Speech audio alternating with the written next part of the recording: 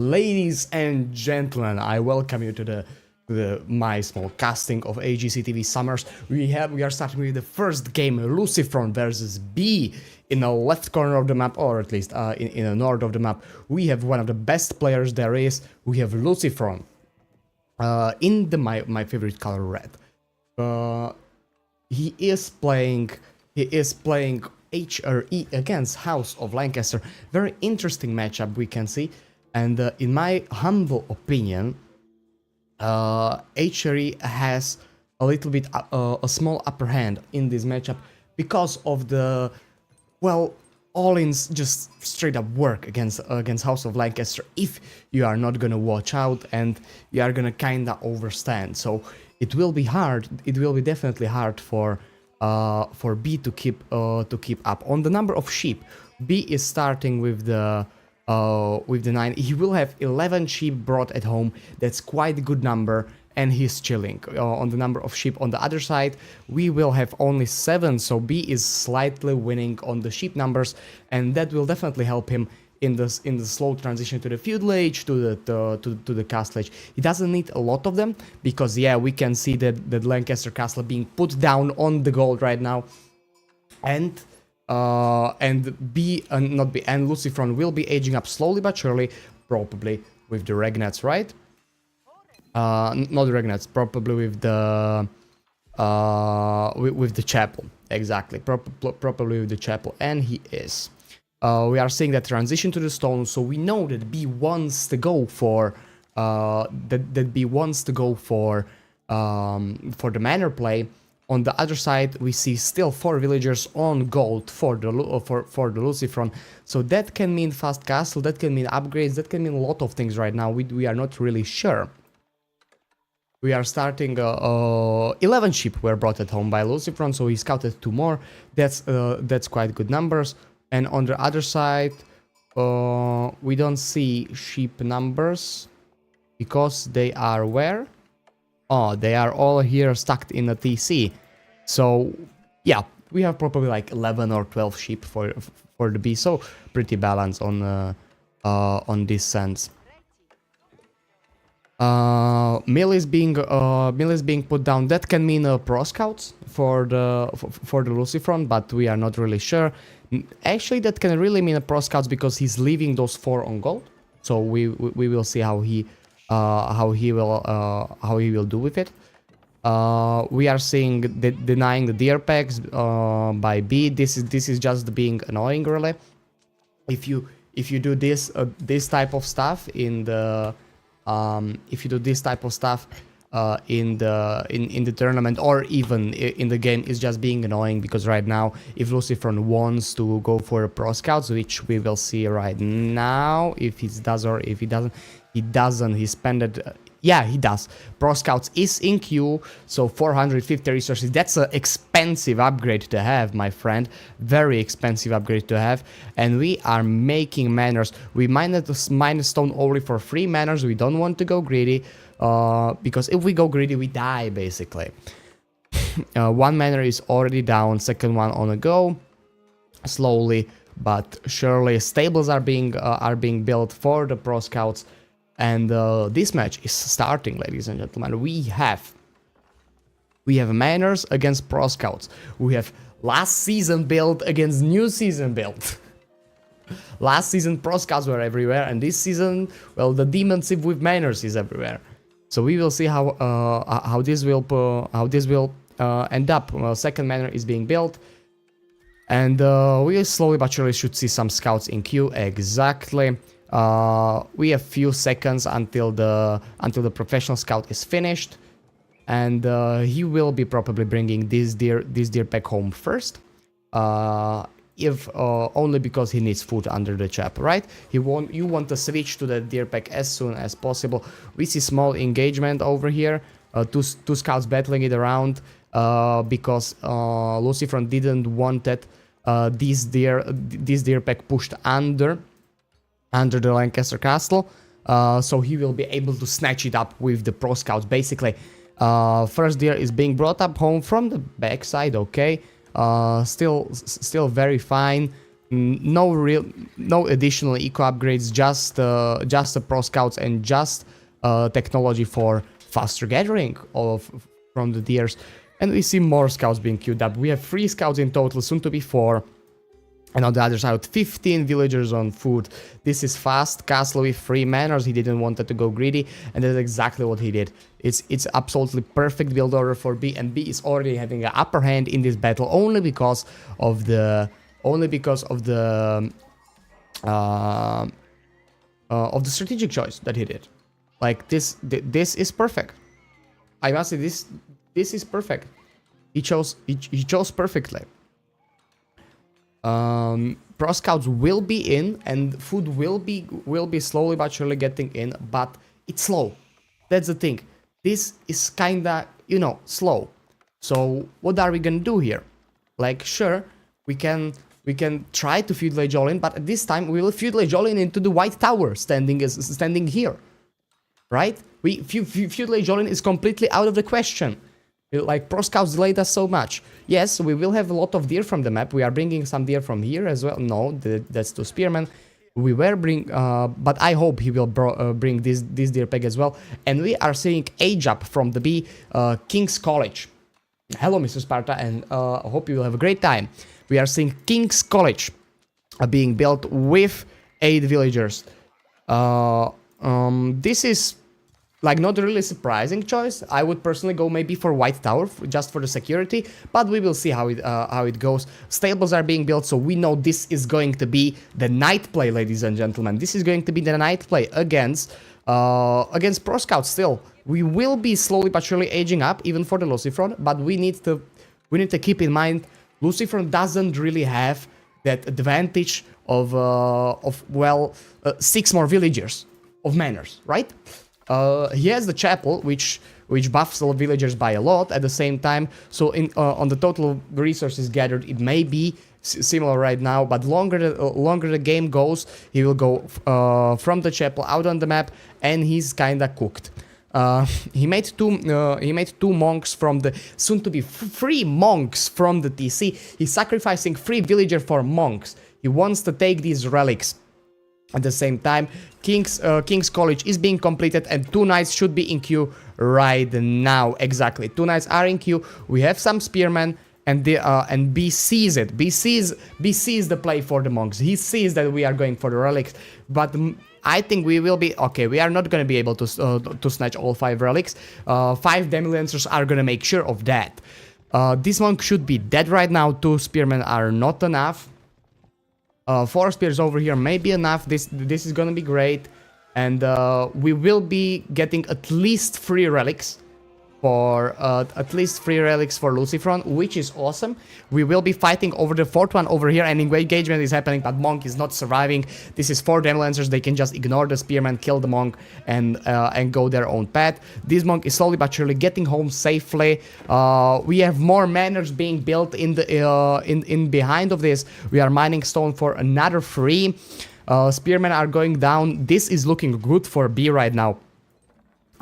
Another monk in queue, but 3 relics are gonna be home for sure, and 3 relics means that's 160, 200, that's 480 gold a minute. That's huge. 480 gold a minute is a quite good injection of gold early on. We can see engagement on the stone over here, and some villagers will go down. 2 are getting trapped. Yeah, 2 villagers will go down definitely, and this hurts Lucifron. He's already 5 villagers behind because he queued up 3 monks in the town center. So yeah, we are getting behind slowly but surely, but he can still age up to the imp and try something to do from there. So Swabia can really pull it off. This is monk will go down probably. Yeah, monk is not surviving over here, and these just hurts. These small losses are gonna end up. End up costing him big time. Like monk here, monk there, villager here, villager there. Well, we are kinda doing badly over here right now. Lucifron, we need to we need to start playing the game. B has the mobility advantage, and that's huge. Maybe we will get the 4th relic home. but I'm not really sure because these spearmen cannot really defend these cavalry numbers. It's 4 knight and 5 demi lancers. If he just decided to dive it, he can, but he will be losing a lot of resources at the same time. So this is kind of like, do I or do I not want to engage this? And we are engaging this. This is going to be dying. Okay, Vololo coming in, Vololo coming in, Vololo coming in, and unfortunately, Monk is gonna go down. Monk from B is over here to snatch that relic from him. And why are you not engaging? You were doing okay. Okay, we are having some trouble over here. We didn't end. We didn't won the engagement, even though I thought we will. So this is kind of, well, could be better. 6 spears are here, and there is a giant chance we will end up with 4 relics at home. We have 1 in a tower, another 2 in a regnets, and we are bringing the 4th one home right now. 4 relics for Lucifron and manners for B. We will see which one is better. We already have 5 manners. 5 manners finished. Soon to be 9. We have resources for it. Just, yeah, drop this off and go back on wood. And we can go for full 9 manners, but we will see how that goes. We are trying to raid behind all of this, and we are just expanding the eco, but we have Imp from the Lucifron over here. Palace of Swabia being built on the back wood, and this is the play. Right now, B is on the clock. He needs to kill Lucifron. He has the upper hand in this fight. He has more resources. He doesn't need to make farms or anything because of the stupid building called manors. We are completely fine over here for B, but he will be on a timer because of the Palace of Swabia being 3 town centers in one. Come on, man. I'm a professional, Mr. Strange. I'm a professional over here. Okay? I even got the suit, you know. We are going to be winning this, and we can see 6 knights diving. No, they are not diving. They saw amazing number of 10 spearmen and decided to go back. We are 5 villagers behind for Lucifron, but not for long, ladies and gentlemen. This is gonna be 5 villagers behind for like 1 minute, and then we are back on the villager lead for the Lucifron. 4 relics against 1, and 4 is for the HRE. This is, well, in my opinion, B is in trouble because of the amount of gold that's gonna be coming from these relics. We are splitting them into the towers, and we are doing emplacements. This is sprinkled emplacement. This is another. This is not emplacement, but this I wouldn't be surprised if this would be counted emplacement shortly. And this is sprinkled emplacement as well.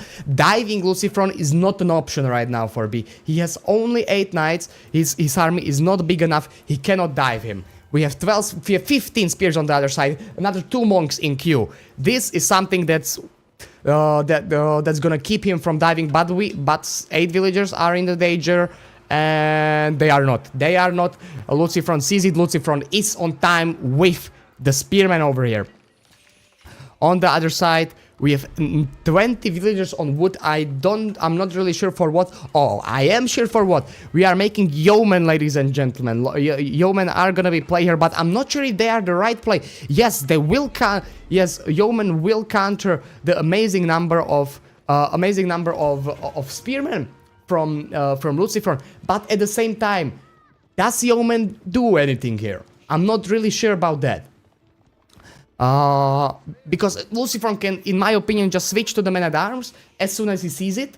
He already has the barracks placed down, make upgrades in the blacksmith, and it's done, right? But we will see. We are taking the secret sites, and we are going to be capturing secret sites. Lucifron doesn't really want that ticking in, you know. That winning condition shouldn't be allowed by him. We have some eco upgrades for Lucifron, but it's very slow. We are only now getting horticulture. We have only now got a double broadaxe or a little small while ago. So this is slowly but surely going to be building up that eco advantage with Swabia. We are scouting. We are scouting the base of the B. We need to know what he's doing, and he sees the yeoman. This is the big stuff. How he is now going to react? Will we Will we be seeing knights? Will we be seeing men-at-arms? What will this be? Will this be mangoes? It can be anything. Meanwhile, knights are going to raid the wood line, but we have spearmen over here. No, man, you are not raiding anything. 22 yeomen are gonna be approaching the base of the Lucifron, and we don't see switch. Man, you scouted it. Switch to something. If you are not gonna, oh, we are seeing the switch. There is an upgrade for the men-at-arms, but it's gonna take a while until he will bring them. He will get them up. We can see 5 archery ranges making archers, but he now needs to survive against 22 yeomen and 8 knights on the field. Actually, 9 knights on the field. These spearmen are running around. I'm not sure really why. We don't have switched for food. We are kinda cooked on food. If you are gonna look at Lucifron base, we have only 8 farms over here. 8 farms is not enough. 8 farms, it's barely gonna sustain the production. On the other side, we have fully. Oh, sorry for that. I misclicked.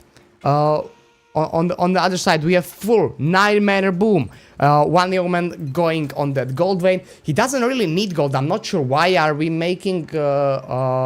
Why do we have 17 villagers on gold with 4 relics? Mate, you are overflowing with gold. Why that much? You need way more wood and food for the production of farms and for the production of units, otherwise you will die.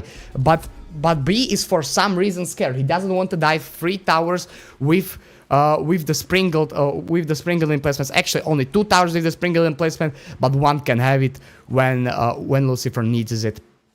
I would personally make cannon emplacement, but that's kinda costly. 17 villagers. We have 1500 gold a minute. What are we doing over here? Like, upgrades doesn't cost that much. Like, actually they do, but at the same time, you know, like we need more units.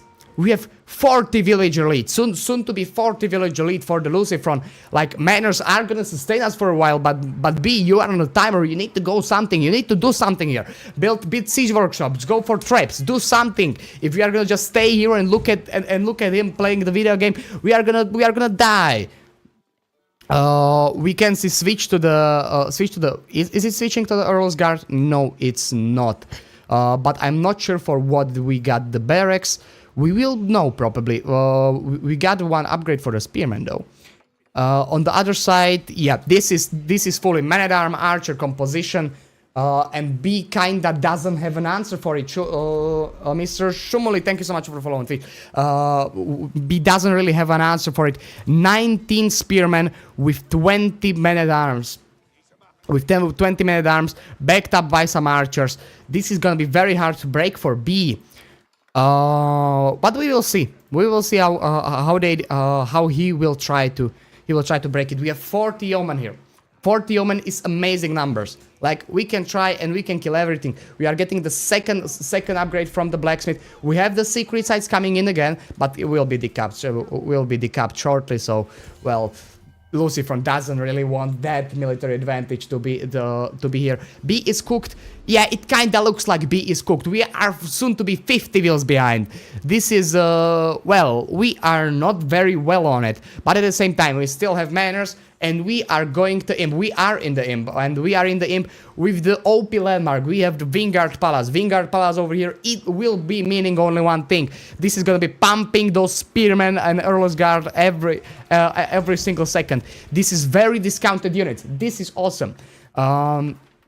And we are pushing. We can see Lucifron pushing with the 50 villager advantage. This is huge. Even if he loses his army, he can just print them out again. We have the full farm setup under the chapel. We have another monk garrison into the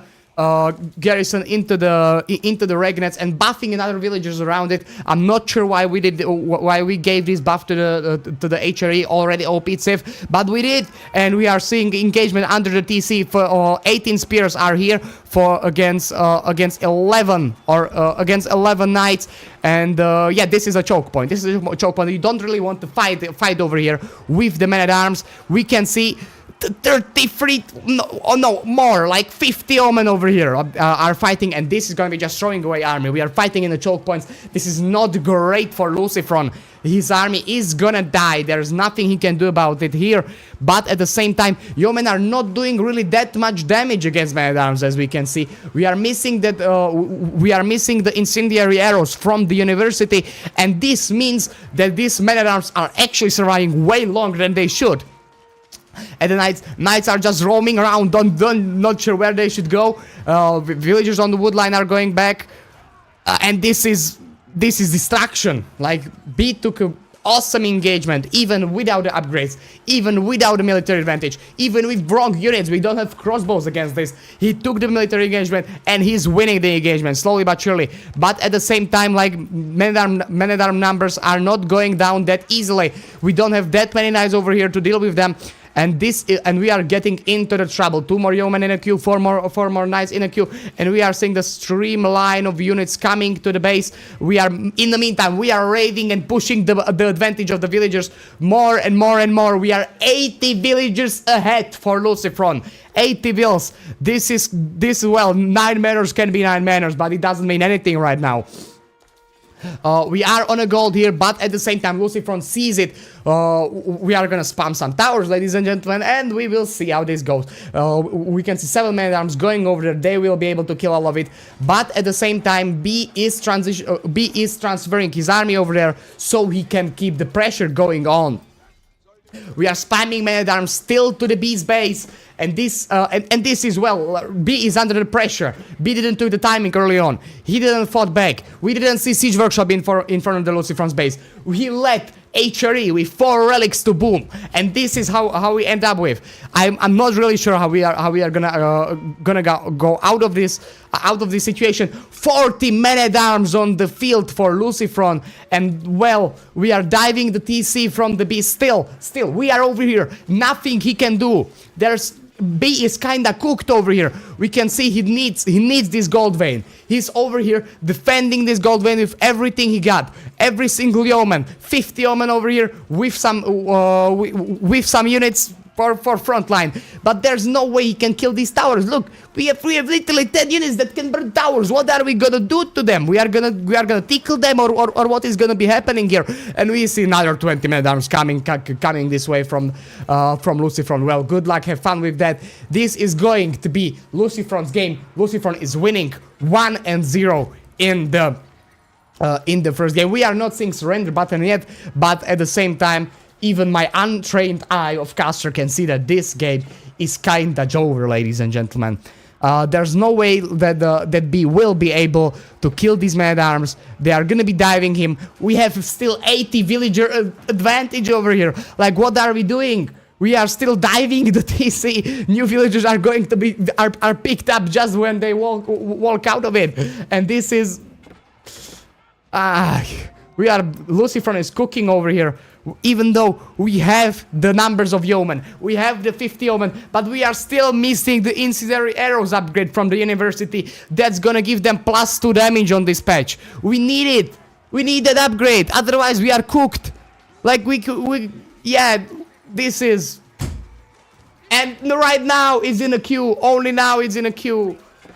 Oh. Military number advantage is for the Lucifron. Villager advantage is for the Lucifron. And I don't really see how B is going to be able to keep this up, even though we have the advantage of manners. But, well, for Relic HRE over here, he got kinda cooked. We are diving the farms. At this point, this is pure distraction. Like, B is still playing because we have some big games on our hands. And this is the tournament for $30,000, so yeah, he kinda wants to do something here, but I'm not really sure that he will be able to. At this point, villager advantage is only going up and up, and with it, well, we are 90 villagers ahead. Like, I'm not really sure how B wants to do anything over here. Incendiary arrows are gonna be coming in in about 20 seconds, and these yeomen are gonna finally start doing some damage to the to those men-at-arms, even though they are doing some damage right now. And the spearmen are debuffing them. That's perfect. Like debuff from the spearmen with the yeoman. It's just awesome. But at the same time, you know, incendiary arrows are in right now. And look at this. Look at this men-at-arm. They are melting, but they are melting now. It's too late, mate. It's too late. Incendiary arrows were needed right when he aged up to the castle edge. I know it's an upgrade. It cost like 1,000 resources, but we needed to get them. We needed, even if you sacrifice 10 yeomen for it, we need to get that upgrade. Otherwise, we are cooked.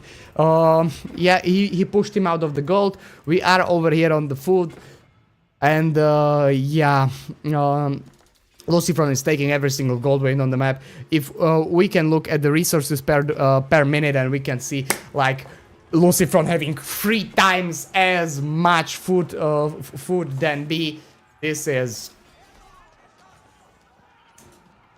B is kinda cooked over here. But we are still playing. We are still in the game. Military number is still up there, even though we have 54 villagers. Ladies and gentlemen, this is Decisive. Like 90 villages behind, don't worry, you have manners. You have manners, and you have this thing. Best landmark in a game, or one of the best landmarks in the game. And yeah, we are gonna be pushing here. In the meantime, what is Lucifron preparing for this 58 yeomen at home? Well, we are preparing the beautiful thing called mangonels. And where are they? Where are our mangoes? I'm not really sure where are our mangoes, but we have 51 men-at-arms at the same time. This is disgusting. We are making horsemen, men-at-arms, everything that counters beast composition, even though these yeomen will be kinda countering the men-at-arms with the spearmen debuffing them. Spearmen debuffing them by -1 armor is a huge thing in the game.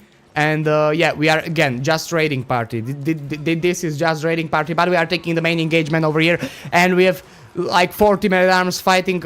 We have 20 men-at-arms fighting over the side of the beast base. And what are these guys doing? They are just running around. Come on, mate, you don't know attack move. Lucifron, it's very easy to talk shit like this, but at the same time, it's very hard to play this game. And look, men-at-arms are kinda melting, and look where spearmen are gonna engage and do minus armor, they are gonna be melting even faster. Like, this is what's wrong about beast composition. Lucifron can have the counter, he can have the heavy units, but it doesn't really matter if the heavy units are gonna be stripped out of their armor, and, well, yeomen can then basically annihilate them. But at the same time, we are still 90 villagers behind over here. Like, what are we doing? We are still 90 villagers and 4 relics behind. New army is being put out in the middle. 3 mangonels with the upgrade. This is mangoes with the upgrade. We saw him make the upgrade in yeah, we saw him made the upgrade in Siege Workshop. 1 shot from these 3 mangoes and 20 longbows will go down. Not longbows, 20 yeomen will go down. We are still raiding with the Earl's Guard, and we right now Beast's problem is, first of all, lack of resources, as we can see up here. He doesn't have enough resources. And second of all, it's lack of gold access. He doesn't have any gold access. We have only 2 gold veins on the map, and they are under the Lucifron's control right now. And we are fighting. we can see the beautiful fight where like 3 mangonels are gonna be engaging all those yeomen. And I'm not really sure what the yeomen want to do here. Look at that beautiful damage. Look at those beautiful hits. Men-at-arms are not going down as fast as they are needed to go down. And this is problems. B is in trouble. B is getting cooked. Yeoman numbers are going down. We were on 16, right now we are on 45, and slowly but surely numbers are going down and down and down. We are in 30s, so soon to be 20s. And when the yeoman number get under the 20, I think this game is kinda over. New spearmen are coming out for the engagement, for the debuffing those men-at-arms, for giving them -1 armor, but nothing they are really doing is helping over here. We have, yeah, there's kind of problem. This is problem. But we snatched 1 mangonel Maybe we will try to snatch another one. But military number is still saying something different. Lucifron is still heavily winning. In my opinion, he needs forward production because he is pop capped.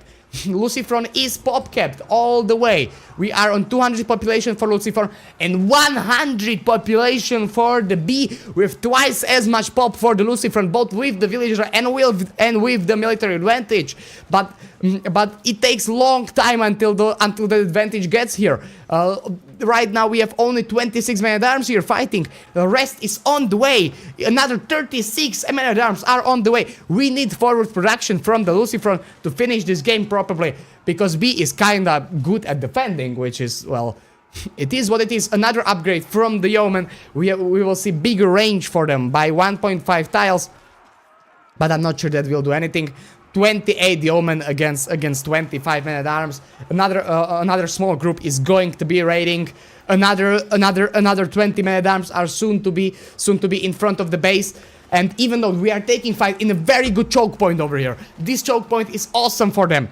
There's no way he can do anything here. Kinda only 6 man-at-arms can be fighting at once. This is B kinda trying to cook over here. But at the same time, another 20 man-at-arms came in. Like, mate, this is problem. We can see problem. Where are these two mangonels going? I'm not really sure. They should be in this fight over here, firing at these yeomen.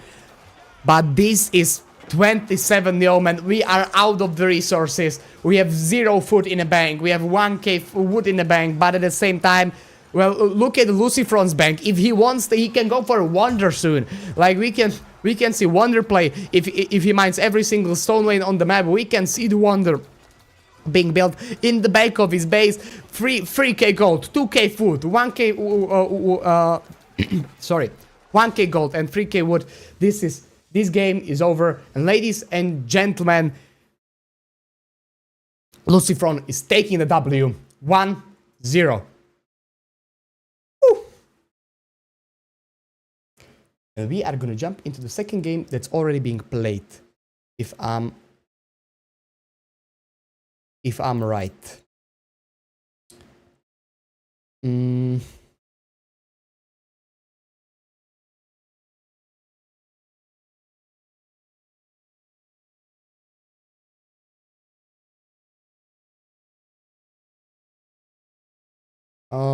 Give me the second because I need to find it. Here we are. Second game. Lucifron versus B. Nice casting. I know, I'm the best. 50 push-ups for B. Exactly. 50 push-ups for B. We are getting into the second game. Second game is Jushi Legacy versus China. And you need to give me 1 second because I didn't change the title of stream on the, what is it called, Twitch. So give me a second. Control C, fast Control V, done. Okay, I need to stand up for this one, and I'm getting kinda hot. Okay, Jushi Legacy versus China. Yeah. Oh. Whew. I kinda broke this. Fix a bit. Yeah. Fixed. Jushi Legacy versus China. Kinda similar build orders are gonna be built. Similar units are gonna be built at the same time. Map is, I would say, map is better. Map is little bit better for the B over here, only because we are not getting both of the golds in front. As we are gonna look, we have 1 gold in front and second one kinda in front, but at the same time it's not in front.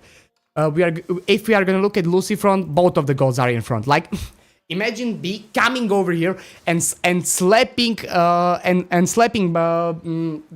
what is the landmark called? Huge landmark that shoots from China. It's not called barbecue. But I don't know why that come to mind. But yeah, these two goals, my point is, these two goals can be easily denied from the B if he wants to, just by parking the army over here, or by making some towers, by making something, castle, anything. These two goals are getting denied. And when will Lucifron get gold after that? Middle of the map is not gonna be a really good choice. We have on a side over here, but that's gonna be easily raided. So it's gonna be tricky. And we can see meditation garden being built, covering all the berries and covering both the gold veins. So that's gonna be 60 gold a minute plus. I'm not sure how much is full berry patch, 45 food a minute or something like that. We are on the deer camp on the other side of the map for the Lucifron. We started with the classical male imperial official supervising it, and this looks like a normal build order for now. Nothing crazy. Imperial officials are gonna be queued up in the Imperial Academy. Over here we are not supervising the mill. That's interesting. Where are we supervising? We are not supervising it anywhere. We didn't open Imperial official. Oh, I think this is a big mistake from B. Why didn't we open Imperial official, mate? I know that you are sacrificing one villager for it, and right now you have one villager advantage, but you sacrificed so many resources early on. Like, I'm not sure if this was a right call from B, but he's a better player than me, so don't question him. We see 7 villagers on wood. This is kinda heavily on wood, so this can mean some military production early on. This is not fast castle from the Lucifron, as we are used to see from the Jushi's legacy. On the other side of the map, this is 7 villagers on gold, and we are trying to get as much gold as we need. What are these builds? I'm not recognizing any of this. I love it. I have no idea what's happening, even though I'm looking at it. Like, is this a pro scout build? Is this fast castle? Because this is too many villagers on gold for fast castle. If he's trying to do it.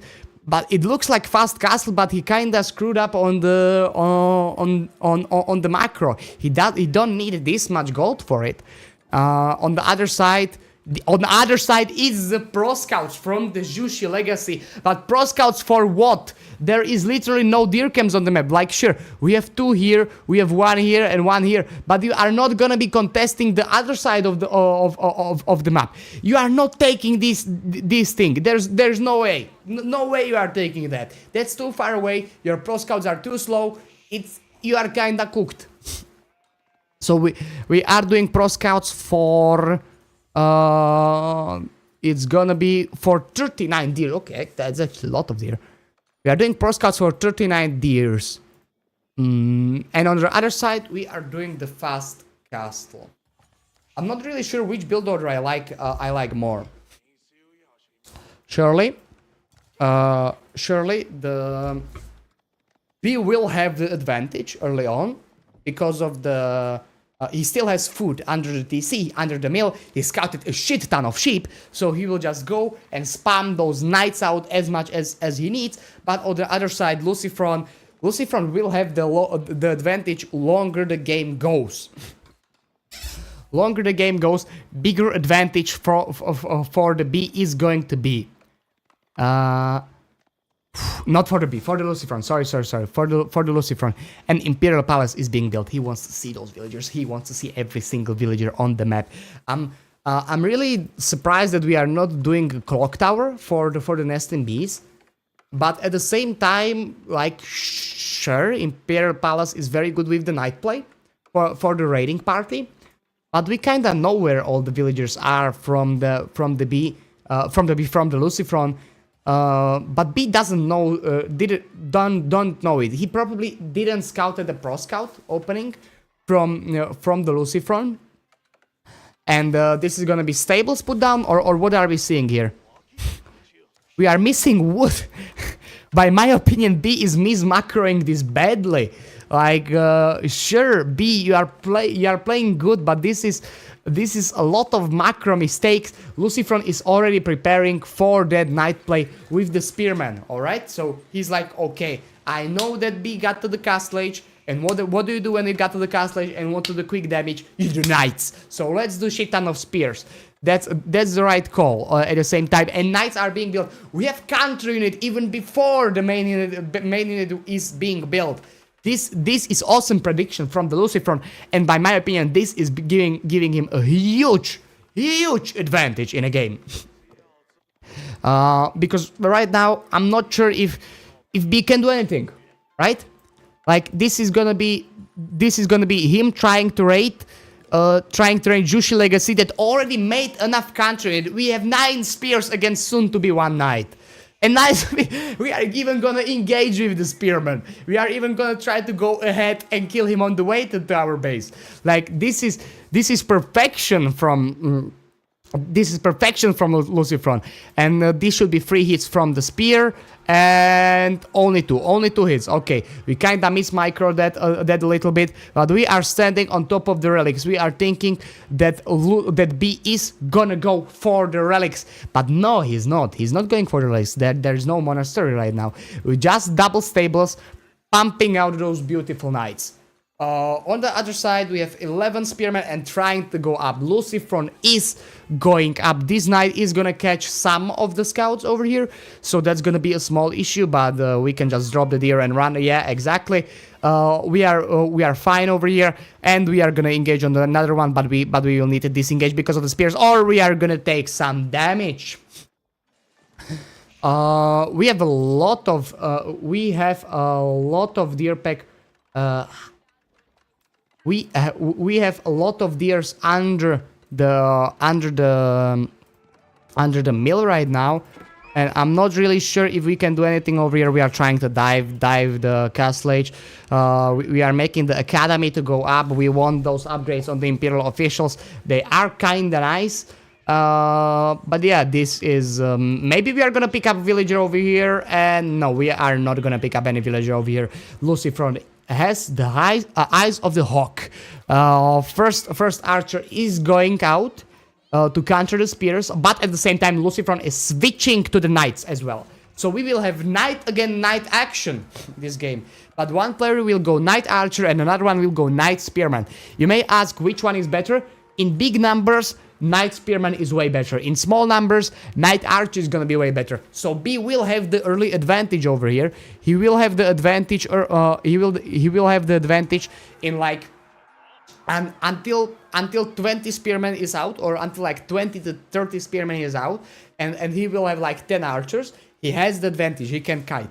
But when we get to those high numbers of having like 30 spears plus on top of it having around like those 15 to 20 knights, it's gonna be really hard to take the engagements. And the main reason why people go for spearman knight rather than going for a knight archer is you don't need the micro as much. Micro is way simpler at the same time. We can see 2 knights chasing 1 over here, 1 very low HP knights, and this is gonna be taking a hit. Maybe some villagers are gonna die here. No, they are not gonna die here. Spearmen are ready to engage. We are still bringing those deer pack under the TC, and more archers plus more and more knights are being queued up.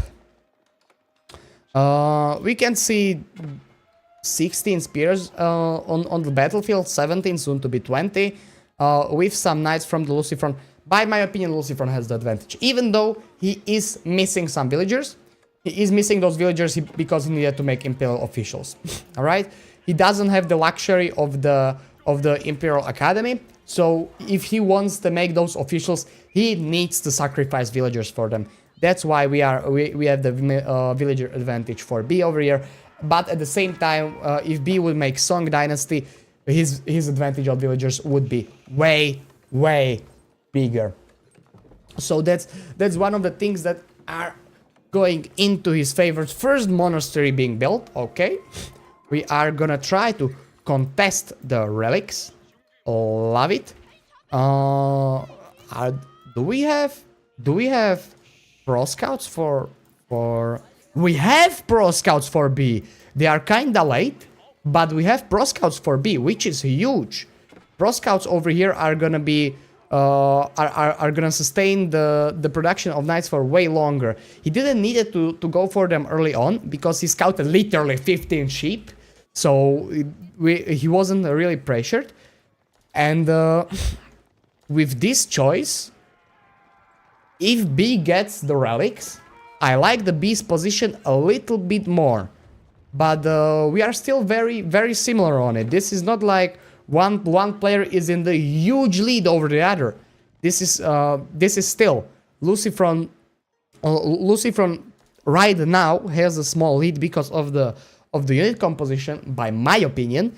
But at the same time, the game is neck and neck, right? We have 3 imperial officials against 4, okay. But I don't think that Lucifron needs really more. He needs more stables. Ooh. He definitely needs more stables, though. Like we are missing stables over here, and we need to supervise it with the official, which is not the best. He should be taking taxes out. But we have 2k for the minute. I didn't even realize that. What the heck is happening over there? Well, ladies and gentlemen, that's the pro scouts over here. That's the 20 deer under 1 mil supervised by 1 imperial official. That's 2k food per minute. This is huge. This is complete huge, and he's trying to imp. Right now, Lucifron is trying to go imp. On the other side, B is kinda a little bit scared. Okay, Araket, hello mate, hope you have a great time. B is getting kinda a bit scared. He's trying to pick up relics. I'm not sure why Lucifron is not contesting the relics. Personally, I don't like this decision, but at the same time, he don't have the he doesn't have knight numbers for it. We have a small advantage on the knights on the other side. We are gonna be taking all the relics probably for the B, which is huge, right? Like getting all the relics in this close game, when we have 2 civilizations that are played very similarly, it will make a difference, especially when we can make pagodas, right? Especially when we can make pagodas. I'm not sure if yeah, we can make pagodas for the China. So I'm not really liking this decision of giving all the relics to the B, but nothing we can do about it. And we are out on the map on gold. Gold in the base ran out. Now the game is about who can raid more. But Lucifron needs to realize that. He needs to realize that, oh shit, who is gonna be raiding more? That's the player who will be winning, okay? But he's not really raiding, and I do not like this decision of him staying in his base. You have 34 spears, mate. Just leave the spears at home, take all your knights, and go. What can he do with like 8 knights? Nothing. Do exactly what B is doing. B is doing exactly what he needed to do, and Lucifron needs to do the same thing. I need to upgrade scoreboard. Why are you not guys screaming? B is I upgraded him. Wrong way, sorry. B is having the advantage in this game right now, because Lucifron is kinda a pussy, in my opinion. We are staying in the base and not doing anything. This is 1 villager going down. We have nearly 10 villager advantage. Another villager going down. We have pretty nice raids going on. In the meantime, we are snatching some knights here and there, but it is what it is, and we are taking this engagement. We cannot take this engagement. There's 26 spearmen. Yeah, we cannot take this engagement. And why are we taking it? I hate this engagement. Actually, do I? I'm not really sure who's winning. For now, it looks like Lucifron is winning the trade very slowly. But he's sacrificing so much knights for it. Yeah, I didn't like this trade at all. In my opinion, this trade was was not great for Lucifron over here, and we are getting raided at the home at the same time. Soon 7 villagers advantage for the Lucifron over here, even though new units are still coming in. We still have a lot of units. We are in the middle of the map for gold, which is actually great. We are going to be snatching that up earlier. Oh, sorry. We are going to be snatching that up earlier than the B. And we can see some raiding. Well, 1 villager will go down, probably 2. 2 villagers are going down, 3 villagers, soon to be 4. 4 villagers are going down with 1 simple raid. But we are thinking another engagement over here, and this is not a great engagement for B. We don't have enough spears over here. We have literally 5 spearmen over here against 6 knights. Or even more. We don't have enough spearmen over here. 10 knights are camping this. In the meantime, 4 knights are chasing over the 3 knights on the other side of the map. 1 monk is going for the secret sites. Okay, it's not an important stuff. And B is winning the not B. Lucifron is winning the engagement over here, even though knights are a lot of low HP knights lost their lives, but that doesn't really matter. In the final moments, he took the engagement and he's taking the lead of this game. We have 5 relics for B though. Like, you do not realize it, but these 5 relics are problem, right? Oh man! Oh my god! What happened over here? What happened? And yep, Lucifron was losing on 7 villagers. Now he's winning on 4. We are going into the middle of the map. This is going to be the trouble. Why are we engaging with the villagers? I don't really like this. We are going to be losing some of them. We have Chukonu transition. I like the Chukonu transition. Chukonu will destroy archer numbers and destroy all the spearmen. So switching to the Chukonu is the right call over here. But why are we throwing away the villager numbers? But at the same time, we are killing a lot of villagers on the other side of the map, under the mill of the B. This is back and forwards. We have 7 villager advantage for the Lucifron right now. Lucifron killed 20 villagers in this game. 20 villagers went down in his name. This is good. These 2 knights are gonna be losing their lives, but that doesn't really matter. At the same time, we don't have the Chukonu numbers. We are missing Chukonu numbers, and come on, this wolf can. Okay, good job, Lucifron. You need to keep an eye on it. We still have the knight numbers over here for the Lucifron. 4 knights against 2, even though we don't have Chukonu numbers, but it doesn't really matter. Chukonu are still the feudal Chukonu, ladies and gentlemen. Okay? This unit is still in feudal. So they are not gonna be trading well against archers, and they are gonna be trading okay-ish against spearmen. I don't like that we are missing the upgrade, but we don't have gold for it. Only 8 villagers on gold because we lost all other villagers. We don't have the we don't have relics. This is starting to be sketchy for Lucifron, because this is all the gold he has. Like yeah, this is bad. This is starting to be bad. Even though he's winning on 5 villagers, even though we have the advantage in the game. If we are not gonna capitalize on it, 5 relics are gonna take B to victory. You do not realize it, but 1 relic is 2 villagers on gold. So yes, Lucifron technically has the villager advantage, but on the resources, B has 61 villagers worth of resources right now because of the relics, and that's without pagodas. Okay, that's without making the pagodas for better production. This is just the normal relics. This is not even the better version of it. Another 6 knights in the queue. Switch to crossbowman. Like, I get switch for crossbowman for B, but not for Lucifron. Another engagement is happening. We have 8 knights. 8 knights again against 6. These knights numbers are definitely in the favor for Lucifron, but the spearman numbers are in the favor of the B over here, and we have Springle Tower taking some hits on the sideline. This fight is gonna be for the B. B is taking the lead of the game, and Lucifron taps out 1-1, ladies and gentlemen. We have a series on our hands.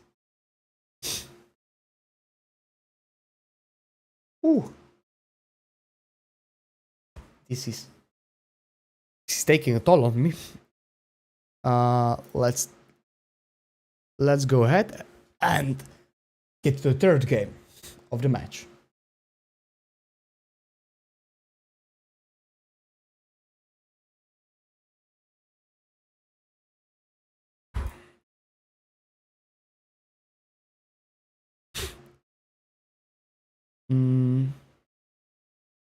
Third game of the match.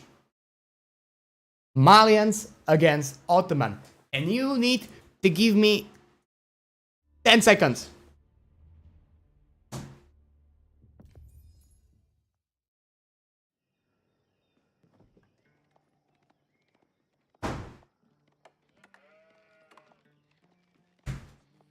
Amir. Yeah. Took me 12.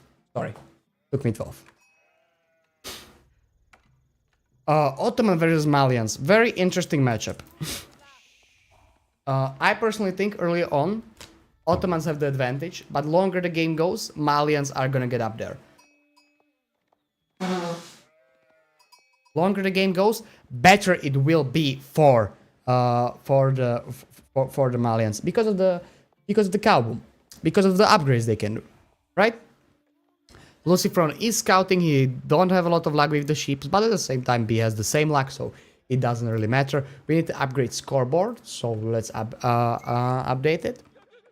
Scoreboard is updated. It's 1-1 in the series, and yeah, Lucifron is in the red again. He likes the color red. I respect that personally. Personally, I respect his decision. This is okay. Okay. It's in the range of the TC. Yeah, that range of the TC is kinda... But yeah, it is in the range of the TC. And we have Dark Age. We have Dark Age for Ottomans. We built a barracks at home. Yeah. We didn't went for the opening with... we didn't went for the opening with the military school. We made barracks. We want to spend the resources. Yeah, and we cannot really fight this. This is going to be... This tower will go up for Lucifron, and he will secure his pit mine, which is the important stuff, right? This pit mine is going to be up, and there's right now nothing, literally, nothing B can do with his spearman, right? We made 4 spearmen, we tried to do some damage, Lucifron predicted it, made tower on gold, we are done. We are going to be aging up. We did damage, we did a nice damage. You may think like, what's the damage done? It's villagers needed to mine wood.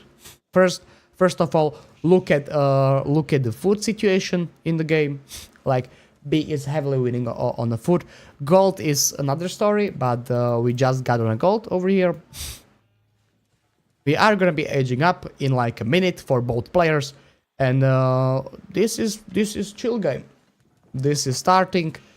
This started a little bit chaotically with the spearmen in a feudal, but after that we made tower. We are back in to the normal opening. We are fighting in feudal, not in a dark age. We are gonna be pushing the airpack under the TC. That's completely reasonable. And literally only thing he can do with the spearmen right now. Very good use of them, right? If he really wants to, he can even push this one, even though that one is a little bit farther away. But still, nothing that B cannot do. So it should be fine. And we are aging up. Mansa Quarry on one side, and on the other side we have Twin Miniard Madrasa. I probably spelled it wrong, but that's how it goes. We are trying to deny the deer pack from B, but nearly losing the scout for it. Lucifron, you need to, you know, if you are microing, it cannot be sketchy. Like this scout nearly lost his life for it. One more step from the spear and he's done. You need to watch for it. Watch for the scout. No, watch for the scout. Yes. Good. Age-ups are gonna be at the same time. At the same timing. I don't like the position of this landmark.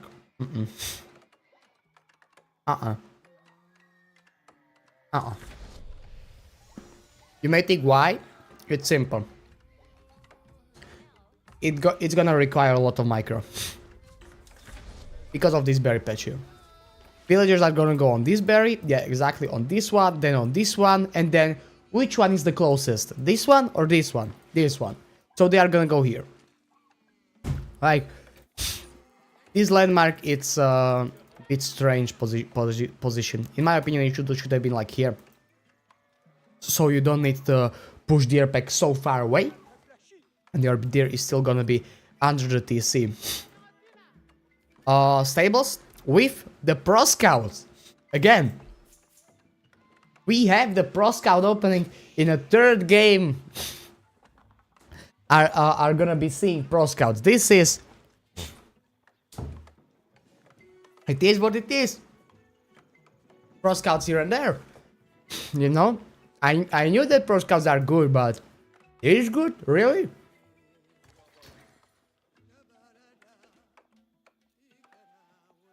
Especially with this pawn. We have two deer packs right next to each other. Why are we playing Pro Scouts? In my opinion, waste of 400 resources.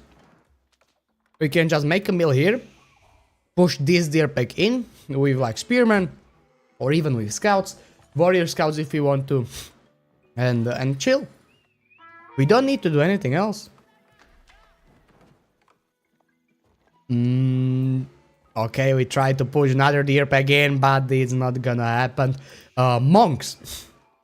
These monks are basically telling Lucifron that B is going for fast castle.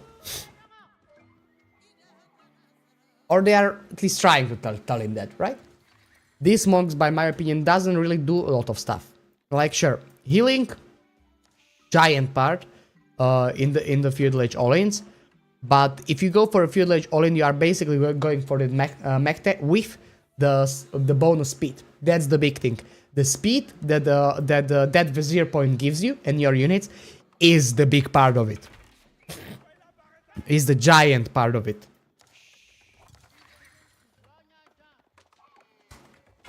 We are taking the deer pack slowly but surely. 4 villagers on gold are gonna be harassed by 1 scout. That's gonna doing quite a lot of damage. Yep, he needs to go back. He cannot ignore this. This is 7 damage a hit. And the first deer pack is home. First one is home. For which one will he go next? Will he try to fight this or will we go for the beast deer pack?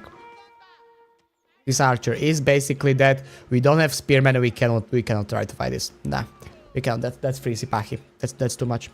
We cannot try to fight this. We are gonna deliver this home and then we are going for this deer pack. Only correct choice that he has. Mr.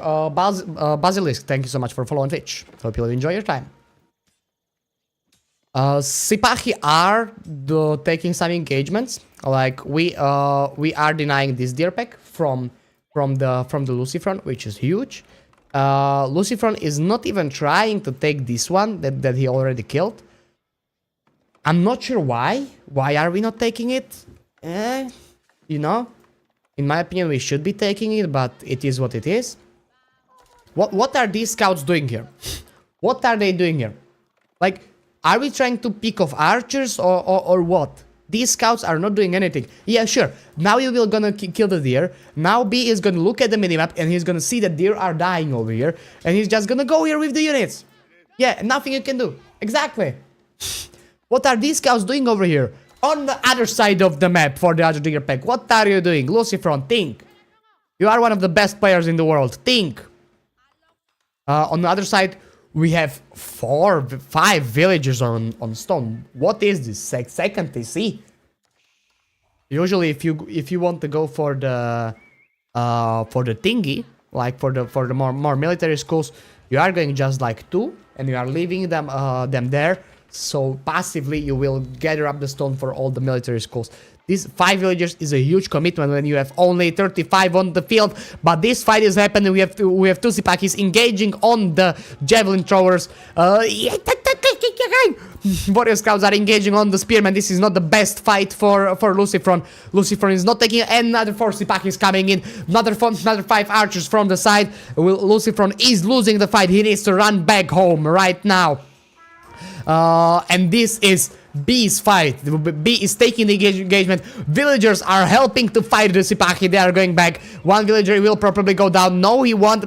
He will or he won't. We are not sure. We are diving the wood line right now. And yeah, villagers are going down. 2 villagers went down. 3 in total. And this fight is going for the B. B has the villager advantage. B has the military advantage. And B is slowly but surely building the lead in the game. We are still denying the deer packs. Only 1 deer pack was secured with the pro scouts, which is why I don't really like pro scouts on the year. Meanwhile, Lucifron doubled the food income. Yes. Because of the deer packs, but that's running out, right? Deer pack is running out under the TC. He didn't get all of it. He didn't get all of the deer pack, so that's the thing. And the second stuff, now he needs to spam cattle for the food, because his pro scouts didn't work, right? So this is he's getting cooked. He is getting cooked, Lucifron. We have 3 villager advantage for B. Lucy don't have the advantage on units, and B is making those military schools. We mined enough for the third one. So when the time will come, 3rd military school will come in. I personally don't like the play with the monks. I would personally play with the early Mechta. Not because you cannot make Mechta until some point, but because the movement speed. Like those 10 or 15% of movement speed on those Sipakis is huge. Exactly this thing. See? Now we have the movement speed buff. No, we not. This would be even faster. Even faster on 10% if we would get the buff. Vizier points. We took we took the monks and we took the sheep. So we are taking the economic approach. For the vizier points, this pit mine is gonna go down and there's nothing Lucifron can do with it. He's gonna try to kill all the archers right here, right now. And take the pro scouts and bring home the deer right now. This is good play. This is good play. I would personally sacrifice this pit mine anytime for this deer pack. Yep. This is 150 resources and we are trading it for a shit ton of food. When we don't have food under the TC. We are switching to farms, man! Nah, this is bad. This is bad right now. Switching to farms this early on. 20, nearly 20 advantage for B. Yeah, this is problem. This is a problem for B. We try to dive the woodline, but yeah, we can't really do anything here. And B is having a huge lead in the game. A huge one.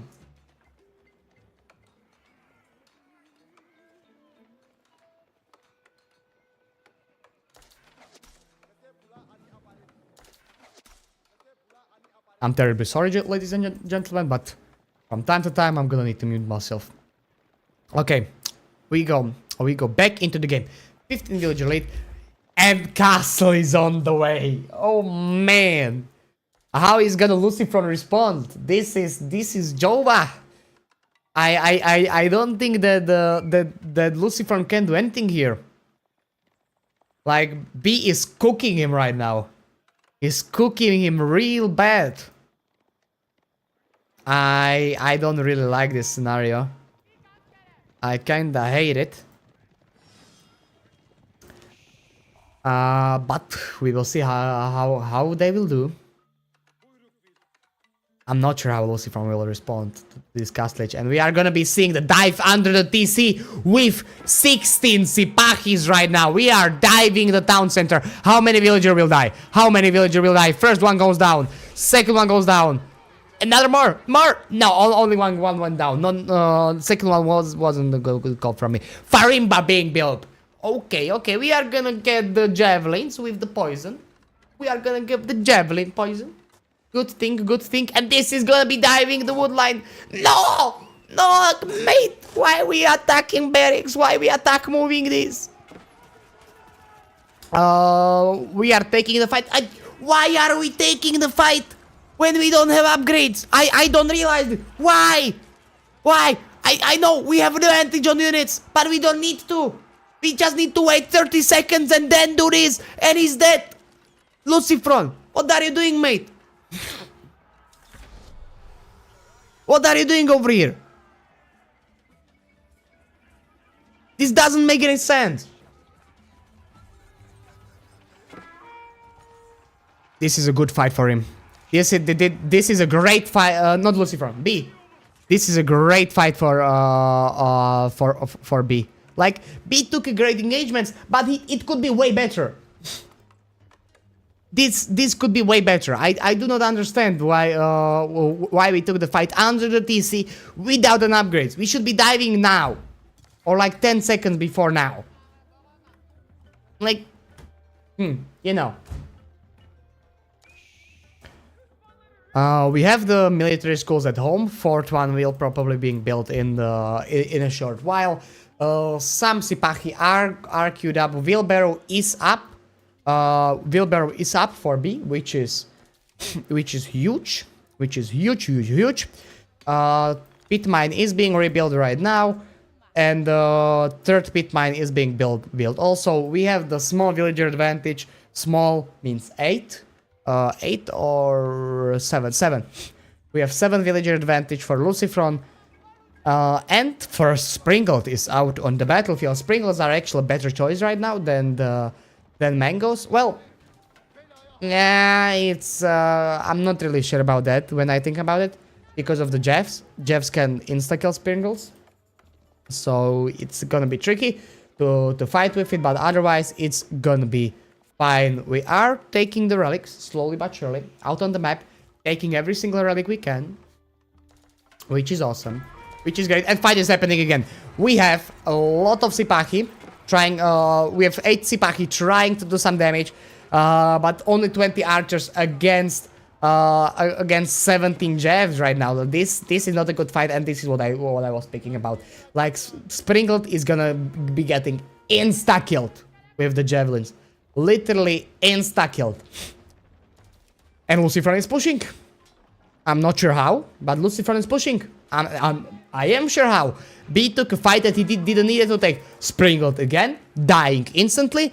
And we are engaging. There is still a lot of Jevs on the field. We have 16 javelins, but yeah, those spearmen are all dying, and yeah, mate, this is problem.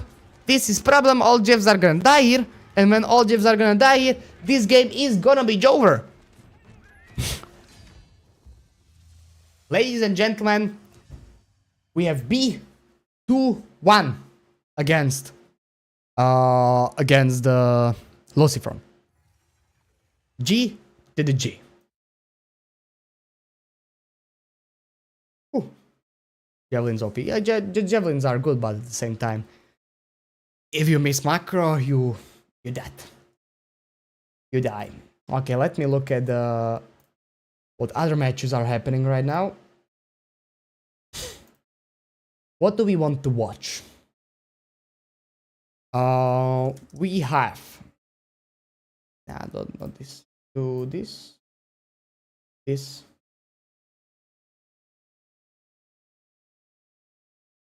We have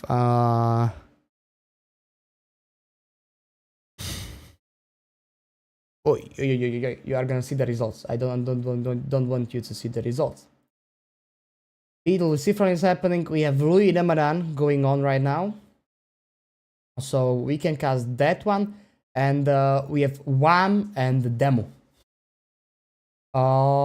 Which one are we doing? I'm kinda interested in Louis Ramadan. So we can do that one. But we are gonna be joining the second game.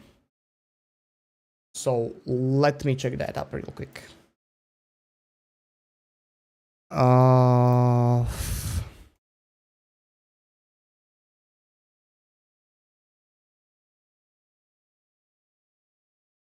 Sassy's no, Papi no. Anatan is playing. Anatan killed Jardy. Also. And I cannot find Louis' game. Louis! What you doing? Papi Baltune is also playing. Is Papi Baltune on? Because I want to see Papi Baltune. Yeah. We are gonna be watching Papi Baltune. Let's look at if they played games already. And no, this is the first one. First game of the series. Papipo versus Baltune.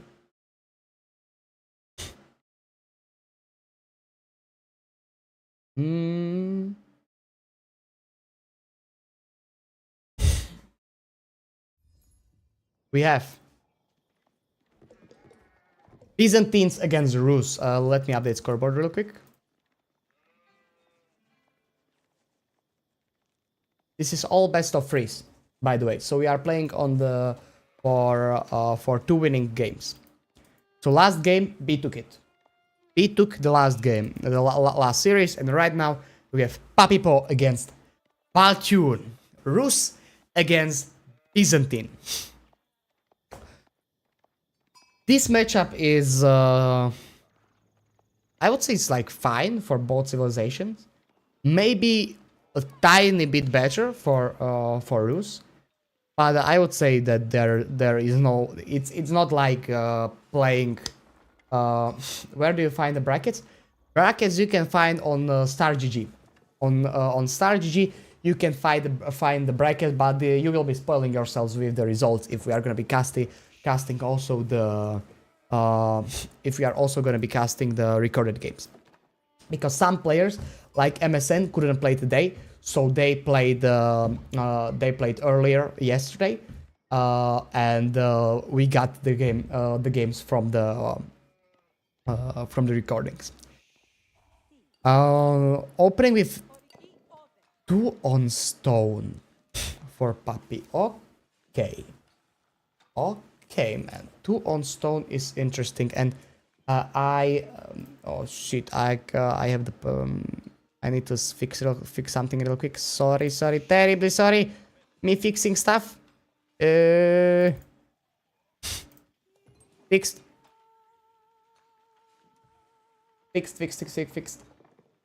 I hope it's fixed. It should be fixed. Yeah, because I didn't saw Alex's chat. Sorry, Alex. Now I'm gonna see it. In a number of sheep, Papi with 6, which is like okayish. Baltune with 1, 7, plus 3. Yeah, we are on 11, 12. Baltune is definitely taking the sheep count, but we can see double hunting cabin opening, which is also huge for the scouts, right? We are not making them from the TCs. Second cistern being built, understandably. The double villager opening on the stone is for the cisterns, and yeah, we are gonna be going to the feudal. No dark age stuff gonna be happening. This is gonna be chilling in the feudal age. 4 villagers going up with the golden gate, so no Kremlin. And on the other side, we will go up with the grand winery. I'm not sure if there is one tile over here. If there is one tile over here, I hate this spot because no spaces, or at least space for farm, you know. And we are pushing the airpack on the other side for the Baltian. We are pushing the airpack under the TC. Map generation. Way better for Baltian. Even though we have 2 deer pegs in front, this one he can push under the Grand Winery, and we have gold in the back. Okay, Baltian has also gold in the back. I didn't say that, I think. Map generation is fine then, for both players. We have double stone in the front and double gold in the back for Baltian, which is kinda tricky to play against that, but otherwise it will be fine. Baltian is... Baltian is trying to deny Papi Po of pushing the deer pack under the influence of the cisterns, which is understandable, but it's a bit cheesy at the same time. And this game is slowly but surely getting going. First barracks are popped down. So Papi is expecting the stable play from the Baltian, and Baltian is not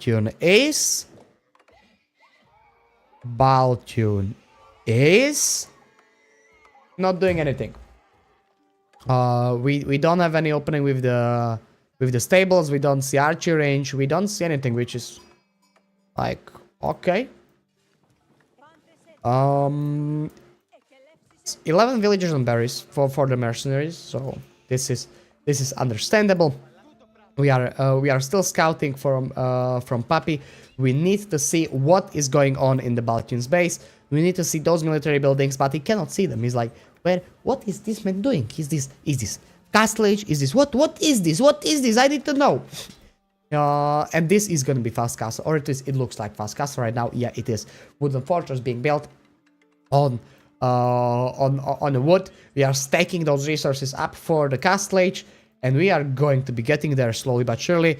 On the other side, Baltian is making units. We can see a few Libintenate going on, and they are going to be engaging right now. They are going to be running on the other side of the map to the Baltian's base, trying to kill those hunting cabins, trying to deny the gold, trying to deny the deer pack, trying to do anything.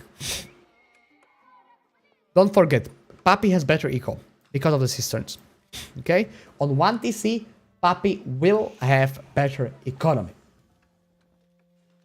And because Papi will have better economy, Baltian needs to do something. We will be seeing those that fast castle, or we will be seeing that, or we will be seeing double TC when he gets to the castle age. We will be seeing a relic play. Something we need to see. He cannot stay for 1TC. If this is going to be 1TC against 1TC, I think that Papi has a giant advantage because of the cisterns, right?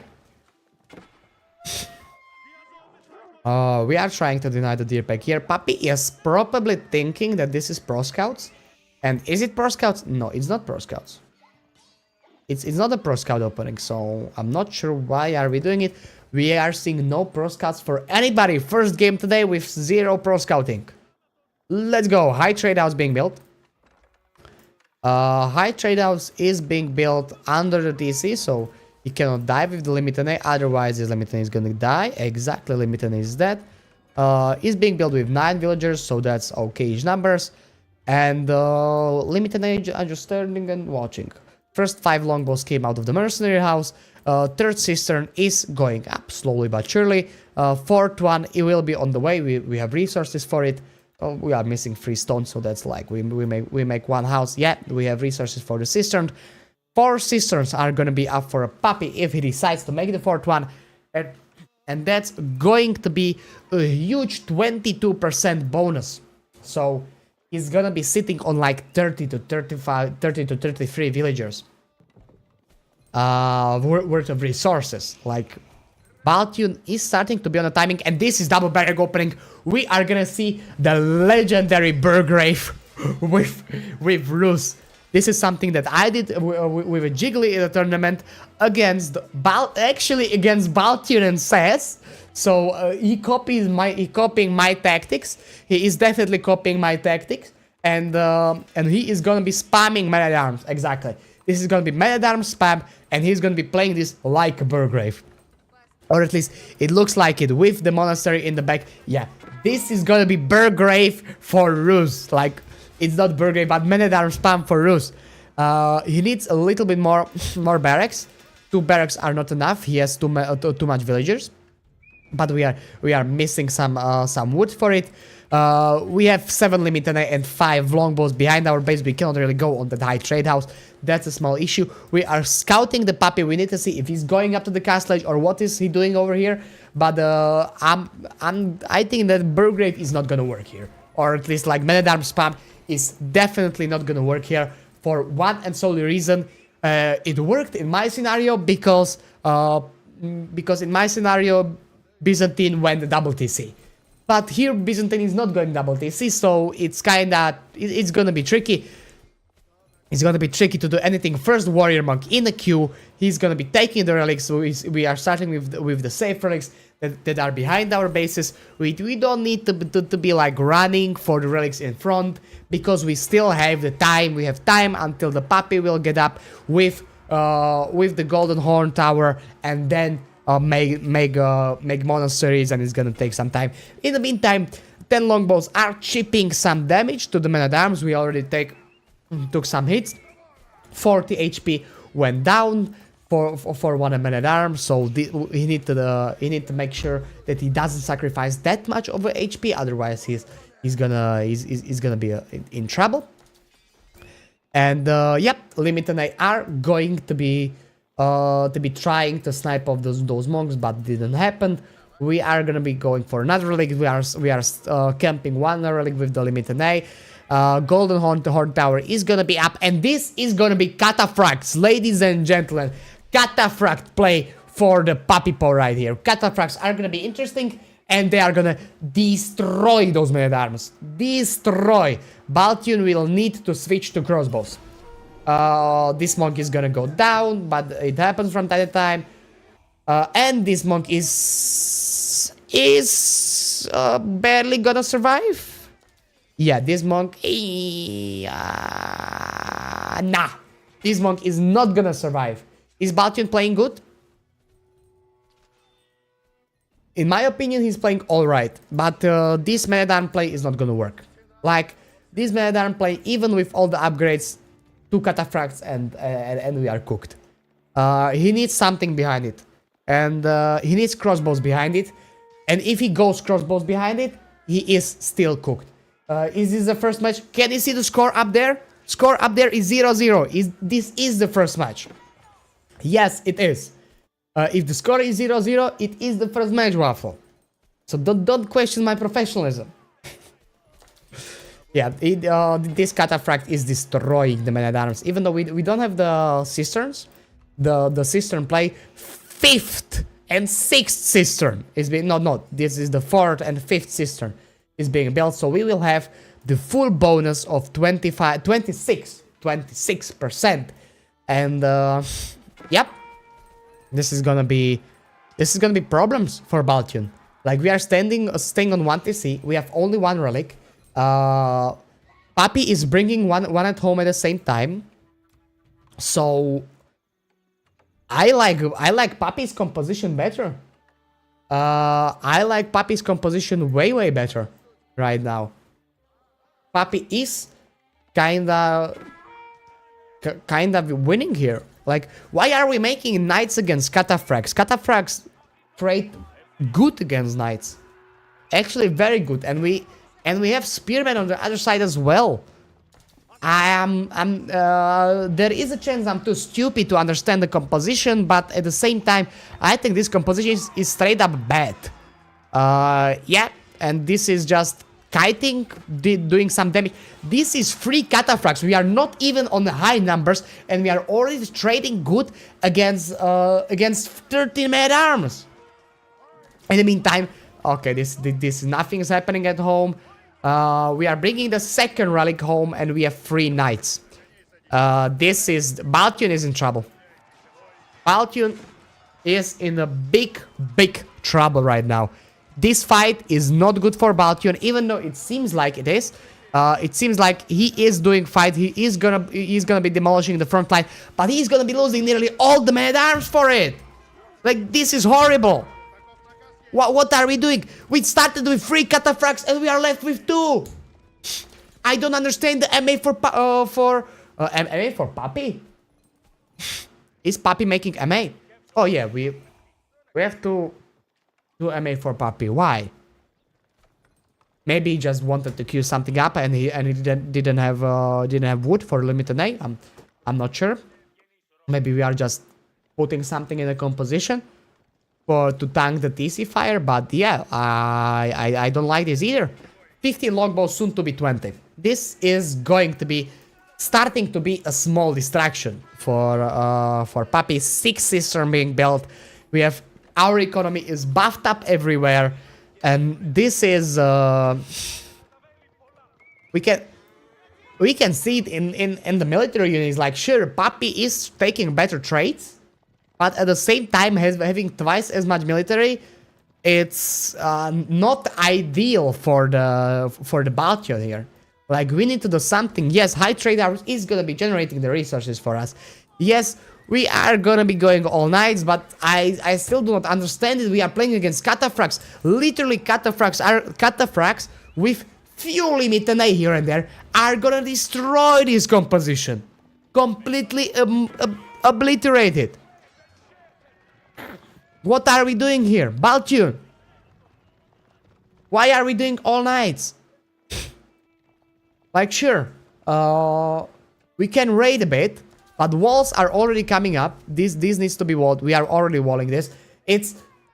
I don't understand.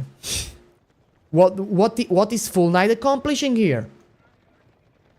But at the same time, what else he can do? Like, I'm thinking, but I'm not getting anything until the imp. If he goes imp, he has Streltsy, and Streltsy would be mwah, but otherwise. How the corner not pro scouted? Not even nobody went pro scouts. Oh, and this is a huge pick from Papi. 8 villagers going down like this. Sorry, 7 villagers going down immediately. First villagers going down in the game. In the Papi Paul's name. For 7 from the Baltian. But in the meantime, we have 12 knights in the base. We are raiding with the spearmen in the behind us. This is not another limited A, and we are gonna be cleaning this up. This is gonna be cleaned up because all the cataphracts are on the other side of the map. This is huge for Baltian. He has a chance to do something here, but that's a lot of longbows at the same time. Kinda problematic right now. Did we kill at least some? Yeah, we killed six villagers for the Baltian going down. This is, and we are raiding the wood line. Actually, Baltian doing something. I like this. I like this really much. This is actually okay, but this is not ideal fight. Mate, you cannot do it like this. Watch for that. In the meantime, cataphracts destroy the tower. I don't know why we are destroying the tower, to be fair. Like, what is accomplishing there? These cataphracts needed to run straight to the Baltian's base. Okay? That, like, why do we kill tower there? It didn't accomplish anything. Tower had 0 villagers in it. And the Baltian is going back with the knights. We are still losing heavily on the military. We have 30 military advantage for the Papi over here, and this is trouble. And why I don't see YouTube hat? I have no idea why I don't. Alex, write something on me the chat. I need to know. Okay. Longbows against one wooden fortress. Good. They actually cannot be targeted because they are out of the range. But on the other side, we can see fight going for Baltian over here. Yeah, but when the longbows came here, they can snipe the low HP ones. And this is Baltian losing all the stuff that he has. I hate this. Me personally, I hate this for Baltian. Like, this switch that Baltian went for this switch that Baltune went for the knights. I don't like it. And right now we are going horse archers, and it's gonna be tricky. Thank you so much, Alex. It's working now. Yeah. Baltune is cooked. 5 military units against 30. All longbows survived. All of them. Like, literally, I don't feel like even like 5 longbows went down this game. Okay, maybe they did, but at the same time, we are still on the high numbers. 22 longbows. Papi needs two rams. Yep. Papi is gonna be needing rams, and he's gonna be he can raid with the cataphracts, right? He can do both of the things. He is fully walled at home. Actually, not fully walled. He still needs a wall here, but otherwise, he's pretty damn walled. And Baltune can try whatever he wants, but Papi has the military advantage. Papi has the military numbers, and I don't feel like Baltune can do anything in here. He is losing too much on the tower. Yep, that tower is doing a lot of damage. Like Spear Guilding placement is doing a lot of work. It's 40 damage a shot, so it's actually two-shotting those. No, free-shotting. Free-shotting those longbows. It would be two-shotting them if they didn't had the armor. Why are we going here? I'm not really sure. I feel like we are just giving away units to Baltune. Okay, like I want to see the good series, good long game, so nothing against that. And we sniped off few villagers over here on the berry patch. Again, nice. We have the farm setup. We have the farm setup for the puppy. 16 farms are up already. We are trying to raid with the kata, which is again awesome. And we are killing another few villagers. Baltune is doing a great job, and he's taking the villager lead even when he's heavily losing on units. We are heavily losing on units, but we are taking the villager lead on, in the game. This is very good for the Baltune, slowly but surely. We still have the Golden Gate. We have 5 tickets in there. If we want to do second TC, we can pop it up right away. We just need to mine 50 stone, and engagement is happening. We don't have enough limit and over here to stop this. Cataphracts are very low HP. We have only 17 longbows. This is good engagement for Baltune. Baltune took a great fight. He demolished the front line. He did a great job over here. And in the meantime, we are raiding with two knights in the background. And we are taking fight again, but now we cannot really do it. Knights are really low HP. I don't like this anymore. Like, first one was fine, but second one, not anymore. Our knights are too low HP. Like, between these 7 knights, we have 2 knights worth of HP. Okay? Between these 7 knights, we have 2 knights worth of HP. And we are taking some villagers at home. Again, against the puppy. We are taking some villagers on the wood line. And Papi is not realizing that this is huge. And we are distracting him on the middle. We are still taking villagers. 4 villagers gonna go down. Soon to be 5. Soon to be 6. This is huge. We have 10 villagers advantage. 13 villagers advantage for the Papi. Finally, we see this. Finally, we go back. But after 5 villagers went down, Baltune is getting back to the game. Even with the giant disadvantage of the army, Papi is slowly but surely getting back into the game. Army value is the same as we can see. Death value is the same as we can see. I'm not sure if that's correct. I'm not sure if that's completely correct. But yeah. Papi just needs to make 2 rams and go. You have 31 limit NA. Grow some balls, man. Just make rams and go. All units backed. Yeah, all units are properly backed. That's why this army value is in favor of the Baltune, even though we have 40 units more for the Papi right now. But we have giant advantage in limit NA. Just pick up your balls and go. Literally, Papi. You are losing on 20 villagers nearly. You need to do something. Longer the game goes, you are getting more ready to death. I don't like doing this without the rams. I hate doing this without the Rams. Me personally, no Rams, problematic. Problematic over here.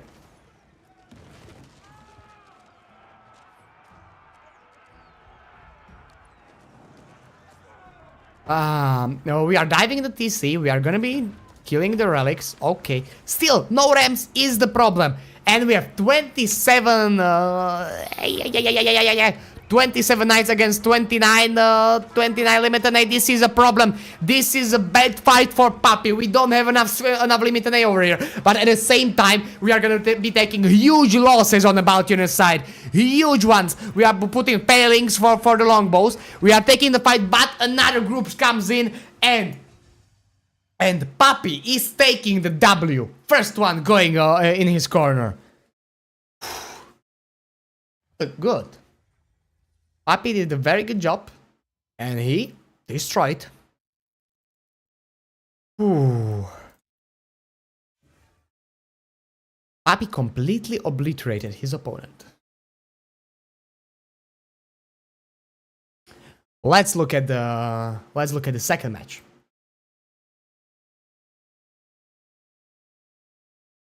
Okay. We have the second match already.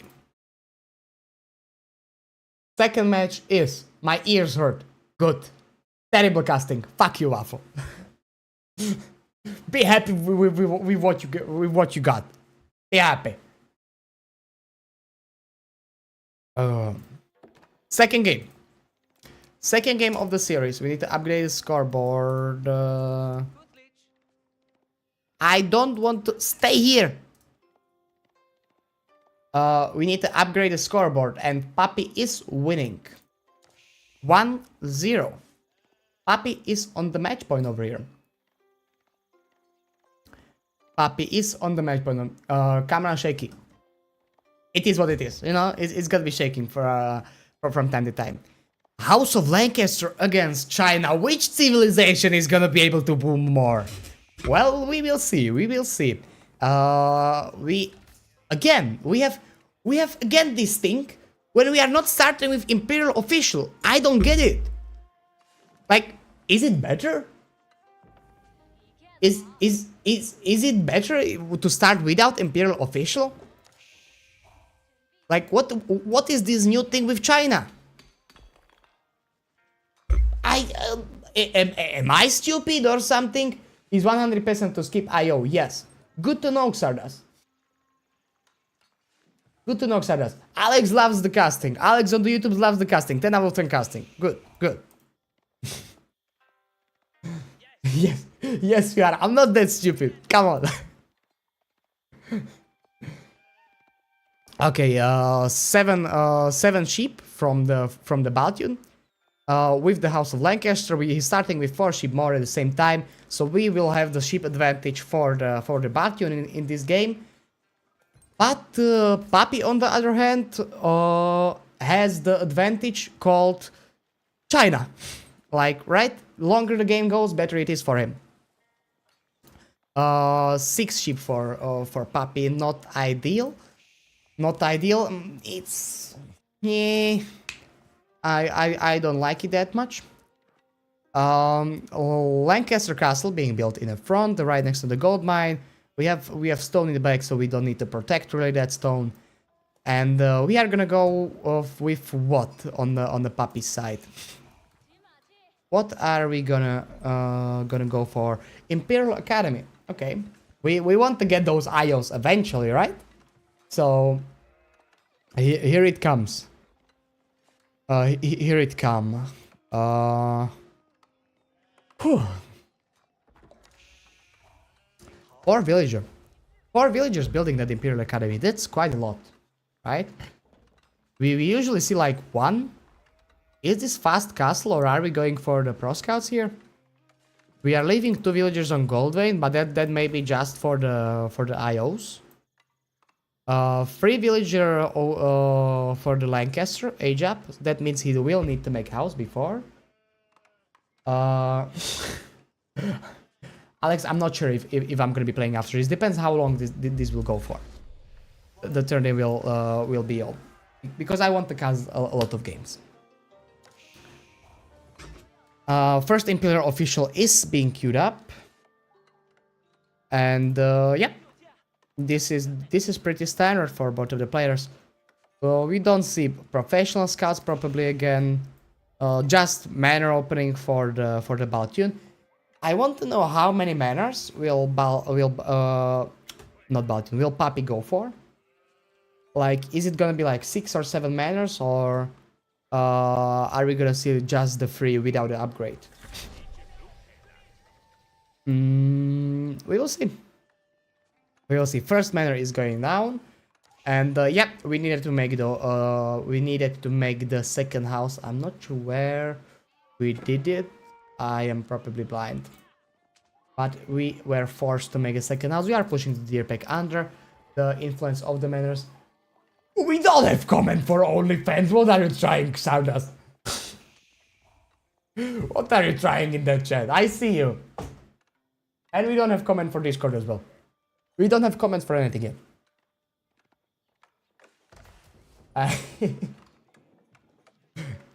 2 IOs already out. Third one to be soon. Stables are out. Wait, are we going for professional scouts? No. Why are we doing stables?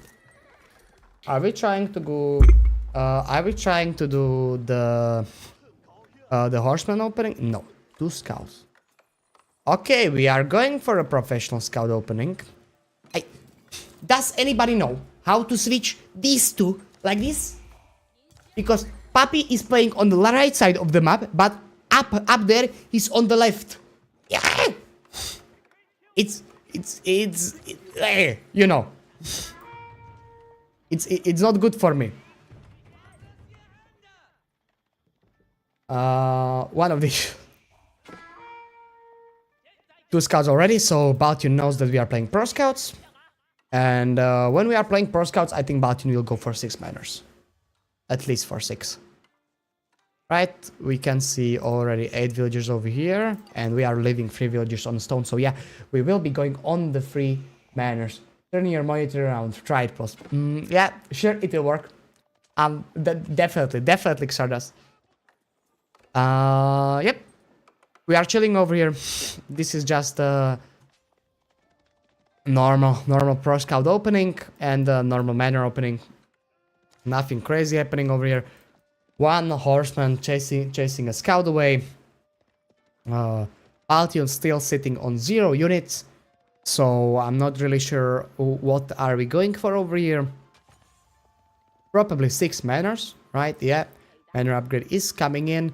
And with that, we have 150 stone. We are gonna go for the meta gaming. Yeah, we are playing the meta over here.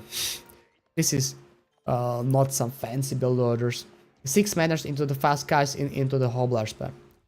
Oh, yeah, probably. That's a very good point. I'm not sure if it's gonna be GG though. Not that sure about that.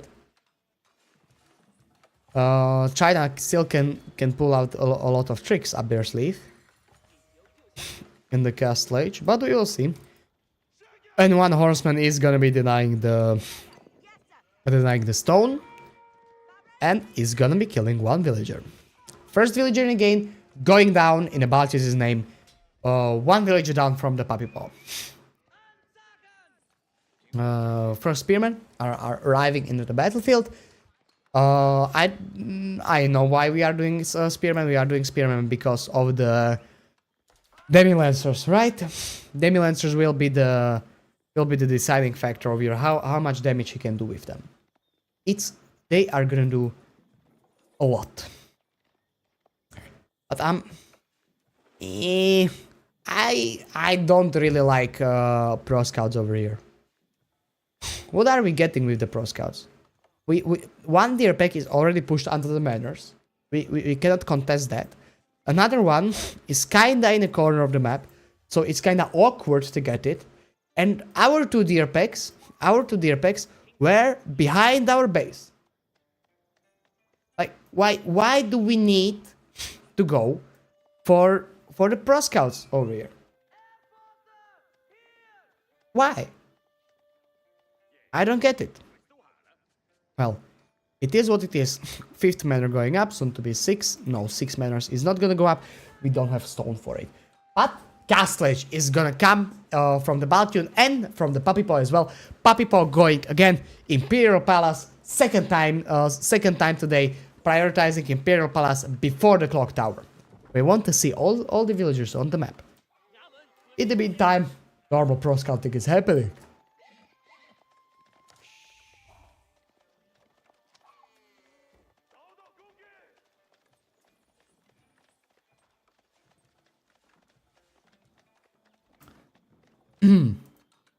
We are leaving 10 all gold for the upgrades or for the night spam. It's gonna be one of these two. Barracks? Okay. We switched our mind from the night spam. We are doing barracks. This is gonna be MA spam. But I'm not sure if it's gonna do good against night spam from Baltian. We already have 2 stables up. We are already stacking the gold a bit for those first 2 lancers. They are on the way. First 2 lancers are on the way. I'm not sure if we want to make some police guards, probably not. 3 spearmen are gonna be guarding those deers. We want them in our hands. We are denying the 6th manor by not allowing Baltian to go for the stone. We have 1 more stone in the back, but we are not going even for that. We went White Tower. So Puppy is scared of all in. Puppy is scared of all in here. I'm not sure why though. Because like Altion cannot all in him, right? I'm not sure he has the window to like dive him. In my opinion, getting the second one would be better. Balchin is scared. Puppy is China. Balchin. Yep. Puppy is scared, and I'm probably messing up the names a bit because of the. Sorry for that. Yeah, I'm messing up the names from time to time. Sorry for that. I want to change this stuff. I don't know how. Cupid Capture H. We are again taking the deer pack. We will have 3 deer packs in the Puppy's base. And Baltian is gonna be chilling at home with the White Tower, spamming the Earl's Guard. Some spears along the way. We are getting okay. We are not getting dived, and we have first 5 knights on the battlefield. Vololo coming through. This monk is gonna go down. Nothing Baltian can do over here. And yeah, Puppy is right now winning the engagement. Puppy has the control over the game. He's gonna be taking the relics, and he's gonna be having the initiative. But at the same time, Baltian has 5 manors at home, and soon to be 6, and that's huge. Like 5 manors over here. You know how it's gonna go probably. We are still spamming some spears. We are going crossbows as well because we saw a lot of knights with the palace guards. We are pushing away the spearmen from the relic. On the other side, we are catching some knights over here. One nearly goes down. Second one, half of the HP are gone. Spearmen are getting pushed. We are gonna be getting the relic. We are gonna be getting the relic, right? Okay, we are not gonna be getting the relic. We are gonna be just looking at it. And this is a bad fight for Baltian right now. He needs crossbows over there. Earl's Guard are still chasing the spearmen. And fight is happening. Crossbows are here. We are fine. We are chilling over here. 2 relics already in the hands of the Puppy. Already in the monasteries. They are gonna get into the pagodas. Probably not now, but in like 10 minutes. And they are gonna start printing resources out. We are good. What are we doing here? I'm not a professional, but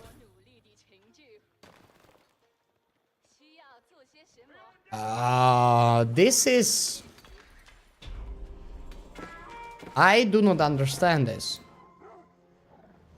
On the other side, we are trying to take all the relics, and we are diving this, but we have only 5 crossbows in the hands. More now, 8 crossbowmen. I'm not sure if that's enough. 6 crossbows on the other side. A lot of knights in the puppy's corner. 9 knights. 10th one is going from the base. Hey, Mr. Danish Potato, hope you will enjoy the casting. Some knights are very low HP, so I would bring them home to heal them up. We have the monks that are bringing home the relic. 4 relics for the puppy, yeah. Puppy is having the control over this game. So, Mr. Xardas and Mr. Waffle, you what were you saying? What were you saying? Who's already won this game? Puppy is having the control over the game, and he has 20 military advantage. He did not make single hoblar. Yeah.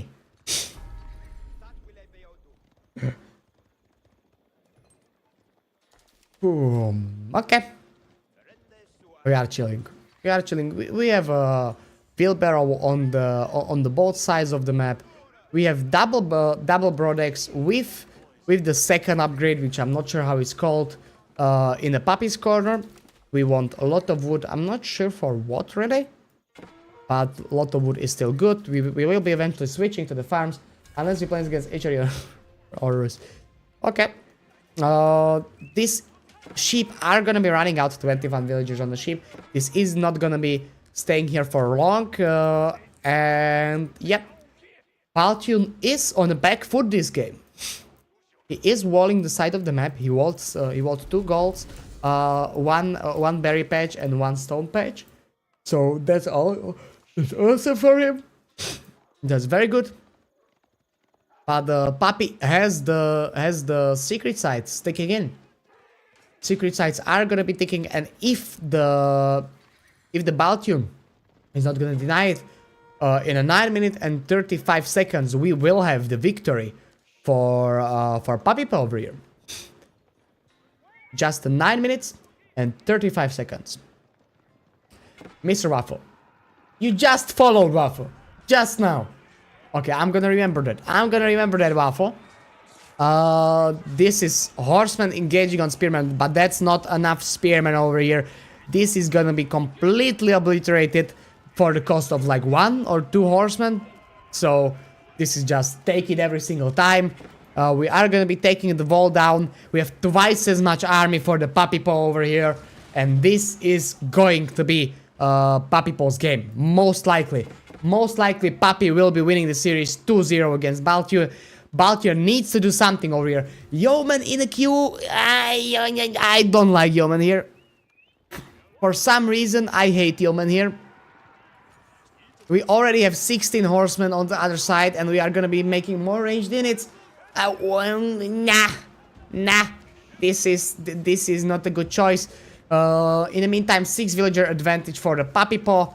I'm not sure if that's because of the idle TC or that's because of the Song Dynasty, but we are not in a Song Dynasty, so I don't really know why, but okay. Barbican behind this Gecko, yeah. Yeah, it is Song Dynasty. So... And this is pure engagement on the crossbowmen. I don't know what the spearmen are doing over here. This is terrible fight for the Baltune. Baltune, what are you doing, mate? Come on, pick up the slack. What are villagers doing over here? Are they here to watch? Actually, somehow we are doing something.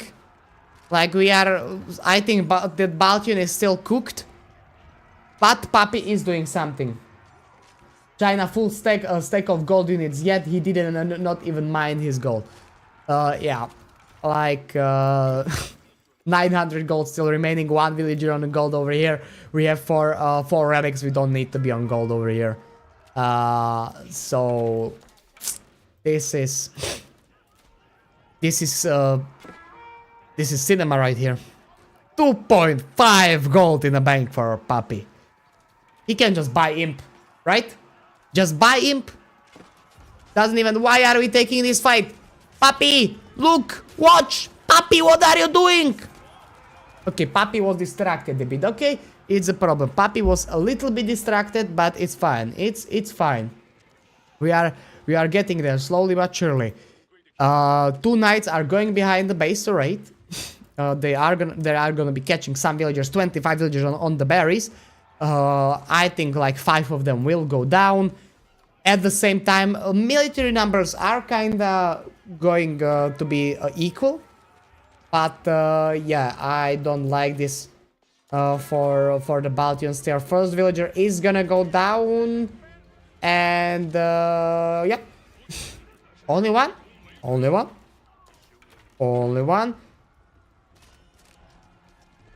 2 villagers. 2 villagers down. No more villagers down. 3 villagers down. In the meantime, Papi is running on the crossbows. 3 villagers down. Soon to be 4 villagers down. We are not watching here. 5 villagers are gonna be down most likely. And no, only 4. 4 villagers went down over here. We are trying to chase Papi around the map. But there's nothing we can do to stop Papi from imping. Papi has the military advantage. Papi has the eco advantage. Even though we have 6 manners on our side, it's not enough against China. It's not enough against 5, against 4 relics in the Papi's corner. Baltian is struggling heavily. 20 military advantage for Papi Po. I'm not getting why are we making yeomen still. I would like to see horsemen better than yeomen. Papi is gonna be clicking up imp in a second. We are taking all the resources from the on the Papi Po side of the map. We are taking Papi's gold. We are taking Papi's boar. We are gonna be taking Papi's second gold. We have the secret side ticking in 4 minutes and 40 seconds until the secret side victory over here. And the Great Wall Gatehouse is being built in the middle of the map on one of the secret sites. We are going for the secret side victory over here. 5 minutes. Not 5, 4 minutes till the victory. Papi just needs to hold secret site for 4 minutes. He has the advantage, just needs to hold it. Baltian is a long way away from the castle age. We need to keep on this secret site. I would love to see it. We have the stone for it. So just build keeps on the secret sites and we will be chilling. We also will need a lot of upgrades for the units because right now units are on the site. Good, they nerfed China. Hey, wait. Baltian struggling to survive and China went dynasty and now implode. Yeah. China is doing very good in this game. We can see that that Papi picked good, right? Pick from China was a good pick over here. And Baltian is gonna go on that secret site, trying to deny it. And oppa! There's a Great Wall Gatehouse. I cannot do anything over here. Two knights are gonna go on the second secret site, but they are not gonna get there in time. We will have horsemen in here. And even though we are stopping the timer, we are not decapping the secret sites. All the armies are going to the secret site down in the corner. We have the upgrades coming in, but it's gonna take a while until they will be in. So right now is the Baltinian's time to take a fight. Right now, when he has the advantage in the units, he needs to take a fight. We are making the keep with 25 villagers. He cannot get here in the time. There's no way. He will be here before the keep is gonna be up, and he decides to go back. He decides to go back. Papi advantage of 14 villagers. And we have keep on every single secret sites. Great Wall Gatehouse in the middle of the map. This is gonna be rough. This is gonna be rough to decapping the secret sites for the Baltian. I don't see the universe in which he can do it in 2 minutes and 30 seconds. He needs to age up to imp, he needs to make more army, he needs to get the upgrades, and he needs to get traps or bombards. There's no way he can pull this off. Maybe he can stall for time by standing on the secret side, but I don't think this is gonna be enough. English broken. Farms generates gold. Boom. Bullshit. Then good thing that this is not English, but this is House of Lancaster. And by the way, Chinese farms also generate gold in the taxes. We are diving the Barbican over here. This Barbican will go down probably. I'm not really sure. Yeah, this Barbican will go down. Will it though? We have 7 hand cannons already on the other side. This Barbican is surviving. Ram is getting cancelled. And if we are gonna get into the high numbers of 10 to 15 hand cannons, I don't see a universe in which we can do literally anything here on the side of the Baltian. Secret sites are taking in. This fight is gonna be losing for the Baltian. He is trying. He is taking the engagement. He is trying to do something. Even though we are taking the hand cannons down. Only 6 to go. We are trying to target them with the yeoman. Yeoman numbers are going down slowly but surely. We are trying to flank with the horsemen. Papi is flanking the sides. And we are winning the engagement on the Papipo sides. And GG is being called. We have 2-0 for the Papipo. He's taking the series. Professional casting. Who's casting better than? Nobody. Papipo winning the game. Professional, yeah. But I would like somebody to help me. Xardas, if you have time, you can come to help me because my throat is not gonna handle 5 hours of this. So if Waffle or Xardas wants to come to help, I'm open for it. Okay, let's look at what other matches do we have here. We have. I'm gonna open Star GG. Give me a second.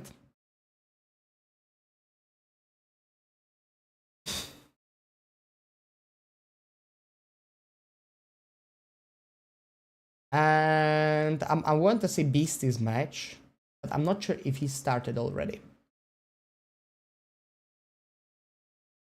Co-casting, yeah, Xardas, do you want to go? Anotan and Kiljardi is going on right now.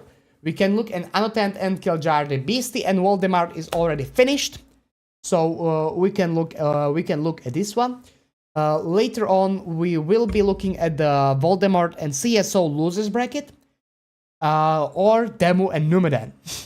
But right now, we are gonna be checking on Anotan and Kiljardi live match. Let me look the game up.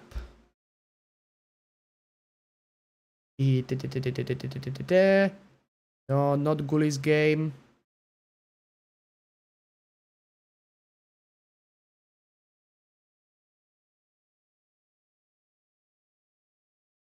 I cannot find it. Not sure why. Probably because I need to put base game out of the thingy. Because it's a custom map.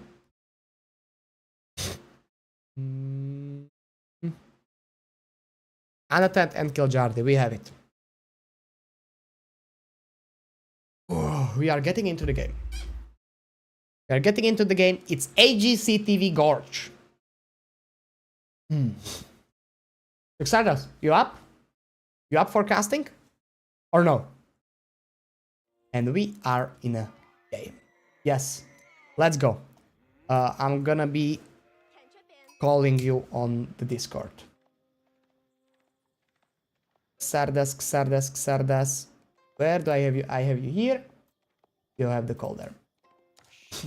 But where should I watch? You can watch on your own, or you can watch on the stream. I can give you share screen. We can do a lot of stuff. We will figure it out. In the meantime, Chinese versus Rus. Let me set up the. Okay, Xardas is here.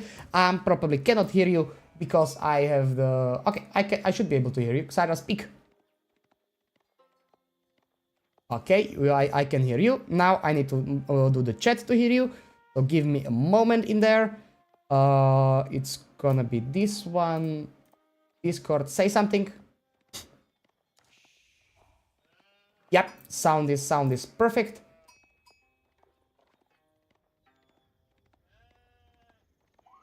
cast. Sorry. Okay, now they can hear you. Here we go. Do you want me to do the to give you the share screen, or are you gonna watch on your own? Maybe a share screen for now, because before I will manage to find the game. Sure. You have the share screen over there. Gilsberto, hello, man. This is the best stream out there. Of course, this is the best stream out there. What do you think? That we are not professionals over here? Look, we have even a player from top 100 over here, Xardas. You are in top 100, right? Like, what do you mean? Like, account-wise or player-wise? Player-wise. Player-wise for sure. Account-wise, this season not, actually. Because I didn't play that many games. Okay, but let's say you are. Okay, people are not gonna look up your accounts. Don't worry. You are a professional over here. I mean, I've only Chinese smurfs, right? So they even cannot. Anyway, this game, Rus versus China, probably two strongest civ in the game right now. What do you think, Libby? I like the China. I like the China a little bit more on the map. But otherwise, I think it's not like let's say English and Iobits, in which you have a way better matchup for English, or it's not like English and Delhi, in which you have awesome matchup for Delhi. This is probably one of the, I would say, equal matches up in the game. By my humble opinion, we can see Kiljardi denying the deer peg over here, or not denying but spreading it out, so Anatant cannot put the mill right in the middle and just gather it. This is common tactic in a concrete, and especially in a pro play. This is just making some idle time when you decide to eventually go for the deer, doing the same thing with the second deer pack.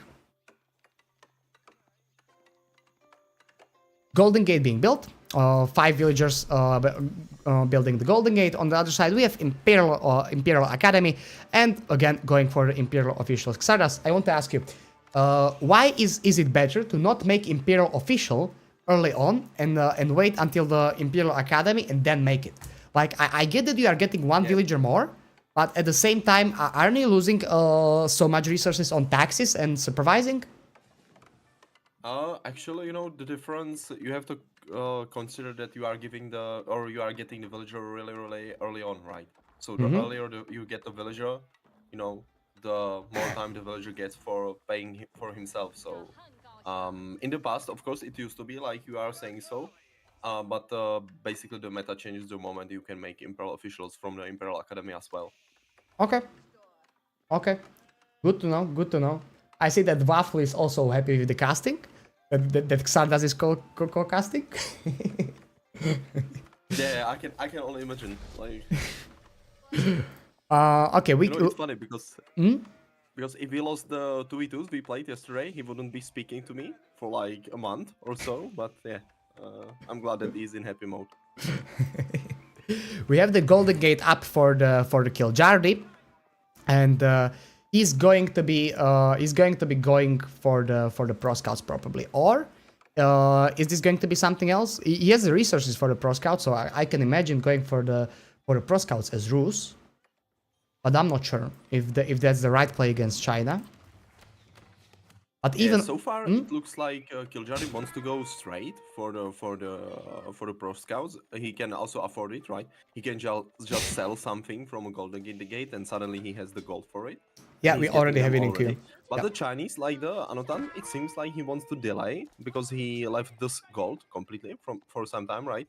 He wanna prefer to make units first and then get professional scouts with some delay, right? Yeah, that's understandable.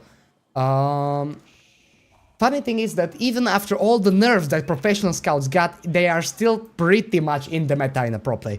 They are still pretty much something that you. And what is this? What is this Kiljardi made? What are you doing over here? What is this long distance mining? This is my move, not yours. Get back on the wood line. Exactly. This is kind of funny. Yeah, this happens when you don't shift click the villagers on the straggler trees. Yeah. Because, you know, they cut down the straggler tree which is at the top, and they managed to find the closest tree, which by some mistake was this one. So yeah. Exactly.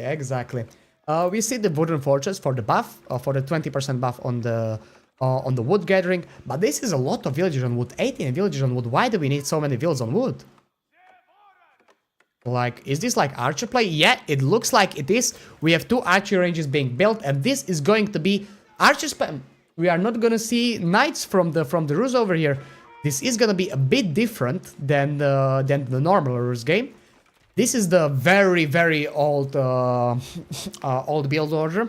Like back first year when the AoE 4 was out, we got the build order with the forward archer ranges and just spam archers with Rus. I see that Killjardy probably changed it a little bit to put pro scouts in it, but at the same time it's still gonna be just a shit ton of archery ranges and a shit ton of archers. Yeah, like here you can see how good it is to be able to supervise your buildings, namely archer range in this case, because Anothan was able to make shit of archers really fast, right? And if Killjardy wants to answer to this, he needs to basically make 3 archer ranges, which is a lot.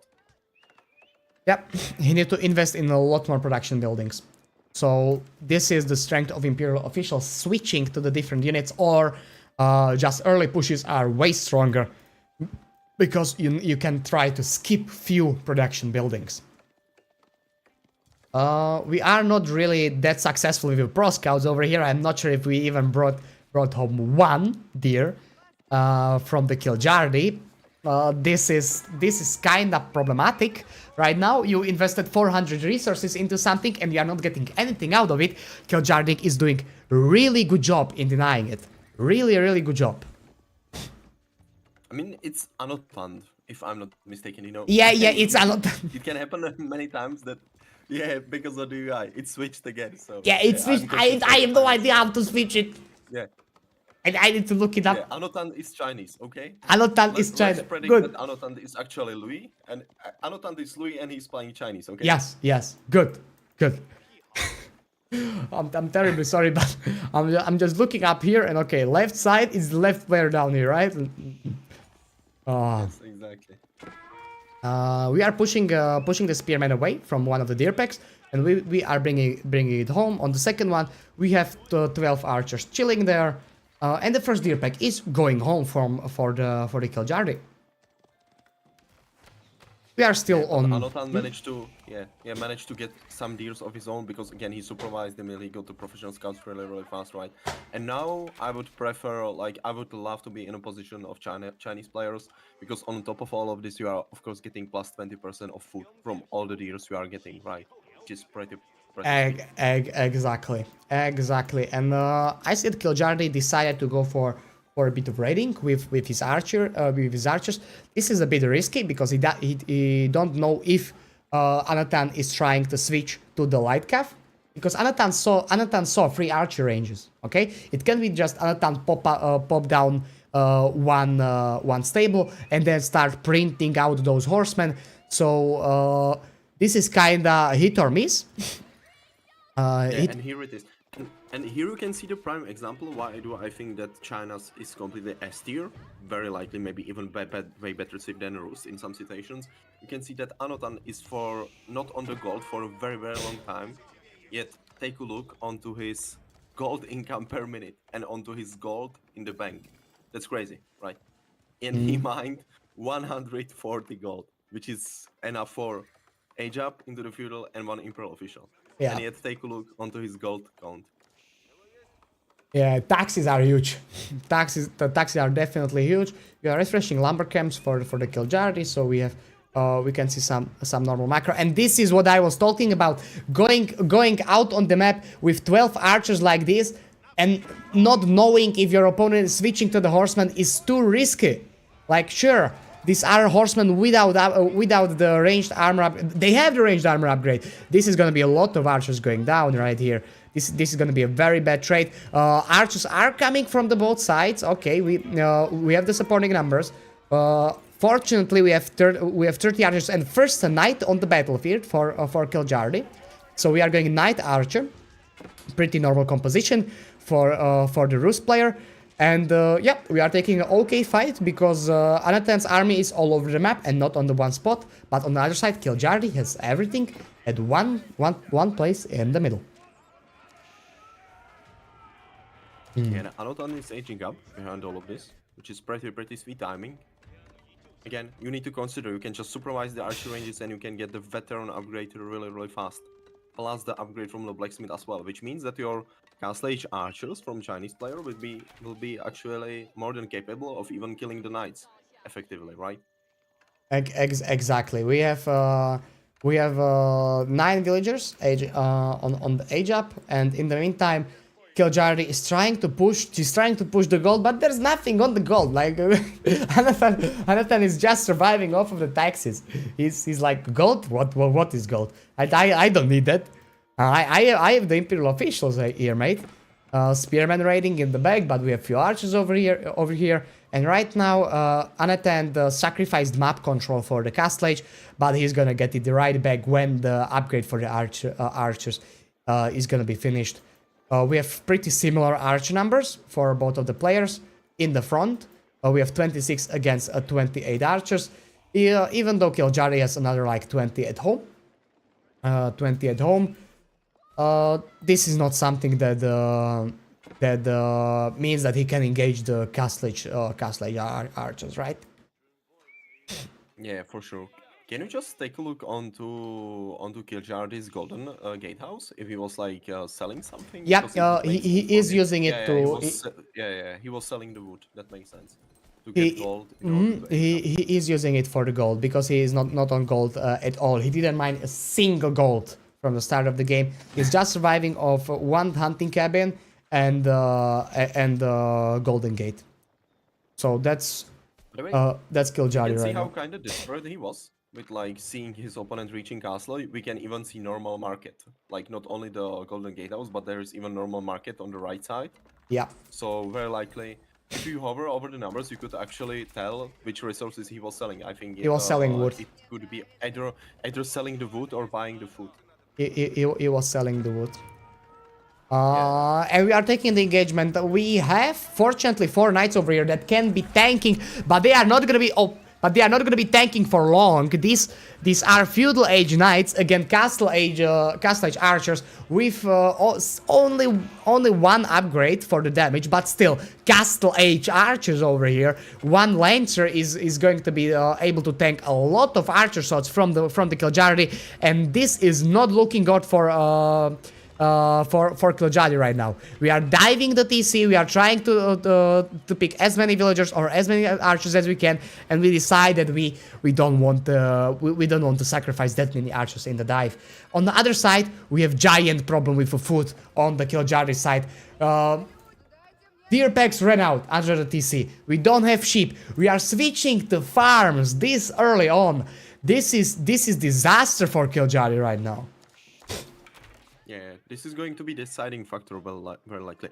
We can also like praise how Anotant is it to like very smart to like attacking the Kiljari base from the left side, because if you take a look onto the minimap, not only there are the berries, which is if you run out of the food source, which is a good food source, but maybe more importantly there is even boar, right? Yeah. And now exactly the moment Anotan left this space, Kiljardi got some breathing space and he's just moving there his entire food economy because he realized he needs to. And he's okay. He's not that scared. I was thinking he's doing double tower, but looks like he's not that scared. But Anatan sees it, right? Anatan sees it. Anatan has scout over here, so we are taking the whole army and going over there, trying to kill all of this. We have only 1 tower that's not gonna be able to house all 10 villagers. But we have some army over here, so I think Kiljardi is gonna be fine right now. But we are 7 villagers behind. We are getting there. We are getting there. Soon to be 8 villagers behind, probably. Yeah, 8 villagers behind. We are taking the fight. Oh, Knights died instantly. Knights didn't do anything over here, and even though Kiljardi is doing quite nice damage with the archers, Anatan is taking the engagement. Anatan has just more. With 25 against the 17 archers.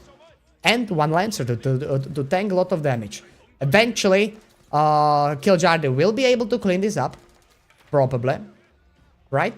Will he? Yeah, maybe he will clean it up, but I think it's still very close to be called GG, because you have to consider there is this entire food economy basically idle, and in the meantime Anotan is just sending more and more units in, And behind all of this, he's also getting the relics. So even if Kiljardi survives this somehow, his like long-term chances aren't that favorable. These For long-term him, chances so. are definitely bad. We have one scout near the secret sites. On the number of relics, we have already 4 relics at home for the unattended. This is not looking great for Kiljardi. 4 army against 32. Man, we are in a lot of trouble. 10 more villagers for the unattended over here. A lot of villagers AFK in the tower at the same time. Food income is complete catastrophe for the Kiljardi. We just have the high trade house spamming deer pack and 2 farms at home. This is not looking great for Kiljardi. This is gonna be a 1-0 for Anatant.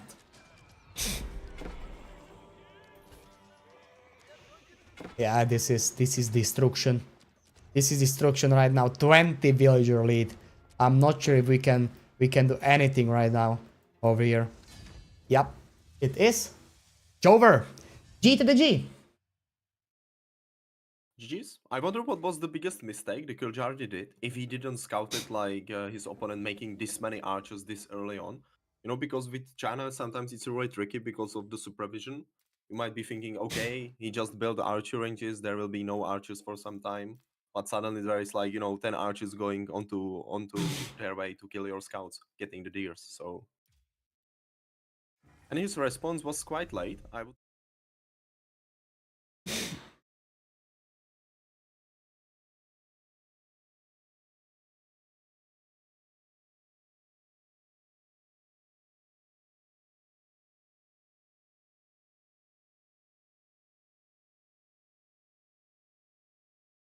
Hmm. We don't have the second game yet, or at least it looks like we don't. I'm gonna be keep watching and refreshing, but looks like there is no second game made yet. Numadan is playing with demo. They just started. Myriad with Scatterbrain, but otherwise there is the players are taking a small break. And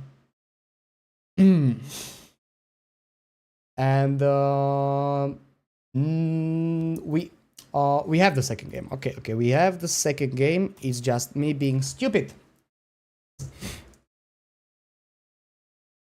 So give me a second. How is it called?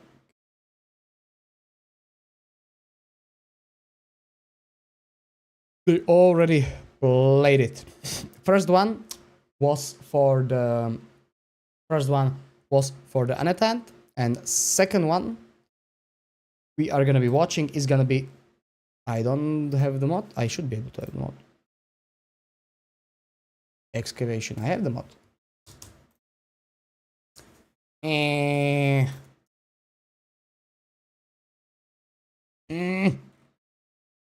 Age of Empires being Age of Empires.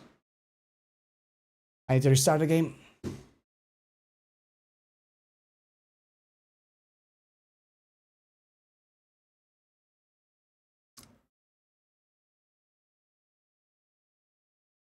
Well, it is what it is. What I'm kind of upset is that we don't have really the capture age. I don't know if you watched Age of Empires 2 casting and stuff like that. Like, they have the capture age like it should be. You can watch like how many. You can click on a knight and see how many villagers that exact knight killed and stuff like that. So, like, I'm kind of missing it in the AoE 4, but it is what it is.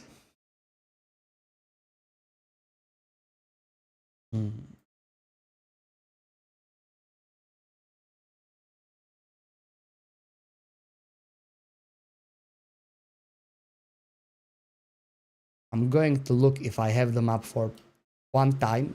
Just excavation. Do I have excavation?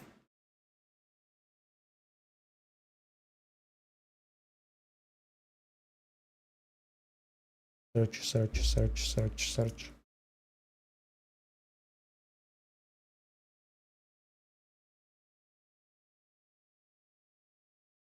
Come on.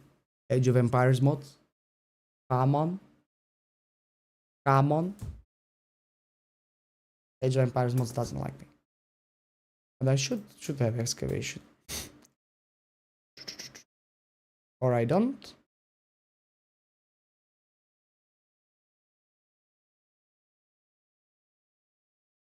No, I don't. Okay, then this wasn't a bug.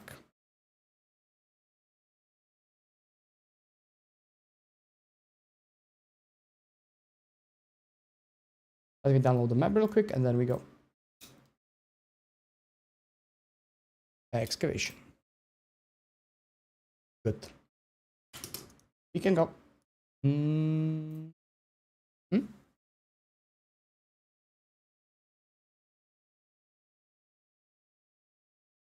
Here we go. So, second game, Mongols versus Japan. Mongols versus Japan on excavation. Have you played excavation yet, Xardras? Because I definitely haven't.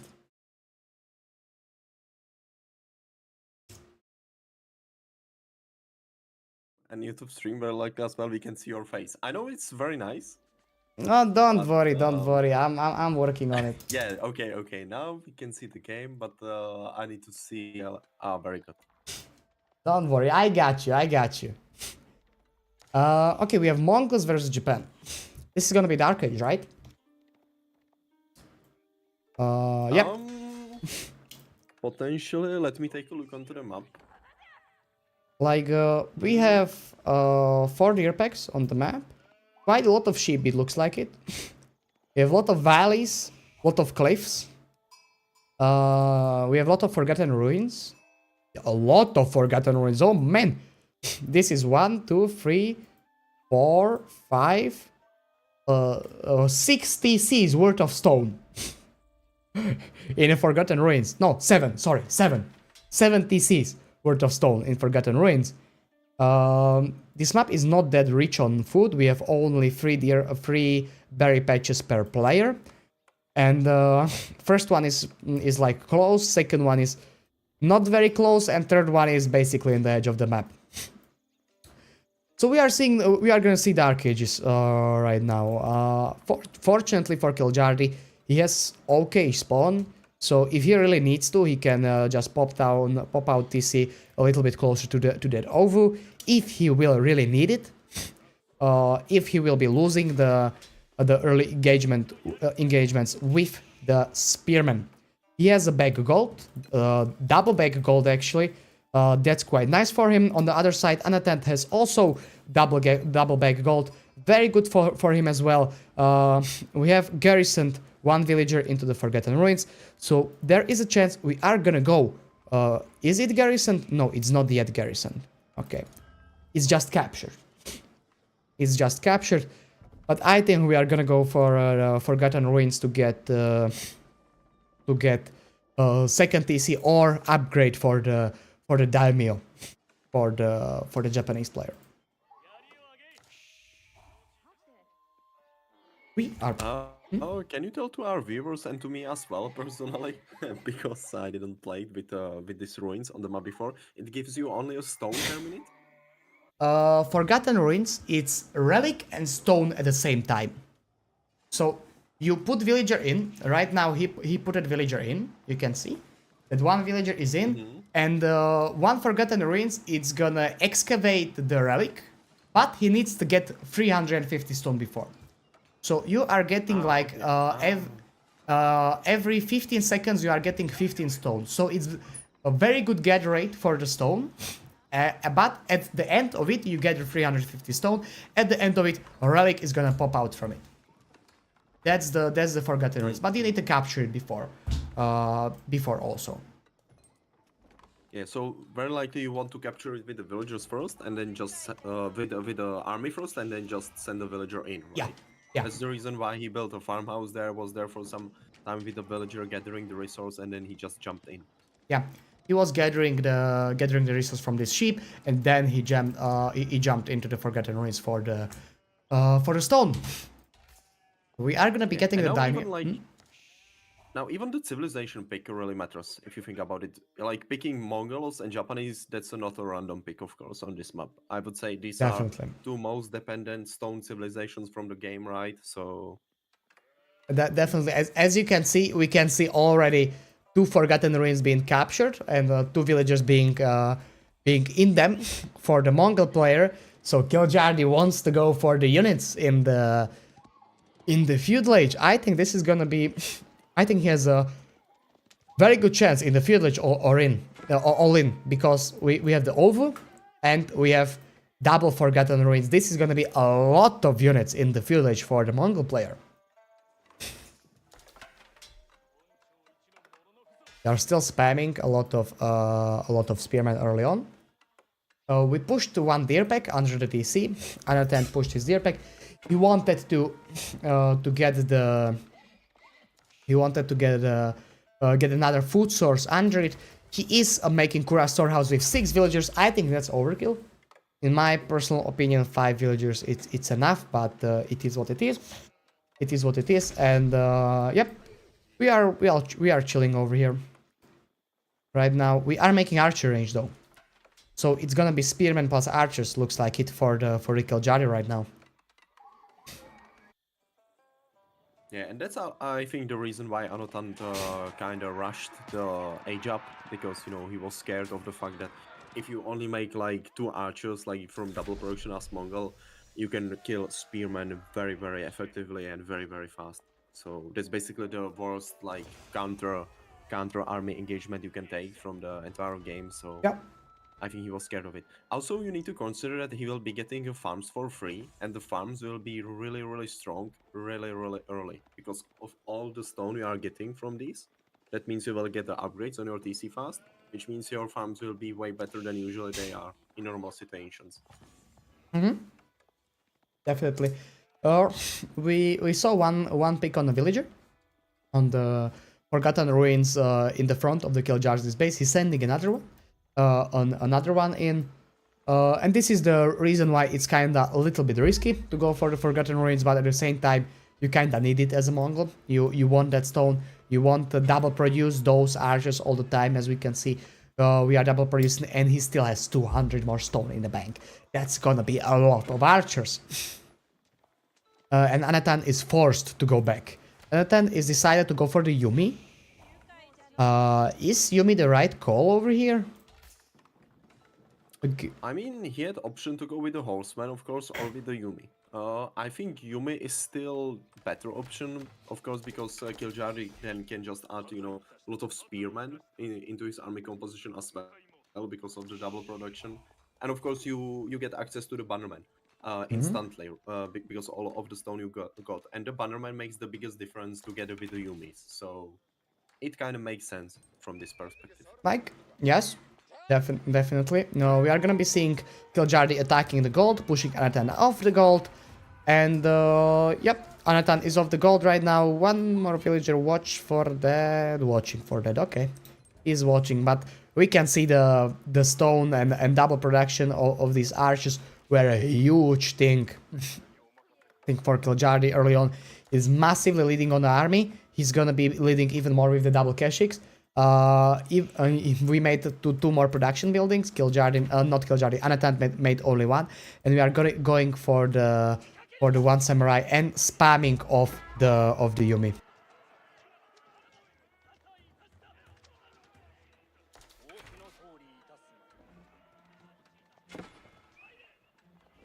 Okay, and here we can see a difference between playing China, where you were very, very more than fine with one single archer range, and here we can see that Anotan is basically forced to add.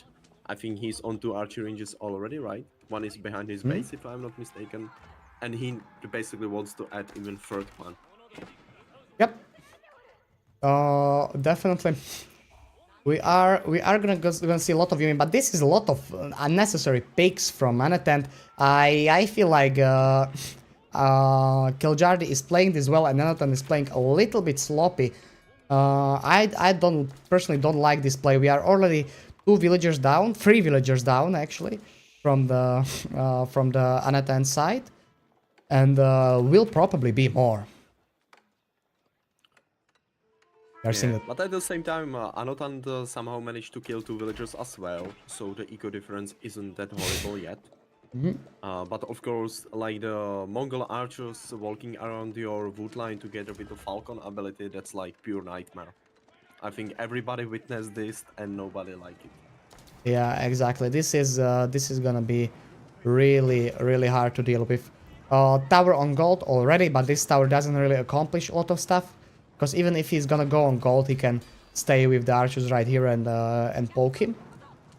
But he decided to go back to check on the wood line because Anatant is spamming or trying to make a lot of Yumi. Half of the army is in front. I'm not really sure why. In my opinion, if we would stay home, make few units, we could have tried to kill all of this because he's behind our base. He's not getting reinforcements as quickly as we are. But we are doing fine, right? But we have a lot of idle time on the villagers. A lot of idle time on the villagers. Going from one side of the wood line to another side of the wood line. From the wood line to the sheep. It's... Anatan is basically just running with the villagers right now. And I personally do not like this. But he managed to kill one more villager to kill Jardi. So we are same on the villager numbers. That's good. That's awesome. Yeah, I'm a bit surprised that Anotan went this forward with the army, where he had very good window actually to kill the army of Kiljardi behind his base. You know, that's the most common and your opponent base. Suddenly, you are surprised that he took his horsemen and archers and completely demolished your longbowman spearman combination behind your opponent base. Because of course you cannot run with slow units. You cannot like send more units in to help them. So yeah, I think it was a bit of missed opportunity there. Exactly. We are on a forward deer. We are on a forward deer pack. That's good. I like this play. I personally like this could have been in the middle, but he can move it anytime he wants, and is right next to the boar. So Kiljardi will be secured on the foot. We are making tower as well. So Anatant cannot really dive us, or if he decides to go for the raiding, he will have the problem. 7 villagers on wood. Yep. Yeah, and now prolonged feudal, I would definitely favor Kiljardi, of course, because dealing with mass Keshiks, you know, it's as with every single knight civilization. If you are in feudal age yourself and you are facing knights, you are probably gonna run into the troubles sooner or later. Also, we need to think about as the game goes, you usually are forced to move somewhere onto the map, which again gives another targets for your potential Keshik raids. So. Yeah. Again, there is a falcon on the wood line. Yeah. Anybody is asking if this game is live. This we started casting when they played live, but they already finished. So this is the second game of the series, and we will be finishing the series Antan versus Kiljardi, and after that we are gonna go back into the live games. We have. Nobody's trying to really go for the castle edge right now. This is feudal age play for both of the players. Oh, Anatant is trying to go for the castle age. Okay, I'm kind of not seeing that. So that's well, my bad. Sorry for it. We have 12 Keshik. If Kiljardi really wants to, he can try something to do with it. In my opinion, he could try to deny a lot of gold or try to make like ram or something, but we are just showing, or we are diving. We are diving. We saw the age up, and we are diving under the TC. We don't have enough spearmen up. We have only 5 spearmen against 12 Keshiks over here, and I'm not sure that we can do anything about this. Anatant is losing a lot over here. We are missing all the upgrades from the castle because we are not in the castle. 33 villagers are idling right now, and we are gonna be killing all the archers. This is going to be G to the G. I don't think that that Anatant can do anything about this. Even if he survives this, even if he cleans all this up, his army is gonna be dead. There's gonna be a huge idle time on the villagers, and we are going to be going into the third game. Kiljardi is going to take this one, and it's gonna be 1-1. Most likely. Yeah, I would say so as well. Like, we can see that he was trying to make a stables to put the Yoroshiro into the stables. Also, we can see your position. It's right behind the base, where it should be the most protected, right? But of course, the Kesheks, as we told, they are kind of nightmare to deal against right now for Anatan. Well, more Keshiks are coming in. We are still... This is so much idle time. This is all his eco idling for last minute. Game's over. Not that many village kills. Yes, it's not that many village kills, but it doesn't matter if villagers are not working. Villagers can be dead also. Yeah. Villager not working and villager dead is the same thing. And we are going on the match point for both players. 1-1.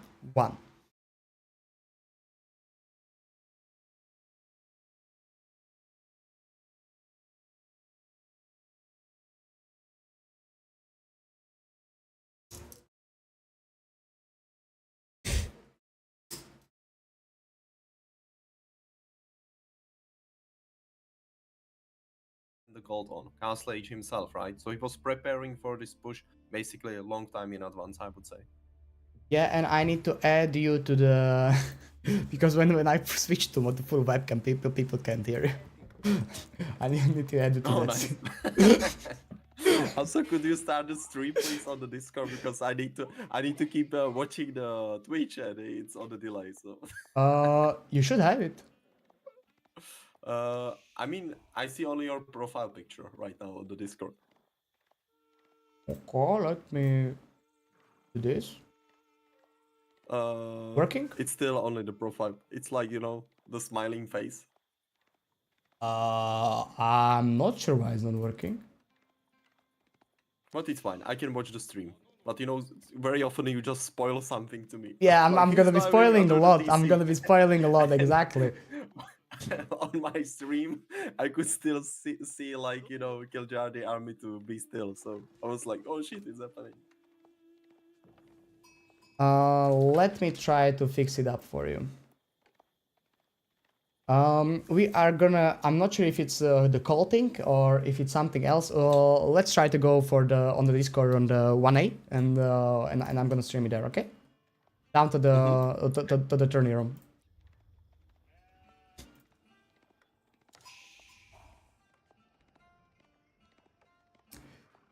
Okay, so we have Ottoman versus Byzantine. Ottoman versus Byzantine, it's a tricky matchup. We are still waiting for Xardas. Come on, mate.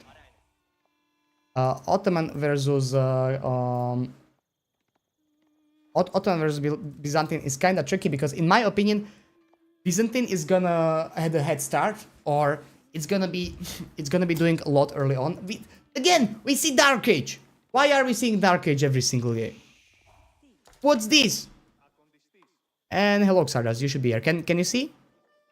Yeah, I can see now. Okay. I mean, the reason for it is, as we can see already, they are pushing, basically. Yeah. Luckily, we will get rid of this in like a week, right? So after this, maybe the meta will switch. Something different again. What exactly is switching? So this is not gonna be viable. Yeah, it will be way slower. You know, the cooldown between when the deers can move or are basically forced to move is way longer. They are walking way lesser distance. Actually, you know, this will be basically impossible to push the deers under your TC, but what will be still possible will be, you know, if you find, for example, opponent deer pack, you will be able to, you know, spread out the deers more from each other, so the gathering rate from them isn't that effective from your opponent once he will get there and start gathering them. Yeah, that's understandable. We can see a lot of deer under the TC for under the TC for unattend, and this is just a thing that you do right now, which is kinda... I don't want to say that I don't like it, but in my opinion, deer should stay out on the map. So you are actually either going pro scouts if you want to have them safe under the TC, or you need to go out on the map and actually risk something. This way you are just, okay, let's make like four spearmen and let's push them under the TC. Yeah, and for both civilization, it's actually quite strong. With the Byzantines, of course, we have a cistern, so the gathering speed rate from Adirs is pretty speed. For Ottomans, you basically can skip the vizier point. You don't need to take the sheep because you are scared you will run out of the food early, right? You can either take a mector, or more likely you can take a vizier point for the field boards, which gives you two imams. So you can reheal all the spearmen. You can get the relics if there is like fast castle raids, etc., etc. Um, on the ship count, I think that Kiljardi scouted a little bit more. Uh, but we are but Anatan doesn't really matter for Anatan because he's gonna go for the Grand Winery exactly, and he's gonna go on the berry patches. He wants those mercenaries out as fast as possible. I have to say that's one of the worst placement for this landmark I have seen for a very long time. Not counting my platinum level, like students, of course, but on professional level or on Conqueror 3 plus level at least, it's very exposed. You can basically deny it with a single outpost, both gold and both like returning the berries into the landmark. Very, very ballsy placement, I would say. You know, Yeah, you cannot place a farms between the landmark, between the TC, because there are the buildings, right? So, yeah, exactly, very, very weird placement. exactly. In my opinion, it needed to be on the other side. It needed to be on the other side, but it is what it is. A landmark is already placed. We are not canceling it. We can see three villagers going on stone in the Kiljaris and some long distance mining. This is well, this is my move. I taught him that. 9 villagers on berry patch, and 4 are still And left. here is what happening. You can see the blueprint right away, right? Basically, what I told previously with a possible like outpost to be there placed. Because again, with the Ottomans, if you don't make military school in Dark Age, you basically right now he cancel it, but basically you have a 50 stone for the arrow slits upgrade right ahead. So yeah, it would kind of make sense. But of course, he realized that Anton age up very very quickly, and then that he will have some archers to protect him very very soon. So he just abandoned the idea. In the vizier point, we went for monks, so we are gonna have those 2 monks to heal our spearmen. We cannot stay for long on the spearman to spearman fight for an attempt, because if we will, he will be losing because of the monks here. So yes, it is 1-1, Alex. I need to fix it real quick. Thank you so much for saying that. Let me.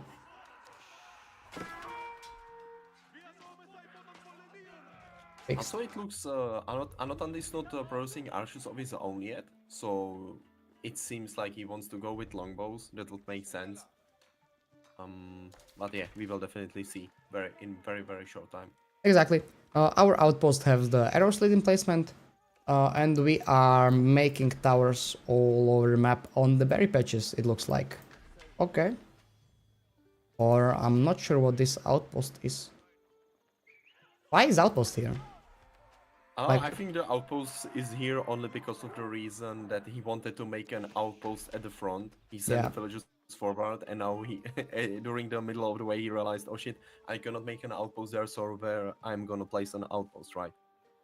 It's so he thought that here it might be a good idea, but we will see. We will see. We will see what the outpost will accomplish. It definitely will have vision of the berry patch. So if Anatan will go on another berry patch, which will most likely be this one or the one in the back, he will know about it. We can see mercenaries first longbowmen are gonna be coming in 20 seconds. They are gonna be joining 9 Militanae. They are gonna be joining 9 Militanae, and this is the match point for the players. So the one winning this game is gonna be going to be playing in the winners bracket, and the other one is gonna go into the losers bracket. This is everything is on the line for these gentlemen right here. Mechta being produced in the military school, so we didn't went for the Mechta drums. By the way, I saw that people are going for the monks. Sardas, is the monks the meta here? Because I personally like the Mechta drums for the movement speed. Yeah, I understand why you like the movement speed, but at the same time here you can like tell what would it achieve, because as you can see Anotan was scared of some potential early Sipahi, so he even made that famous wall, palisade wall between the edge of the map and between the big wood line. Hmm? So basically this prevents you from getting an advantage from that extra speed on your Sipahi. And monks actually makes a lot of sense, especially if there is a lot of dark age fighting. You can reheal your spears super fast, very effectively. It's AoE healing. It's not like one by one unit. So it's very similar to Ayubid healing with the monks. So it's really strong. Sometimes what you can even do is that you can, if the game is really passive, nobody was pushing the deers, sometimes you can even push the deers with your own monks. Of course, if you scout that opponent wasn't making some units and you will just lose them for free. Here is our famous outpost, dying to the Limitane. Limitane are, by the way, the best spearmen to take down the outposts. Of course, this outpost doesn't even have upgrades, so it's just gonna burn down. He was making them, but he cancelled near the end because, well... Yeah, he realized it would be just waste. Even if the upgrade goes through, it will shoot once, 2 times, and then it will just die. And we have a very passive game right now. Like, these gentlemen are playing passively. We are both making armies, but we are not raiding. We are not doing literally anything too risky. First Mekte came out, and is he gonna keep producing Mektes out of the military school? I don't know if that's a good move. In my opinion, I think he will just wait. But at the same time, he realized that he's against longbows because he saw them thanks to the outpost. So, the longbows are, of course, the best unit from the game. Yeah, long range berry gathering.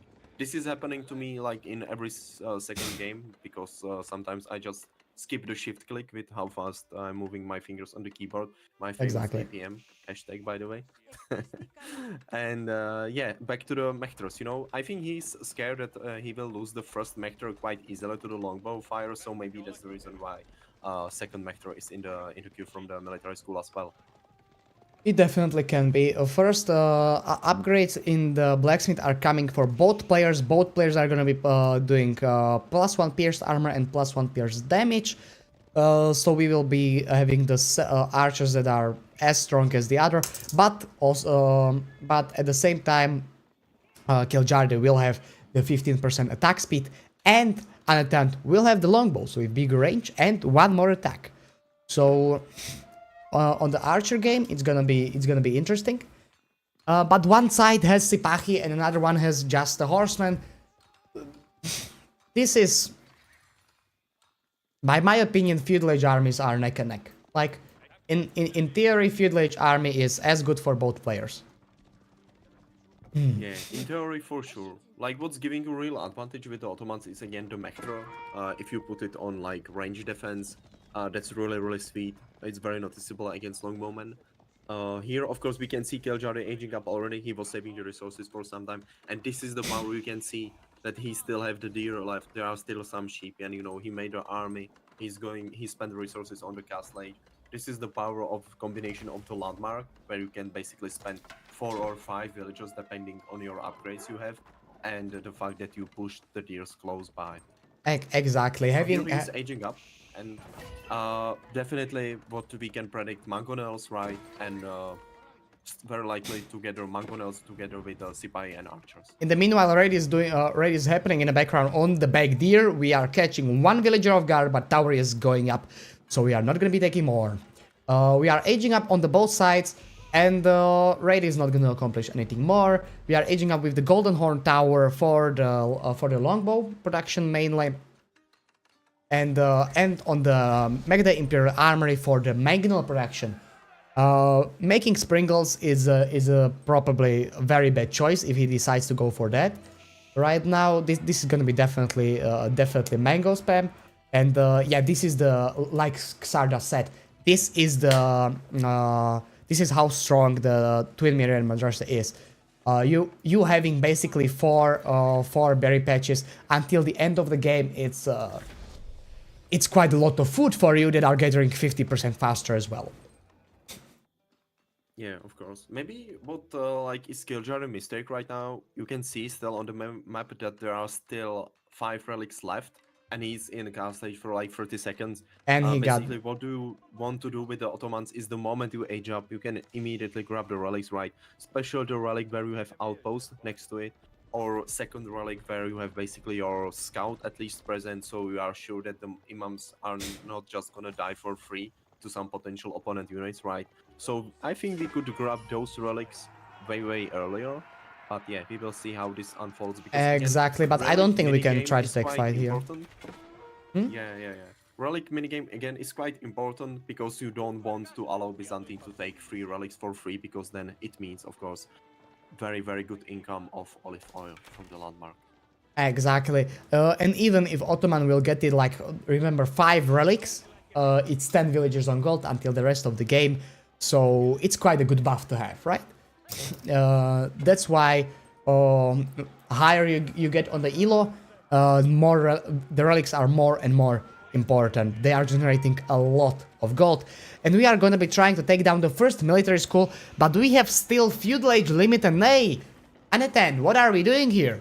This needs to be upgraded ASAP. I'm gonna tell you what is Ottoman doing, because you know this is kind of tricky situation with the Byzantines. If you age up into the castle ages early, you are actually spending lot of gold. Eco upgrades, Cartafrax, the most expensive knights from the game, monks, which are increased, which are buffed again, so we are making them way faster than a regular monk. So basically, after age up with Byzantines into the castle age, you basically never have enough gold. Exactly, and fight is happening behind all of this. All the cataphracts, all the gold units that Anatan made with all the upgrades are taking the engagement. We have Mango behind this that just came out, but cataphracts are gonna go on it. Villagers are gonna not gonna get there in time for the repairs, and it looks like Anatan is taking the series 2-1 for now, at least. We are still playing, but I'm not sure if this is winnable anymore. We have 3 cataphracts raiding the wood line. We have longbows firing up. We have a lot of units on the way over here. Military scores are not making units fast enough. Nearly 30 villagers are idle, like the last game for the Anatan. This is not looking great for the Kiljari right now. Yeah, maybe what could save Kiljari at least for some time is the the vizier point for the defenses, which basically adds the crossbows emplacement for your all garrison villagers. But it's still you are trying to save a disastrous game already. So we'll see. Maybe what I dislike is the number of military schools from Kiljari, and especially the first one right at the front, which got destroyed. It's basically waste of a lot of the resources. And for the military schools, it takes really a lot of time to actually pay off. So maybe if he was investing into more military, he could have bigger mass and would be able to repulse this attack. But of course now it only gets worse and worse, because the 3 Byzantine units are coming out. The cistern is on level 5, which means that the Golden Horn Tower is producing units super fast as well. And of course it gets more and more complicated for Kiljari. This is a huge military advantage. 30 units advantage in the military for Anatan over here. Kiljari is on back foot, even though villagers are neck and neck, 53 and 57. Only 4 villager advantage for the Kiljari. We are trying to raid with some cataphracts. We are trying to raid the food sources. We killed 1 monk. It's all great, everything awesome. But at the same time, I think that Anatan is slowly but surely taking the game. We have another Mango coming out. Right now, I hope he's gonna be able to protect it. If he would have the Mango a little bit earlier, like literally 10 to 15 seconds earlier, the first one, he would be able to defend the push way cleaner. With a way less military, with way less idle time on the units and on the villagers. But unfortunately, first Mango got picked up. Have you seen that villagers being on the A move, chasing the units? I think he's still moving with the villagers. Oh, it's the archers actually. Okay. They were looking like villagers for some time. I was wondering, because sometimes if you do the A move with the villagers, because you wanna block some units which are raiding you or something, and then you forget. You forget, yeah. Sometimes yeah, the villagers can be chasing down opponent army all the way into half of the map. Yeah, definitely. The earlier mango would definitely help. I think in that push maybe Kiljardi could stay a bit more in his base, like using the TC, but at the same time he was kind of forced to take a fight in that wrong position because of his military school placement. Because his military school was getting burned, and losing this many resources on this building is definitely no bueno. Yes, situation. exactly. But the unattend is giving a lot of time to Kiljardi, and I personally do not like it. Like, Kiljardi is messing up the units, he's getting the army back. At one point we have 30 more military, right now it's only down to 20, and it's slowly but surely going down and down and down. In my opinion, Anatan should have been pushing like 2 or 3 minutes ago, when he had giant advantage in the military. This is just giving time to Kiljardi to stabilize. At the same time, we are Yeah, I taking... mean, yeah, it's giving him time, but at the same time, we still have to consider multiple factors. Anotan can be everywhere on the map. He has the sacred sites, and in the meantime, Kiljar, once he runs out of these deers, he will be basically starved with the food. Of course, there is still the landmark, and now it seems that he wants to make a defensive keep, at least. With this number of villagers, it cannot be anything else.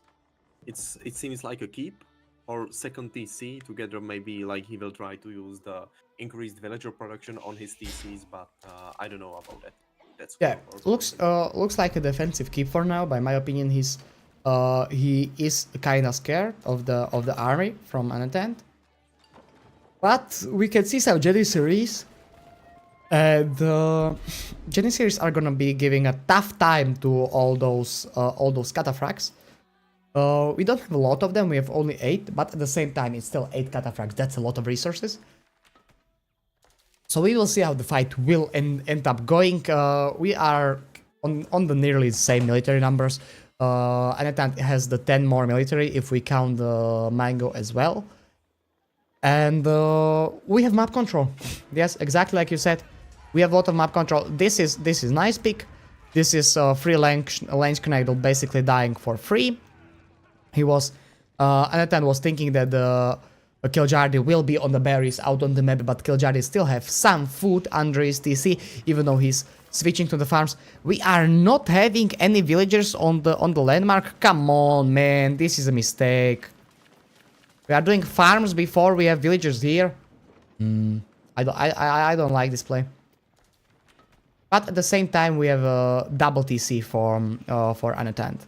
So economical advantage is only growing. Yeah. It's basically gave us, if it makes sense, like here both of them were making villages constantly, which is the case. I think basically the TC is there for like, he killed 10 villagers. That means the TC basically made 8 villagers already, right? Yeah. So TC already plays down like 2 minutes or 3 minutes. We are still on the deer cap over here, and we are trying to find what are these longbows doing. Come on, man, Anatan.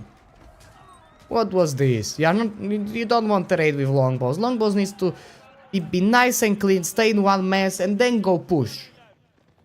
Again, I think I can tell you what he was doing with the longbows, because I was in this position with the Byzantines already sometimes as well. Actually, if you go with this choice from the mercenary house, you actually don't have way to spend the berries on something, because as you can see, he's on 41 longbowmen. Very soon it will be 46, and you kind of don't want to exceed this number. Why? Because he realized opponent is making Sipai, and most importantly, opponent is making a lot of Mangolos, right? So you need to put your military pop cap into some different units. And at the same time, he's on 2 TCs, and as you can see, he's very, very close to be 200 from 200 pop cap, right?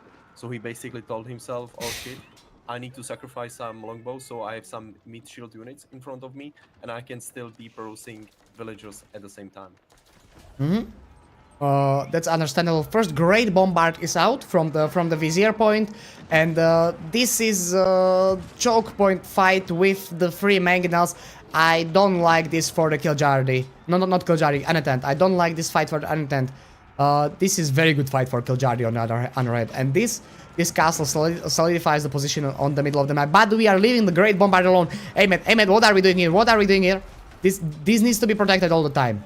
This needs to be protected all the time, and we need to watch for the cataphracts because they can just, you know, queue up on top of them, make their charge, and after that it's all the siege will be dead in an instant. So we need to keep an eye on those cataphracts. They are quite deadly for our siege. Yeah, and Anotan really like played this very smart, because instead of just throwing the cataphracts for free there, because there were the Janissaries covering the siege, he decides to go away with them from the fight and try to, you know, search for some villager picks instead. Again, he knows that he has, you know, the advantages for him into the possible late game. More villagers, Byzantines are in that bad civilization in the possible late game as well. He has the sacred sites, he has the control over the main crucial resources on the map. We can see him right now being on both big gold mines, so yeah, definitely this play makes sense from him. Exactly. Kiljardi is losing here. Like, I don't know why we are idling 15 villagers in the TC. Okay, we are not idling anymore. But not throwing cataphracts is a very nice, and they did the damage.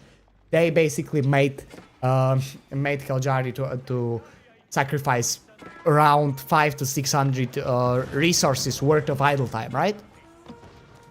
So that's huge as well.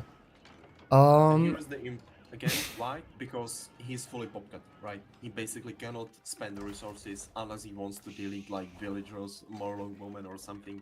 And he just had the resources for the possible age up. Also, I've noticed on the UI on the left side that Anotan will probably be around 8 to 10 mangonel emplacements all the way around the map. Most importantly in his base, so it's basically impossible for the Kiljardi to kill him straight away after seeing his opponent reaching Imperial age. Yeah, exactly.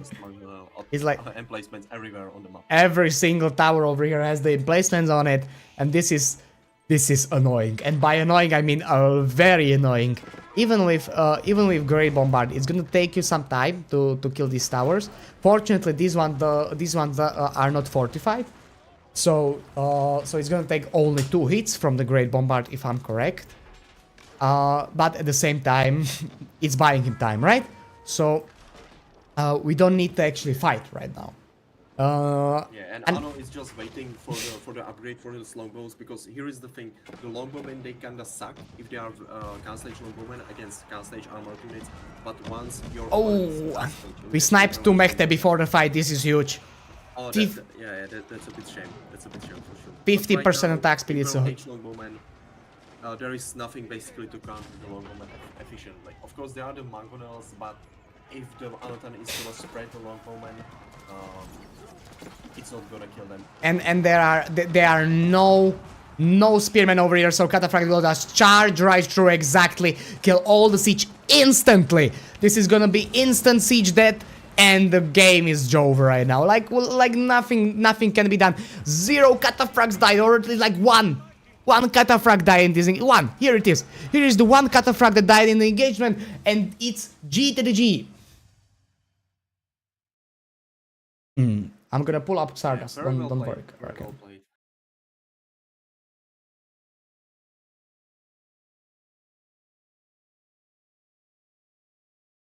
Anatant is taking the series. He's winning 2-1.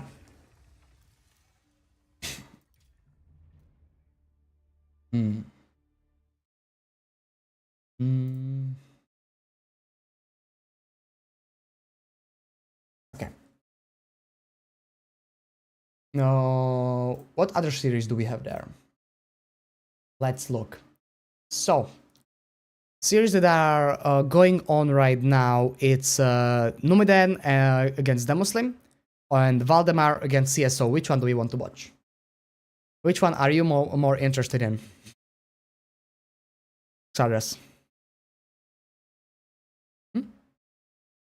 I was trying to change my volume. Can you repeat like which games we can watch again? Because I can type that I'm Voldemar. on the volume. We have Voldemar against CSO. Voldemort, okay. We have Voldemar. Voldemort against CSO, and then we have Numidan against Devil. Uh, Actually, they both seems like, of course, they are only very, very decent players. I would let it on you. Like, both of them seems really, really good. Okay, then we are gonna go with the first one I'm gonna find. Yeah.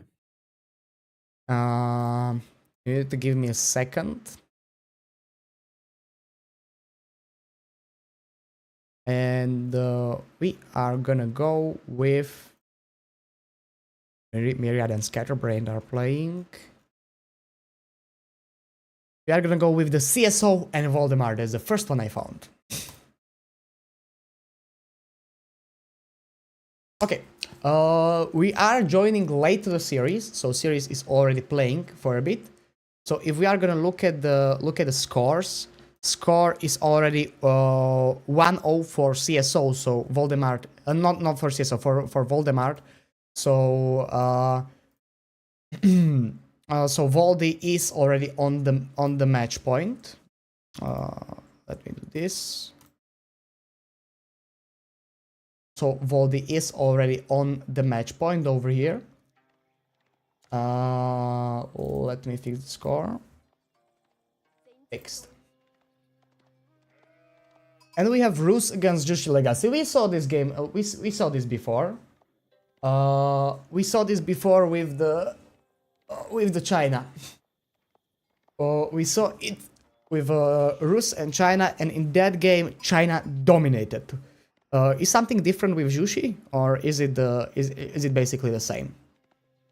Yeah, there is definitely a difference, but in this case, I would say the biggest difference is not civilization-wise, but map-wise. Because if you take a look, you have a lot of deers. There on this map, there is by far the biggest amount of deers from all the maps, and they are spread. One of the deer packs is into one side, and then another deer packs on the different side, which in theory means that it's giga difficult for your opponent to deny the deers effectively on both sides. And you still, even if your opponent commit into the units as the I think it was Anotan, right? As Anotan did in that game on George, it still doesn't mean that he will be able, to deny the deers from you. Because if you just see units on one side, you can move to the deers on the other side.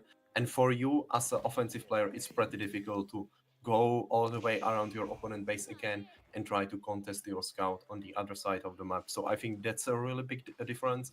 And then of course the sushi eco in midterm, like the process between feudal and castle age, of course, isn't that sweet as of the China one, because all of the taxes, because of the imperial officials, etc., etc. So definitely there will be a lot of differences in this game, I would say. But most importantly, I think Valdemar should be happy about this, because again, he can basically go naked scouts only, and we can see him being on free already. And definitely there will be a window for him to take the deers, even without protecting the scouts for some time. At least, the first 5, 6, 7 years, depending on how many scouts is he gonna have, of course. Then later, you still wanna add spears, horsemen. Of course, it depends on what is your opponent doing. Knights, of course, are possible for Rus as well, but yeah, we will definitely see. 22 sheep for Voldemort. I just want to say it. 22 sheep for Voldy over here. Like, that's a lot. That's a lot of sheep. And Golden Gate going up with 5 villagers. Meditation Garden on the other side with 2, covering 2 gold veins and some wood. So this is gonna be 60 gold a minute plus. I'm not sure how this is gonna be, like 30 wood or something. 30 wood a minute or something around that. We already have a deer pack pushed under a hunting cabin. So this is great for the Voldemort. But on the other side, we are supervising the mill, so Goldingham is gonna be very, very similar.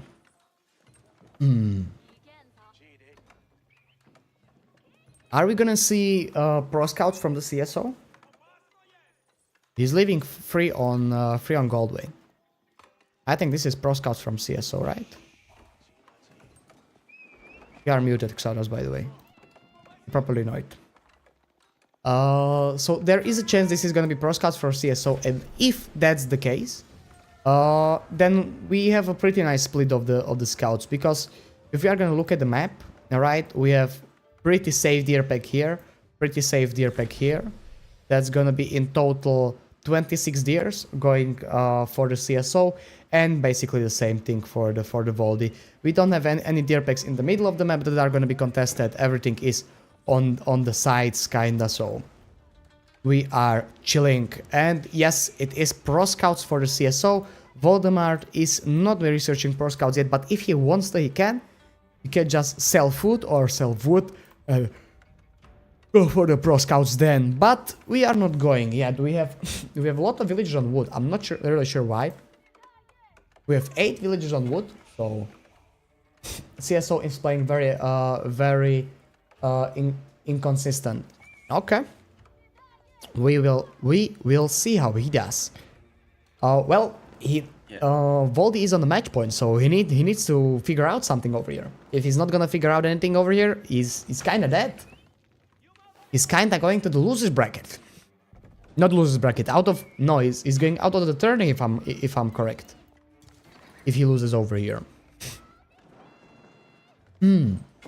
Yeah, I'm sorry. I need to quote Comrade Dyatlov from Chernobyl disaster. I was on the toilet. when all of this happened. You know. Okay.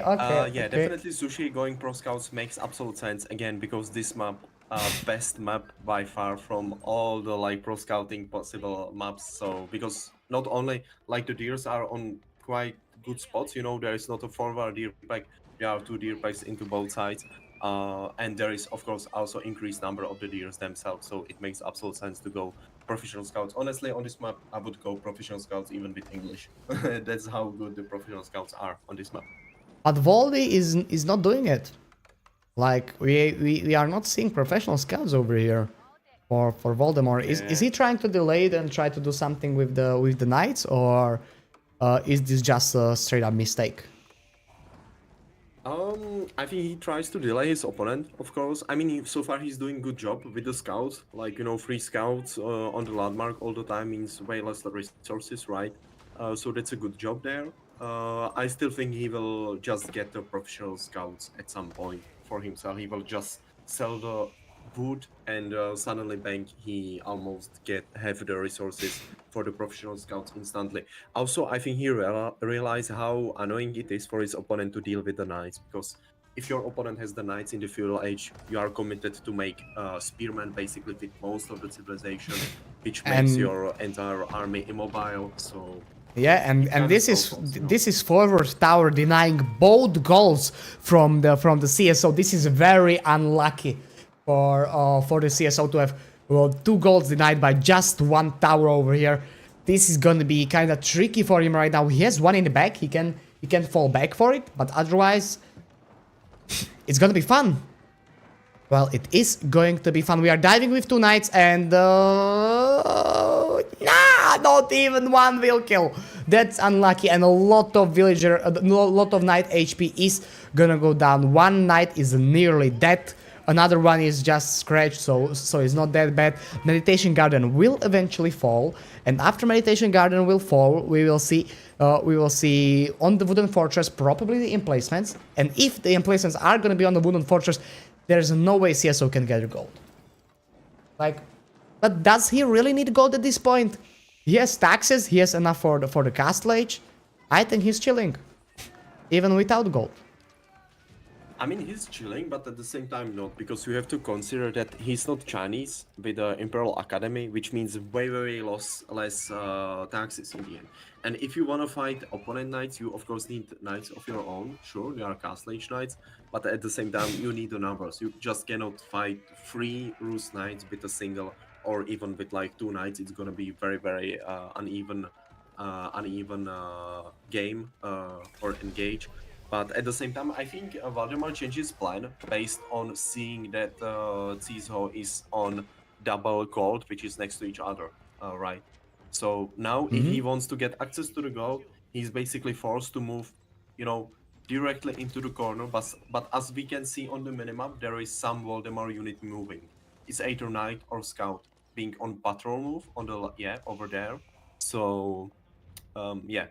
Very, I think Valdemar realizes that Cizo is playing Sushi. And again, if you are on the deers, which Cizo is, the taxes are way, you know, less effective than if you are on the sheep or berries, maybe even, yeah, even on farms, because of course you don't drop the resources that often, which results in Yes, having exactly. You are way less dropping every gold on your 25. mill. You are Yeah, dropping yeah, every 25 and not every 10, so your taxes are way less. Meditation Garden is gonna get burned down. And CSO is trying to go here on the gold, but with 3 knights as well. Valdemar, though, he's gonna wrap around his base and try to engage in a fight. But I'm not sure if we can really. Right? This is gonna be soon 6 knights. Yeah, this is soon gonna be 6 knights. 6-1 is in the queue. Exactly. We have 6 Castle Age Knights against 5 Feudal Age Knights. Valdemar cannot do anything here, and we are still not. Well, we still haven't saw professional scouts from the Valdemar. Like, he is still on the sheep. He is still on the. He was on that one small deer pack in his base. Sheep are gonna run out though. There is not infinite number of them, even though 22 sheep it's enough. It's definitely enough until the Castle Age. But yeah, we will be running out of them.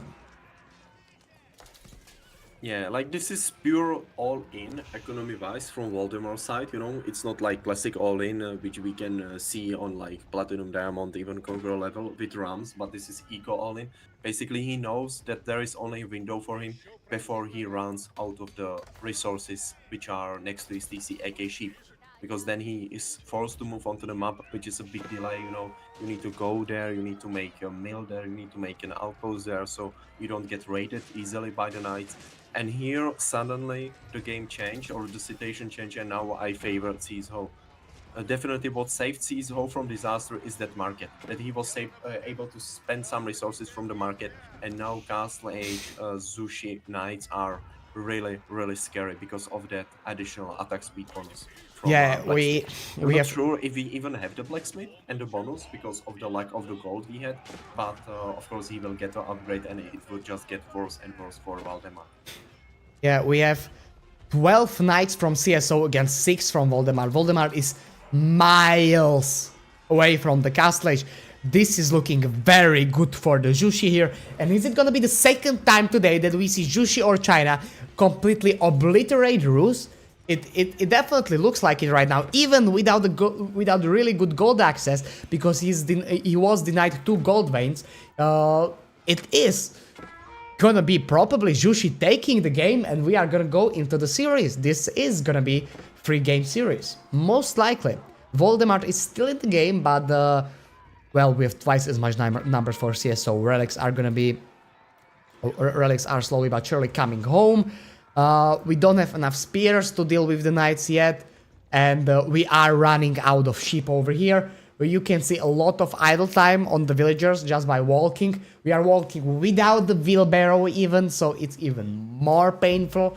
Yep, if just the CSO decides to go ahead and look at the map for if this deer pack is killed, and he's gonna see, oh, this deer pack is killed, he's gonna run here with knights, or he's gonna run here with knights preventively, and killing 10 or 15 villagers is gonna be probably GG. He's gonna see the villagers with this knight, and he realizes instantly, and he's going to kill all the vills. This is like disaster for Valdemar, of course. But at the same time, you know, CSGO, he can just chill because he has the ranged armor. He could even dive under the Valdemar base and it would still be pretty good for him because Valdemar, basically, he has not even the number of CSGO knights, which are feudal age knights. Now maybe he's buying some time for himself with the extra spears, but definitely Valdemar is on a back foot right now. Certainly, and CSO is taking villager lead in the game. He was under the pressure all game, but now he's taking the villager lead. Voldemort, even after all of that pressure, Voldemort was not able to kill even a single villager from the start of the game. And he was making towers, he was trying to dive wood lines, he was trying to dive mills, and he didn't kill even a single villager. This was a very nice play by CSO, very nice hold. He holded it strong. And right now he's basically just taking the game for himself. But we will have problem for both players, and it's gonna be called running out of food. But China or Jushi is gonna run out of food a little bit later because 20% buff from the imperial officials. Maybe what's actually a bigger threat for CSO is running out of the gold. Again, as you can see, there is the difference between China and between Sushi, because he ran out of this gold mine, exactly, and he's basically forced to move onto one of these. I think he just waits for reheal his knights, and then he will just send them to burn the outpost. Yeah, and then he will just then he will just burn it. Somebody in the chat is saying that you know a lot for silver players, Xardas. So you are very knowledgeable silver. Like, don't be rude to silver players. I didn't reach their level yet. Don't be rude, please. Yeah. Thank you. Yeah, exactly. We have one of the best silver players out there. You know, I would say Xardas is maybe, I would say that Xardas is maybe gold. Okay, on a good day. On a good day, he may reach gold. Yes. On a good day, on favorable matchup, on favorable map, and with English only, of course. Yes, exactly. Exactly. Valdemar is still in the giant trap. Like, he's miles away from aging up. Even though he has twice as much army, we are miles away from the cast stage, and this dive is gonna be deadly. Like, what are these knights gonna do over here? Some idle time, maybe we are gonna kill a lot of villagers on wood, or maybe we are gonna be stuck on 2 spearmen. I don't know. CSO could just run through the wood line, by my opinion, but well, even like this, it's fine. Maybe he's gonna lose only 1 knight, maybe he's gonna lose nothing. But why is Jushi playing all in knights and doesn't want to play anything else? Increase attack speed of cavalry units by 20%. That's one of the best upgrades for knights you can get in a game, by my opinion. Right? Yeah, maybe it was worth it to know as well. If you take a look onto the wood count of CSOV, it's like, it doesn't make any sense to be floating this much wood this early on in the game. Maybe it's like for dropping down Siege Workshop. Yeah, now he spent a lot of wood. Maybe he's making some fun. Yeah, he's making sprinkles. What would make sense is definitely Siege Workshop and investment into Nest of Bees or Springouts. I would still make a Nest of Bees and not Springouts. Same. Because Nest of Bees are in, like, if you have 4 or 5, they are more than capable of killing basically like all the units types. So. Well, Meditation Garden is not making any resources for quite some time. Already, it will be like 10 minutes. Voldy is having a lot of army, but on the other side, well, it's Valdemar and he doesn't want to age up. I'm not sure why. We are spending all the tickets on selling the wood. I think so.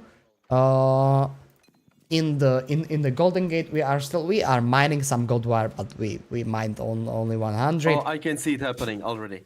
Libby, sorry, I need to disturb you, but so what he did, he age upped into the dynasty, like feudal age dynasty, and now he very likely just dropped shit of the archer ranges somewhere behind his base, which means that he's getting a lot of, yeah, and he got a lot of Zugenu for free because of the landmark, right? Okay, I didn't saw that. That's a very good point, but they are still feudal Chukonu and we are taking a fight. There's a lot of spearmen, 19 spearmen in this engagement, but we can see 18 knights from CSO, 18 knights, 18 castle age knights with 20% better attack speed. I don't think there's a way that Valdemar can win this engagement. He's gonna lose this engagement, definitely. If he would have upgraded units, then maybe I would say that there's something he can do. But this game is coming to the close. G to the G, 1-1 in this series. We are going to the third one. Yeah, plus 20% on the cavalry, plus castle age knights against feudal age knights. Yeah. Not a fight you would like to take. Exactly.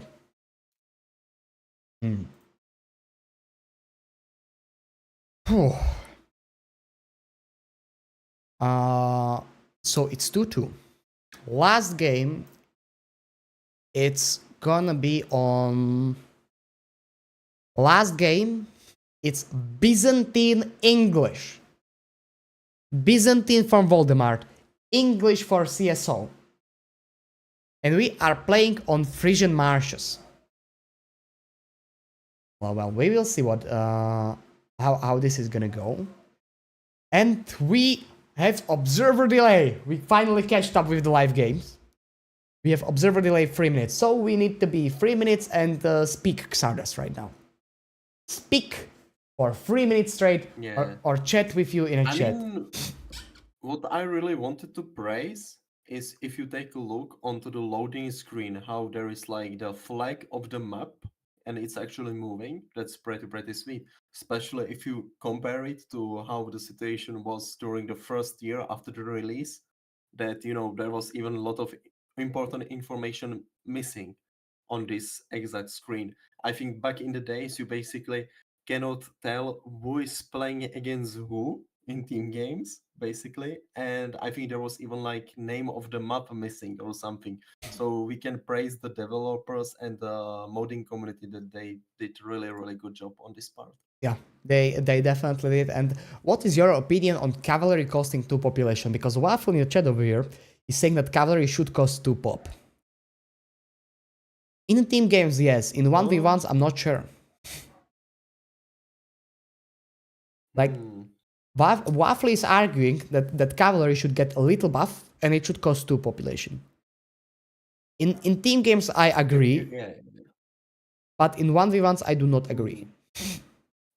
I think maybe what would be a better chance would be giving spears even slightly a better bonus damage into the cavalry, because they are countering them, but at the same time, if you compare a counter unit like spearman and archer, and then you compare a counter unit like spearman and a knights, it's not that like, perfect direct counter, so maybe that might be a change. But most importantly, change for which I'm asking for like 2 years is that the cavalry archers should be getting a bonus, some additional damage from regular archers. Let's say the regular archers should be dealing +3 damage into the horse archers, into the mangurais, into the camel archers. Yeah, that would be nice.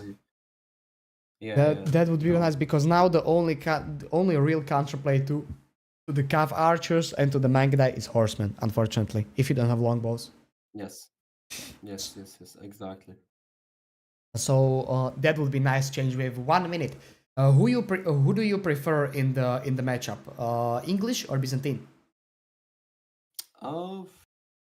I mean, it's Frisian. It's this map, so it's a bit different map to the like standard map which we play on the ranked pool. Of course, usually I would say for English, this is one of the 90% or like 7 from 10 matchups for English are pretty bad. This is one of the like not great, not terrible. Again, I need to go to Comrade Dyatlov on this. But at the same time, I think the Byzantines, they have a slight upper hand, most importantly because of the increased eco you get from the cisterns. And with the recent meta, you can get the tier 5, you can unlock it very fast, which means that your eco is just way superior to the English one. But of course, we will see, because there are the fish ponds on this map. So we will see how this is gonna unfold. I'm really curious what is Caesar gonna do in this matchup. But yeah, we will see. Exactly. And we are in the game. Let me pull up casting screen and let me fix. Yeah. You follow scout. I said follow scout. And we are gonna fix the score. We can Score is already 1-1. see map spawn. So we can see that the berry spawn for Valdemar are quite sweet. There is like kind of back berries, and the secondary berries are like, in the same direction as well. So this is pretty sweet for a Byzantine player. Mm-hmm. Oh, it's very good. This is the change map, right? If I think correctly, that earlier versions of the map had the markets in a corner right here.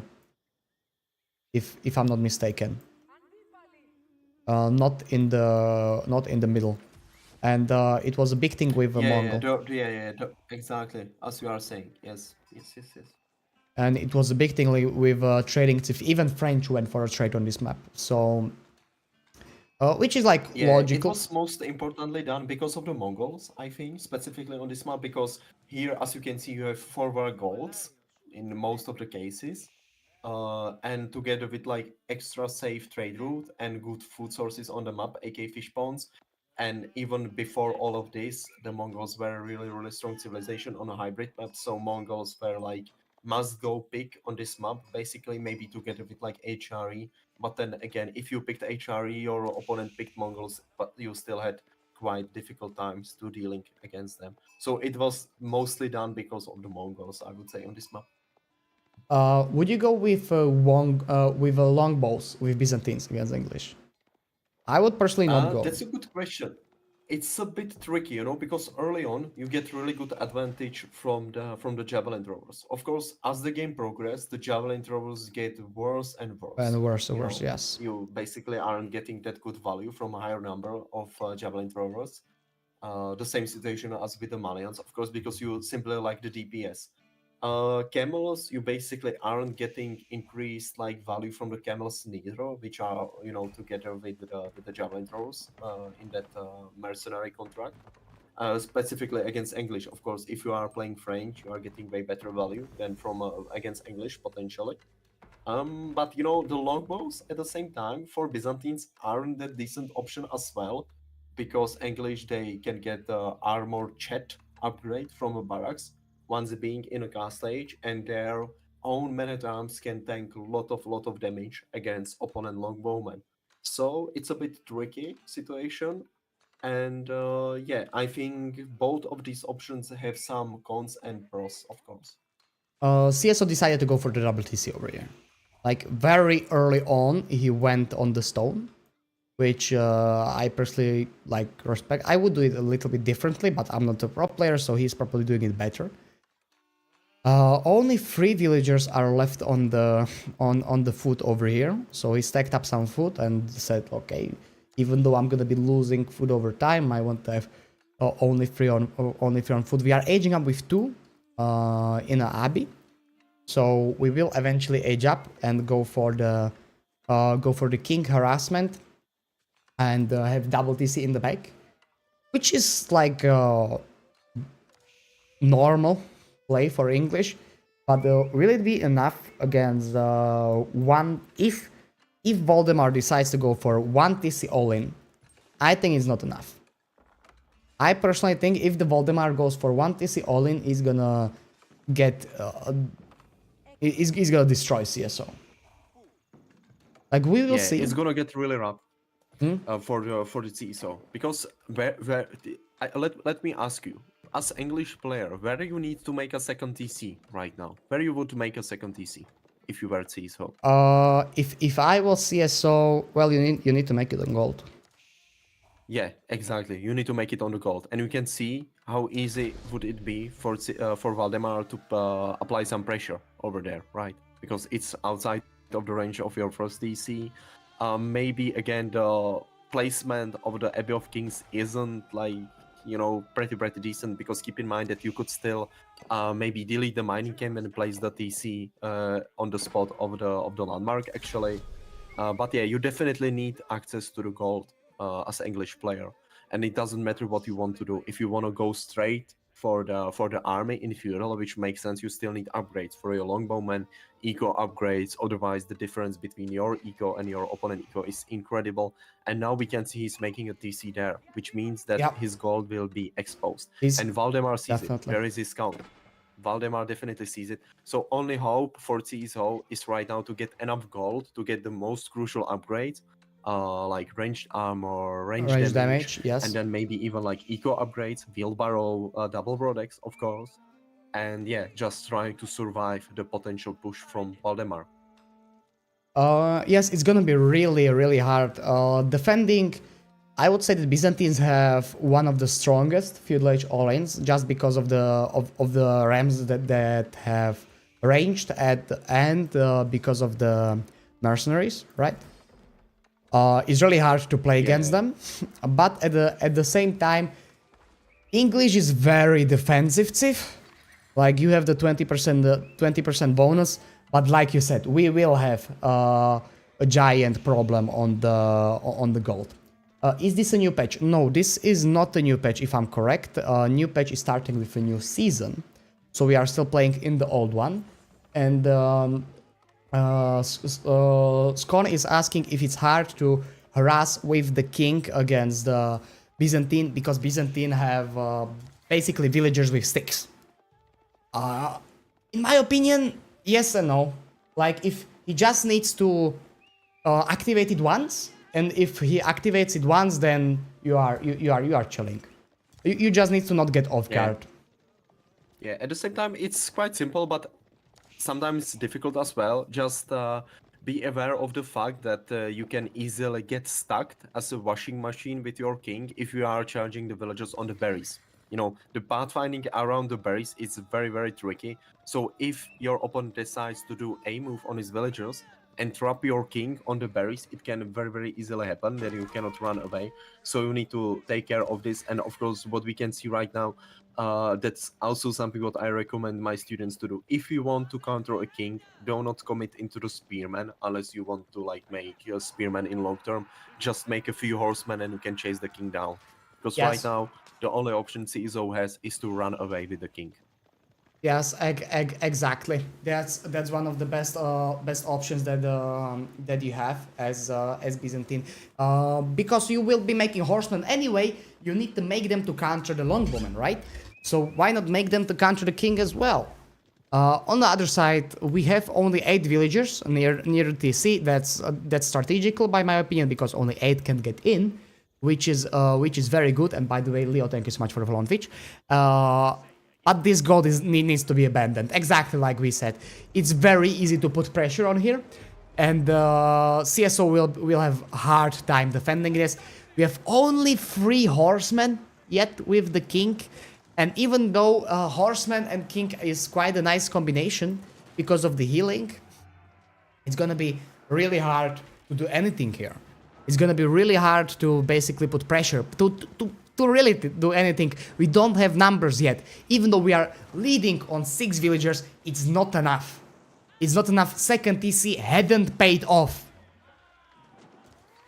And we are... It definitely didn't. Also, we need to consider the fact that Valdemar is at least on tier 3, if I'm not mistaken. Yeah. His turns, 4 actually. Yeah, he forgot, if we can see... Okay, he's making the aqueduct right now. Very, very good. So he'll be on tier 4 very, very soon, which basically fills up the gap of 7 villagers. So right now, economy-wise, Valdemar is in a really, really good spot.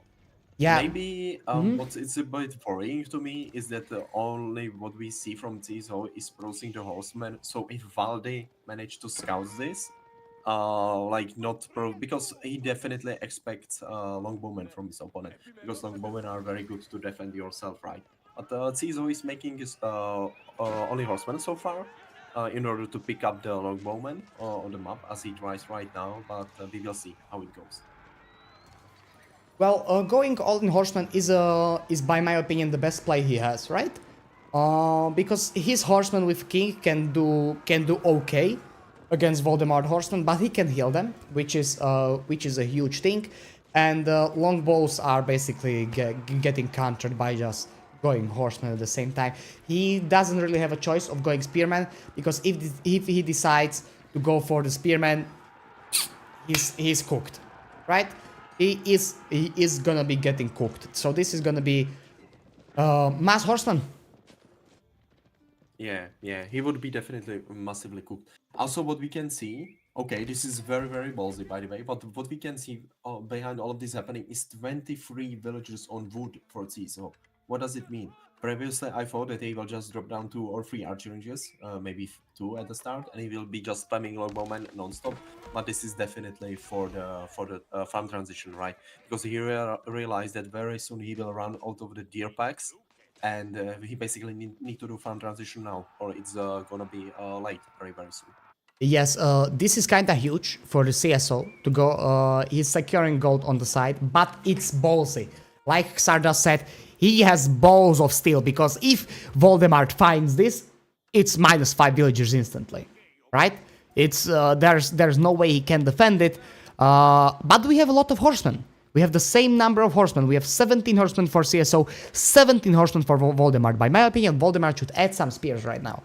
Add some spears with the longbows, put all the horsemen at one spot, just raid with the horsemen, and put the pressure on golds, on this gold and on the wood line with the longbows plus the limited A. That would be my actually play. happening here? We can see it already happening on the interface. Valdemar is going for castle, right? He 9 on the gold. He almost has the food, and the castle play here makes a lot of sense because if you have the stables already, which you have as Valdemar, because you have 17 horsemen, right? Which unit are you gonna be producing against opponent horsemen, counterparts, right?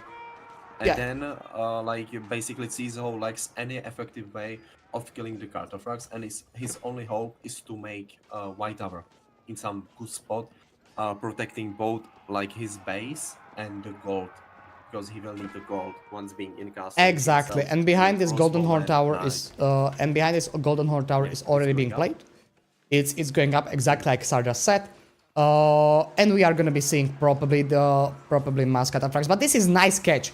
This is nice catch for CSO, doing some damage or killing some horsemen before, but he sacrificed 4 villagers for it, and that's not great. You don't want to do that against somebody that's going Castle Age, and you need that villager advantage. You need to have wheels to be able to sustain production of your own units and to go Castle Age at the same time.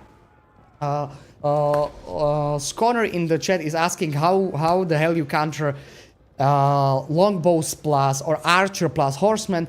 In this case, you don't really need to counter archers plus horsemen really badly, because there's not gonna be a lot of longbows, right? Like early on, yes, early on you will get a lot of longbows, but it's not like it's gonna be pumping more and more and more and more. So exactly like the CSO is doing, going mass horsemen, it's enough. He would have way tougher times if the Valdemar decided to go for limited A, which actually he did, but he did it too late. He made just 2 limited A, which is like, who cares? And right now I would probably prefer... I don't know which position I would prefer, because we have White Tower going up. I don't feel like Valdemar did enough damage to CSO. We killed 4 villagers, but that's it. If he's gonna find these villas over here, then CSO is cooked. This is 10 villagers, but he's not finding it yet. He's kind of looking all over the map, but doesn't saw it. We have 15 horsemen. We have 1 cataphract in there, but that's not enough right now to be diving anything. 16 villagers are idle, and yeah, it's CSO not reacting to the not shift clicking. But otherwise... Yeah, keep shift clicking, boys. Keep shift clicking. Every time you send your villagers to build something, shift click. Exactly, but Xardas, I want to ask you, which position would you like here more? Because honestly, right now, right now, situation kinda English. changed. Maybe, yeah, right now English, but maybe, you know, the position of White Tower. I fully understand that Cizo was scared of some potential dive, because again, it's Cartofrax plus it's veteran age long bowman. Veteran age long bowman. This is problem. This is well English position is not better right now. Well, yeah, and this is what I wanted to say, that the White Tower should be a slightly more ahead, basically between the 2 golds, ideally protecting both of them, because, you know, at the position where it is right now, it's protecting everything but nothing at the same time.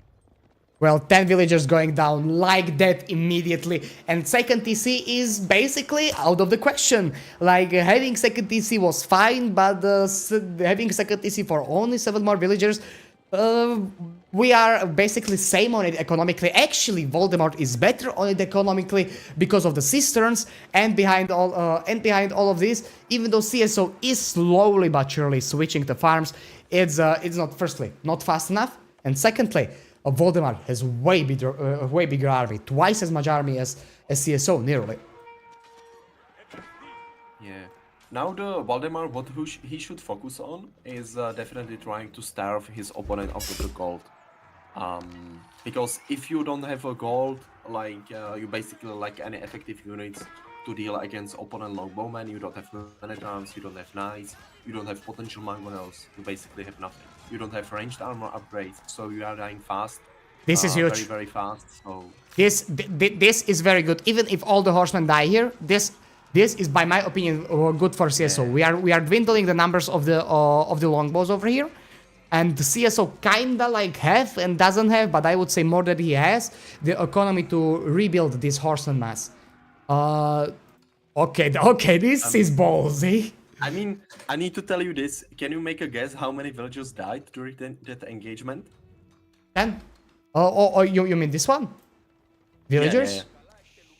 Yes. Like I see down here, 0.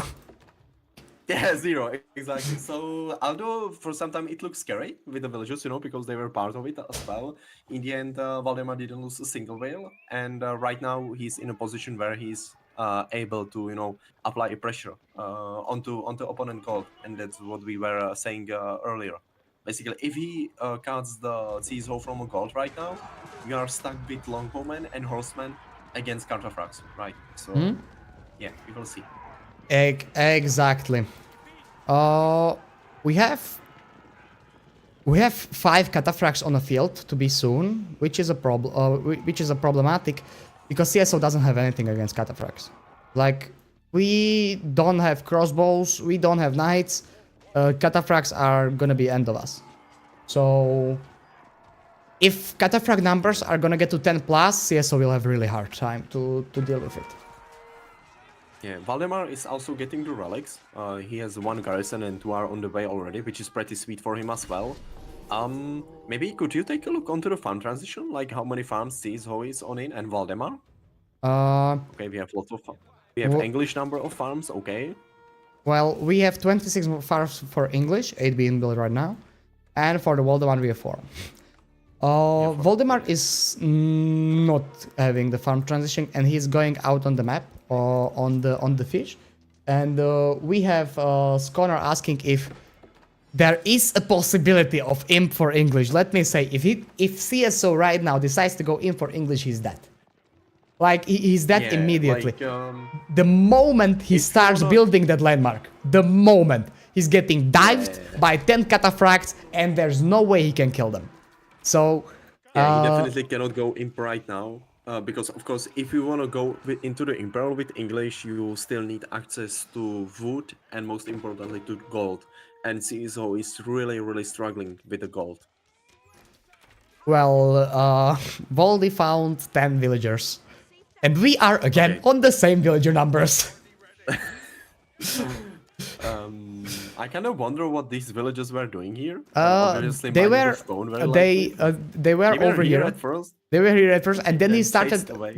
Then he started running away, because Valdemar was trying to go like over here on the map, and they were fighting, and he was running kind of back, so he couldn't go towards another gold. He went to the corner of the map to mine some stone, and it didn't work out, unfortunately. Yeah.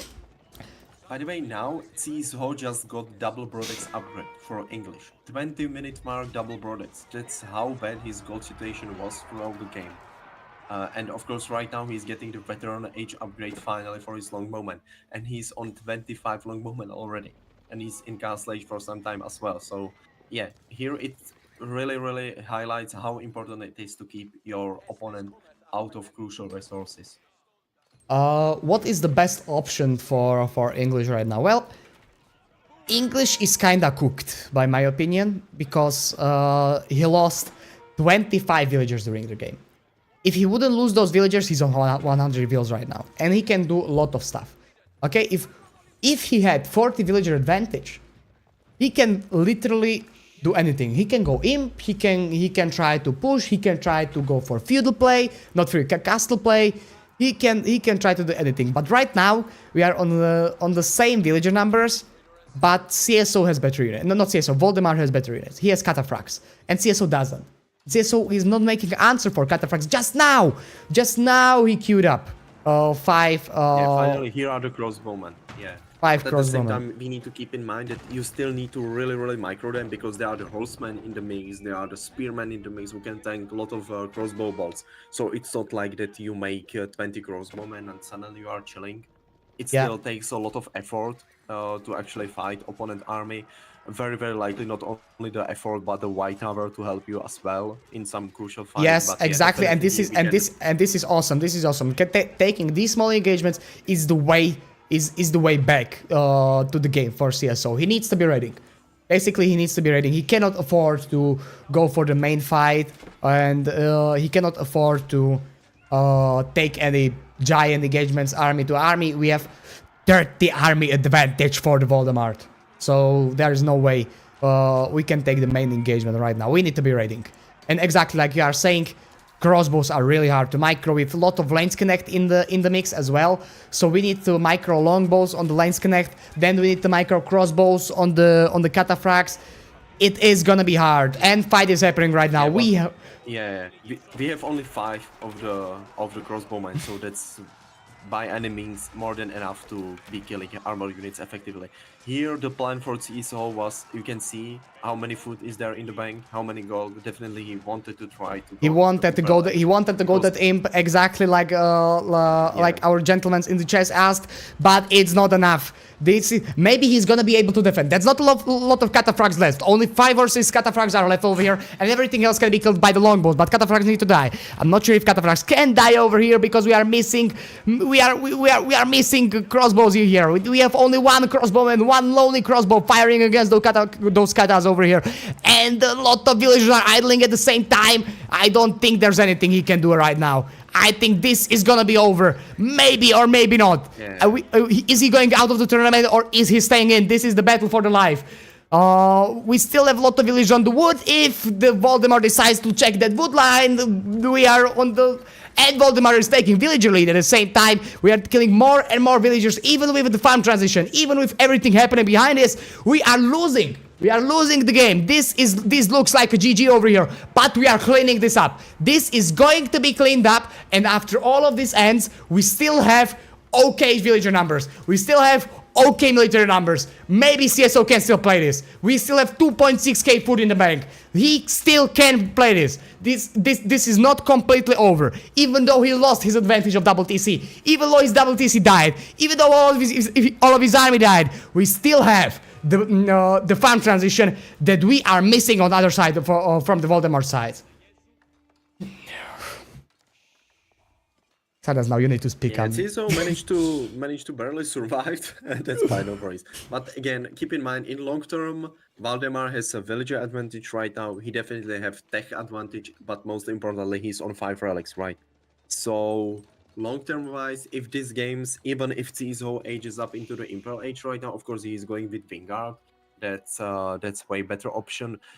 He gets enclosures, he will be processing Vanguard ranges very, very likely. Still, the position for him isn't that good, because he definitely is gonna lack the goal to get, Imperial Age upgrades from University in time, elite upgrades for his army. Yes, he will get a goal to get enclosures, of course, but that's about it. And even the gold income only from enclosures isn't that really good, unless you are on 80 farms. So Yes. yeah, I cannot see a way where CSO can keep a pace with Valdemar economy, basically. Yeah, and Valdemar has like the 5 relics. 5 relics is huge for the Byzantine, even for the olive oil production. The problem that the CSO will have right now is his economy cannot keep up, right? We have 70, even though villager numbers are similar, we have 4 cisterns out for the Valdemar, soon to be 5. Yeah, right now he's making the 5th one. He was waiting for stone because he is not gathering stone. That's why the 5th cistern is kinda late a bit. But this is gonna be very hard to hold for the CSO right now. Very hard to hold. What's very important for, sorry to stop you again, I Yep. just realized what's important for Valdemar as well. Keep in mind, he's on 5 relics, but 3 of them are in the landmark, right? Which means that you are getting gold only from 2 of them. So for Valdemar, I'm kind of surprised by the placement of that 5th cisterns. I would preferably make it next to the big gold mine, and I would try to secure that position to me as well. You might be asking how, and again, by just making 2 outposts there with Mongol emplacement, and basically I'm sure that my opponent is not gonna raid me there anytime soon, right? Yes, yes, definitely. This is a very hard position for CSO right now. Even though he survived the initial push, I was thinking he's gonna resign right away when he loses most of his army, but he survived the initial push, which was very interesting to watch. And right now it's basically imp against castle. That's his advantage. His advantage is being in the imp. But we are not making Vanguard Rangers. I'm not sure why we are not making Vanguard Rangers. If we would be able to get to like 16 Vanguard Rangers, not 16, 18 Vanguard Rangers, 18, 24, those numbers, I think we can take every single fight. Right? But he probably has the Giants probably with the gold right now, because this is his last gold vein. He will gather this thing, and then he's out. Next closest one is this one. So...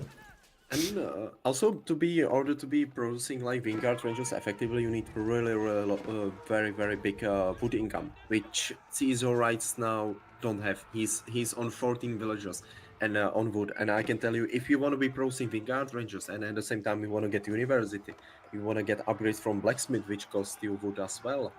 You need way more. Basically, triple the number of villagers on the wood. Not 15, but somewhere around 40, in order to be able to produce them. Also, of course, if you want to make them very effective, you need the upgrades from the university, which cost you again a lot of gold, with which income we really struggle. We kind of have a very limited amount of gold. We are basically on the last save gold as CSO. So yeah, I mean that would make a sense to not be mass producing the Vanguard Rangers. Though behind all of this, CSO is raiding quite a lot. Okay, like yes, 45 villagers died for CSO, but he's still on the villager advantage. He still has it. So it's kind of interesting to see at the same time that somehow we are back at it, and we have again villager advantage for the CSO, but military advantage is only double for Valdemar. So that's where we can see how good the cisterns are, right? Even though he's using a lot of the wood to make farms, this is gonna be very hard for literally any engagement. And we are gonna be taking fights under the White Tower. White Tower has... We are still missing network of citadels. I don't know why. Why are we prioritizing cannon emplacement over the emplacements of the network of citadels? Literally 10% bonus attack speed on everything. Come on, mate. That should already be researched. And this is giant army for Valdemar. We have 22 cataphracts here. Just please tell me, explain to me, with what is gonna CSO killed 22 cataphracts? And this is this was quite a nice engagement over here. We are still raiding behind all of this, but by my opinion, there's nothing he can do against cataphracts. Like, we don't have enough. And it's not only the cataphracts, it's also a lot of Limitane. Right now, Valdemar is on 36 and there is 10 more in the queue. You put them onto the shield wall, and CSO only have 13 longbows to snipe all of them. And why I'm mentioning Limitane, because the rest of his army is made up consists of horses, right? So Limitane, killing the Limitane should be his #1 priority in order to take a good engagement. But of course, that's not gonna happen because the military difference is like 3 times for favor of Valdemar. So yes, exactly. And CSO is out here in a gold, which is again like if Valdemar sees it, game's over immediately. These risky moves he basically is forced to do, because if he wouldn't do these risky moves, he would be dead already. First 2 landmarks going down. TC is gonna be trapped down very soon. And yeah, military is even worse right now. 39 against 120. I don't feel like there is anything that CSO can do. But we have 3.5k foot in the bank. What are we doing with that? Come on, at least sell it. Something. CSO, you are macroing like me. No, this is not good. Honestly, I think he was selling some of it before. Can you take a look onto the market of CSO if there is some? Okay, It's already over. It's already over. Yeah. G to the G. Valdemar is taking the match, and he's going ahead in the losers bracket to another one, probably tomorrow.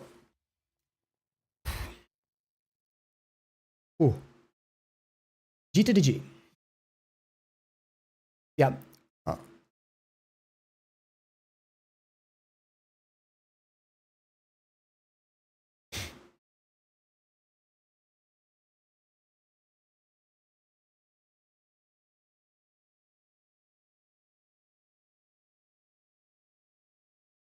We are better than professional. What do you mean? Like, like we are the best there is.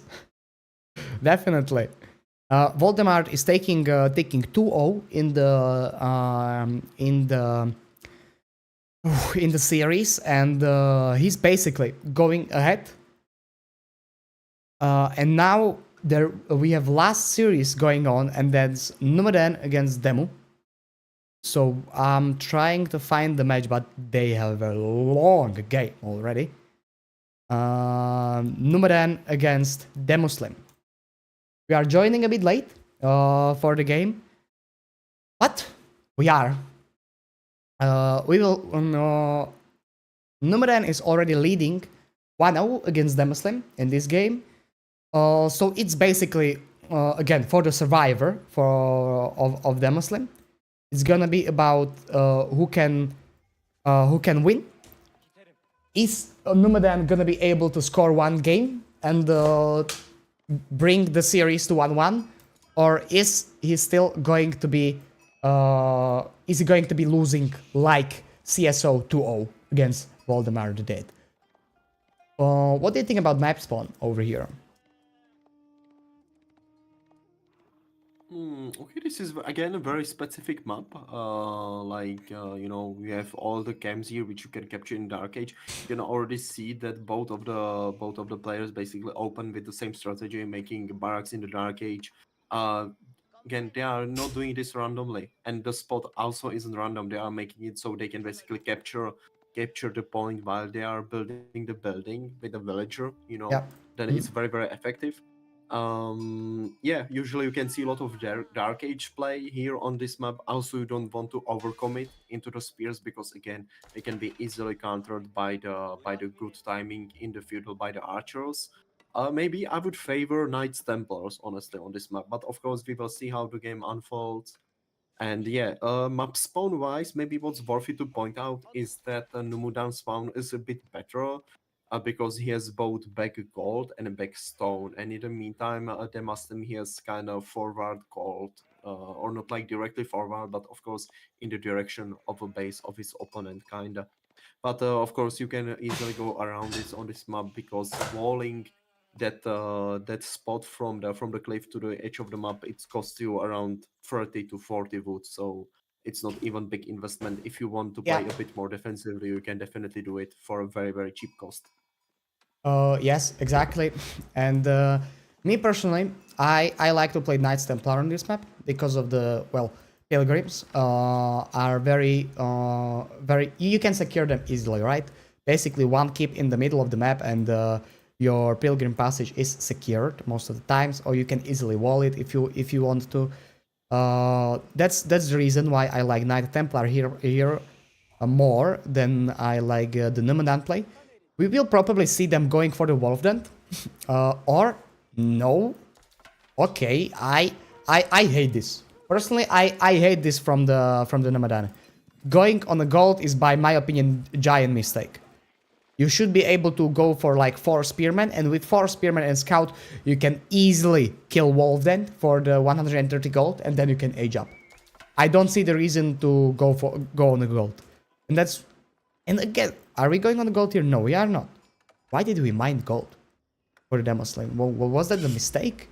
Probably. No, it's not a mistake. It's merchant's camp. Okay, it's my bad. It's merchant's camp. But yeah, this is gonna be We have a game now on our hands, ladies and gentlemen. We have a game. These wolf dens are quite nice. You don't even need to actually like kill them to get the gold out of them. They just need to start burning. And when will they start burning, you are automatically getting 130 gold. So not going on a gold is a right choice by Demoslim, by my opinion. But he should be running already for the wolf den and trying to kill it. This way, Nomadan will age up sooner. Demo is going for a lot of spears. This is already 9 spearmen, soon to be 10. By my opinion, he's a little bit overcommitting. He's a little bit overcommitting, but at the same time, it's gonna be interesting because Nomadan will age up sooner. He will get the upgrades. Or at least it looks like it right now. Demo will be missing gold for quite some time. Okay, he's pulling villagers. He decided not to go on Wolf Den and risk losing the merchant's camp with house. We are already going up with the twin minaret madrasa. We want that free food, right? But is earlier age up better than more units, Xardas, or are we gonna prefer? I would prefer right now definitely Numudan situation, because if you take a look, he's very close to get the imams again.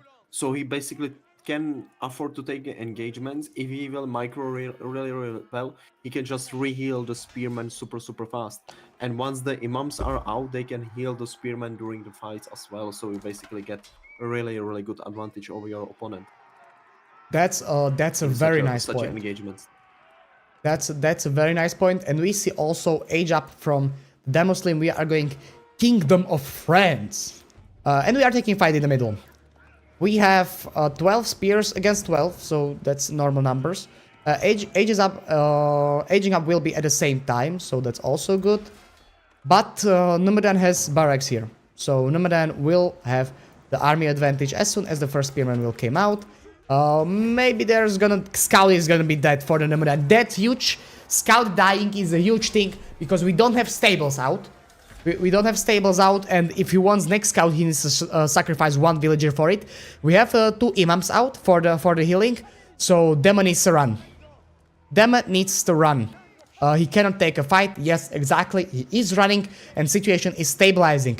We have 4 villager lead for Nomadan over here because of the aging up, right? Aging up with the Knights Templar and going for the safe passage. It is what it is. You are basically giving up 3 villagers, but at the same time your economy is quite good. You have very good bonus for wood. You don't need to make lumber camps. Your archer switch feels awesome, right? I feel like you can go for like 3 archer ranges with 5 villagers on foot. So, yep, this is gonna be interesting, and we are going for that wolf den. Yeah, and again, back to the losing the scout. That's basically the worst timing or worst time in the game where you never want to lose the scout, because now the demo he has a lot of options to go with, right? Basically, Nomadan, he doesn't know the commandery demo age up with. He doesn't know based on the units if it's the French or whichever it is, right? For example, and then he doesn't know if he's sending the how they are called, not the travelers, the pilgrims out. If he's like making them, if he go to tech, basically Nomudan is playing a blind game right now. He can, of course, he can expect his opponent to make archers, for example, because he had lot of spearmen. Now he even sees them. But again, doing some moves based on what do you predict that can really fast just go really wrong for you. Yes, exactly. We are taking down the first barrack, which is like okayish. It's not the worst case scenario for the Nomadan. We already have the military school up, which is nice, and we are spamming archers plus sipahi, so the normal combination for the Ottoman. Nothing fancy, and we are going a lot of archers for demo. This is just gonna be archer play. Looks like it. I don't hate it. Archers for the Knights Templar are, even though they don't have any special upgrades, it just feels good to go for them. It just feels very good to go for them because of the bonus on wood, right? You don't need Definitely. lumber camps, and you have faster gathering, and you are getting food for it. So this is Right perfect. now, definitely, I would favor the Muslim position. Why? Because he is getting extra income from the pilgrims, which basically gives him all the technology and the military upgrades basically for free because of the pilgrims. And if we compare it to the Numudan, he's kind of still lacking any upgrade. He has the double broadaxe, but still no wheelbarrow, only ranged damage upgrade for the archers, and the demo will very soon will be able to basically get all the upgrades he wants to, and in the meantime he will be basically collecting gold for either units, for the like pseudo knights as I call them, or for a possible castle age. Yep. Yeah, exactly. We have some Sipahi on the field. Sipahi trying to deny pilgrims. Free HP Sipahi. Imagine if pilgrim could have had a small dagger, like a villager, but unfortunately no. And this is gonna be. Demo has the map control over here. Like, Numoden is trying to get it, but it's gonna take a lot of time. Because of the missing wood. Right? The Muslim just has way better income in the wood department. Yeah, exactly. We can see it's 19 archers against 26, but at the same time, of course, what favors the Muslim is again the Mechtra. If you put the Mechtra on ranged armor, or maybe even on an attack speed bonus, it's still pretty sweet. It basically means that it equals the numbers in this case, for example. Yep. And if you are gonna look at the unit counts, the Muslim is slightly ahead. We are seeing the switch to Chevalier from the Muslim, which personally I like. Over here, because we already have the archer numbers. Archer numbers are already up. Hello, Yuri. So I think going knights over here is a good choice because he can start raiding and he can apply pressure in the front of Nomadan's base at the same time.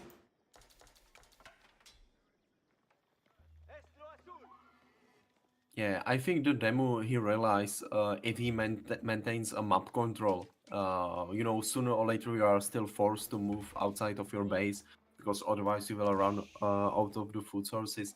So he knows that if he denies the berry patches which are more openly onto the map, he will be in a very sweet spot if it comes down into the situation in like 2 or 3 minutes. Yep. Exactly. The demo is going back a bit. I don't know if he's trying to stockpile resources for Castage. Doesn't look like it. But I don't really know why we are going back. By my opinion, he has better numbers. He can just take a fight. He has way better numbers. He can just take a fight. And he's gonna win a fight. Sure, there is a Mechta with the 15% attack speed. Sure, there are two imams. There are two imams for the healing, but Demo just have the numbers on his side. 10 more archers and 8 knights. Numbers are on his side, not on the side of Numedan. He can push him to his base. He can, by my opinion, take the merchant's camp. And secret passage should be safe passage for pilgrim should be all right. It's by my opinion, the Muslim is winning, even though he's losing 4 villagers to the age up time and to the upgrades for pilgrims. But at the meantime, we have Castle Age for the Numedan. Behind all of this, we are going up, make the Imperial Armory. We will be getting free siege, which is definitely interesting. 1 or 2 mangoes can definitely make a lot of problem to the Muslim, by my opinion, or just upgrades.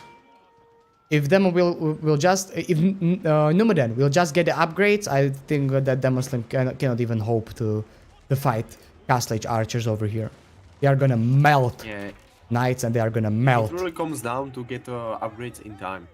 Maybe what is missing here, if you take a look, Numadan is on 233 gold right now. So very soon, yes, now he can afford to get one veteran age upgrade, but definitely not like veteran age upgrade for multiple units, or for like both veteran age upgrade and an upgrade from a blacksmith. But of course, we will see how this goes after the age up.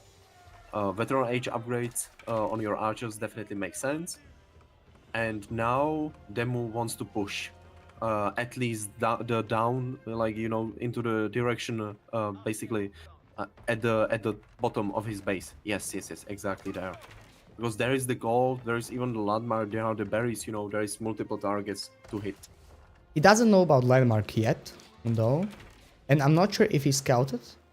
But at the same time, he's running away with the archers. He's kind of scared. He's kind of scared of the timing push with the upgrades to the veteran for the Numadan. And right now, I would personally like to have the mech movement speed more than monks. Like, I don't see what monks did in this game. They healed 10 spearmen. That's it. Yeah, they healed the spearman.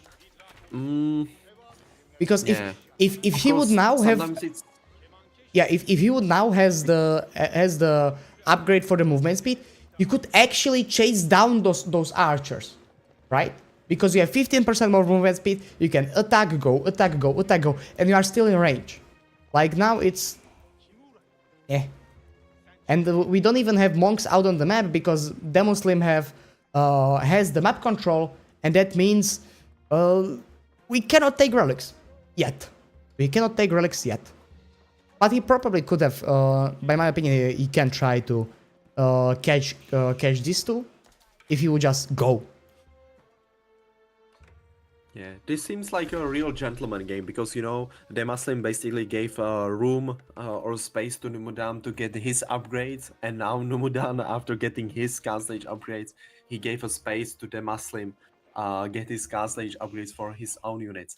I think maybe most importantly, it comes down to the fact that Demo is he likes the scout, and we can see in such games how important it is because the Muslim is playing blindly right now, and if you take a look onto the position of Numudan scout, where is the scout? If you can see him, yes, right there, basically checking pilgrim, checking the Muslim army, so he basically knows the most important stuff. And here he's checking the chivalry, so he basically knows his entire army composition, where the army is, basically all the crucial information for himself. Yes, exactly. At the same time, we are getting first heavy spearmen on the battlefield. Heavy spearmen are countering every single thing in Numudan's composition, so that's a perfect call. Heavy spearmen is gonna counter archers, is gonna counter spearmen, is gonna counter sipahis, and is gonna counter mangonels. I personally love heavy spearmen from the Demo Slim. Even though longer the game goes, bigger problem he will have with not having enough of the like not having the good units, not having hand cannons, not having Genoese crossbowmen. He can go for Schlachta, but Schlachta costs a lot. So yeah, he, by my opinion, will is getting himself in a trouble with this heavy spearman in the late game. Right now it's good, but longer the game goes, it's less good, right? Yeah, Numudan is only on 2 crossbows, but 12 Janissaries. I think he took the vizier point for the Janissaries. Yes, and we are taking fight. There are some villagers on the front line as well from the Numudan. We can see 8 villagers killing the enemy chivalry here, and 1 mango firing on the archers over here. We have a lot of veteran archers from the Numudan, but we are missing +2 just coming in. No, that's +2 for Demo. Demo is getting +2. Numudan is not even near getting +2. Not even near getting +2 ranged armor. Right now, this fight is changing. It's going to the favor of the Demoslim because of the upgrades, not because of the Mango. Mango is doing a great job against Demoslim archers over here, but at the same time, the archers from the Malian are just straight up worse. We don't have any mechta here. We don't have plus 15. We make Janissaries, but Janissaries are not doing anything. We don't have any cavalry here for them to take a fight against. And we have 30 army advantage for the Demoslim right now. He is taking a very good engagement. Yeah, there was a time where it looked kind of in a favor of Numudan, also maybe thanks to the Mangonel, right? But again, only one Mangonel, that's not enough to, like, you know, effectively kill or at least injure this mass of the archers. Yes, even though new mangoes are coming out, this hurts. This hurts your soul. MVP Spearman. Yes. Exactly. These spears are MVP. And we are heavily pushing. Like, this doesn't look very good for Numadan over here. We lost some villagers. Demoslim already killing 17, and we are. Well, we are in trouble, even with military schools, even with everything in the back.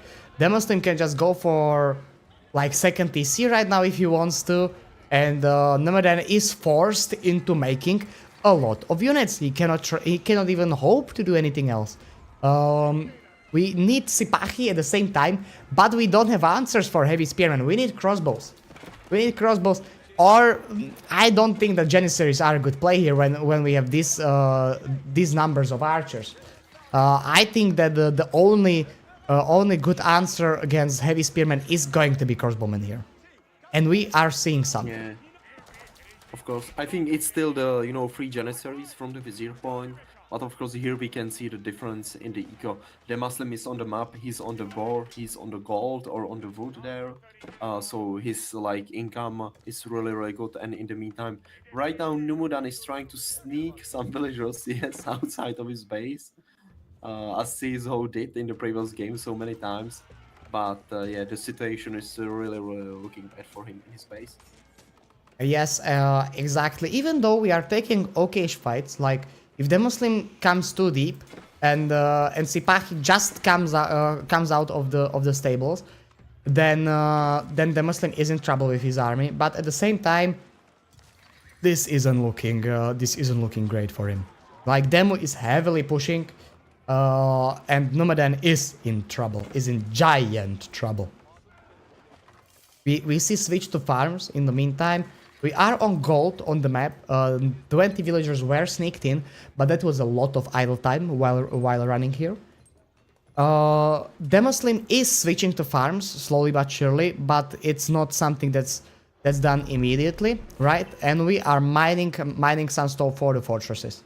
In my opinion, this is stone for fortress right in front of the Numadan's base, around here. Take his stone and again go from there. Yeah, exactly. Speaking of idle time, I've just noticed that the Muslim got 21-minute wheelbarrow, but if we take a look onto the Numudan, he's, like, in the wheelbarrow completely. Yeah, he's playing like me. I'm not getting a wheelbarrow until him. Yeah, useless upgrade, especially if you are moving with your villagers across the half of the map, right? Definitely. I think overrated, right? Heavily overrated. I don't think that wheelbarrow it justifies its cost. It costs 200 resources. You know, 200 resources. Yeah. That's nearly one night.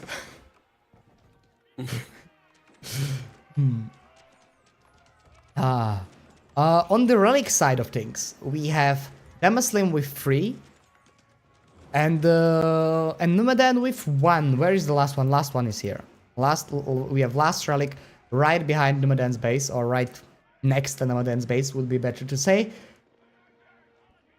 I'm not sure if Demoslim can definitely pick it up, but I'm not sure if Monk is on the way. I don't see any monks on the way, so yeah, probably it seems like no. he was prioritizing capturing the separate sides. And yeah, there is the fortress. and it just snowballs right now in favor of the Muslim, of course. It's getting worse and worse for the Numan. And in Numadan, at the same time, we can still be quite happy with this situation because his villages on the gold weren't discovered. So, yeah, it could even be way, way, way worse for him. I think maybe again, I think this is a small mistake by the Muslim, basically never making the scout again, right? Basically the moment he lost the scout to the spear somewhere in the middle of the map, of course he's in very, very good spot. But if the scout was somewhere around this area, he would definitely notice that. Yeah, and we have the stables. We have the stables. Yeah, and we have multiple stables. That's the reason. Sometimes I understand if this happens to English player who is on 2 TCs but 0 stables, right? But if you have the stables, just remake the scout.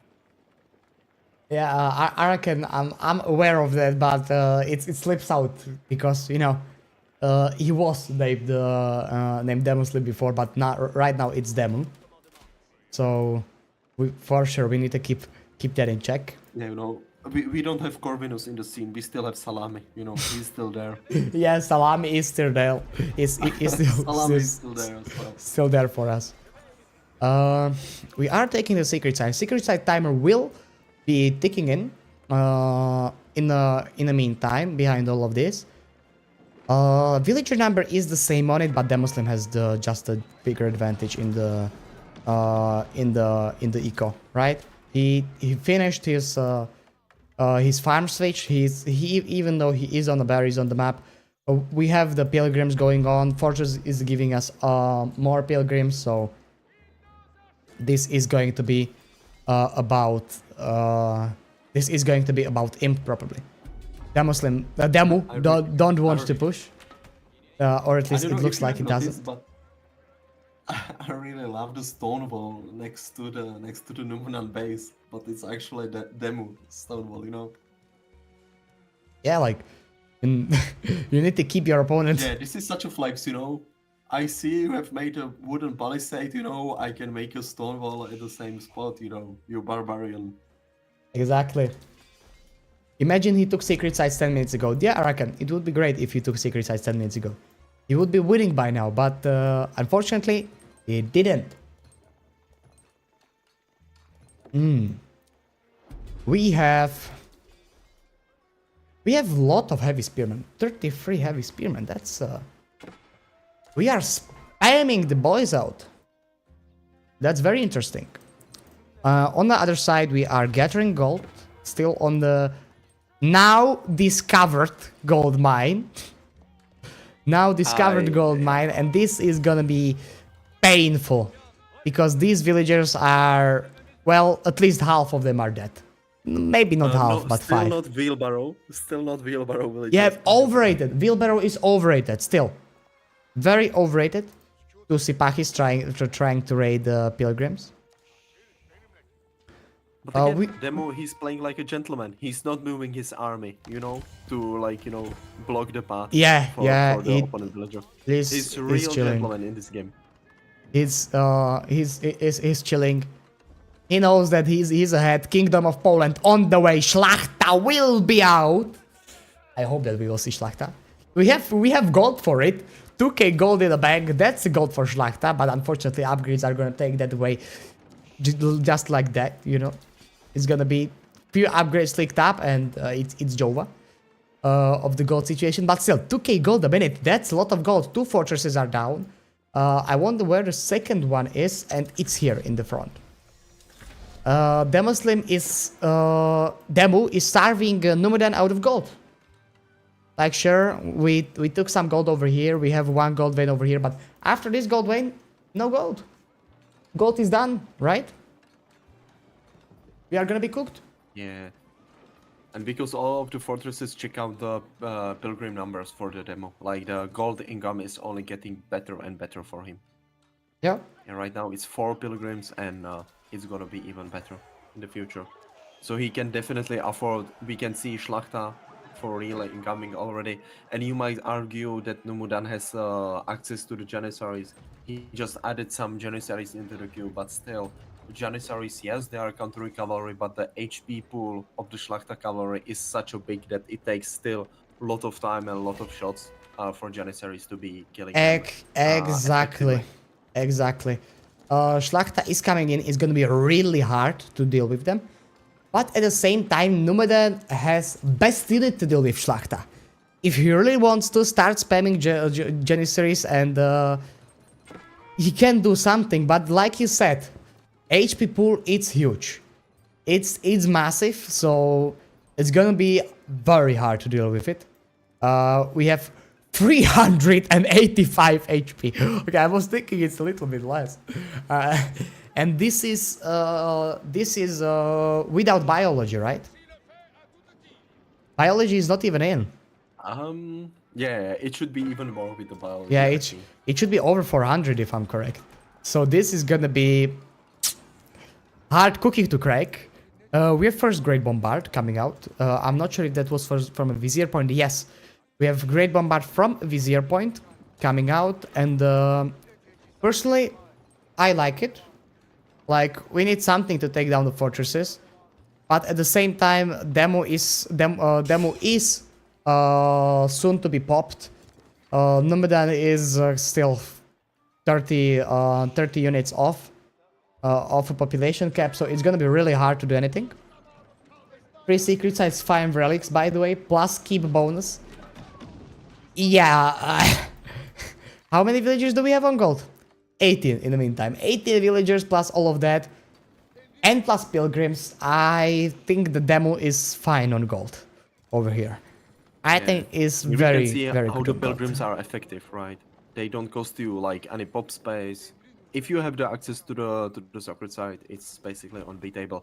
Honestly, I can't wait to play a Rocky River on a 1v1 ranked map pool in the new season, where you basically have a sacred site next to your base, but it's still in some distance. So can't wait to be playing against players who are gonna be abusing Knights Templars on that map. It's gonna be funny for sure. Definitely, I don't like this play from the Muslim when his army is kind of like, you know, stretched out like this. In my opinion, he should have it all in one spot, but... Yeah, again, it's the scout. I think he doesn't even know that Numudan is there with the army. he knows because Great Bombard just fired on these units, you know? Ah, okay. I think he He's knows. Okay, now he's definitely gonna know. Yeah, now he might, and are we gonna kill the army or are we gonna just go straight to the base? Because I think we can just go straight to the base. Yes, exactly, we can just go straight to the base and good luck, have fun, villagers. This is not gonna get there in time, definitely no. We don't even have the Mechta speed bonus, that would help us here, by the way. Again, these 2 monks that did actually nothing. I stand by Mechta being better on the speed bonus. And we are just gonna be raiding. This is gonna be a raiding party. I'm not sure we can do anything against this. Like, sure, we are running over here, but at least 30 villagers will die. We are starting at 21, already 4, 5, 6, 7, 8, another 6 villagers dead. This is gonna be fast. This is gonna go down fast. Already 20 villagers are gonna go down. Schlachta is taking down the Great Bombard, is gonna go down. Another 20 villagers went down. We are sitting on 50 villagers from the Nemadan. This is not looking great. Even if he kills all the army from the Demu over here, Demu has enough bank to rebuild them before Nemadan can do anything. We have 50 villagers for the Nemadan against 100 from the Muslim. I don't think there's a chance he can do anything. Anything! Even if he completely cleaned this up, this should be over. Look, we are even trying to kill the armory to not get any more Great Bombards out, and we are gonna succeed in that. Nemadan doesn't have wood income to rebuild this. There is nothing he can do. Imagine 1 or 2 militaries who's going down at the same time. He would be completely cooked. There's nothing happening. And behind all of this, we have secret site timer on 3 minutes. I don't know if there's anything with that Nemadan can do here. This is over.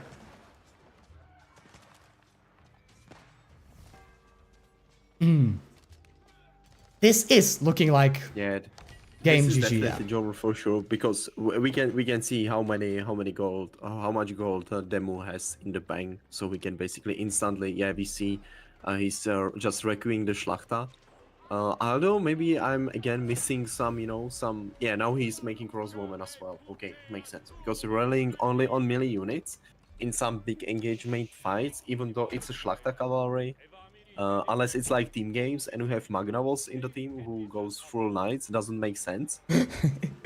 But Yes, but yeah, exactly. I mean we need to make fun of the players. From time Of to time. course, And Magna knows me, so he knows it's like it's friendly fine. face. It's fine. A secret side timer is taking in. We still have 34 Janissaries, so I personally don't like this play to Schlachter right now. Because We are now lacking- the number we of are Janissaries lacking is so the high. Great bombards. Yeah, we are This lacking is great not gonna come bombards, definitely. But To kill the fortress. one villager. Okay, he's not gonna Oh. go up, unfortunately. And Schlachter from the behind on the siege is dying because we have 26 Janissaries right here. But when it comes with just few of these archers, it's gonna be okay. A few of these archers he gets two, but the crossbows can do a lot of damage, right? We have also a lot of spearmen. We have some mango over here. He's getting cleaned up. He's getting cleaned up, and it's gonna be 2-0 for Demuslim.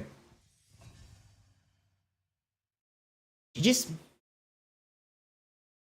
Yeah, very well played. Very nice game on this map. very nicely played. Exactly. I feel like today we watched some great games. And let me look if there's some more series going on, but this one should be probably the last one. Last series of the day. Yes, this is the last series of the day. Tomorrow, what do we have tomorrow? Tomorrow we have, let me zoom it in for you. Tomorrow we have Marine Lord against B. Well, we kinda know how that's gonna turn out. But still will be interesting. Anatan versus Papi. Papi is a favorite there, right? Charles doesn't want to speak to me. He doesn't like me. Okay, I'm gonna remember that. I will. Sorry, I was focusing on it. Papi versus Anatan, that's quite interesting matchup, definitely. Maybe, because with Anatan, he's really in good shape. And honestly, I would favor Anatan a bit, slightly, but it's like 55% for Anatan, 45 for Papi. If I had to bet my liver on this, I wouldn't go for it. Okay. Definitely cannot recommend. Okay, I understand your choice. Then we have Beasty Vortex. This is interesting because if Beasty practiced, I think that the Beasty is gonna win. But if Beasty didn't practice, I think Vortex is gonna win. Yeah, I think Beastie is gonna win unless opponent Civ picks S tier civilization against him and does something but is completely broken. Then Beastie just takes the win. Again, he is still probably the best player of Age of Empires, except for Marine Lord. Then we have Louis against Wham. Louis won the last tournament, if I'm right. So Louis is a huge favorite over here. And well, but still, Wham is Wham. Wham is in top 5, right? It's not like he's gonna give him for strong as well. It's not like Maybe he's not gonna in give him such a for good free. shape as Papi, as his brother, but of course the opportunity to be training with your brother basically whenever you want to, that's really good. Yeah, but I would still argue that Louis has an upper hand because he's really practicing hard. You can spot him playing the ladder as well, almost 24/7 lately. So Wham, I would yeah, favor Louis yeah. for sure. I played him. I played him like a week ago or something. You probably know Xandas. You probably know. Okay. I destroyed him. It was distraction. Yeah, of course. It Yeah. it was there is a YouTube video of it. If you want to see, there is a YouTube video of the distraction. It was the I distraction. wouldn't expect anything else, honestly. Exactly. Only pure exactly. openage or pure destruction. Exactly. I came, I destroyed. It wasn't even close. It wasn't even close. Like that's why I don't want to play in this tournament, you know, because I would just kill everybody. It wouldn't be fun, right? Right? It would just be sweep. So I'm leaving it to the other guys. On the other side, we still are missing a match between MSN and Lucifron. It's not gonna be played today because MSN cannot play today. They should be able to play tomorrow. If I'm alright, we are still missing a match between Kiljardi and Baltune. And right now we saw complete destruction. Complete destruction from Valdemar against CSO. And complete distraction from Demo to Numedan. And it was actually 2-1. This was actually also 2-1. Why was it showing 1-0 before? They probably didn't report the game. Okay. I think that's from casting it today. EGC TV should be ending slowly. In my opinion, let's check it. Actually, they are looking at Kiljardi Baltune, but that's already finished. If I'm alright, no, that's not. That's just started. Xardas, do you still have energy for one more? I would have energy, but I still need to leave you there. So just go for one more yourself, and I will be watching the replay because I still need to fix. Yeah. Completely sure. I understand.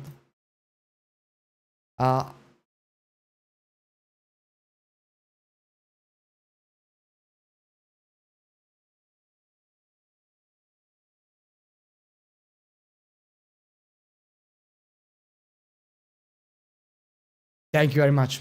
Thank you very much, Xardas. Thank you so much for being here. Bye-bye. Okay, and I'm gonna find the game. Here we are.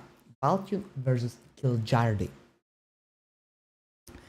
I'm not sure which game of the series this is. Let me figure it out real quick. Sorry for the shaking camera. It's the first one. So we have the full series ahead of us. Full series of elimination. And let me put you here. Awesome. Casting, and here we go. Okay. We have, by the way, Araken. Araken, if you want, I need somebody to cast with me. Because if you are free, I know it's getting late for you.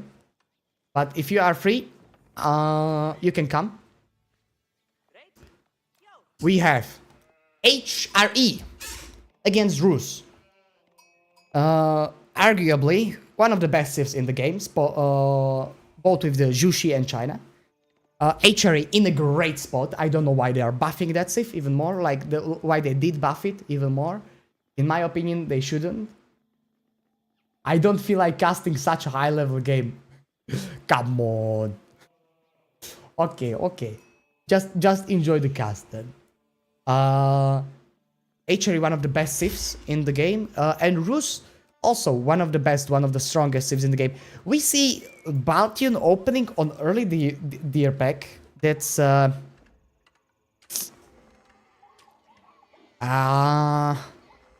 lot of idle time. That's a lot of idle time. I don't know if I like it or if I don't. I'm not entirely sure. On the other side, we have Rus opening a double hunting cabin. So this is a normal opening for them. And we have 4 sheep plus 2, 6 sheep. I think that's not great. Not great. And we have... He already delivered 7 sheep for Baltune. Maybe he killed some. All ready. Kiljardi is gonna scout this. He is going to scout the Baltune on the deer pack, which is interesting because He can open immediately knights into the aggression, into early aggression, trying to deny this. There's 7 units over here. 7. 7 units over here means only one thing. Well, it's gonna be hard to getting into the towers, right? We need 2 towers over here, and he cannot spend that much stone or that much wood on it. We are not gonna have that much wood. For forward gold, it's gonna be Baltian has a really bad spawn over here. We have 1, 2, 3 forward golds basically. Deer packs that are not in the back, like this kinda is, but at the same time it isn't. We have back berries, which is like whatever. Back second berries, which is again like whatever. And back stone, which is again like whatever. So yeah, this is gonna be tricky. Very tricky game from the Baltian. It definitely doesn't have the advantage of a spawn. On the other side, Golden Gate being built. With how many? Golden Gate being built with 5 villagers. So standard build, nothing crazy.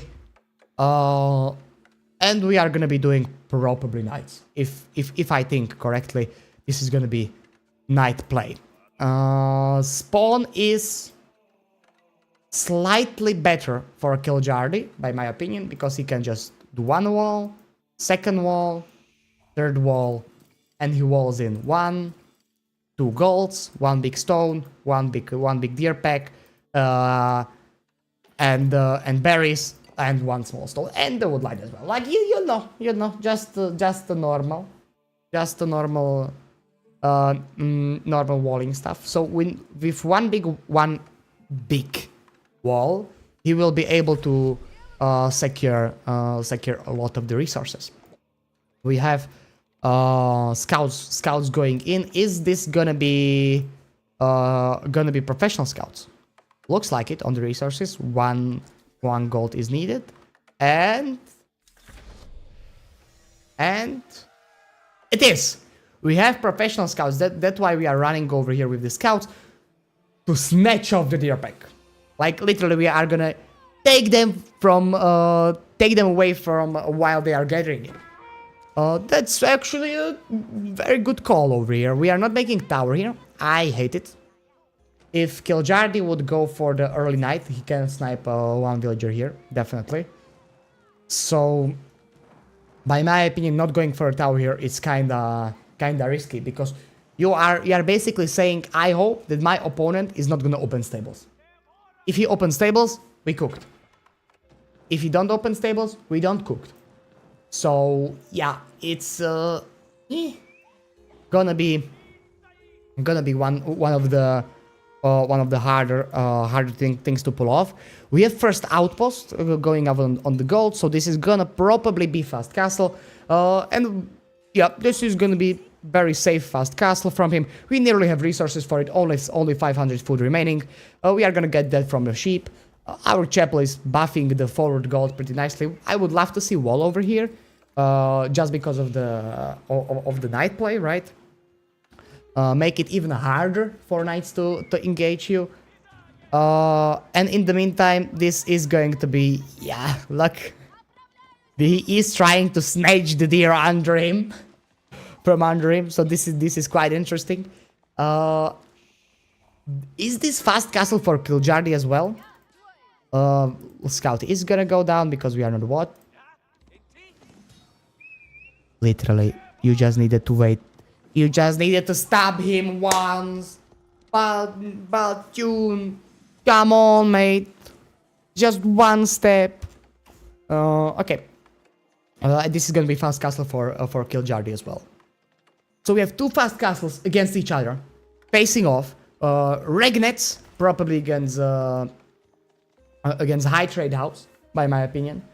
This is not gonna be Abbey. If this is gonna be Abbey, I'm really surprised. There is no way he can. His monks are gonna be in time. He's gonna be aging up in about 1.5 minutes. Starting the age up. He's gonna be finishing age up in 2.5 minutes. This is gonna be 4 relics for HRE. And we know how 4 relics for HRE goes.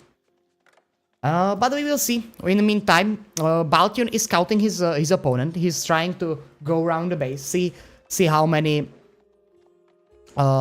see what is Kiljari doing. Is he opening stables? Is he opening archer ranges?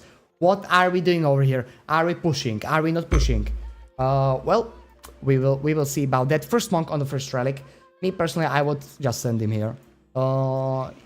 You know that your opponent has 0 military buildings. There's no way he can kill it. And we are making houses. We are just rushing Castle Age. Yeah.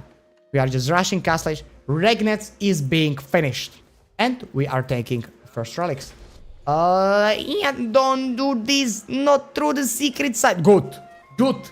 Altune. Very good. Very good stuff. Good stuff. But where are you going with the monk?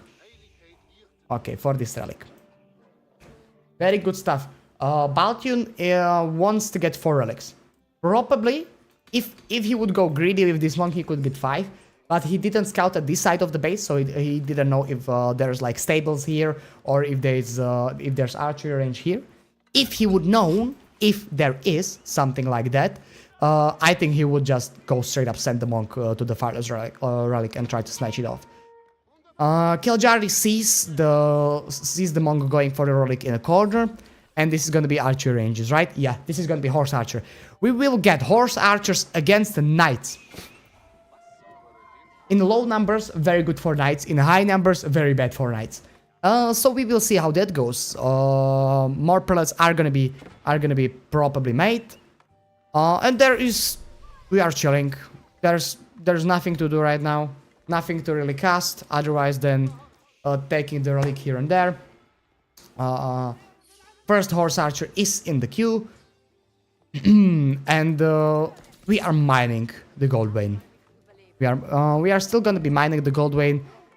We need the 4 relics to come home and then we can start transition from it. We can start to go take all of these villagers and put them, I don't know, on like a deer pack. I want to say the deer pack, but there's no deer pack left. Or on the berries. Or something like that. Wheelbarrow! Finally! We have wheelbarrow in. Very good. Monk is where? Monk is over here. He's gonna deliver the relic. This is going to be 4 against 1 relic game for archery. If you don't know how that sounds, if that doesn't sound bad, let me say this. 8 against 1 relic. Because that's what it is. Archery has doubled the relics basically. 8 relics against 1 worth of gold income. 8. That's 16 villagers worth of gold until the end of the game. Just saying. Just saying. 800... no, that's not 800 gold a minute. It is... how much? It is 2, 4, it is 3, when it's like 600 gold per minute or something like that. It's huge numbers. But I don't want to pull up the calculator right now. We have 9 horse archers. Slowly but surely taking the map control from the 6 knights. He can engage over here and charge is getting in. If 1 horse archer dies, it's good. You can heal this up. If 1 horse archer will die here, it's good. And it is good. We are pushing him away. We are taking the secret sites at the same time. Yeah. We cannot really kill the wolf here. And we are running away because, well, horse archers can kite. And we cannot kite with the knights, really. More vills are being queued. This is normal stuff. 1 monastery for the 1 relic in the corner. We are not getting that one for the Baltian, unfortunately. We are trying to sneak some deer as well, but it's not gonna happen anymore. And we are taking all secret sites. Secret site gold income is gonna be awesome too.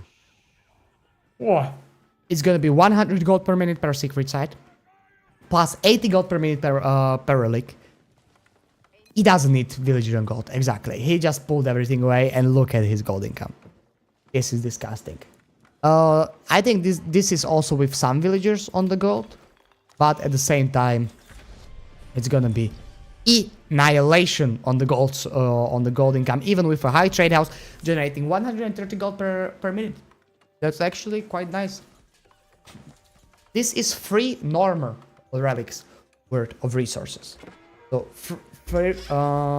free normal relics worth of resources. It's 6 villagers. It's gonna be annihilation. I think that Bation has an upper hand in this.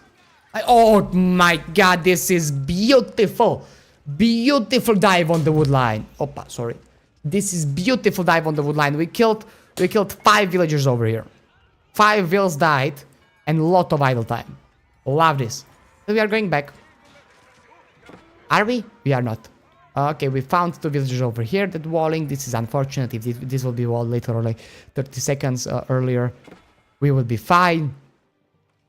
But stuff happens. We are getting sprinkled emplacements because we want to go the beautiful imp with the Swabia, basically the best landmark in the game by my opinion. We are gonna be raiding the stone, but we have tower here, so yes, exactly. Sprinkled emplacement is gonna be coming in 5 seconds. Killjardy doesn't know about it if he's gonna stay here. Okay, these ones are gonna get hit at least once or twice. Exactly, and we are gonna be free shooting. We are gonna be free shooting horse archers. With the relic in, we are gonna be double shotting them. This is very good. This is very good engagement for Bation. Bation is doing great job. These few horsemen over here are gonna be poking, literally just 1 or 2 pokes to these horse archers, and they are dead.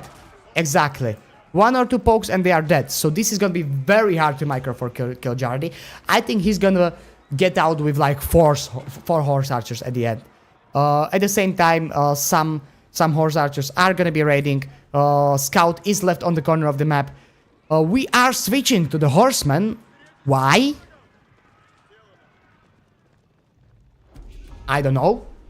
I'm trying to think about it, but in my mind, horseman play doesn't make any sense. But it is what it is.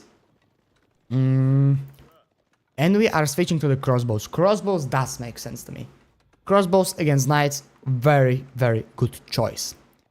Swabia is gonna go up or is not? We have 2k gold in the bank. We are spamming knights. We are doing knights from the stables, but it doesn't matter. We can do how many knights we want. It does not matter. Knights means okay, just knights. Town centers.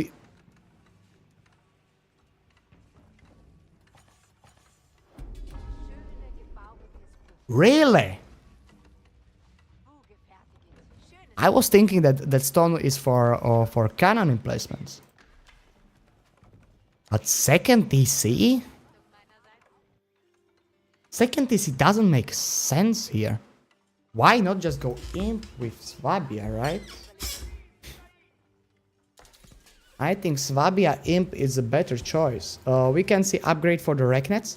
So it's gonna act like an Abbey. And Killjardy is having a huge military advantage. Bation is not making military. Or, let me say differently. Bation is switching to farms. Bation wants to make military, but he's switching to farms. So he needs to sacrifice his military production for farming, alright? Oh. He is sacrificing his military production for the farm economy. You can see 12 knights on the field, 14 actually. 14 knights on the field, but that's not enough. That's not enough against nearly 20 crossbows with 9 pikes. And some horsemen. And 17 horse archers as well. He needs to run. He needs to just survive at home. Bation is... Killjardy is on a timer, not Bation. Killjardy is on a timer. He needs to kill Bation before he... Okay, he's not on a timer anymore. Both of them are on the double TC. But at the same time, HRE for relics. That's a big thing. Big decider of this game is gonna be the relics. 13 horse archers are still on the field. We are not making more of them because we decided that, well, Bation is just spamming horsemen. Why would would we need more horse archers. And in the back of all of this, we are switching to crossbows from the Baltian. Finally, crossbow switch is a very good thing. Why? Simple. Okay, I'm trying to make sense out of it right now, and I'm not making sense out of it. 20 spearmen are in, but otherwise crossbows doesn't counter anything over here. Why no archers? I don't know. By my opinion, archers would be better, but we are doing crossbows. We are probably doing crossbows because we have the goal, you know? We have the gold for it, and crossbows, and we don't have wood. We need more towers. This is not enough towers, and we need a relic in this one. Yes, exactly. And another tower. We need more towers, like 2 more. 2 more towers with sprinkled emplacements, and hope. Hope that we not die here. There is 50 knights, 12 horsemen here. Definitely enough to kill the Rebs. And we are diving, ladies and gentlemen. This is gonna be win or lose. Who is gonna win this game? Who is gonna lose this game? First game of the series. First game in this best of 3. First tower is already down. We have 1 monk on the battlefield. From Kiljardi. He should come and pick the relic. And we are engaging from the Baltian. Engage is happening. But there's a lot of spearmen on the other side. Actually, there's 11 spears on the other side. I don't feel like this engagement is actually good for the Baltian. Baltian, mate, come on. Yeah. Lanes connect in the mix. I just realized we have few lanes connect in the mix. It got completely obliterated. Even though we have some spearmen, it doesn't matter. Lanes connect in the mix completely destroyed everything. And at the same time, we had 2 towers firing on it, and we are pushing away Kiljardi. Kiljardi is going back home. He is gonna go out of this tournament, or at least out of this game. And Baltian is probably going to lead 1-0 with HRE against Rus. Though Kiljardi is still gonna play. Like, this is, he's not somebody that's gonna resign after 1 engagement. Same as me, we are not gonna resign after 1 engagement. We have the secret side timer kicking in, but it's still 8 minutes to go. Oh, monk is coming here, yeah. This is gonna get denied. This is gonna get denied. We have castle at home. We have castle at home because we need to make sure that that this push doesn't come any closer to killing us. So I personally like this castle. I'm not sure if it was out of the Golden Gate. No, it wasn't. If it would be out of the Golden Gate, we would see it over here, and he's buying food. Why is he buying food? Well, look under the TC. How many rams do we see? How many? 0. It's 0 rams. 0 rams. 0 farms. I'm casting already for too long. It's 0 farms for Kiljardi. And 0 rams as well, right? Nobody's ramming him, but mainly 0 farms. We have few farms over here, but we are just getting them started. The villager numbers are the same.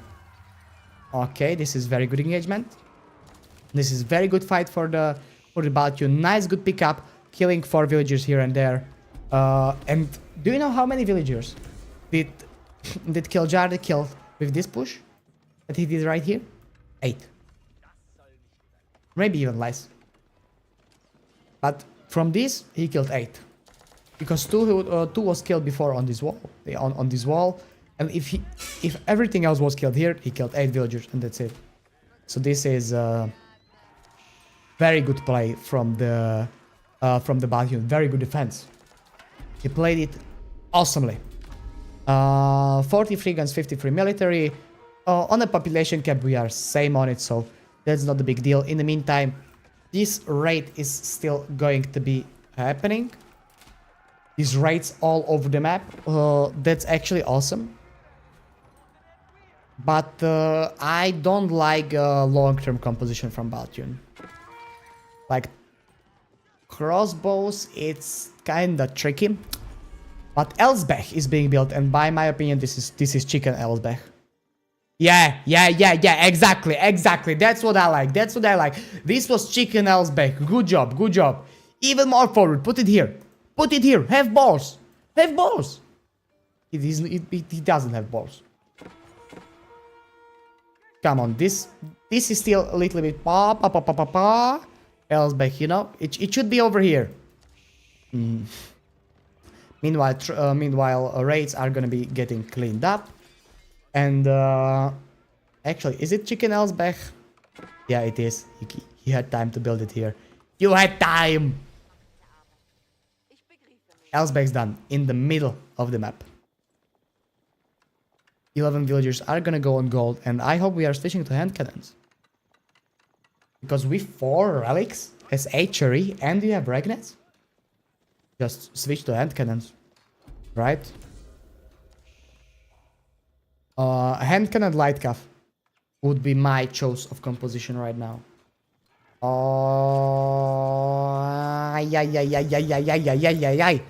This is bad. This is killing few horsemen, but it's not the worst thing that could happen. And oh shit, Elsbech is here. I need to run. And he ran. We are decapping all the secret sites, capturing them for us, so the gold income is gonna come here for the Batiun. And in the meantime, we are making the farm economy at home.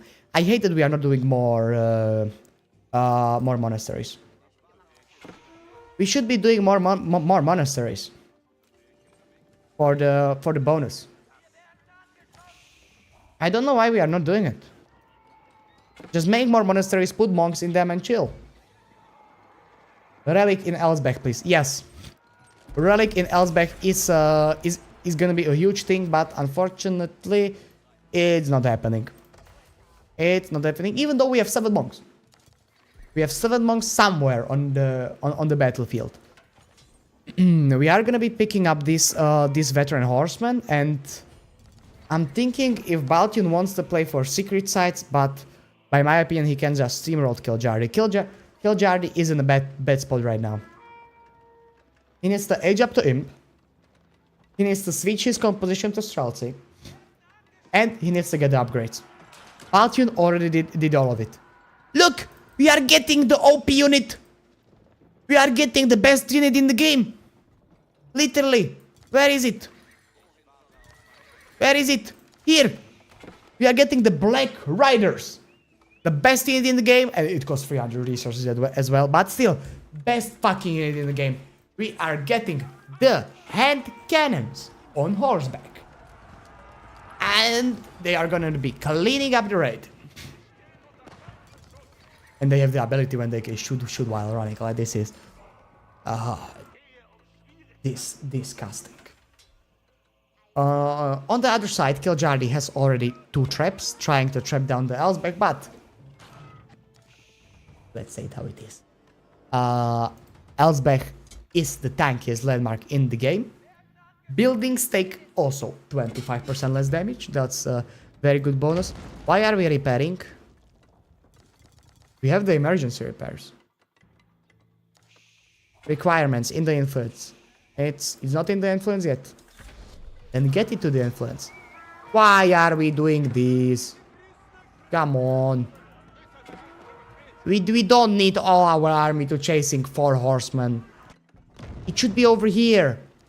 Sitting, trying to kill this, trying to put pressure on this. If you would have army in the front, Batiun, you could kill all of this. But no, we are chasing... with 26 horsemen, we are chasing 5 of them. These 5 horsemen are doing God's work right now. Literal God's work.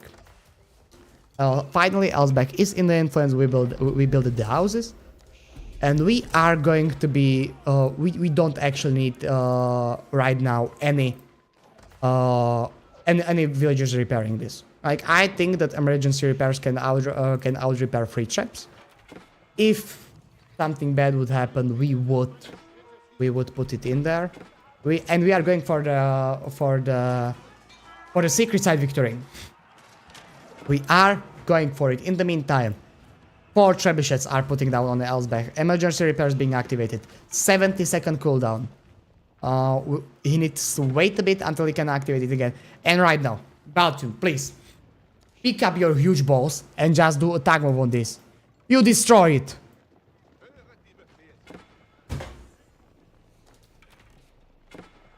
He wants to make the game interesting by raiding on our side. By my opinion, we don't need to do that. We are completely fine. This one scout is... Why isn't the timer stopped, by the way?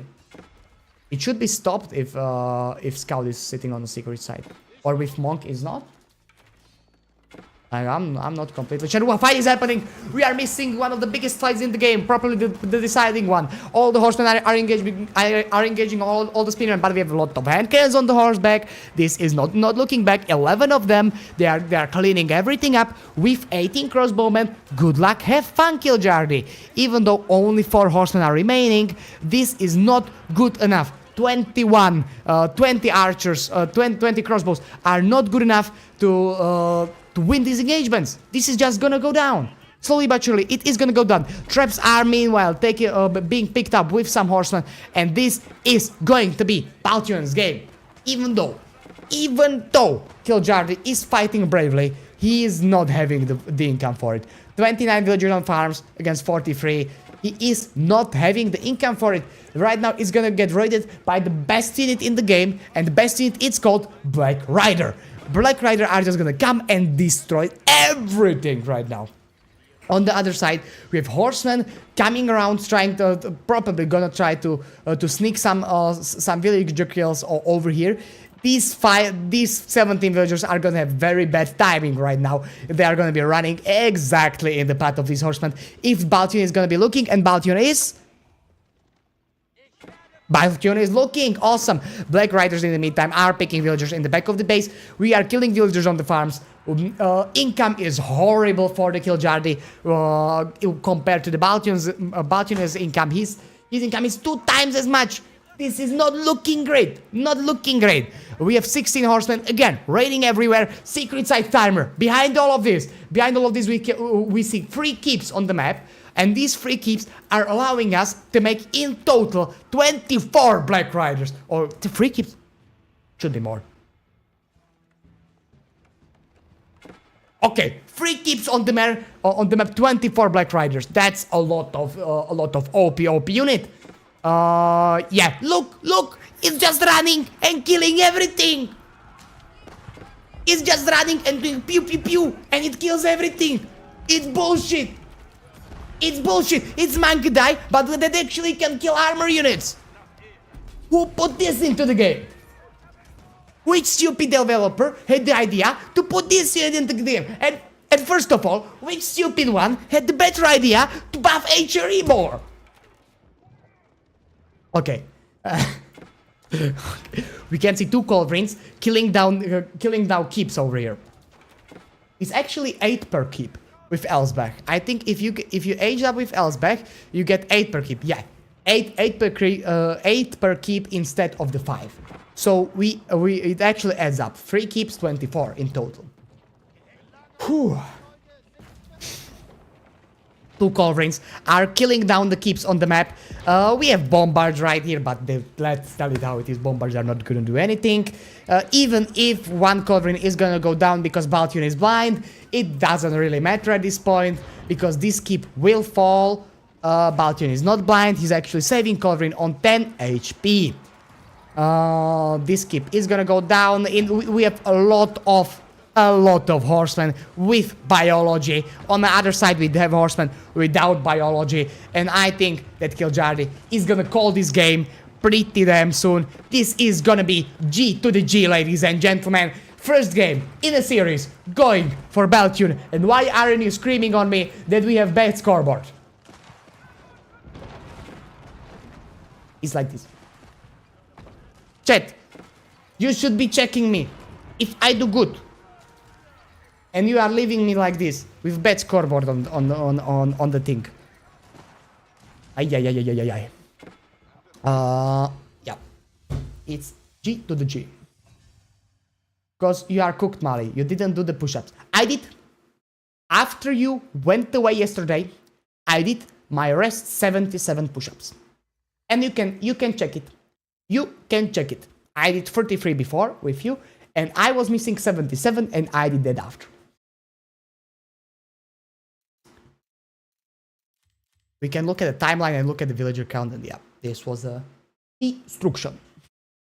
We are gonna go into the second game of the series. Ooh.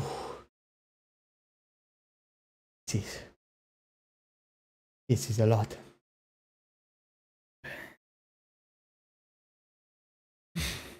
This is like a workout casting these games.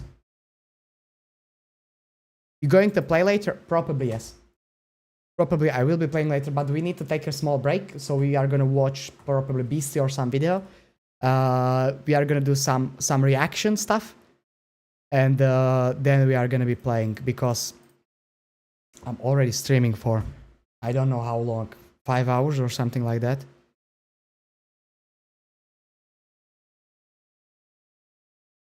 Let me check on the second game going. No, this is Baltian Kiljardi. This is the game, right? We are looking Baltian Kiljardi. Right? We are not looking demo. We are. Good. The demo was before, sorry. Ladies and gentlemen, we are back. We are back with the second game of the series. Second game of the series. French versus House of Lancaster. French against... Stay here, I want to alt tab. French against Decisive. Okay, I need to use a few seconds to breathe, okay? Give me a few seconds to breathe.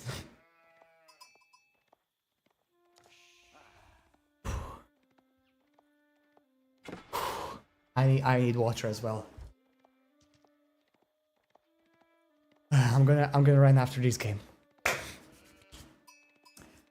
Kiljardi.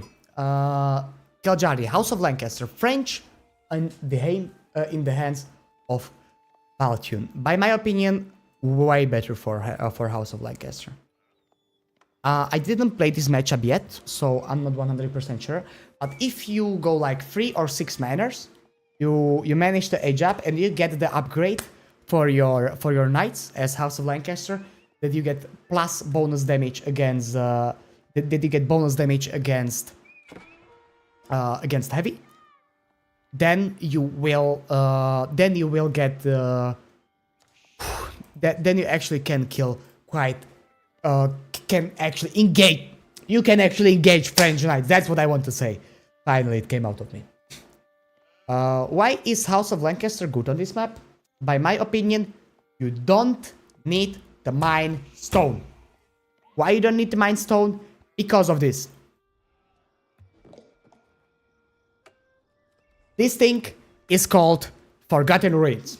You capture this with your spearman or with any unit that you want, or with villager, and then you put villager inside of it, and your villager will basically mine 350 stone in 350 seconds. It's the fastest mining stone possible. You can put only one villager pen per one Forgotten Ruins, and after that you are gonna get Relic out of it. So it's awesome. At the same time, Kiljardi is being annoying here, trying to do some damage on the gold, trying to put Baltian out of the gold mine, and that's actually what he wants to do. Because if you go out of the gold mine, no knights. No knights is awesome. In the back, we are getting a lot of spears. Actually, 6 spearmen is, by my opinion, overcommitment. By my opinion, a big one. We are bringing 5 sheep at home for Baltian, which is great. But at the same time, it's not enough, right? He wasn't lucky enough. Unfortunately, this scout has the same luck as I do.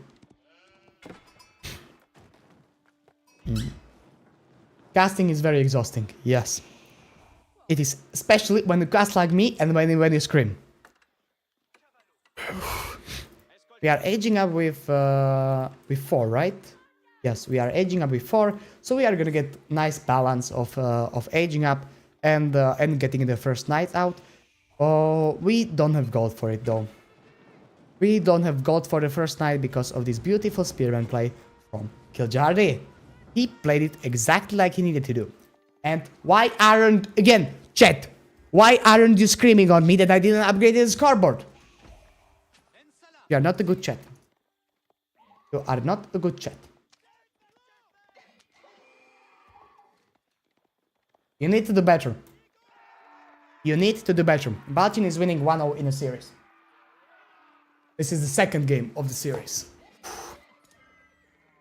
Forgotten ruins are gonna be captured over here as well. One villager is garrisoned. You can see it over here. It's like a small little villager excavating the ruins and getting that stone up. You can see already 150 stone in the pocket of Kiljardi. He's gonna age up. He's gonna age up to the what is it called?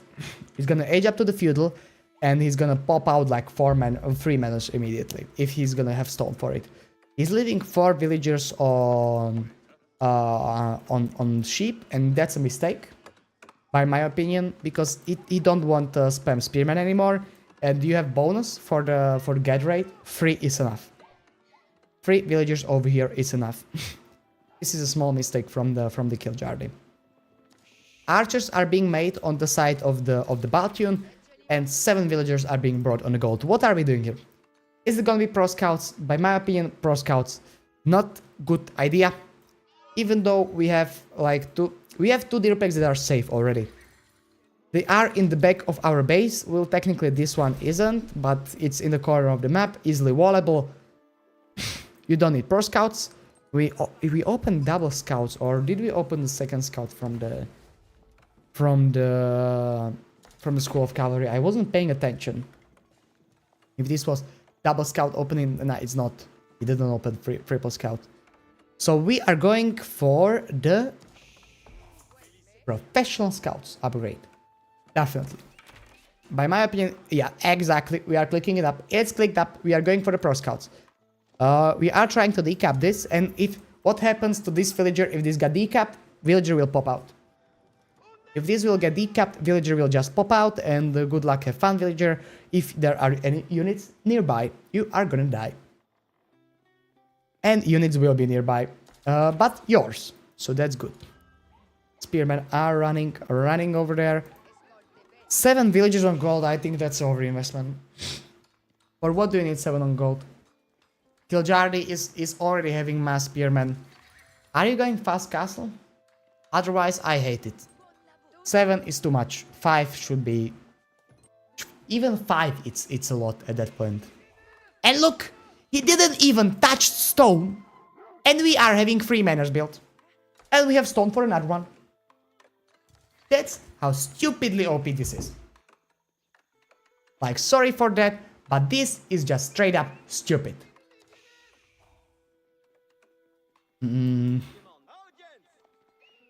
You are just putting villagers into these forgotten ruins and forgetting about them, and you have stone for manors, you have stone for double production as Mongol, you have stone for daimios as Japan. It's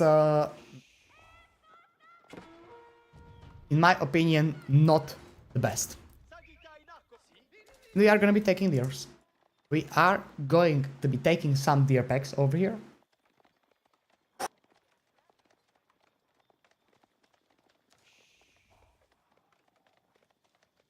We are gonna be taking some deer packs over here. We are basically stealing the deer packs from the side of the Kiljardis, from the Kiljardi side of the map, but he doesn't really need them because of the, well, these beautiful buildings called manors.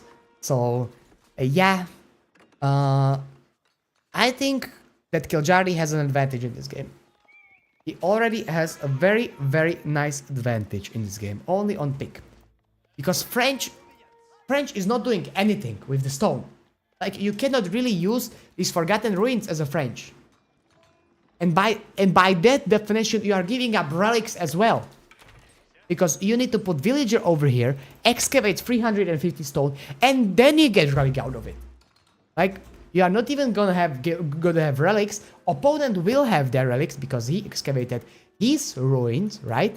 He excavated it, so he's gonna have the relic advantage. He's gonna have already 5 manors, soon to be 6. To be fair, he's trying to go castless, by my opinion, right now. And this is gonna be really hard to push in. We have 4 villagers advantage. Yes, we have. We have 4 villagers advantage because of the French DC producing villagers faster. But that's about it. That's everything that's going in our favor, and there are so many things that are kind of footstool. Like manors, like Forgotten Ruins, like Demi-Lancers. Like, there's so many things that goes into the favor of House of Lancaster. I don't feel like French was a good pick on the map. Why are we playing French? Like, I was at least thinking some idea is in the Balthian's head of like, okay, I'm gonna put 1 villager here at the start of the game. At the start of the game immediately. And after that, immediately, I'm gonna go for the double TC or something. I think with double TC he actually has a chance to have the same boom as House of Lancaster, because his TC just works faster. But no, we are doing this stupid stuff with all-inning, and it doesn't work. And with Pro Scouts, and it doesn't work. Game after the game. Stop playing Pro Scouts on the maps that aren't meant to be played on Pro Scouts here. In my opinion, this is just throwing. Look. Look, he just took all of his units and is just A-moving. He isn't even looking here. Literally, Kiljardi is not even looking here, and he's taking a good fight. That's how bad it is right now. And right now he looked and was like, okay, I don't want to run under his TC. We are gonna get into another ruins, Forgotten Ruins, and we are gonna excavate again. Shit ton of stone for a shit ton of manors. 6 manors. This is. Are we now going to age up, or looks like it? Looks like it. We have 600. We pulled every single villager from gold on berries. We are going to be edging up over here. And what is Baltion gonna do? He's gonna smile at us and say, hey, good job that they are edging up, but good job. I'm not sure what was the plan with French here. I think Pro Scouts is bullshit. Like, sure, it's good. It was good before. It's good now, but only on certain maps. It is.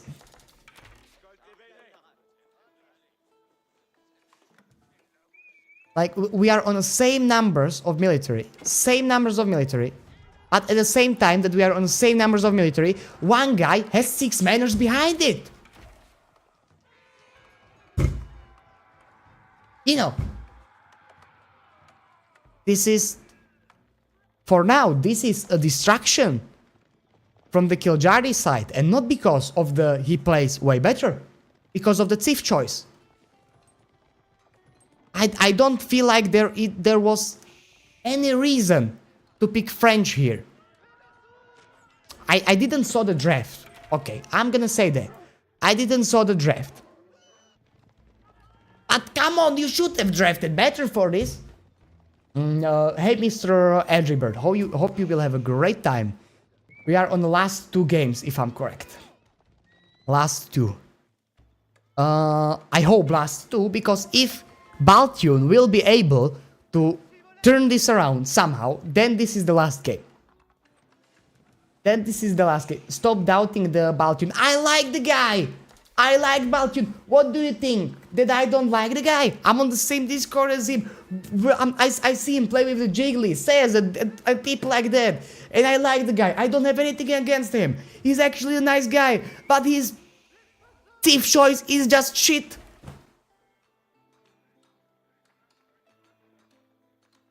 His thief's choice is, in my opinion, just complete bullshit. And I don't even know why are we making White Tower here? Kiljardi, read the situation better. Like, sure, we are making White Tower to be secured at home. I can understand his doubts. But this is chicken. Come on, man. This is chicken. Go the other landmark for the technology and go all in knights. And you destroy everything. This is literally being a chicken.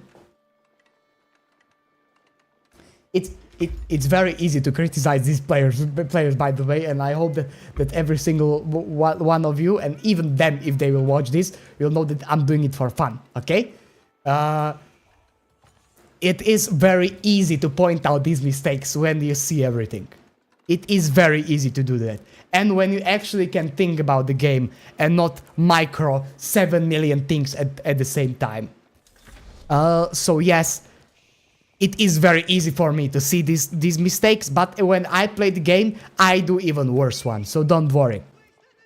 Baltian is ahead on villagers, but we have these things called manners. So Baltian is kinda not doing great. Baltian is kinda getting cooked, in my opinion, and cooked a lot. Edribert, thank you so much for the follow on Twitch. Hope you will enjoy. On YouTube, you have a better bitrate, by the way, you probably saw that, but watch on what platform you want. We have 29 archers.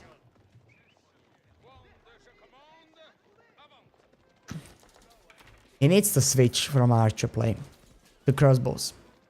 He needs to switch because of these archers, even though they are countering the spears, even though they are gonna do really good job against the spearmen, they are not gonna do a good job against the veteran yeoman, and they are not gonna do a good job against this beautiful thing called Earl's Guard. So, in my opinion, he needs to switch to the crossbows. We have the guild hall; it's on foot. That's understandable. Why is it on foot and not on gold? He's already thinking about farm transition. Okay, he's already out there and thinking that, okay, if I do this and if I kinda do badly, then yeah, I'm gonna need farms, and he will need a lot of farms. And before he will get them, he will need food from the guild hall, or this is gonna be for fast imp. Either one of these two. Actually, I like fast imp way more. And we see dive on the wood line. One villager will go down. Please tell me at least one. Not even single villager for this dive, really. Could be better, Baltian, could be better. We are still not getting... What are you doing?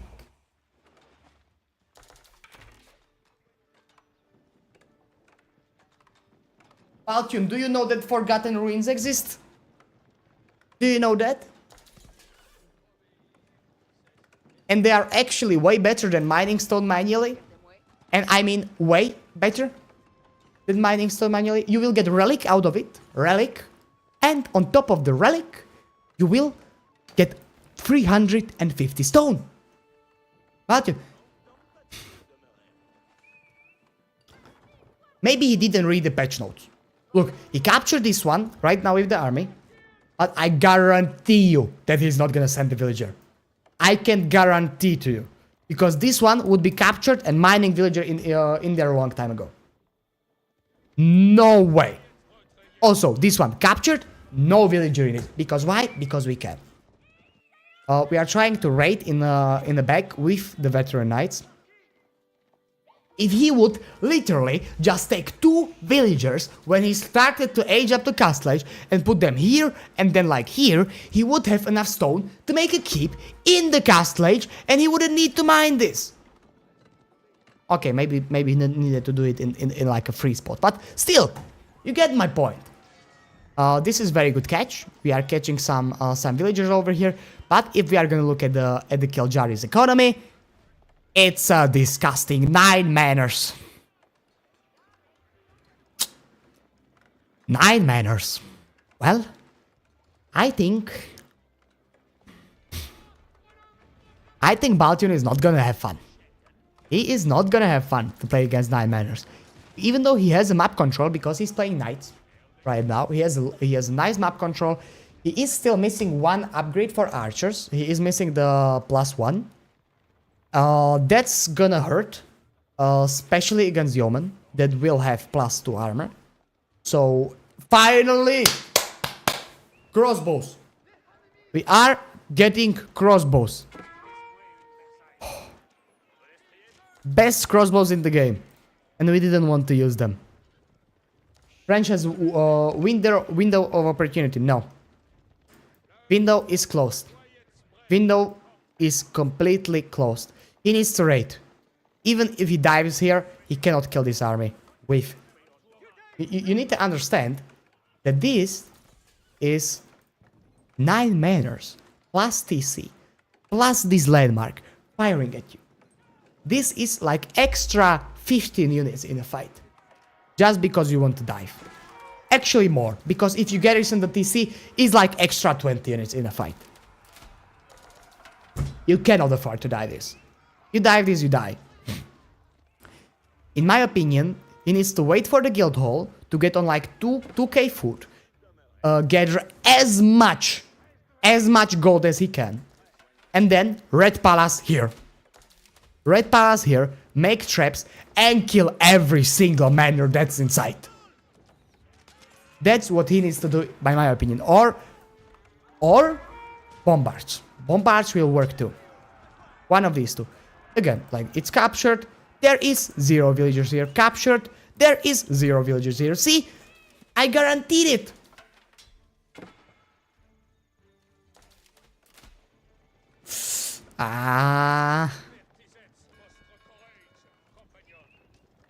Like yes. Upgraded archers would do a lot here. And he's going to jump into team. Guild hall was picked out. Ah, come on, this is chicken. Grow some balls, Baltune. This is chicken. This is very chicken, Red Palace. Come on, at least here. Oh. I understand it. He wants to be safe, and one volley from yeoman archers on top of these villagers is detrimental, right? But at the same time, I don't feel like you can afford to go chicken. You cannot afford to go pa pa pa pa pa pa. You know, like if you go chicken, you die. We have 9 manors on one side, and you don't have 9 manors on your side. We have better army here than you have right now. Even with the upgrades, we have 12 knights. It's not like you have 30 of them. Well, money shot comes in and money shot doesn't do a lot of stuff. This is nice. Like this Red Palace killed good 6 units. Just by being here literally 3 seconds. So like this Red Palace is good. And just imagine how good it would be here. Just imagine. Even if I would sacrifice all my units, I'm doing it there. Because then I'll just make traps and I just killed everything. If he made traps, I just make bombards and I just killed everything again. I feel like Baltune is kinda chickening here. He's scared for no reason. Like yeah, he has in back of his mind, okay, I'm playing against 9 manors, but still, this is Baltune being chicken. We are raiding with knights. That's a very good thing to do over here.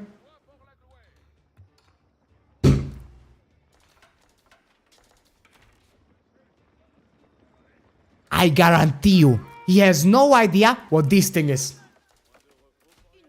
No idea. No idea. I can guarantee you. He has no idea. Otherwise, he would just put one villager in, one villager here, one here, one here, one here, and chill, and one here.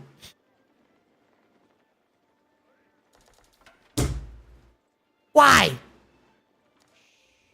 And we are on 5 FPS, perfect. Problem.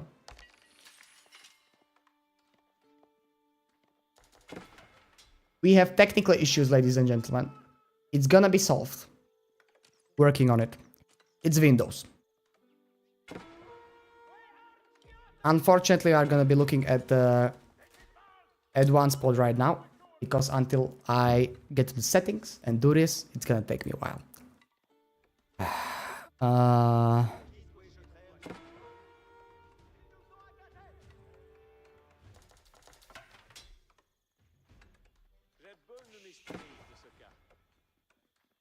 We are still on the 10 FPS, right? Yeah.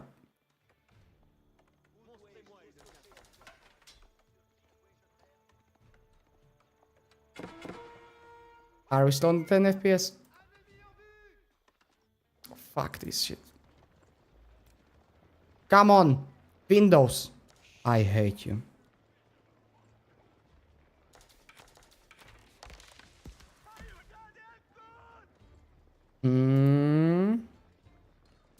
Pause. Even if I pause, it doesn't work. It's not the game. This is not the game. This is Windows.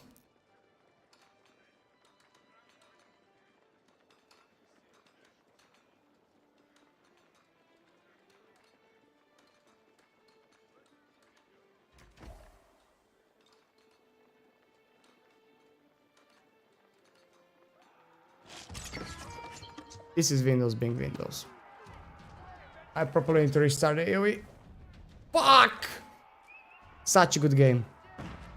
Like, we know that Killjardy already won. But at the same time... like, he's diving in from every side. Let me restart the AoE. I even can show you why this is happening. I know exactly why. Because Windows is a piece of shit.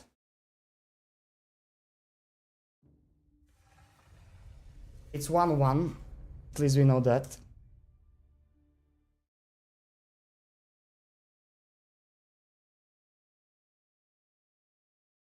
Let me close this. If I'm gonna go... it's either gonna fix itself in like a minute, or I'm gonna need to play around it with in Windows settings. I'm sad, really sad. Why?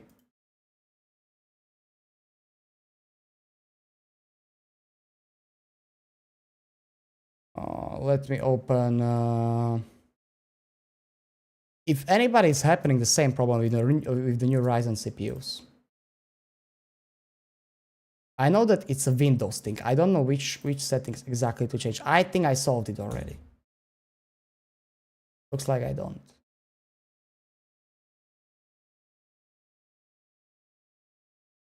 Finally, it's closed. If I'm gonna go here,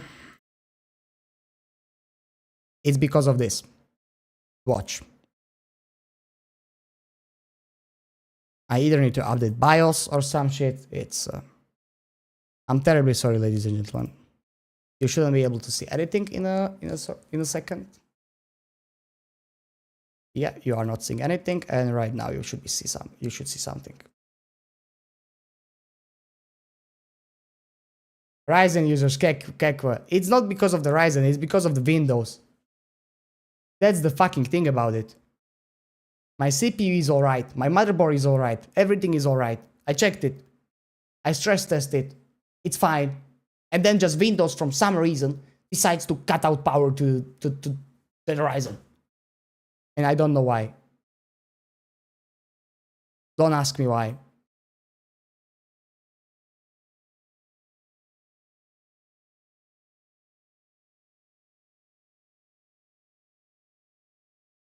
Look, it's because of this. They are going on half a gigahertz.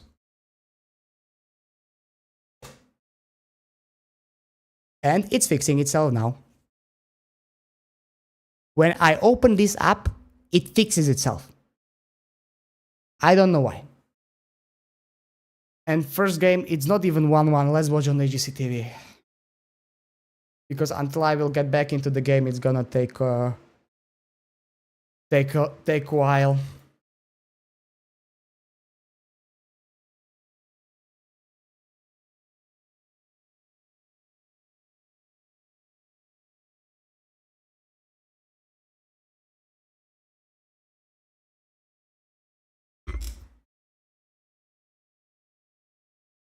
Because there could just be an immediate 40 night pump coming if it's been going long enough. Yeah, look at that. Almost 3,000 gold just sitting there. He actually turned it around. Baltian actually turned it around. I do not believe this. He has enough resource in theory to rebuild them, but he needs the wood. He's actually starting to win the game. They're so wood expensive. I'm not sure how. Yeah, I mean, what does he need the stone for? Well, we opened a double TC as I can see on the minimap. He just seems to have 1,500 stone sitting. But otherwise, I mean, he could actually try to do what Baltian's doing, where you stonewall the flanks. It would make a lot of sense against the French knights. we need. Dooming economy now from Baltian. If you could see your opponent's economy at this point in time, I'm sure Kojani, he would throw in the towel right now. Giljardi is He doesn't losing know yet that there's a ton quite of heavily. gold inside the guild hall as When well. I left, he was winning quite heavily.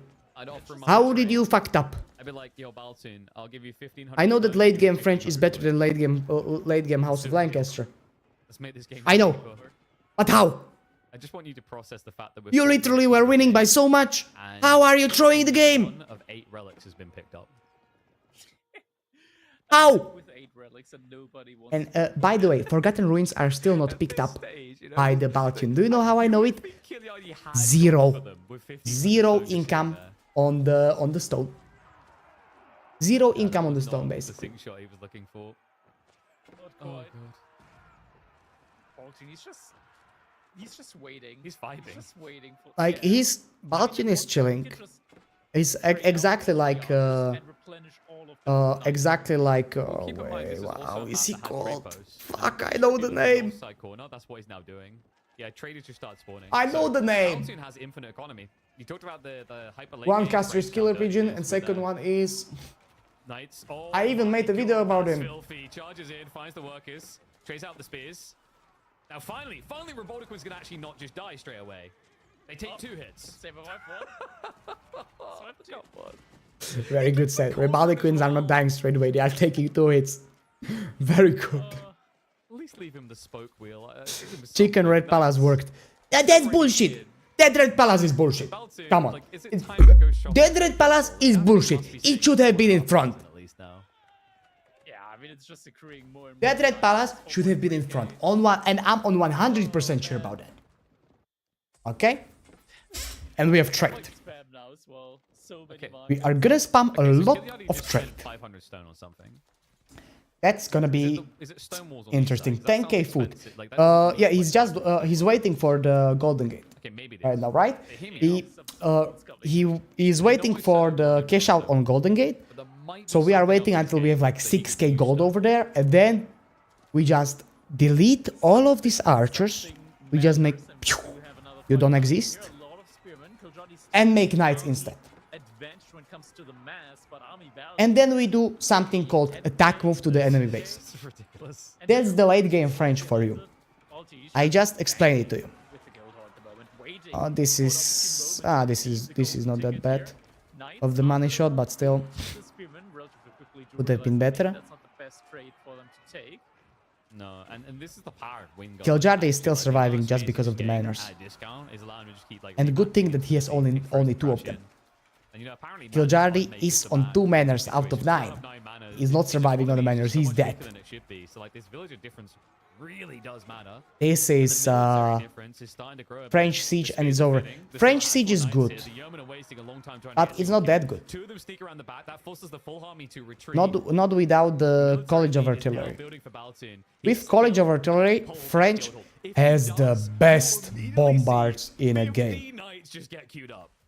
But otherwise, You know, Kiljardi, he's not winning in Kinda, the you know. but he is starting Kinda to meh. in score on the right-hand side. And because it costs too much. the guild hall gets pulled, In my opinion, up around very quickly. Rus has better siege. Even The last time, what is it called? The new Civ. they're not working even Knights Templar From my have, point of have view, a saying better he's siege not because winning of the game, discount, but he's winning enough even though artifacts, saying, they like, don't you're have giving me a bombers. muscle land cross to pick, doing this, it never seems to end, but the end But yeah, does Baltian tonight. is Triple completely Sacred Science obliterating now his locked in. opponent with Mass Archer, Kiliadi, we I must mean, say.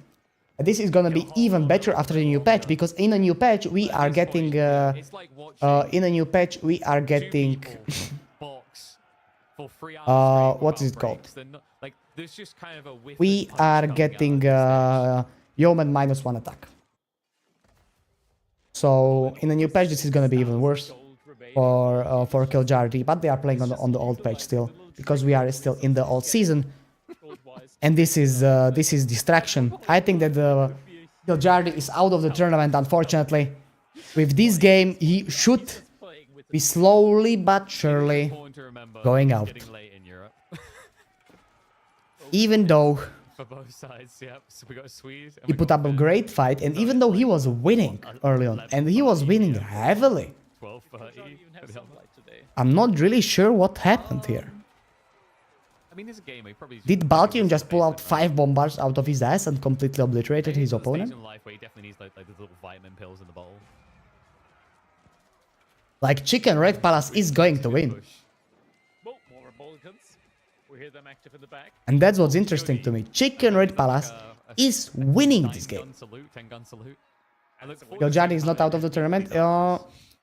I'm not sure how it is. Hear me out. I know what we need to How do it is basically. exactly. I didn't read the We rules. just need to add a little mod to the Let game me list let of me check it on goals. the second monitor.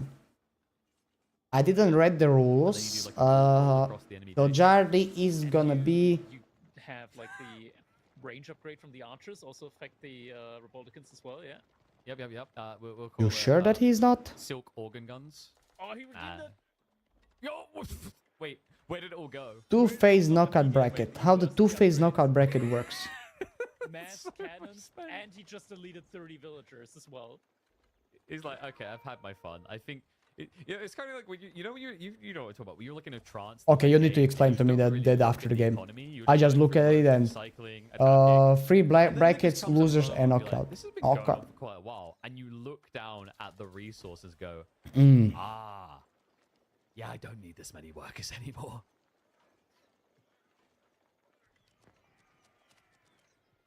But still, How many traders? do you need? Kiljardi is in the game. I don't know how. As many. Ladies and gentlemen, 15,000 foot for Balch. His units are not dying. He's ready to make that valiant stand. This is disgusting. Probably a last stand here. 56 spearmen into 58 archers. And let's not. forget Yeah, the thank you so castle much for the assist bracket. To make it even nicer. Like I have the brackets. I just don't have the don't know the exact rules. Cobram's not going to have enough time to stand here and actually take out that castle. The knights are still doing shenanigans on the backside. There's a lot of idle time being forced onto that farm area. And that is going to affect Kiliadi's ability to remax spears in a way that should finally, decisively end this game. Oh my god. He should go for Wonder Victory. Nah, that's too much disrespect. In the end, Baltune managed G to the G's. that 2-0 G to the G's. Baltian wins 2-0 excavation here. against one of the best players there is, and that's Kiljardi. Interesting game towards the end, I We would have say. only people from top 24 here and MSN. I'm still not sure how MSN qualified. But that man deserves it. I mean, Baltin, He played so much. He deserves it. And that should be all for today, right? We still have this game, but we can actually look if he's playing. But in my opinion, they are not playing, right? In my opinion, they are, because MSN is not home today, from what I know. Look, I can check. But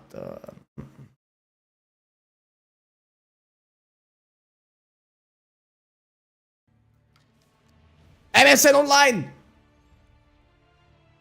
MSN Online!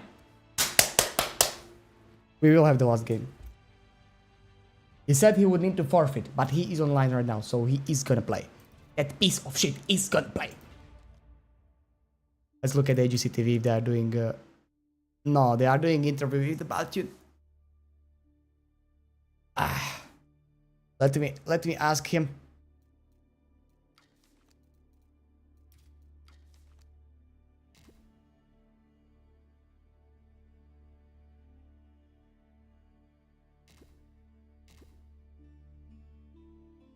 This series is playing against the, who is it?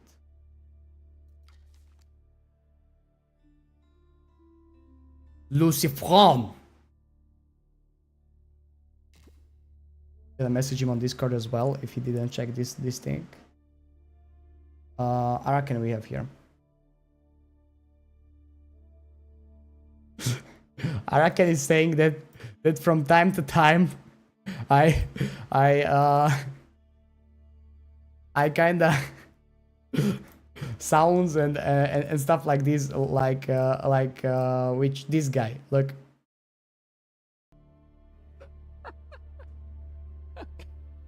But this is man. Let me call Bill Gates, guys. Hello, Bill. Hey, Bill, how you doing, man? Hey, mate. Oh, yeah, all good. Oh, it was different. It wasn't about the DLC. It was about the players being... This is he is for AoE too. He's awesome caster. Like I watch him, and that's maybe the reason why Arakan. That's maybe the reason why. Did MSN brought back, or did he not? He did not. Let's check the Discord thingy. MSN. Hey, are you playing today? Because yesterday, in here, he said to me that no. But I want to watch the matches. You are a funny man. I know, I am the very funny man. And if you want to see more of this funny man, there is also a YouTube channel. And there is a lot of this funny man. And there is a lot of memes over there.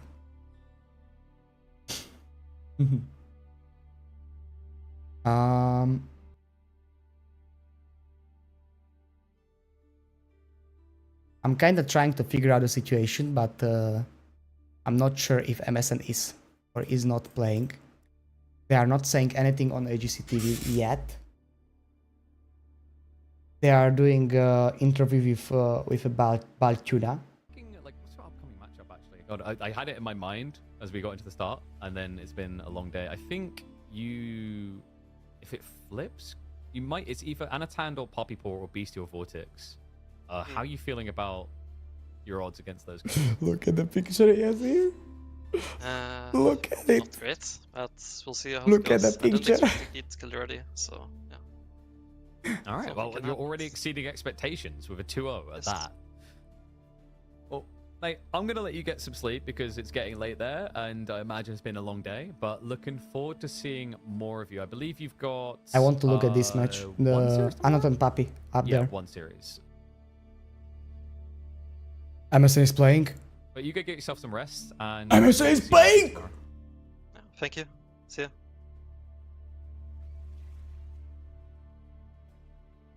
I mean, he might sleep, right? There's always a chance he just opens up team games for the next 3 hours. He's fake sleeping. I'm sure he's like immediately gonna play CS. I think Zess also said it in Twitch chat earlier. Production's saying it as well. Apparently, they've already got a Counter-Strike party planned. God damn, these DJing gamers. Speak Like, to me! If we had Are we Showdown getting with one that more we'd series? be like, oh yeah, sleep time. But you know, Baltin's just too youthful. You see it in the complexion. But now I think that does bring us to a close. An interesting day, Crackety. I think like we had the expectations that the Dumu Numadon one was going to be. They big for are hours. ending. It had long games, but it kind of had wild games. And then we finish off with a House of Lancaster game. I don't know what it is about House of Lancaster games, but I Unfortunately. swear each time one finishes, We done for today. Lucy's tomorrow. Okay. Okay, MSN is not playing today. He just wrote me that he's playing against the Lucy from tomorrow. So you are stuck with me, and I'm gonna go for some water. After water, I can sub. Where are you from? I am from Slovakia. And you can't sub, you can't sub because I didn't do this. Look, I'm gonna show it to you. I got the partner yesterday. Yesterday I got the partner, and I didn't actually finish the thingies, you know. So I have it. I just need to finish the all of the stuff for it. It's like a few things, but it should be there. It should be there. So don't you guys worry. Don't you guys worry. It's gonna be there. In the meantime, we are going to be watching something. There needs to be something. There is low elo legends, but that's AoE 2, and AoE 2 we are not doing here. Even though I love AoE 2. We are gonna be doing probably. Beasty was doing tier list of what is it called? Beasty is doing tier list of landmarks. We are gonna be probably watching on that, and after probably we can watch worst landmarks in a game. I'm gonna come for some food. I'm gonna come for some what is it called? I'm gonna come for some water as well. We are gonna watch this. I'm gonna eat, and then we will be playing on later on, and we are gonna get to the Conk 3 finally because I'm down, right? Yeah, we are 1 win away from Conk 3, so we will get there. But I don't want to just play the Beasty video until I get food, because that is not gonna be reacting, and that is just gonna be stealing his stuff, and I'm not the one to be stealing the stuff. In the meantime, I'm gonna be playing you. Which one is funny? One of the best. I'm gonna be flexing on you. I'm gonna be flexing on you. Here we go. Enjoy. Turn this thing up. And I will be in about Igor app. Yeah. Yeah. I'm just gonna flex on you right now. Give me this much minutes and I'm here. This much, or maybe this much, but probably this much. This much. Okay. Only 8 minutes? Yes, it is only 8 minutes. Do you know how I made videos? Like, what are you thinking?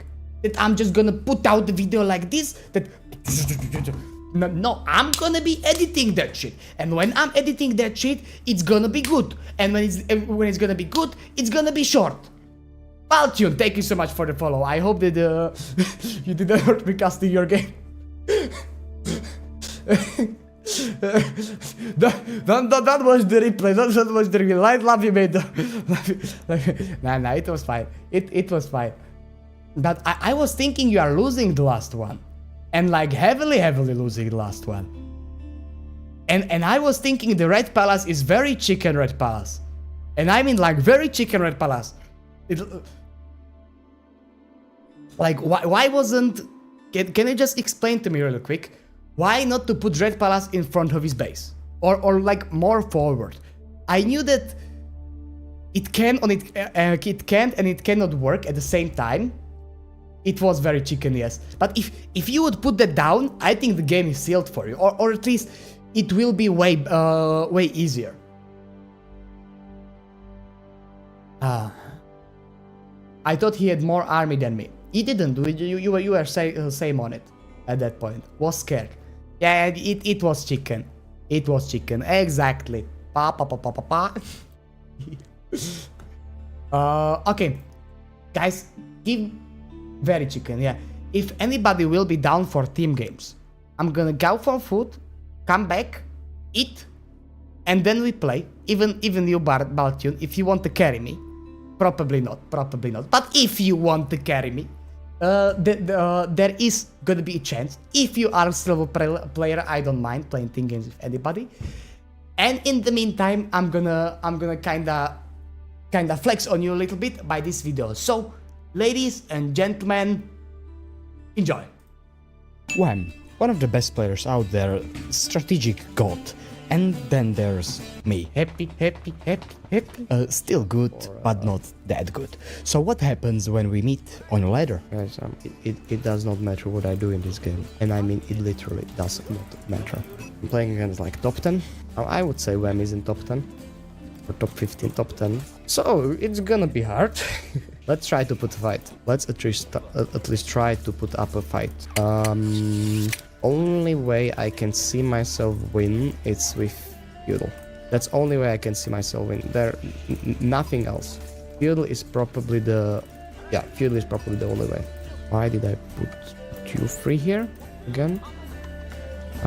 I'm not sure. I have no idea. We are doing the same scouting pattern, so at least I know my scouting pattern is good because he did the same thing. So I played well in the department. What is this? Yeah, it's an ancient build order. I'm probably not doing it correctly, but fuck it. Come on, mate. I know you are in a top 20 in the world, but this is illegal. You cannot do this. Let's punish it. I don't feel like I can, but let's try to punish it. Okay, let me at least try. Give me a chance. I'm gonna try to punish this. To be fair, I have a lot of sheep. Like 15, it's a lot. Like, I won lottery. 15 against 7. I feel great. Like, in this one, I feel great. We are starting good, right? 16 against 7. Mr. Chanel. I feel really something. good. Thank you so much. In this one, I feel like I may have... For a bit. Put this back on. And I'm gonna show you what I got. Because I got very good stuff. Look. I got... Okay, let's do it like this. I got this. This. Very good. That's apple. That's apple in that. Good. And then I got some non-alcoholic beer. Yeah, but I'm old enough. I'm already old enough. I'm not old enough in America, but in my country, I'm old enough. Okay, let's continue. The chance. What did he went? You know, before I met you, I was feeling a little shy. You're my special friend. Can I kill a sheep? We are pushing him off the deer and off the stone, so I'm quite happy with this outcome. And this is quite good. I'm microing.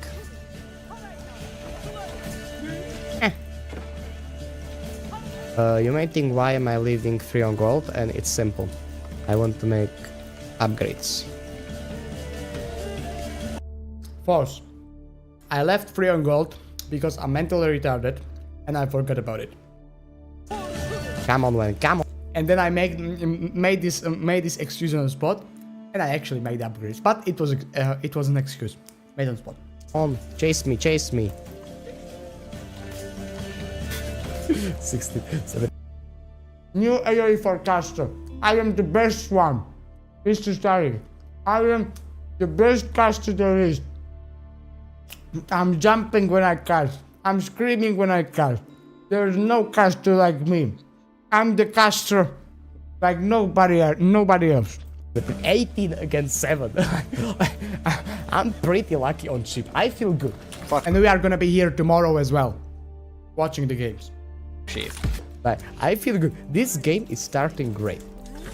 Maybe I have a chance against top 10. Just maybe. There is a very, very small chance. He's going heavy on wood.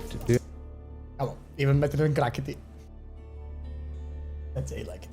Krakity is a good caster. Okay? He's a good caster, but he's kinda low energy. He's kinda opposite of me. Krakity is kinda like, you know, we are winning over here, we are pushing, and it's kinda good that we are pushing, and we have five knights over there, and we have 2 knights over there, and this is happening, and it's good because of the disc, and it's good, and I'm very technical caster, and I know what I'm doing. I'm pro player as well. That's Krakity for you. Krakity is awesome caster because he's technical, he knows what he's talking about. But then there's me. Yeah, then there's me. And this is basically me. Let me show it to you. Why not? From today. But then there's from today. It's gonna be put it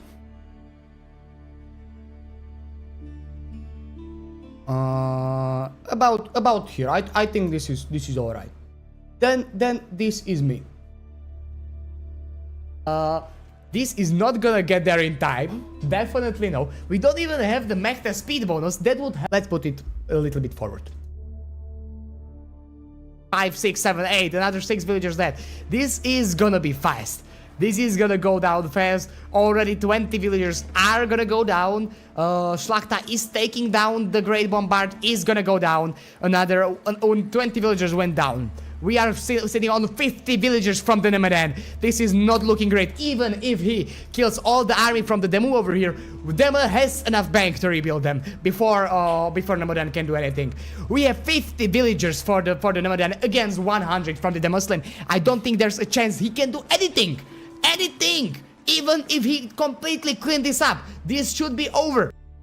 You got the idea. And this is me after 5 hours of casting already. This is me after, okay? You don't want to see me on first game. On first game, I was... Do you know what that means? That means... I'm Slovak, not Polish. Slovak. Feudal, right? If I... That means he's going second TC? Mate, come on, I was thinking this stone is for the thing. You know, for this thing. But second TC, okay, I feel like I have a chance. I seriously feel like I have a chance here. Okay. I already opened the thing. That's great. I'm gonna hide it for now. And let's go with just this. It's fine, Mr. Charlie, it's fine. We are gonna be hidden. What else are you doing here? Hello, Mr. Official. You already saw this one, so sorry. But I need to eat. Okay, you can see it. But I'm making a new one from yesterday's stream. When I are you flexing the wham win? Here we go. Now we can go. I have 15% more. No.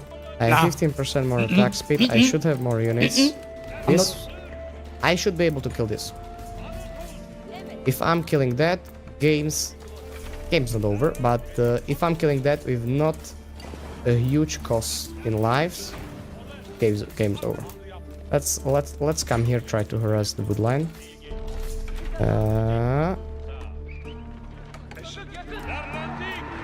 Good. This is just idle time. I love it. No. Wham is one of the best players. I also want Wham to do great. But my favorite one is MSN because he's huge underdog and because he's a piece of shit that I know. I beat Wham when my stream ended. I would just leave this video playing until I wake back up. Okay. I should have two more. We'll know next time. It's fine. Good to know. This is a very good scout. This is gonna be his food when this runs out. And this was on stream. This was on stream. Out. And that is gonna run out. By the way, do you know the music from where it is? Listen closely to the music. My music choice is, by my opinion, mwah. Trust me on that one. Okay. I want to take this down, so... I should have everything. I can do this, just to, you know, why not? But let's kill them. Let's at least try it. 2 times better player Yeah, Witcher 3, exactly. than me.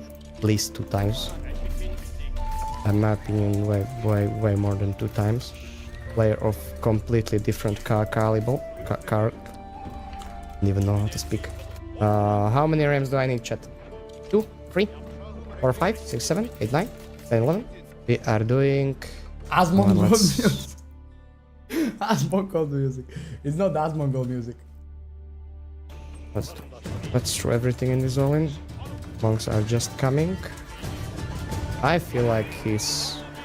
Well, we have 3 rams that are going perfect to music. go on that town center. That's not enough horsemen to take a fight over here. He has some archers because we saw archer ranges being built, but there's no bannerman.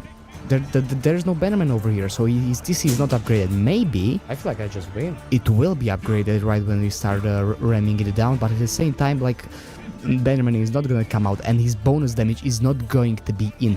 Our monks came in, area of effect healing is in, so this is very good for us. Our fight is taking a place, but it's taking a place right next to the gold mine in this very close spot, which is awesome for us because our Sipahi has range advantage. They can attack from the 2 rows basically, so this is very, very, very good for us. TC had been upgraded, but is nearly dead. At this point, we are winning the fight. Come on, come on, come on. I'm gonna beat them. This is the day. Mate, that's a lot of villagers that are gonna go down. Oh boy, I wouldn't want to be Wham right now. This is a lot of vills. Yes, yes, yes. Okay, go back, go back, go back, go back. Kill this. Kill this. Play it slow. We are fine. We are fine. We are winning. We are winning. We are winning. This is great. This is great. This is great. My heart is pounding. His villager advantage is no more. Monks did a great job. That was... If they would come and measure my heart rate with pressure and everything, in my opinion, they would said that in 5 minutes I die. You know, like in my opinion, it was that high. I'm winning against one of the best players on the planet. I'm winning against Wham in 1v1 on ladder. It was through the roof. Through the roof. Heart rate same as Beasty's APM. Exactly. Exactly. It was a very good call. If I win this plus 50 elo. How's really? That's top 200 on 100%. That's true. Okay, 4 rams should be enough to the main. He's taking very good trades here, and that's only because I'm an idiot. We are diving. We definitely are, but we have we have quite a big advantage in the units. He has only archers, no spears. We are diving with all the Sipahis. All of his archers are gonna be dead. His TC is gonna be dead because of the rams. There's nothing he can do over here. This is it. This is when we will win. I won.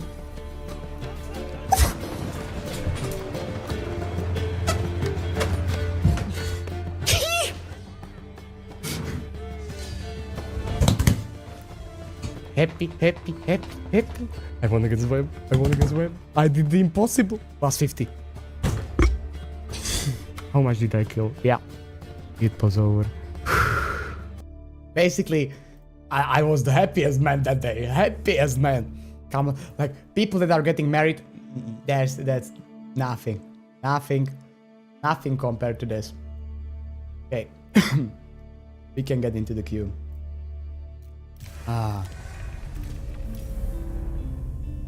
Boom.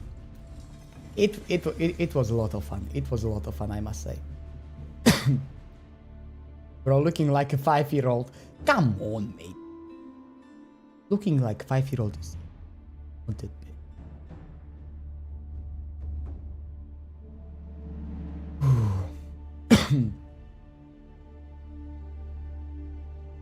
I haven't played against Beasty, by the way. No, like I have, but not in a long time. I played him like 1.5 years ago. I played him every single new year except this one. But every single new year when he played Age of Empires, I queued up, I got him. I got that motherfucker.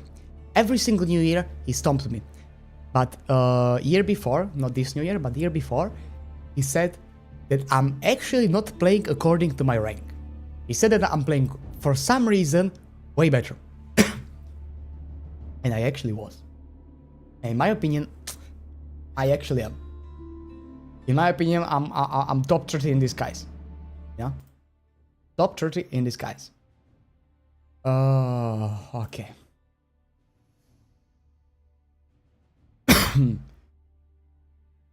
Ah.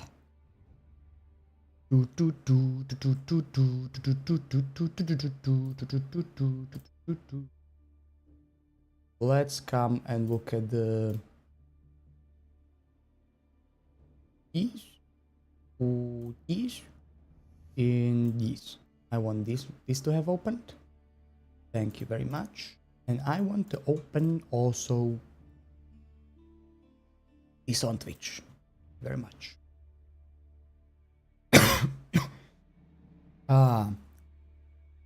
Enhancing Drax sus. What do you mean? What do you mean? I actually played play against Sass and I was winning. I was winning against Sass. I remember that game. It's actually on my channel. It's in my tutorial for English. In my tutorial for English, I have me playing that build order that I'm teaching against Sass and me destroying his ass in feudal and in early castlage. It was destruction. But then he started playing. He was playing even before, but you know, I need to close the window.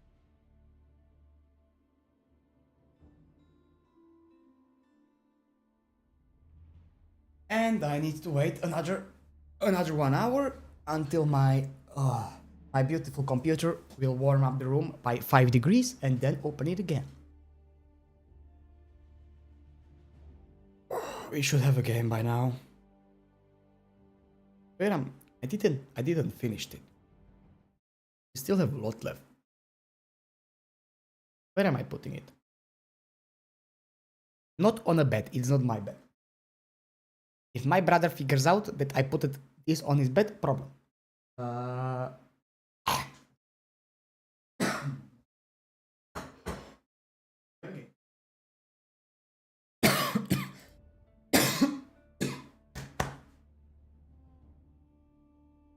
I probably need to change clothes as well. This is already like wet. I need to clean up the microphone. Fuck, it's dirty as hell. I need to do a lot of stuff. I have the wrong save. I have the wrong save.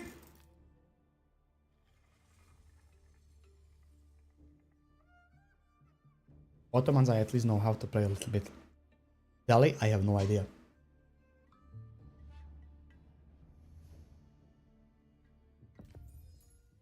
Okay. So, ladies and gentlemen, first game of the day after casting the whole tourney, we are going to conk free. Even though my clicking... I said we are going to conk free. I said it how it is. We are going to conk free. See? It's that easy.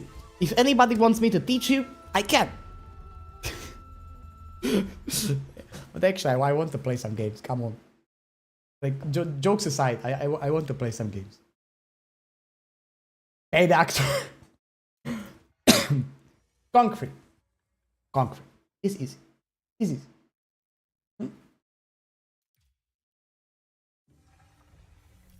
So we are already in a conk free. Is anybody down for team games? Because I am. Mr. Adriel is asking, what cifs do you play? If you are gonna go here, and gonna go here, and gonna go to learn, and then look at these ones, everything except this shit. Everything except this dog shit cif. It's not dog shit. It's actually quite the okay cif. But for me, it's dog shit. I hate that cif. I hate to play it. I hate to play against it. I hate it from the bottom of my heart. Easy. Exactly. Primitive. While we are waiting for the game, because I'm so good, so you know, I finished this one in like 5 seconds. Let me bring Cheddars here as well, and let me bring AOES here as well, and do. I'm gonna change the scene a bit to this, and we are gonna look at the second best game there is. Right after Age of Empires. Cookie clicker. I know that you people are probably not familiar with the game of this caliber. I know. It's a bit complicated, so let me explain. We have this big cookie in the middle. We click big cookie, we get more cookies. And here on the right, if I'm gonna put chat away, we can buy stuff to make more cookies. I hope I explained it primitively enough.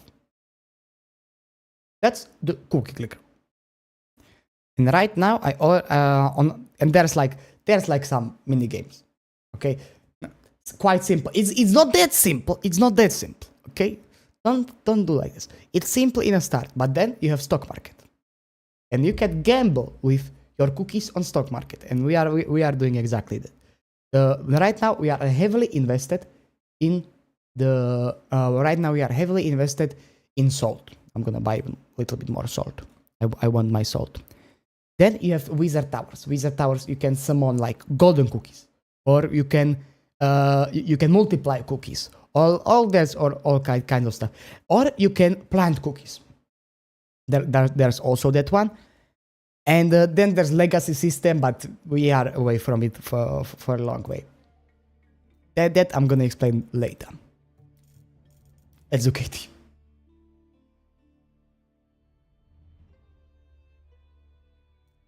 We're streaming AoE after the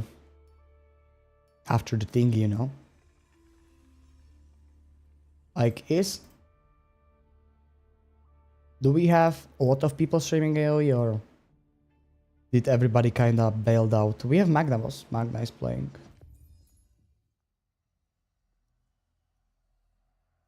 Not really. Of course, we have me, one of the best players of Age of Empires there is, and arguably one of the best casters as well.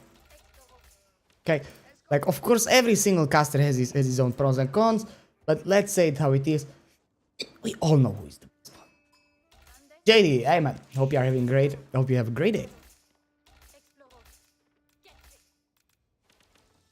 Let's put it here. Tomorrow we cast as well. Probably I'm gonna have Xardas over here.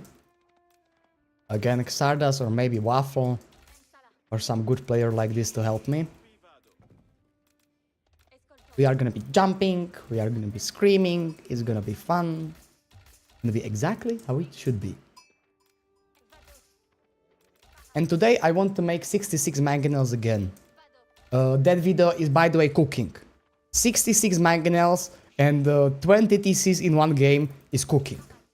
Okay, that's in the premiere. Like not yet. I need to download the VOD from the stream, and then I need to convert it to Shattercard from the MK to MP3 and put it into the H.246 codec from the Nvidia, and but then there it is in a premiere.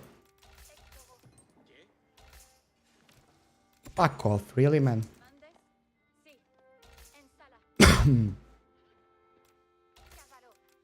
Then it will be in a premiere, and when it will be in a premiere, I'm gonna cook it really much, and it's gonna be perfect.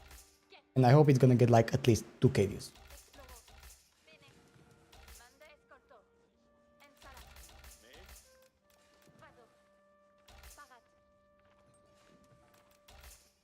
So we will see.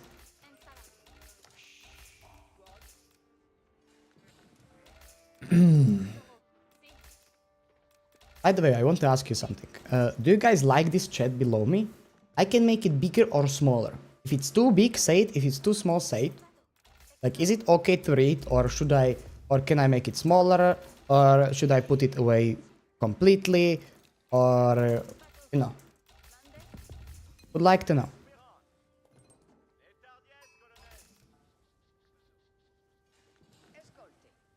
Because I can put it away completely.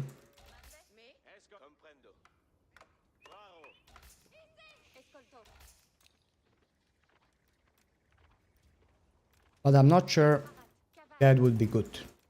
I think it's okay. Like, not great, not terrible. You know? Nobody's speaking to me. Okay, I'm gonna remember that. I'm gonna remember that you don't like me. It is what it is. I will. And they will come when I'm gonna use it against you. Against all of you.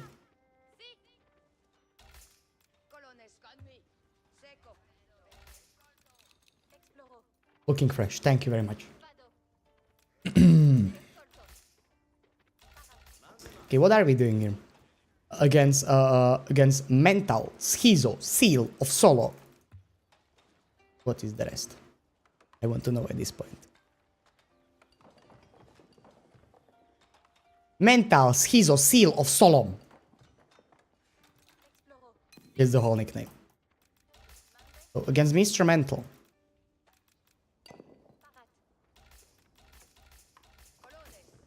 I have a few ideas. I need to know where to put my second TC right now. I have an idea here, but I want Deer Pack at the same time. Deer Pack would be looking great.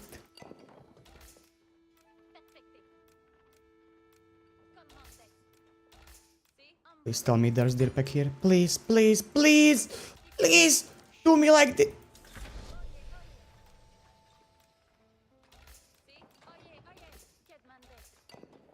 There is no Deer Pack there.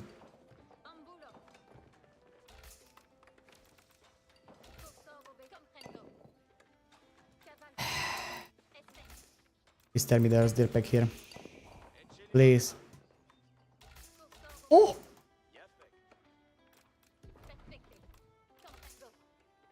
Gold and Deer Pack at the same time? Good.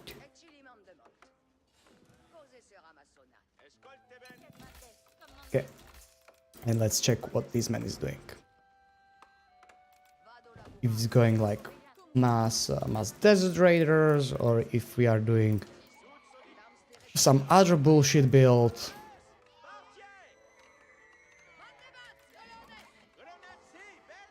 Kate is kinda one of my favorite civs. Right next to English. Like, I like English, but I don't know why I love KT. It's building on me, you know? It is building on me. Slowly but surely. This motherfucker.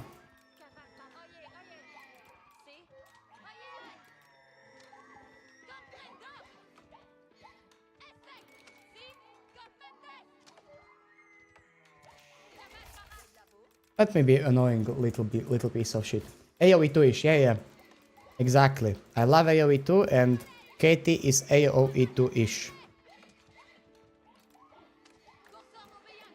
Wait.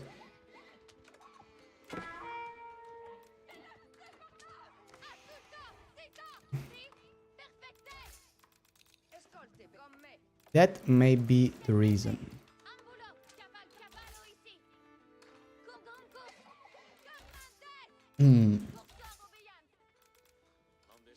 Let's do mill as well for the upgrades. This is enough. Let's wall this off. Let's look at what he's doing. If he's already aging up, I need to make units. If it's not already aging up, I can choose. And I don't know what I want to do. I have no idea what to do. Let me think. This is culturing with the monks. How do we know that?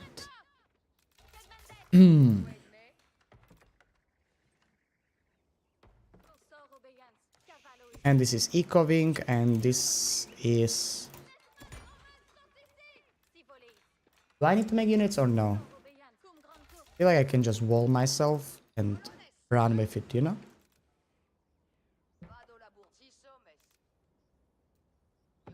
Let's try that. There is a big chance I'm gonna die and go down from Conqueror, but we don't care. We are here to experiment. Should have done this long time ago.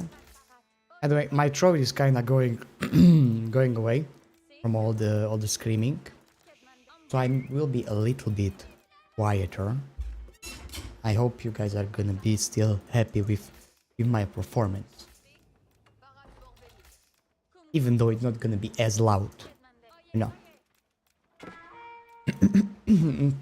Or like Capture Age will make it as loud, but it's not gonna be as, you know, punchy and stuff like that. It's what it is. We are not going Pilgrims because I was thinking he's gonna go for the feudal. Something for the feudal Desert Raiders. That's what I was thinking. But no feudal Desert Raiders here, which is actually quite nice.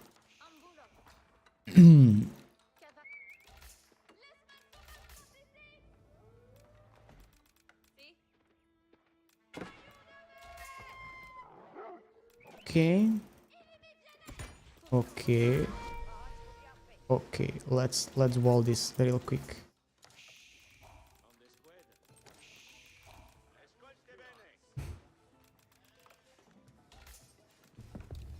And we are raging.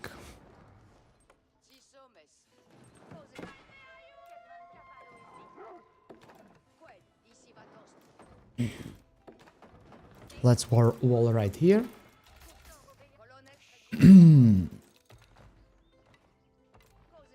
After you finish this, you do this. He can burn this down. It's gonna be double walled. Buy myself a lot of time. That's the thing with it.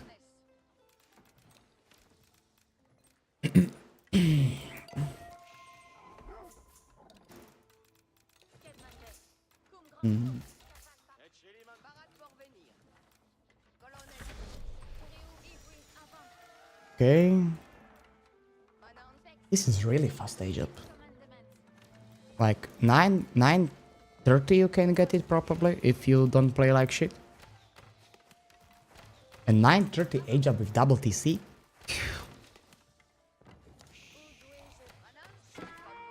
That's something.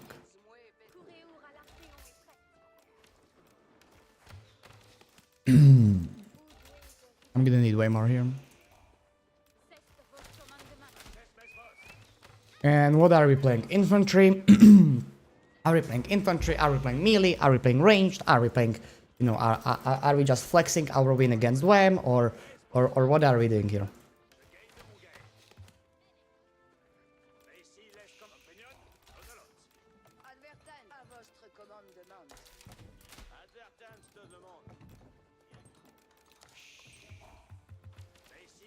He's gonna have 5 relics. I'm a professional with double TC. Even though he has probably the similar number of villagers because of the eco wing.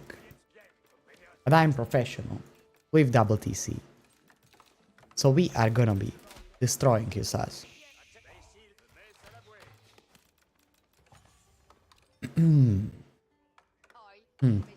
I'm still not sure if I want to make like... I cannot make Templar Brothers. I need to go for man-at-arms. Because I don't have resources for it. Is this MSN? I'm not sure. Would be, but... in my opinion, he's not. But it could be MSN.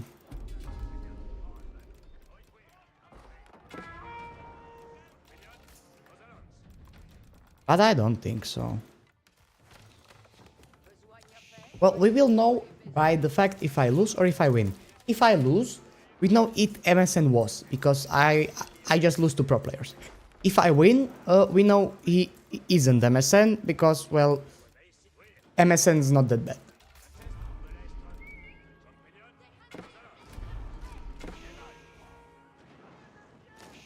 I'm two-shotting it.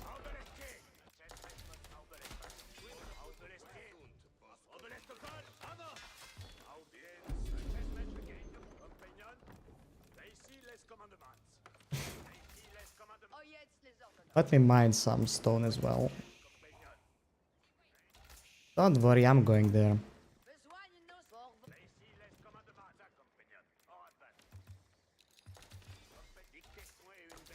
I'm gonna wait a second.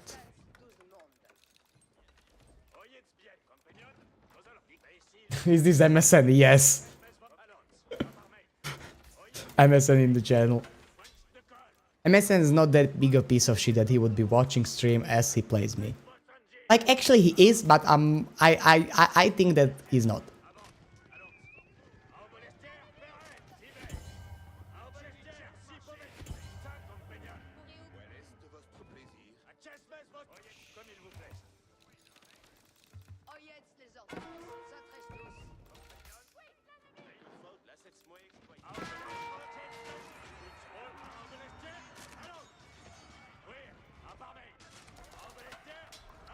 Why am I not insta-killing that? Problem! MSN, what to do? You are a good player here.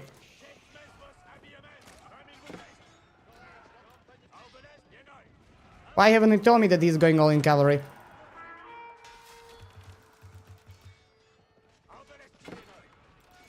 Nah, behind wall.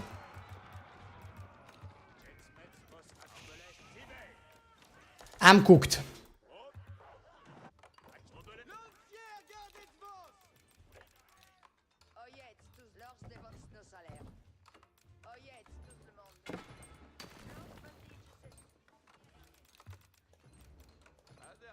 I'm in trouble.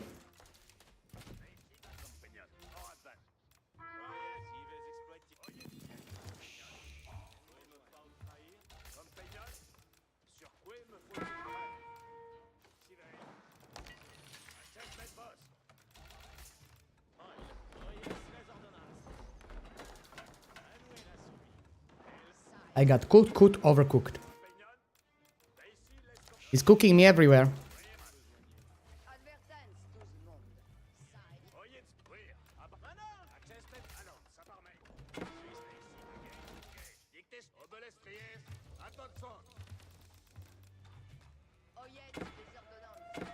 I need to make fortress somewhere. I need to make it. You think I do, but you don't know me. I lose to simple stuff because I'm an idiot.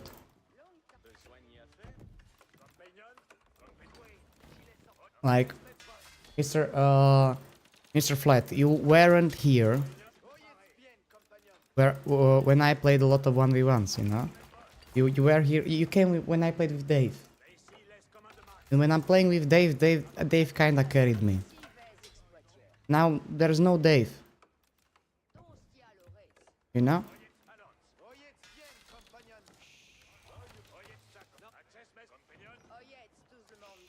And no Dave means I cannot get carried.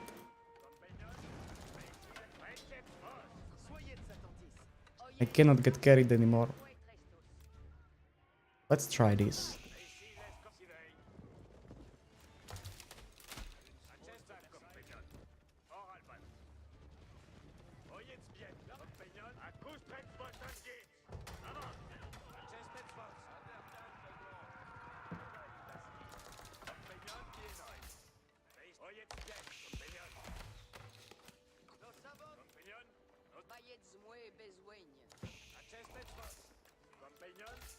I'm working on it.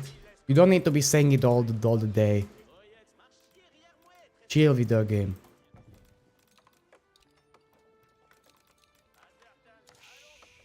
I'm trying my best. Fuck.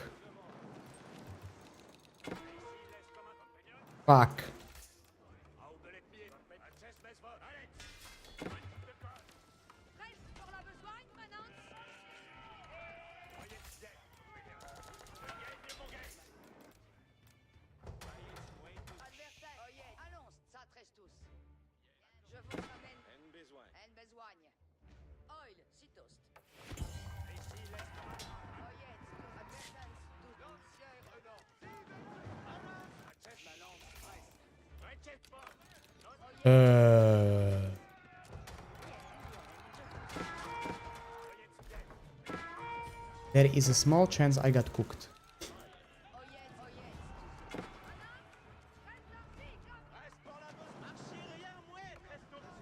And trust me. Oh yes! I cooked him! I didn't even realize how much I'm cooking.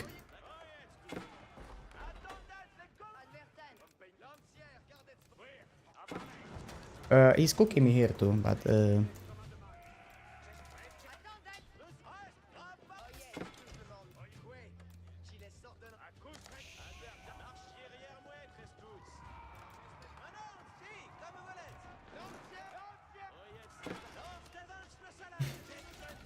he's throwing away his whole army.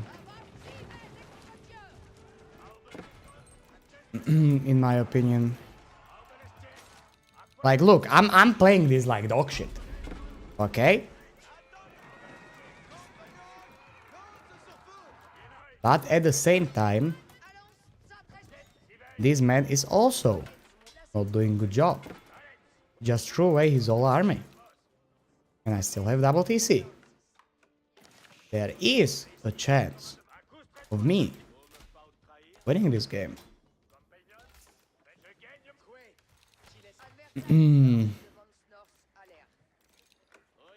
Fly me to the... No, copyright strike on YouTube. No, I cannot. I can. Even though I want to. I have a very good music taste. You can see. This is how people... I dress like music, I listen. You know. Not like some of these new kids stuff. The rapping and stuff like that, nah.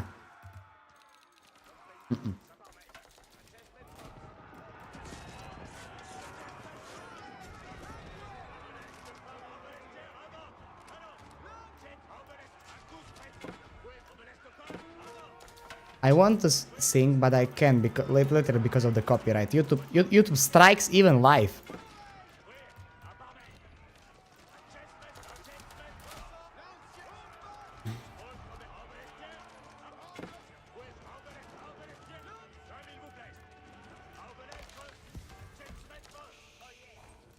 Oh, I forgot. There is thing called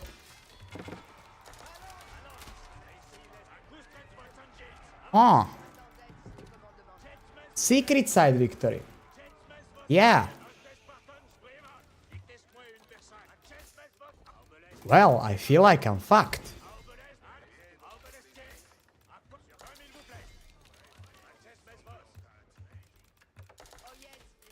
Give me a second, I'm gonna cook.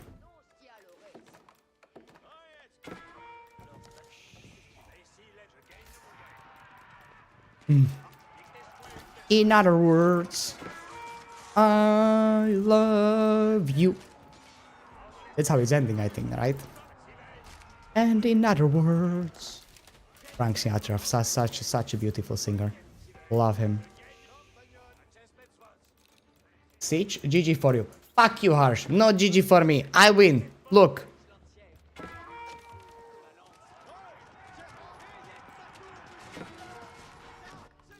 Oh. This is a problematic. Oi! Oi, oi, oi, oi, oi.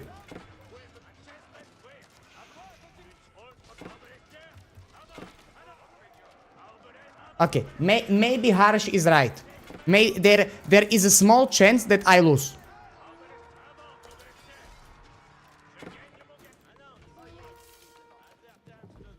On my own stupidity early on. But only this one, right? Only small chance. Small one. Saying GG, say GG and go next. Nee. If I'm gonna lose like a man. I'm gonna lose like a man after 1 minute and 1 second. Best of luck for next match. Come on, can you at least pretend I have a chance? Okay. Maybe I lose. I gave him that win. No. I gave him that win because I feel like giving back to the community, right? Last guy, yeah, it was MSN. Exactly, it was MSN. I was playing against his secret account, and yeah, it's exactly like that. It's exactly like that. I was playing again. -32. What was this Conquer one?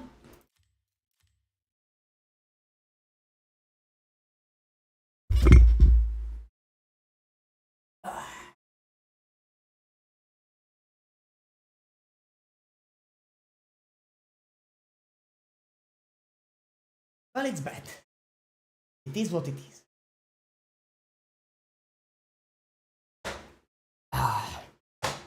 Mr. Electra, thank you so much for the follow on Twitch. In the meantime, we go back to the Conquer 3. We are where we started. You know, we are where we started. It's fine. In the meantime, give me a second because I'm already streaming for too long. From like 4 p.m. or 5 p.m. or something. I'm gonna check. I'm gonna check you. How much? I'm gonna check how much battery you got left. So give me a second.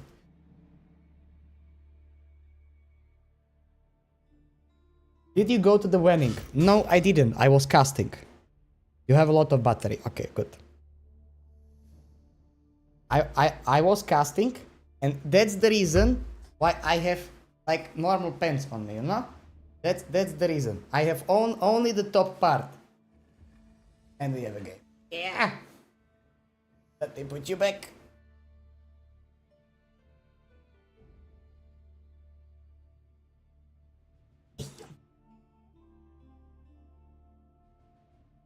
We're gonna do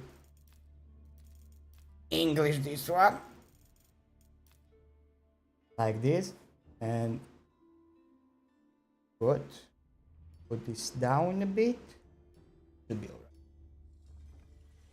I need to change my pants. They are literally okay. I'm gonna just put them away. They are literally wet from behind, from sitting. Like, you know, this part back is literally wet. Ah.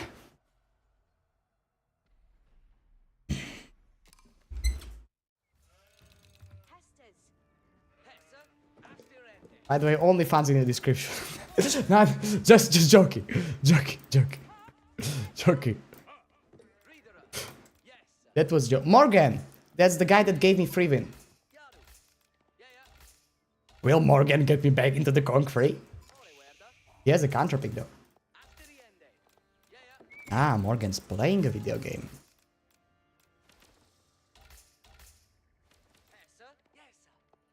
Morgan believes in himself. And you are on the side a bit. Now you should be alright. It's alright to believe on yourself, Morgan. But at the same time, you need to know your limits. You cannot win against a player like me. Against a player that has 240 FPS in Age of Empires. Oh, you don't see it, but I do. You cannot. I have just way more frames a second than you. That's the reason. That's the sole reason for it. Okay, but actually, French is very good matchup for him. Like he can basically go all in knights in the feudal age, and there's nothing I can do about it. And I'm gonna lose. Not in a short game, in a long run, but I'm gonna still lose. Like he's gonna force me into the White Tower, so I cannot even King's Palace. And then he's gonna force me, and then I can do Berkshire, but Berkshire or Wingard, I can do both of them. But either one I go, I lose, because he will have such a big eco behind it. And what is this Dry Arabian markets? Like, I don't want to be one to calling it out, but I think this is booked. Dry Arabia market shouldn't be in the corner, should be like here. So trade is possible, but it's kinda you know. Trade cannot be good. Trade needs to be shit. Trade needs to be shit.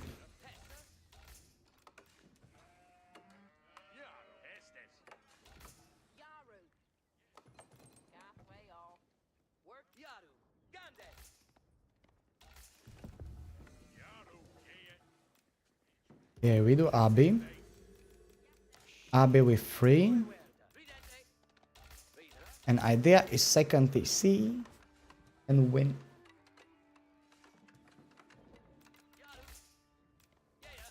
My computer's like jet engine. Good thing I have good microphone. Otherwise it will be while we are playing, you know? Because it's literally jet engine. I'm speaking the truth. Okay? If you want to see, I'm gonna show it to you. Next game, it is a jet engine. And somebody may say that I'm doing a lot of unnecessary clicking. Somebody may be right. But this is how I keep my fingers warm. Otherwise they get slow and, you know, you need to keep your fingers warm.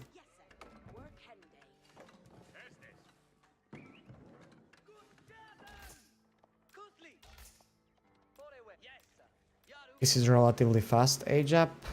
I'm doing it slowly. Nice and slow. I'm chilling. Like. Oh. Morgan thinks he knows how to do it. Morgan thinks he's smart. Morgan is not smart. Morgan, you are getting cooked. Literally. Cooked. I'm gonna come and I'm gonna cook you so badly that you are gonna out there for Age of Empires. And after that, you are gonna be like, oh shit. Let me uninstall it just in case. Mr. Silver, thank you so much for the follow on Twitch. Yeah, I hope that you will be enjoying yourself over here and then you will be having a lot of fun and you are not gonna be thinking about how fucked up Eastern Europe is.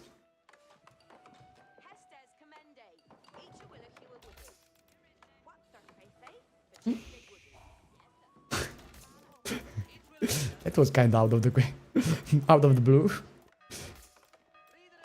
Yeah.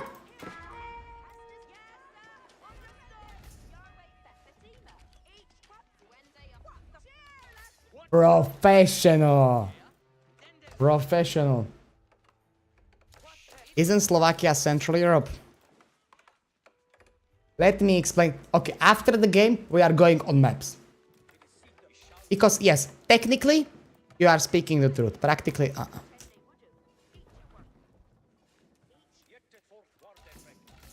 Technically, it is how you say.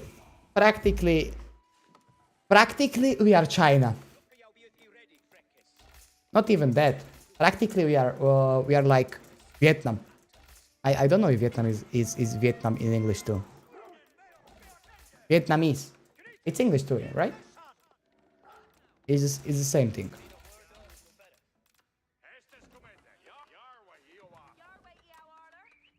Oh, look at this.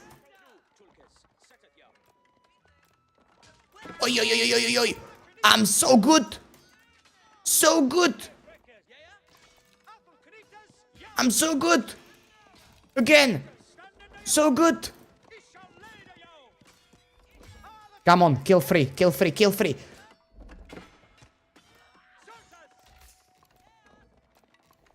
Okay. Come on, Morgan. Morgan. I killed 3. Okay, next time we need to go slower on him.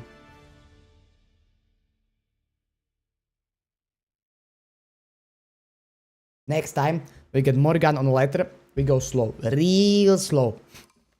Okay? We go just 1 and 2 wheels. We kill only 1, 2 wheels. Then go back.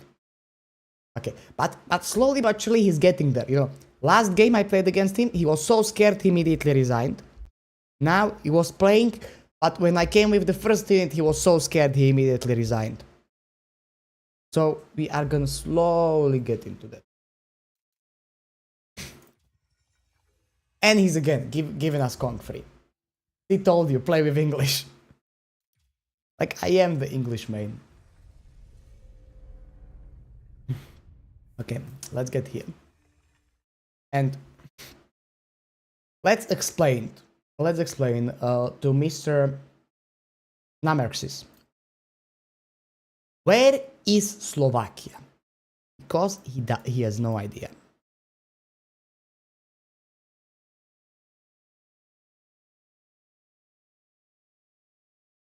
Look.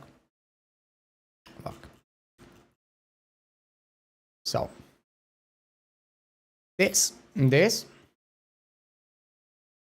is Slovakia. Okay. Actually, let me check something before. Did I dox myself? Nah, I didn't. Okay. That is wrong. That is wrong. That is wrong. Oh, Ellen, thank you so much for the follow on Twitch. This is Europe. This is Europe. Right now, we are gonna open Europe here. This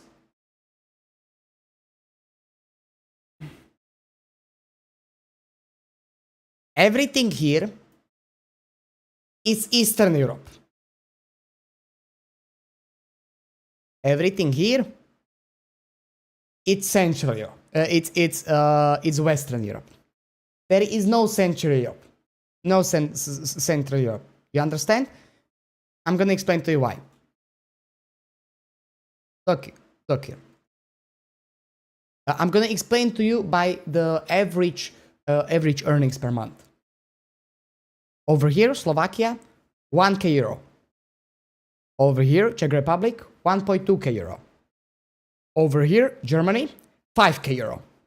Over here, that's translated into the English how? Austria. Over here, Austria, 4k euro. Over here, Magyar, 1k euro. Over here, Romania, not even 1k euro. Over here, Slovenia, 2k euro. Over here,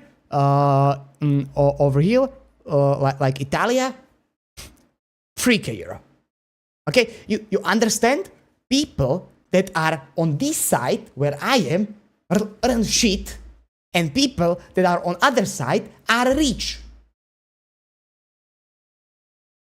Okay? That's it. That's it. Everything you need to know. I just explained the geographics to Europe to you. Like, yes, technically we are in the center of Europe. But being in the center of Europe in Slovakia means you earn shit. Motherfucker, pick my red.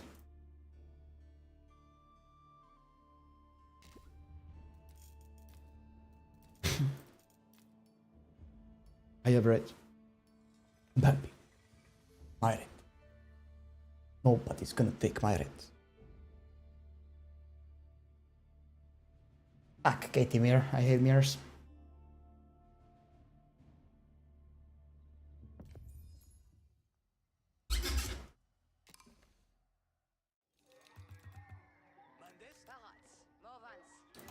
Actually, come here.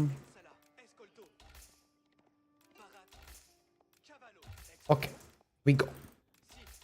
We go to annihilate right now. We are not going to play game. We are going to annihilate. This is gonna be pure destruction.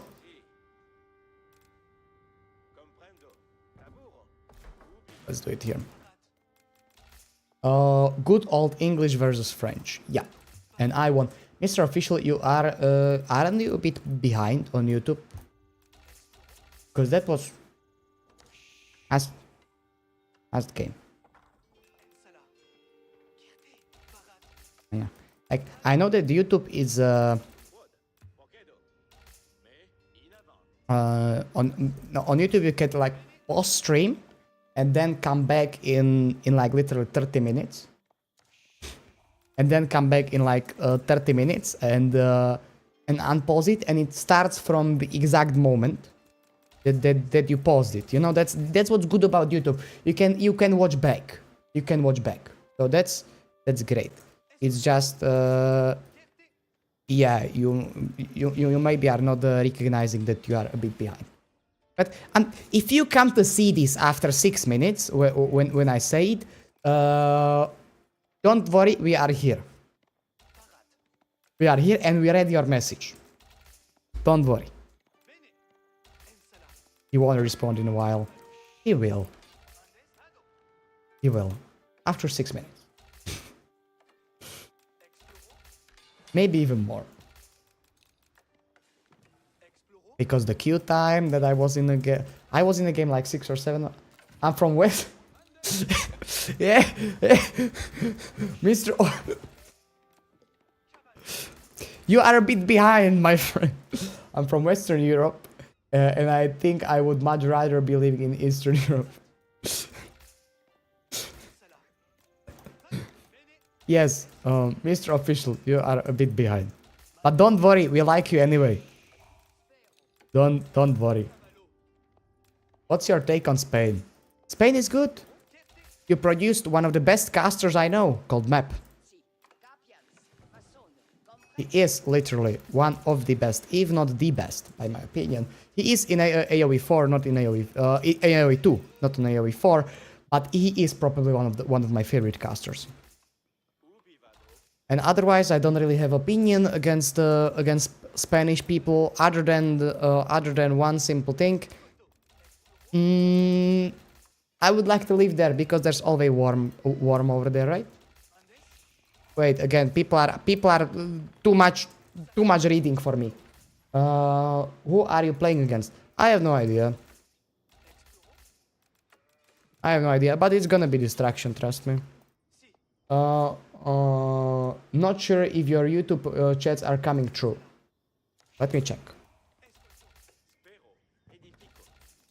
Can be that the streamer bot is bugged. Yeah. Can be that. Let me check. Good, very good point.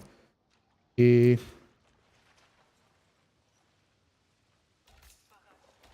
I need to. I am having the house. I'm doing the house. Okay. I'm checking, and they are coming through. My YouTube chats are coming through, so it may be because Mr. Official is watching a little bit how to say it, a little bit late. You know, he paused the stream and then did the thing, and now it's what it is.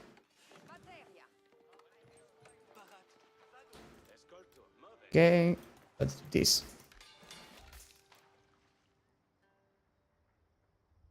What? 2? Bullshit. Okay, if this guy is really plat 2, in team games or in 1v1 ranked, and he has more than 50 games, and I lose to him, we are doing 1000 push-ups on this stream. Conk 2 in team games is bullshit.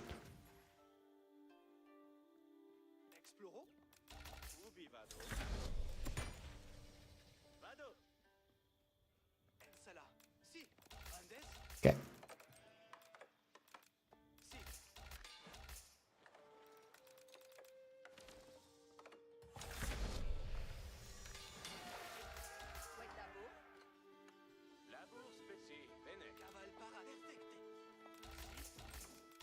I should be able to do 1000 push-ups. Maybe we will do some just for fun. I like to do push-ups.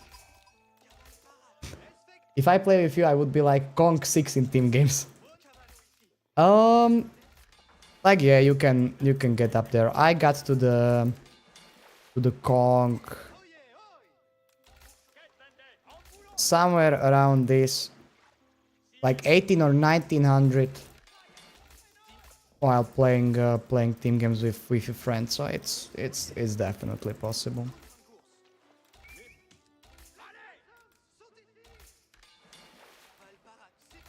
It's not like... Let's do this. We need to be sneaky. Sneaky with this dog. Sneaky.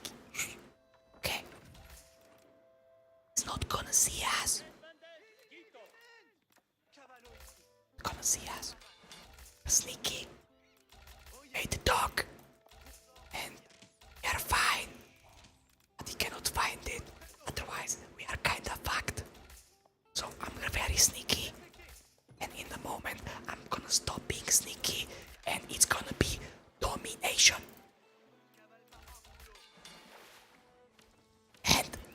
are stopping sneaky. We stop being sneaky. He saw us. He saw us. No sneaky. No sneaky anymore.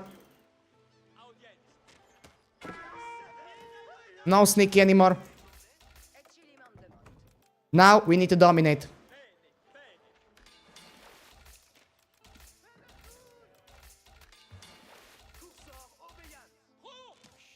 Now sneaky stopped.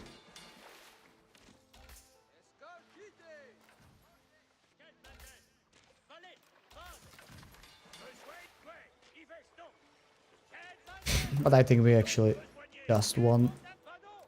Let me just make sure that he's not making a new dock. Okay. We have 3 pawns against 1.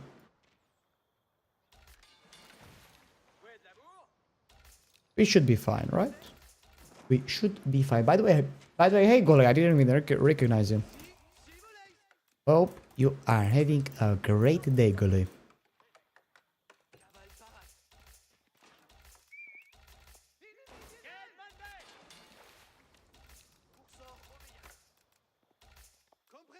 Let's look if he's aging up or what's happening over here.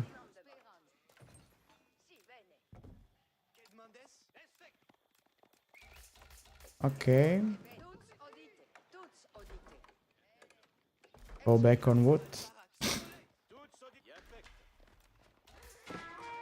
Fast, fast, fast. My villagers are gonna die. Only one. Okay, it's not that bad.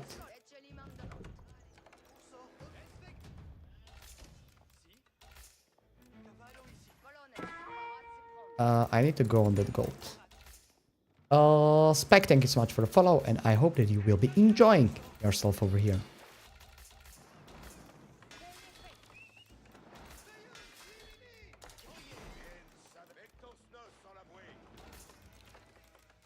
We are only professionals over here. Every single guy over here is a professional. 1k push-ups if 1k push-ups is a lot of push-ups. Yeah, it is. 1k push-ups definitely is a lot of push-ups. But you know, don't worry. Why am I kinda trolling with this build? Why am I not making useful units? You know? Like spearmen.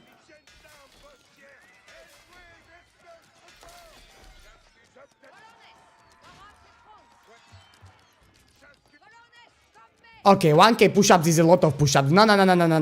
We are not doing that.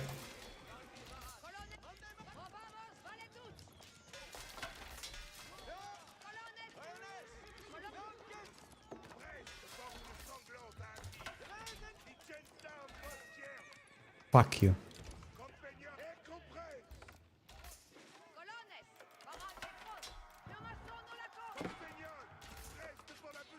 I'm not doing anything like that. Okay, tryhard mode activated. No, I'm not speaking to you. I don't like you anymore.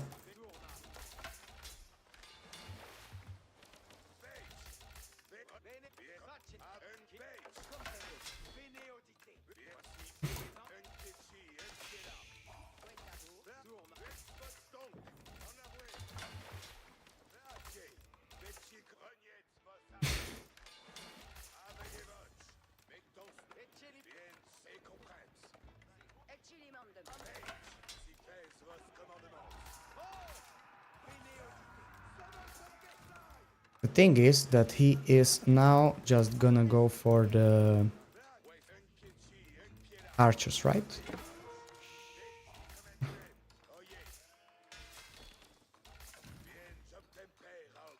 Because he is not the stupid guy.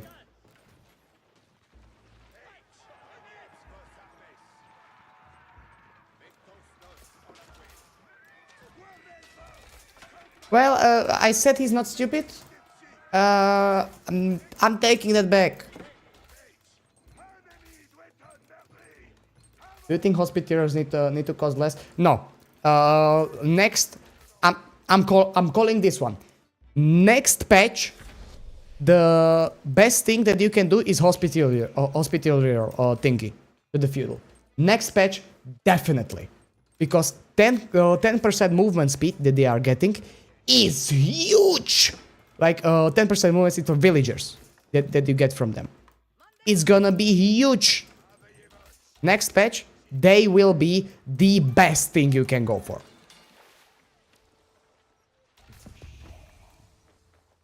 Let me go for this. There's not gonna be a better thing.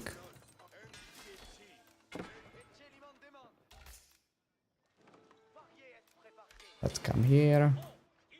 With you, let's come here.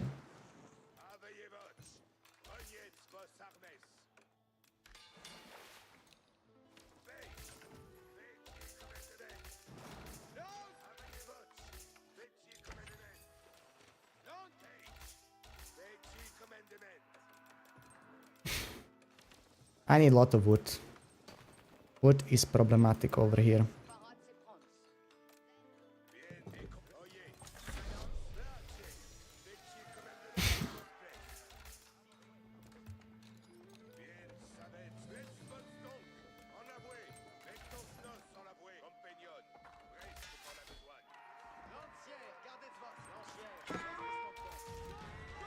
Okay. Oh, okay, I like that. We are not doing 1000 push-ups today. What do you think? Why? Someone that's not a professional?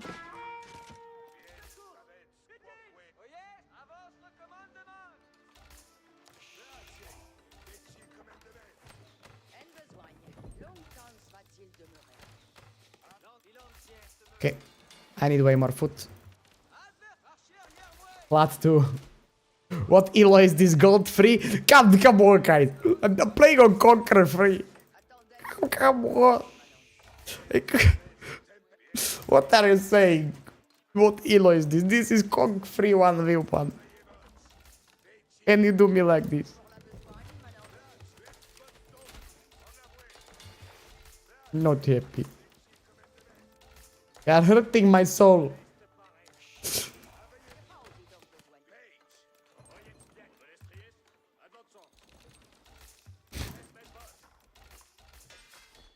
I'm missing scout. I have no idea what he's doing. He's on 20 TCs. I'm on 100% sure.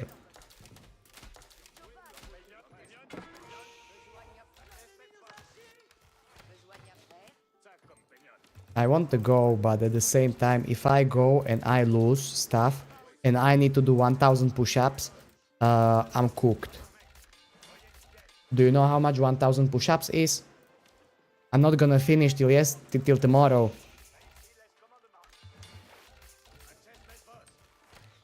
I need to make sure I have enough. At least you are funnier than skills. That's good for a streamer to be funny.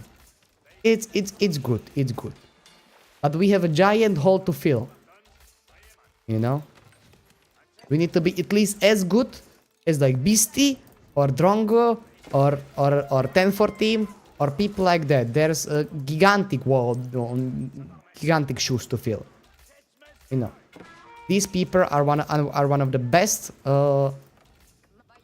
ones there ever were and there ever will be.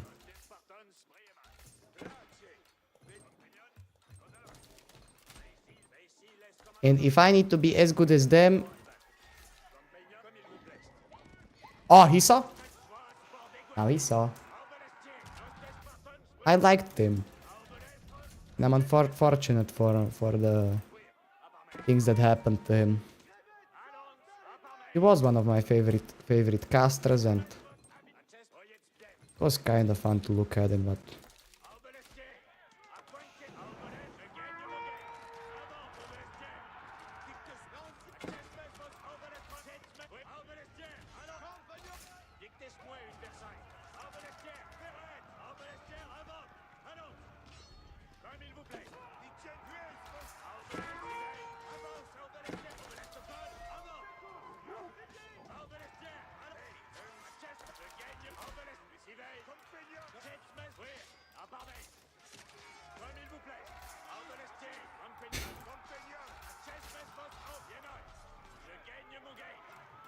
What happened to Tim?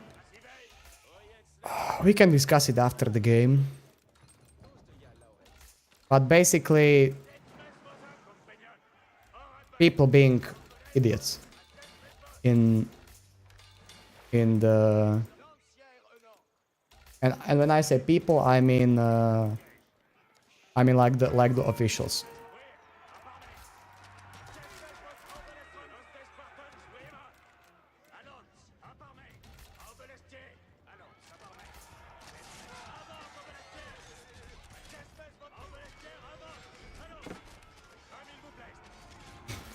I'm gonna lose this, but I don't care because I have already this at home.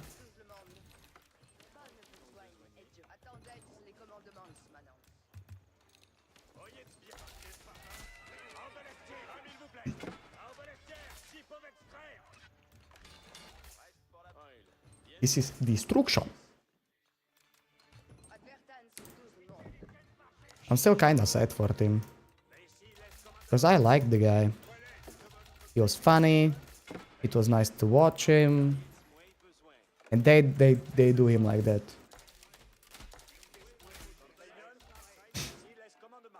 Yeah, I know. I have 2 months right now. 2 months of this. I have 1 last week of work, and after that I have 2 months like free.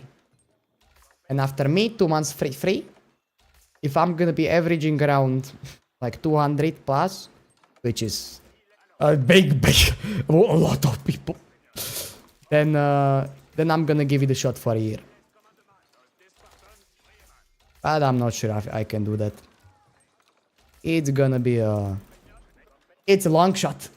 Tema, thank you so much for the follow. I hope you will enjoy yourself. It's still a very, very long shot from me, but we will see. We will see how that goes. I'm trying to be original on YouTube also, because nobody is actually editing stuff. I'm trying to actually edit stuff that I do. I don't know if you guys saw anything from me, but yep.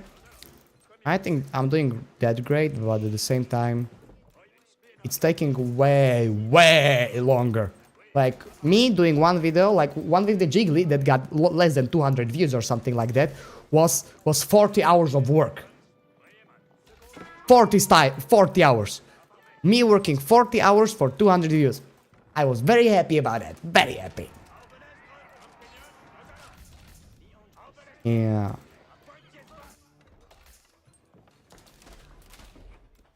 Well, it is what it is. Sometimes I fuck up, sometimes I not fuck up.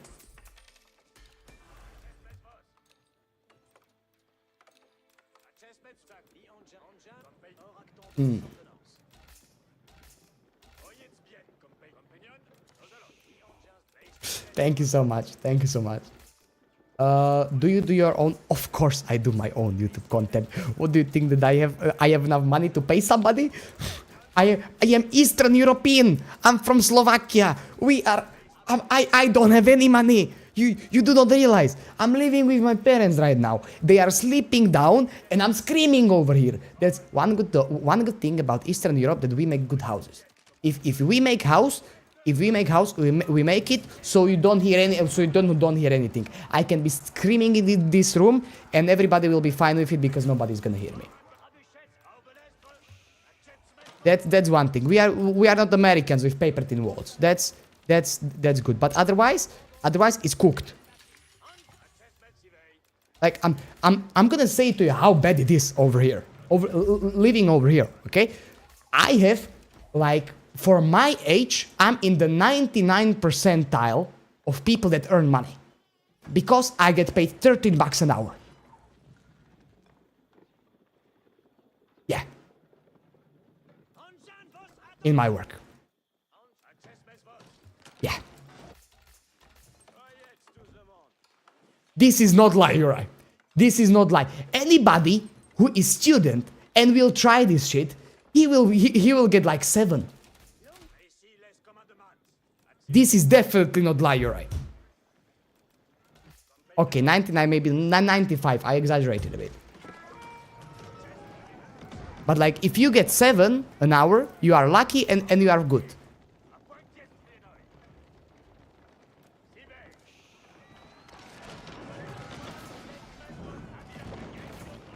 Okay, wait a minute. So you are rich. No, no. That's a very good joke, my friend. And wait a second. I'm losing 1,000 push-ups. No. We speak after. No 1,000 push-ups.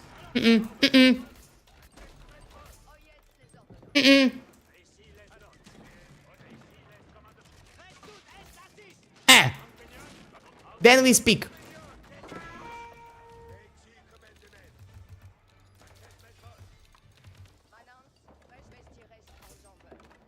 What is that again? Fuck. He is. I'm not rich. If I would be rich, I would be chilling. I would not. I would be chilling. I'm not chilling. Do you want to know how long my day is? When I was going to school. I'm not anymore. Because we have the free time. PQ. What is PQ? I have no idea what this man is saying.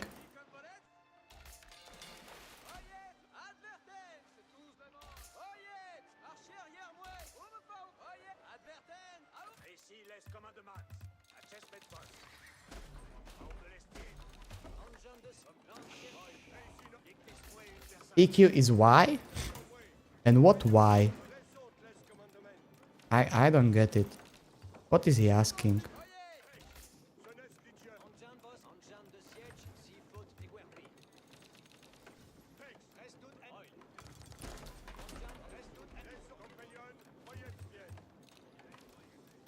Okay, we are back in the game. I think we can go. In Spanish, PQ means he has you surrounded and you should surrender. Oh.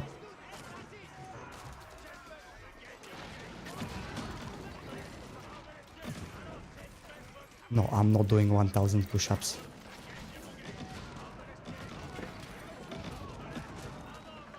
I'm not doing 1,000 push-ups. No.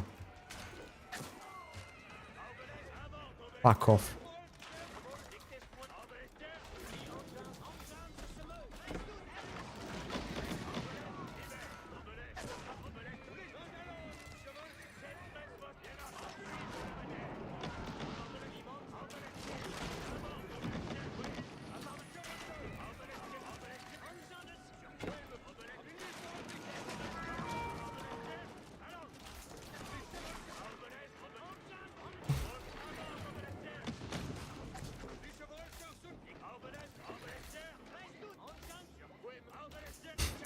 $1,000 is a lot.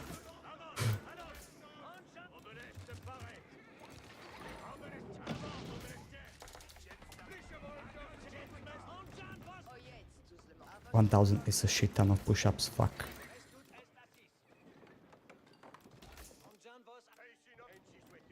Szlachta! Fuck your szlachta.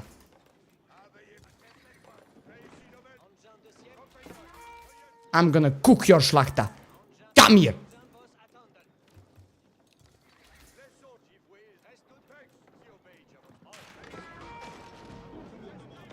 Oh!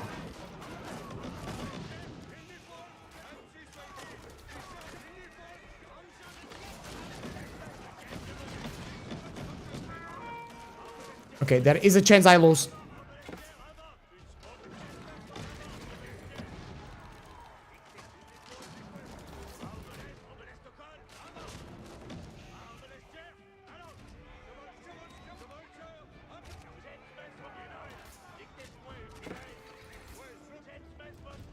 Fuck.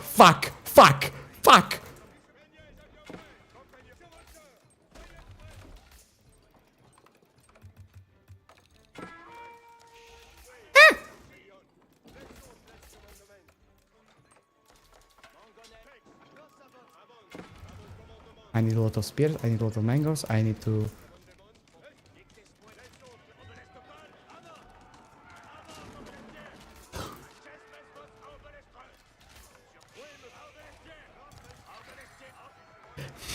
There were conditions to the 1000 push-ups. There were conditions. Okay, 1000 push-ups had conditions. We are gonna check the conditions. At least 50 games, Plat. Okay, at least 50 games.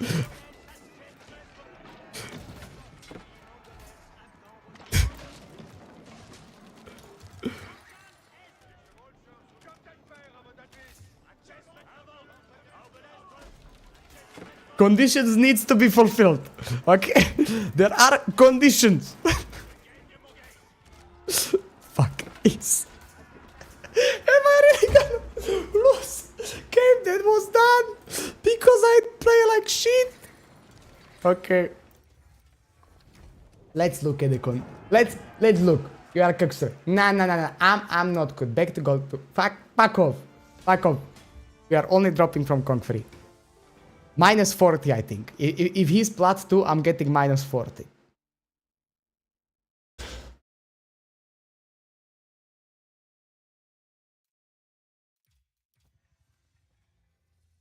$33. He's not that bad. He's not that bad. Okay, let's conditions. Conditions. Okay, we are gonna look at the conditions of the 1000 push-ups.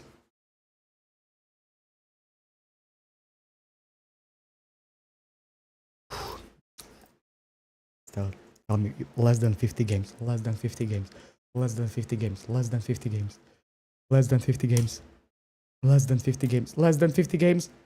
12!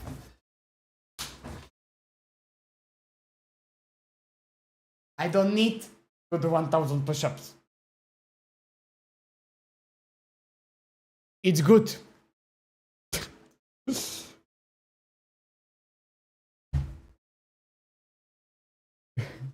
To be fair, I'm high gold, almost plat, and this guy played quite a bit better than me.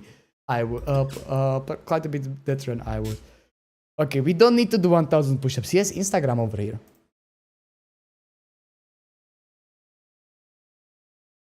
I'm not registered. I lost to this guy. This is the guy I lost to.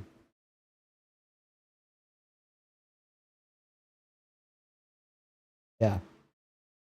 It's getting bad. I'm getting old. At least you win the hair game. Sure about that? Are you sure about that? Give me a few more years and I'm like this. I'm like him. Look at his smile. This is him now. Okay. We go back to Age of Empires. Oh.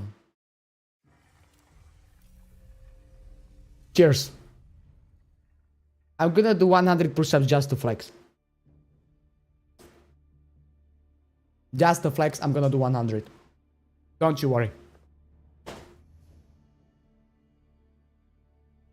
Just for flexing, okay? Second, I need to, because I don't have the thingy. Let's make AoE over here. I'm gonna make you watch me. To be good.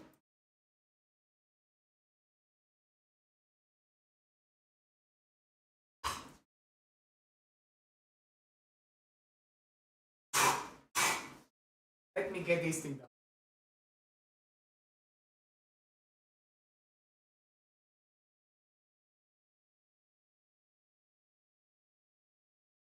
Three, 4, 5, 6, 7, 8, 9, 10. 1, 3, 4, 5, 6, 7, 8, 9, 20. 1, 2, 3, 4, 5, 6, 7, 8, 9, 30. 1, 3, 4, 5, 6, 7, 8, 9, 40. Gotta do 50 at least. Then 50 later. 1, 2, 3, 4, 5, 6, 7, fine. But 50. 50 is good. Quality content. Excellent. Hands? They are wet because I'm sitting on the chair for it. But I have the thing under the pants. Why the underwear? Because it's wet from sitting at one spot from 5 p.m. I'm here from 5 p.m. already like more than 8 hours. This is how I see all casters dressed. Yeah, exactly. I casted with no pens, so don't worry. Get back to the...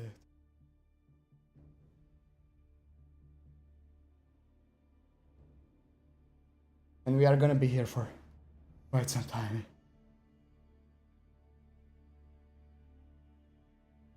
But I'm gonna do the window thingy. Window done. And I'm gonna put these things back on because it's gonna be cold in a few seconds.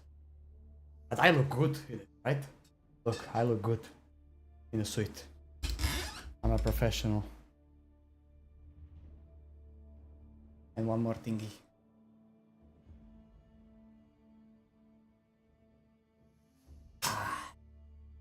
Done. Look. I look like true gentleman. Look at this. In underwear. Look at me. I look like a politician. See? 2 steps back. No, we are not stepping back. We are not stepping back. Actually, you wouldn't see it. We can step back. True politician. Okay? Full screen. Okay? True politician.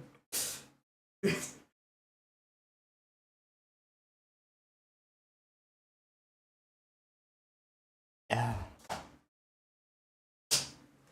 Some people already told me to make my OnlyFans, but no, I'm not like that. I'm not like that, you know. We do Byzantines here. Only Rams. Don't skip leg day. Why you are second guy calling me that? MSN was making fun of me too. I do not skip leg day. My legs just don't be big. You know. It is what it is. Nothing I can do about it. He skips all the days. It's respect. I don't know if you realize who are you speaking with. But I am. And I mean it literally. I am. 2022 kickboxing national champion of Slovakia. I am the hands. My hands are as fast as your blinks. You are gonna blink. You are gonna miss it. You know. I am one of the best. And when I say the best, under 35, under 54, under 54. But I am one of the best there is. I obliterated everybody. I came there, it was TKO and knockout. What do you mean under 20?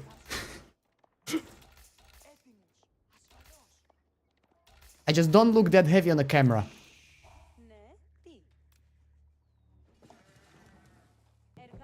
I have no idea what you are saying. I just don't look that heavy on the camera, that's it.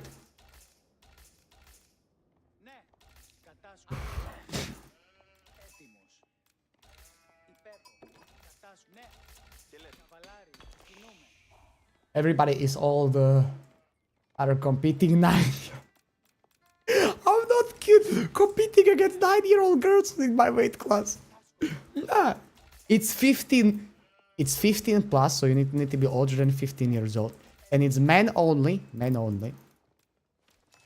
And maybe guy was 1 year younger than me.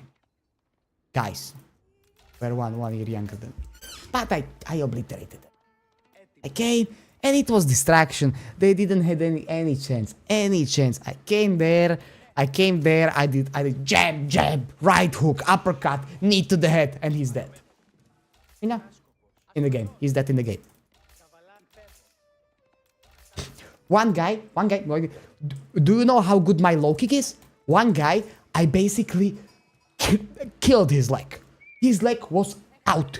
In the third round, I was low kicking him every single round. In the second round, he was like, no, I'm not doing this anymore. And he tapped out. He literally couldn't walk on that leg that day. It was that bad. You understand? Like, if I do this stuff, it's not even close. If I do this stuff, it's distraction. You can beat the whole chat. Exactly. Who has the permaban button here? Me or you? I have the permaban button here. So know where you are. Know where you are. Okay? You need to know your place.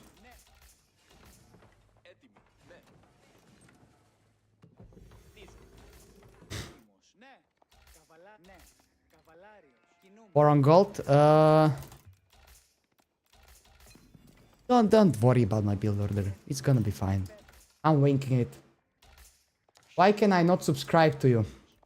You are the second guy asking that today that wants to give me money. And do you know how sad I am that you can't? I didn't set it up yet, basically. I got a partner yesterday. Yesterday I got a partner and I didn't have time to set it up. So, but don't worry. We will make it so you can. I will gladly take your money. You will make me very happy. You will make me very happy. Let's say it like this. These villagers are idling a bit, but by walking doesn't really matter. You just made my day, but by saying that you want to subscribe to me. Just blushed my heart. Why am I aging up only with 3? I don't know. I'm doing so many mistakes, but it doesn't matter. Because you are.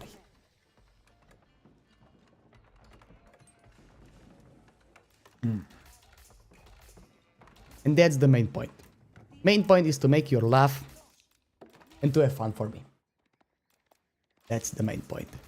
And to give my friend Hirai results of the tournament before day before, so he can put money on it.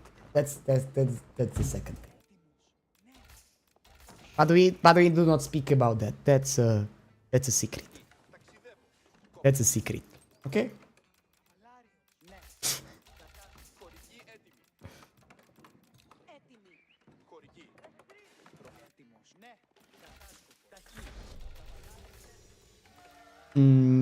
Okay.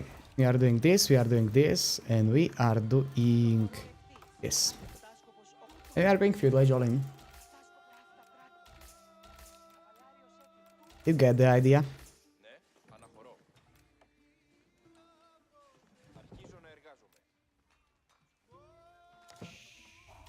I'm gonna be on 5 cisterns soon. I like this opening with 2 on stone, but you are delaying yourself too much.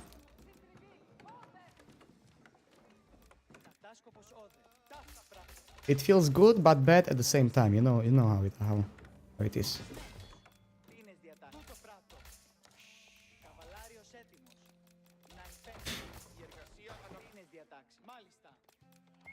Yeah.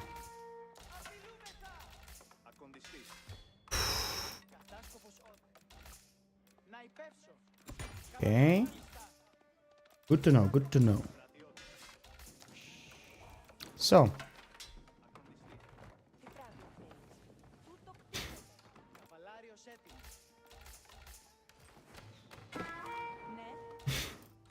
I wanted to make mercenary house.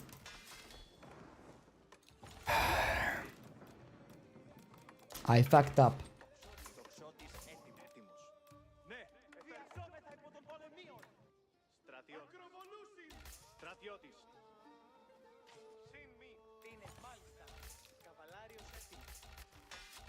We do this build. And nobody's speaking to me anymore. I'm here alone. Okay. No. I'm gonna remember that. I'm gonna remember that and I'm gonna hold you all accountable. All of you.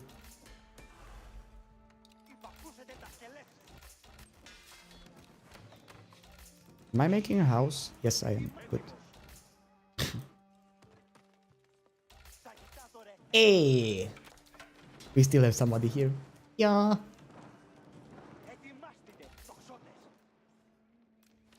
Okay, let's make longbow.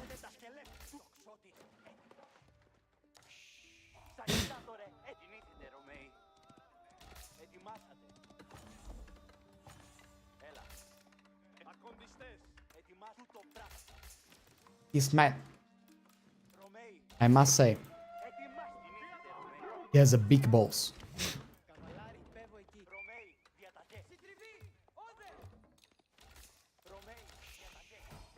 This should already have been out and on the way. I fucked up.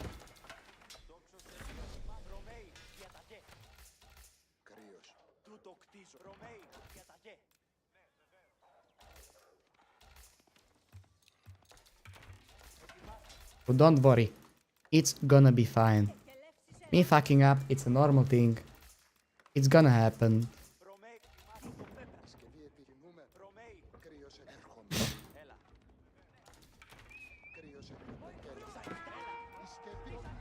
I think I fucked up big time.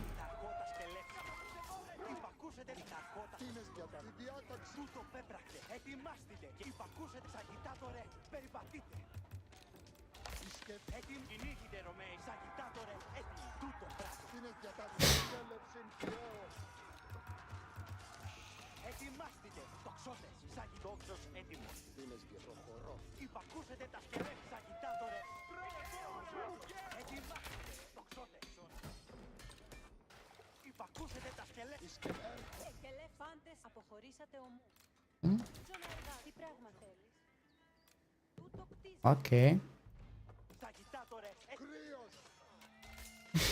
My big time fuck up is changing to small time fuck up.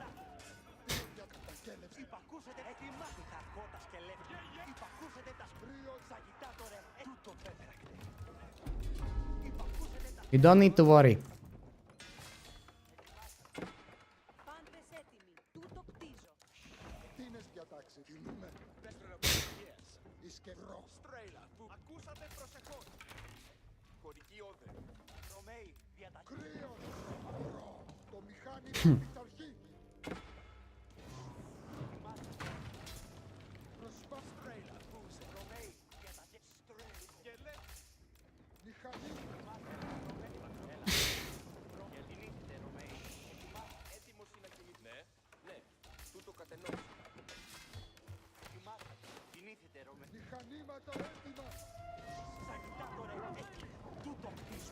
I think we are doing a great job. I think I'm doing actually good. It's not that bad. We are pushing. We are killing first landmark. Then we are gonna kill the TC. Okay, TC I'm not that sure about.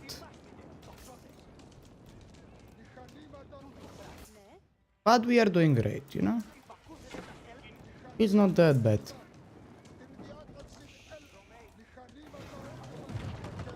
This thing is already dead. There's only 10 samurai in total.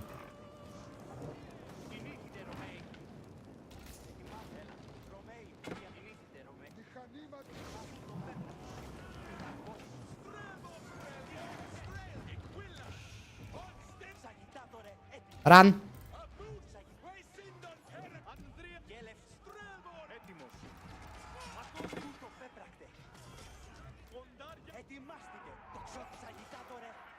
Might be the chance I'm dead.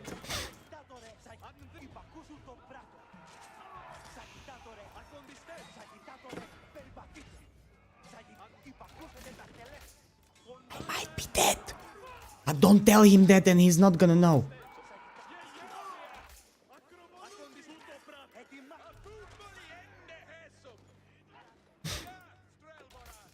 If he doesn't know that I'm supposed to be dead, should be fine, right?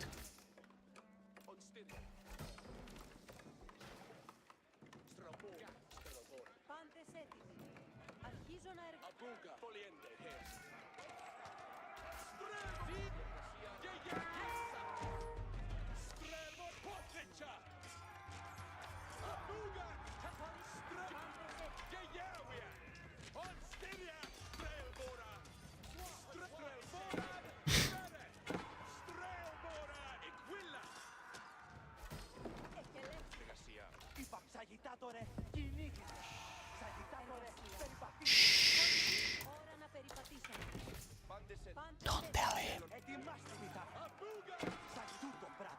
To be quiet.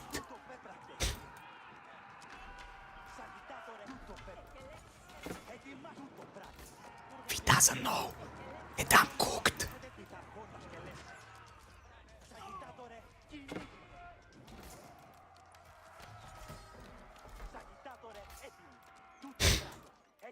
See?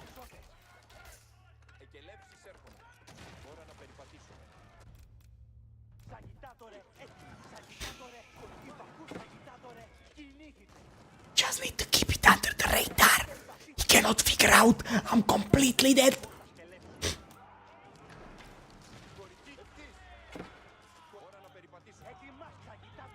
If he's not gonna be able to figure that out.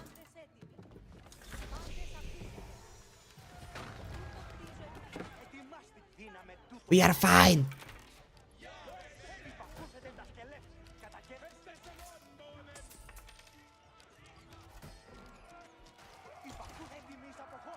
See? We are fine.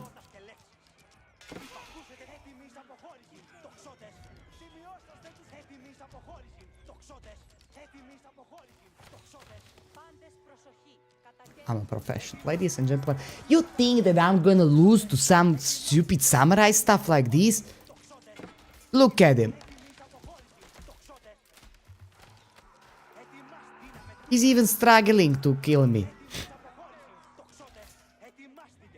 And this man is calling himself worthy of killing me. It's... You sure that is this one?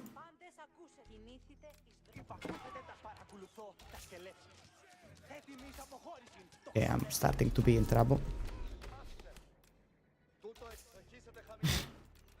First 3 crossbows are out. And look what I'm gonna do.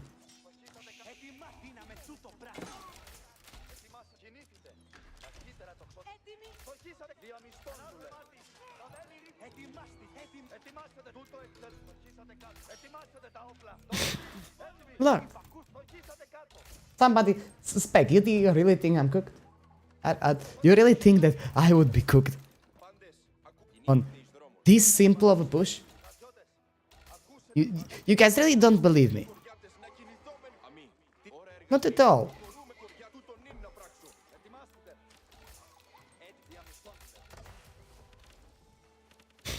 I'm gonna know that.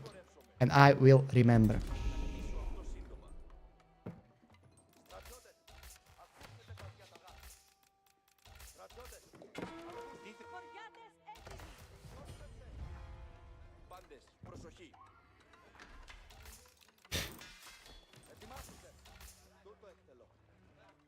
I don't want to kill him in case he will come here. You guys think I'm cooked. And look. Look what I do. Destroy. It's humiliating for him. It's humiliating.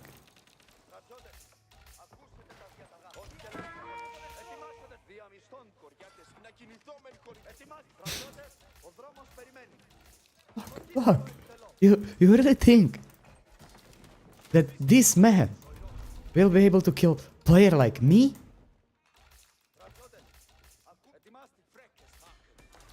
There is nobody that's better. There is nobody that comes even close to the greatness of my build orders made on the spot. Yes, what do you mean yes? This man is not gonna be able to kill me.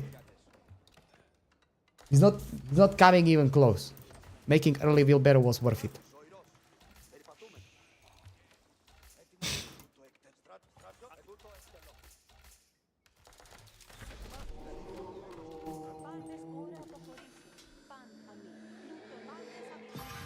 Fuck, I gave him one villager.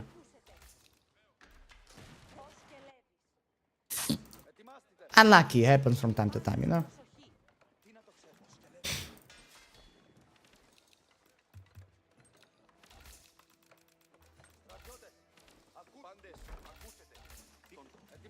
Okay.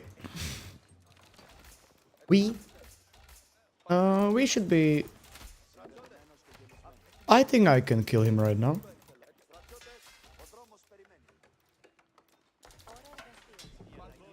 There is a chance I'm wrong. But it's not big one.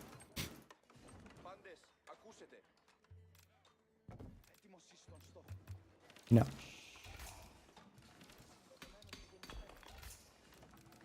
I have so much better eco, even after all this idle time. Because of the one thing. Cisterns.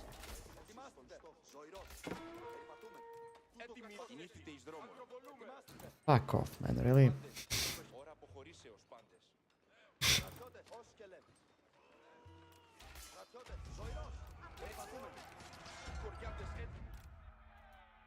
Let's do this wall. Just because flex.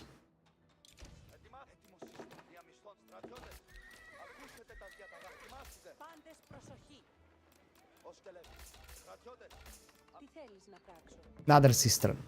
Bam! We are on 7.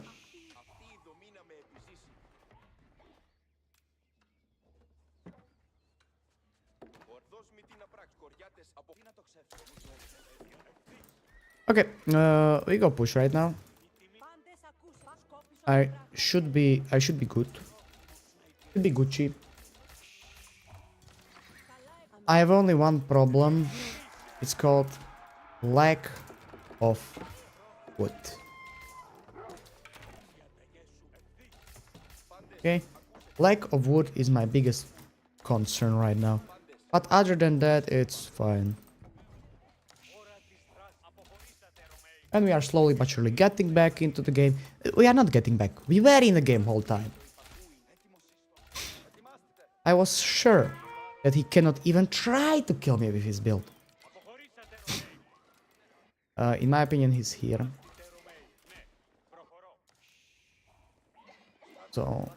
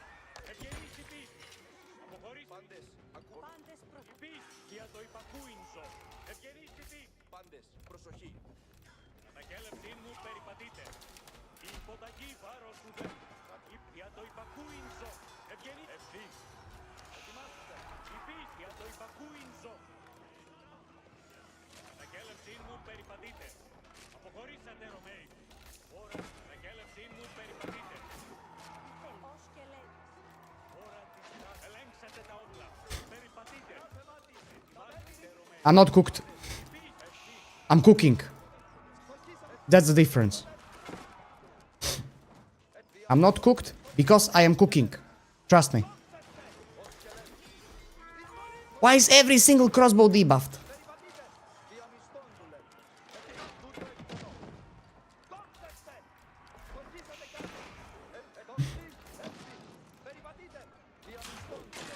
I need the towers. Fuck, I'm cooked! Okay, we lose.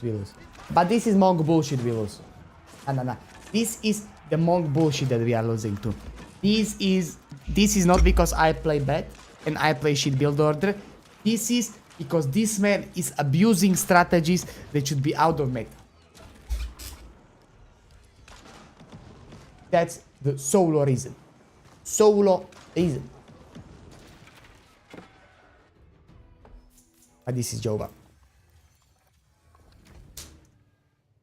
But I actually kinda recovered quite early. I needed more towers. My economy. I love how delusional you are. I'm not delusional. Good game. Well played. What are you speaking of? I'm not delusional. It is how it is. This is not a good game. No GG from you. I type GG because I'm respectful. But let's say it how it is. This was very bad game because this man is abusing strategies that should be out of the meta. Like this monk stuff, that shouldn't be legal. But he has quite interesting build order. I tried this a few times and this is very interesting build order, I must say.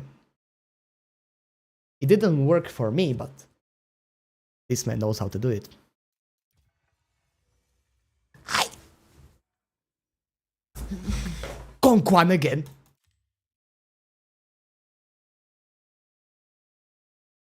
Goodbye.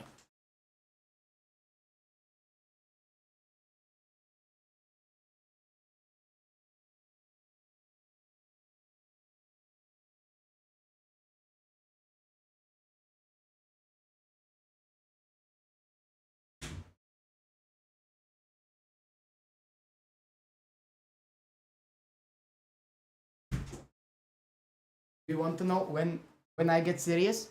Do you want to know? I get serious when I put my boxing shorts on. That's now we are serious. Now we are on. We have boxing shorts. We are ready. Now anybody that's gonna come, it's gonna be and death. That's gonna happen. That's gonna happen.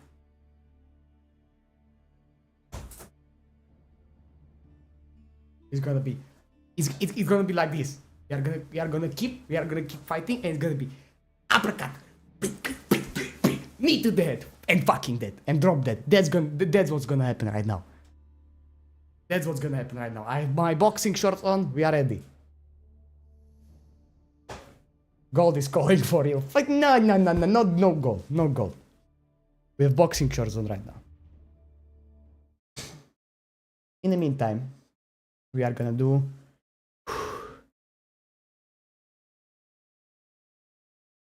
the why didn't you write your writing came in? This didn't came in. Streamer bot not working. 10 push-ups plus now.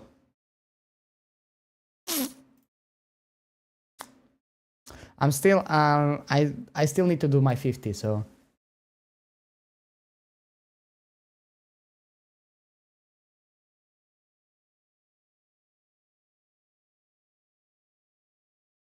wait, is it good? Is it good?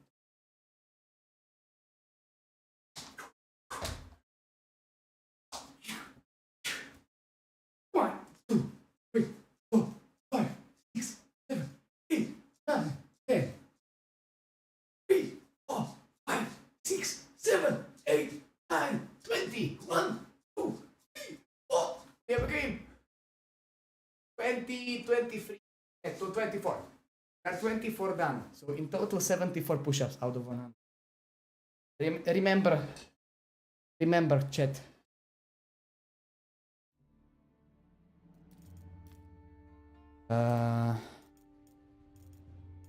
Let's play HRE and let's not fuck it up right now.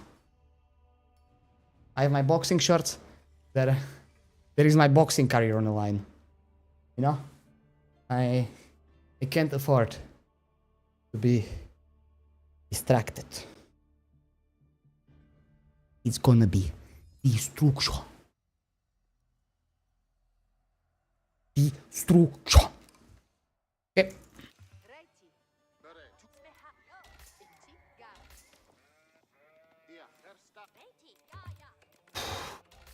Oh no. Ban this guy. Why should I ban him? He hadn't done anything bad in here. He hadn't done anything bad in here, so until he will, he will be roaming free. The moment he does anything bad in here, slap that son of a bitch. And that's your one and only warning. Fuck off this man. And that's me warning everybody. But thank you so much for the follow. Hope you will enjoy your stay here. For tomorrow cast, I will get a tie. Or something more. We need to be more serious.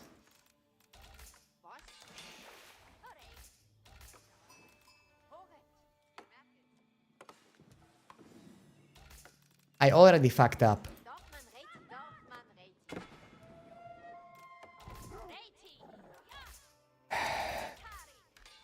It is what it is. It is what it is. Hey, we are playing against Ramen! That's MSN's teammate. Because they have the VES in front of the name, so that's how I know there are teammates, you know? That's how that's how I know. Huh? You get it? And I have a lot of Ottoman to see. We need Sardas co-caster cam. I can ask him. I can ask that piece of shit if he has a camera. He's building a new PC. He's gonna be streaming as well, and I'm helping him with the computer stuff.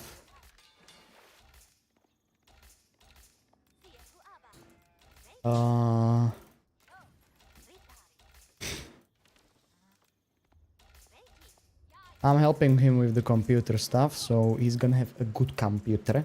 Trust me. I have the best one I can have. That's why I'm so much like about those, like from time to time when my computer says, oh, right now I'm gonna go on 10 FPS because I'm gonna do only half a gigahertz on your processor, because I don't know why I want to do it, because I'm on the window, because I'm Windows and I want to be on a saver mode. That's why I'm kinda, I want to scream and I want to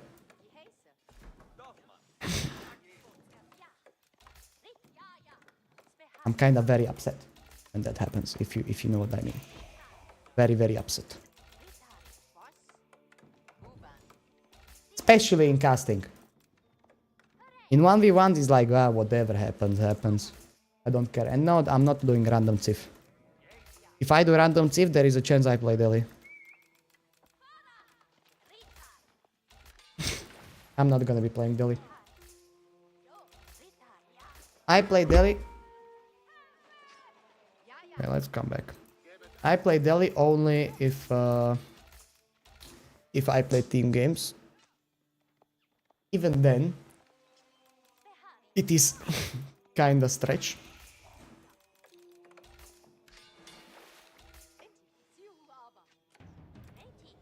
Because I hate it so much.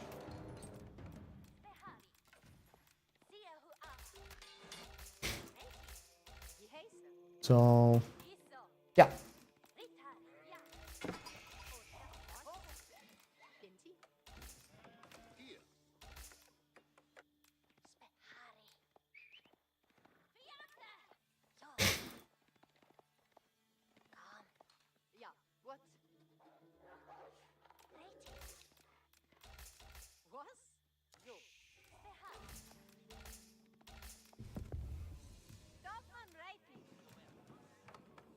Sure.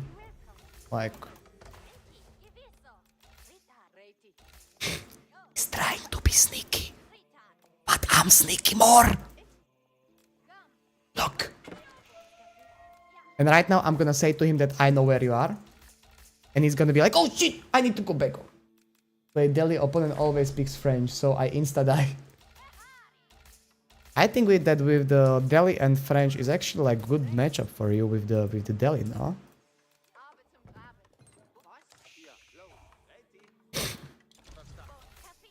If you play it correctly early on.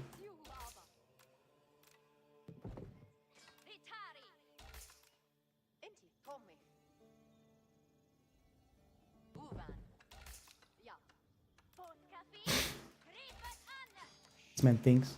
This man thinks. that he can do anything here. This villager is gonna die. Only 20 more steps from my scout.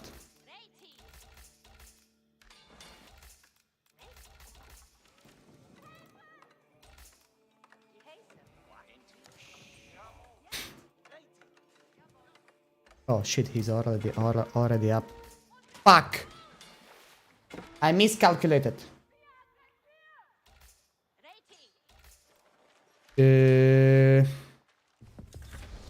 Let's do this. Let's not do anything.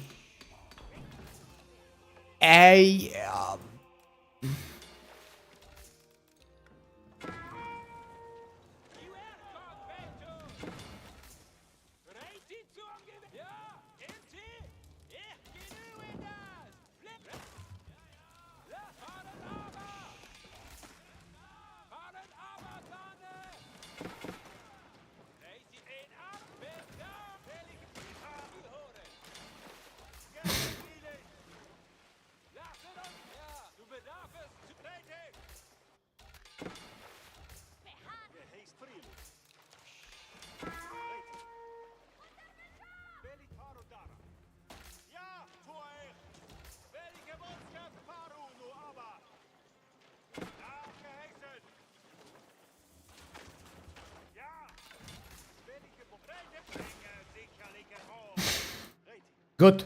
We secured this pawn.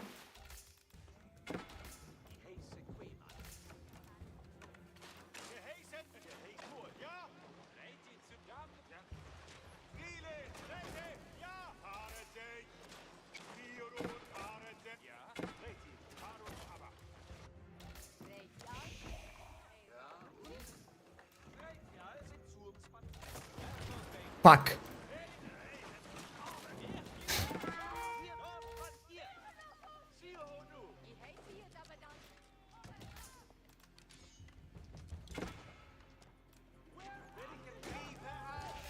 I'm fucking a bad bet. I'm doing very stupid mistakes.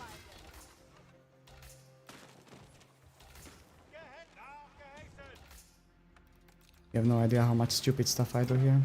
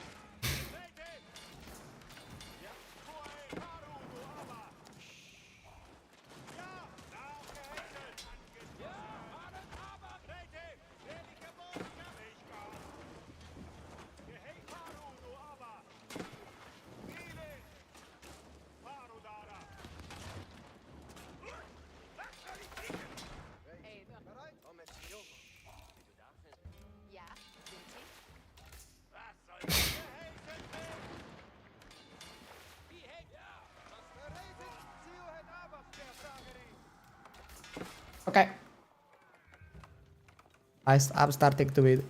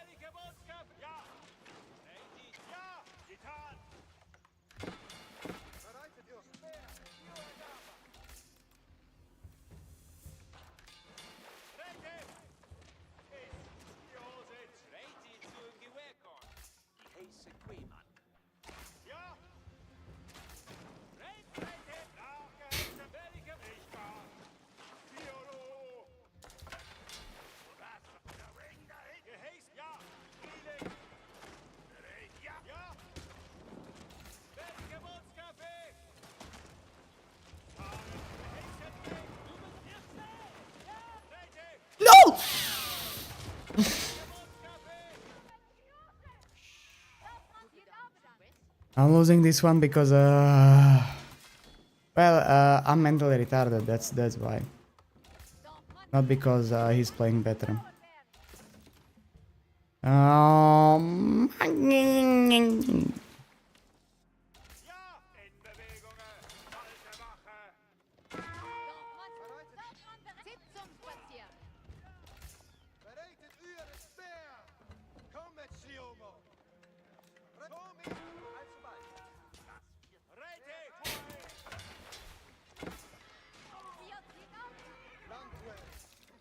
I'm bad. I'm fucking this up.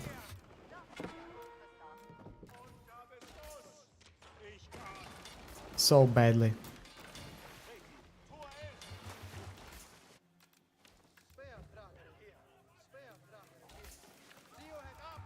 Would have already had won this, like, if I wouldn't be, well, mentally fucking retarded, right?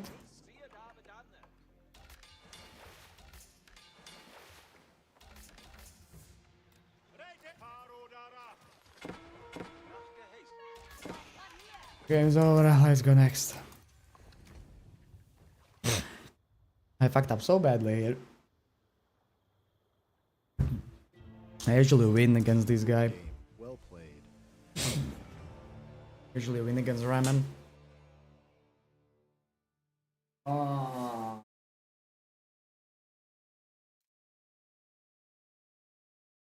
Very upset. Oh, I lost a lot of games today. Today is not my day. Not my day. I have no idea what you wrote in the chat. I'm not speaking Spanish. I'm speaking Slovak. I'm speaking Czech. I'm speaking Russian. I'm speaking English. But no, this is I have no idea.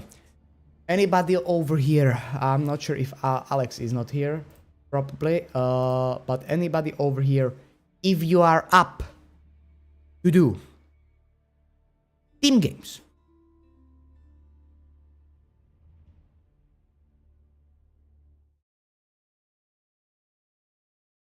Team games. I'm down. I'm not if anybody is up for team games, but I am.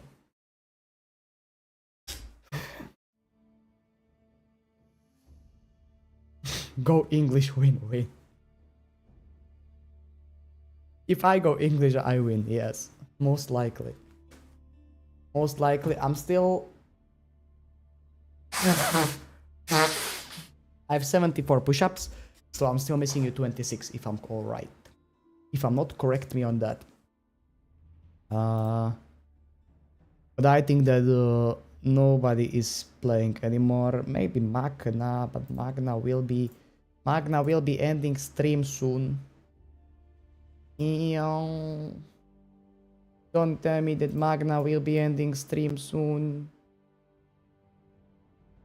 Magna, let's go right to him. Let's write to Magna. He just got into the game. And what am I supposed to do here?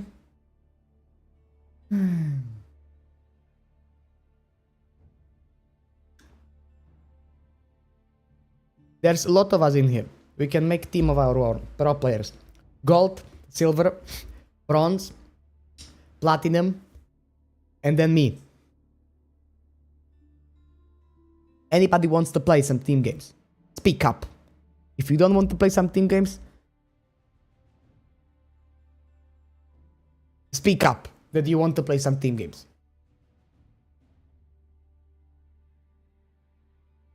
Looking at Magna is playing, but otherwise it's we're gonna look at here. If this guy raided me yesterday, I could pay with him. Yak is here. Yak is tryharding 1v1s. I'm not really sure who this guy is, but he's commenting with MSN. It looks like it. Yeah, he is. I'm going for sleep. Sorry, you're right. No, come here. Sleep tomorrow. Tomorrow you sleep. You sleep tomorrow. Today You play Age of Empires. Don't tell me I'm stuck up on 1v1s. Okay, I'm gonna do something that I was thinking I'm gonna never do. I'm gonna do something that I will be... well... I will be upset after. I'm gonna do something that I don't want to do.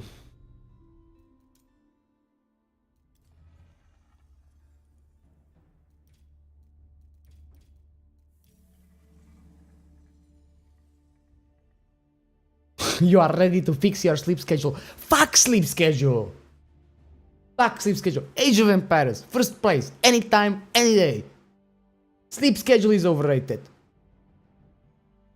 Only thing that's not overrated is Age of Empires. Fuck my leg, yeah! I should go to doctor with it already.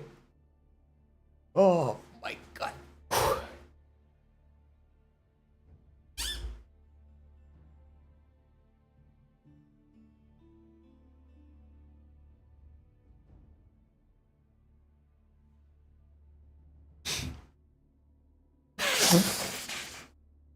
But literally, who needs sleep when you have Age of Empires?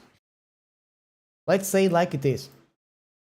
Sleep is for people who go solo English and go back to concrete. That's a good idea. That's a very good idea.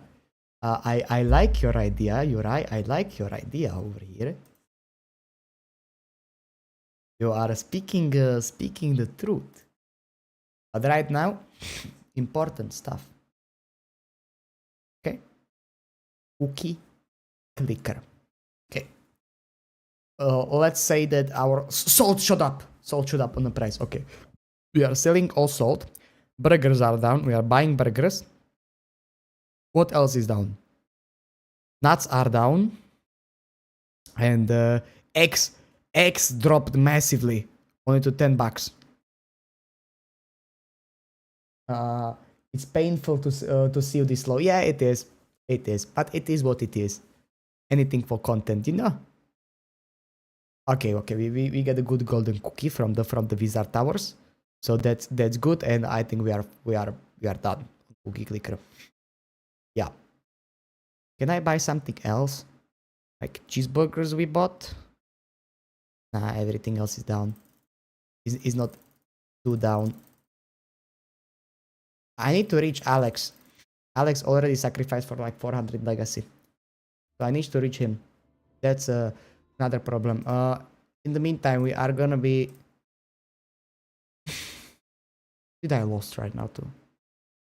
Don't tell me I lost like platinum player. Okay, ramen is conk free. He just got there with my game.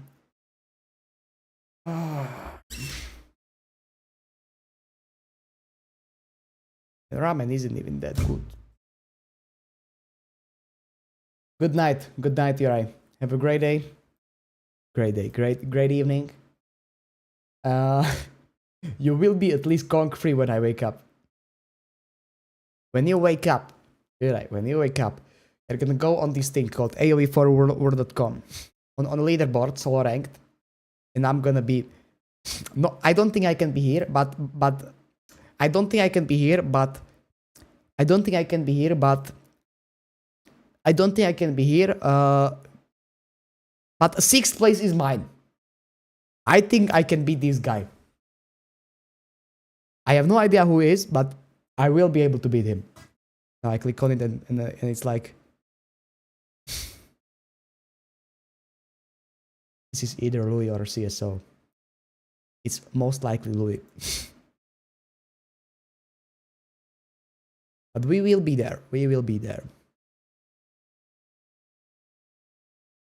Yak is tryharding. Everybody's tryharding. Nobody wants to play for fun. Nobody wants to play for fun. Everybody wants to play for winning and for tryharding. It's not fun.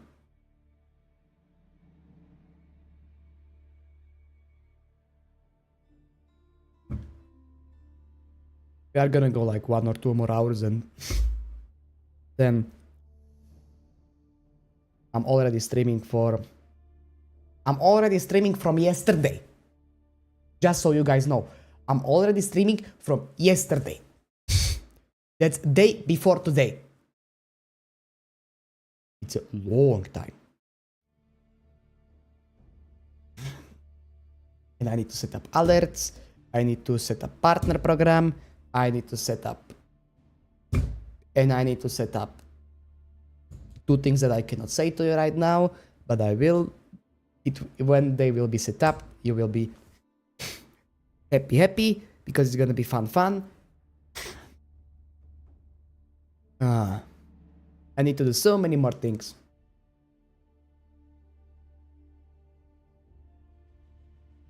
Good thing I have my med monk. This thing. It's basically coffee, but yeah, it's basically coffee, and there are a few more things on the brain. But when I stream or when I edit, I took one and it's good.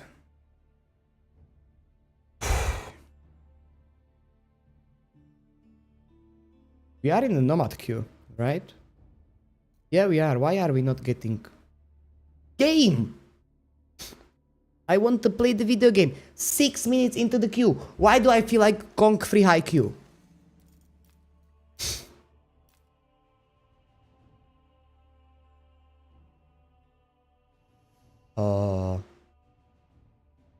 Why am I in a 2v2 queue? I'm gonna be dodging. I didn't want them to go to this queue. 2v2 quick match. Why was I in a quick match queue? And nobody told me. And not a single soul told me that I was in a quick match queue. What are you doing here? Speak to me. I'm over here. I'm talking to the monitor. I feel like idiot. I truly do feel like idiot. Yuri is already going to sleep. Even though he's a great guy. I like him. He is a very good piece of shit. Okay. To the nomad queue. It's... Oh, I had standard clicked on. Oh, I know why. Free for all. I have nearly 50% win rate on free for all. Not even Corvin can say that. We're gonna do nomad. Free for all. That's it. 2v2 out.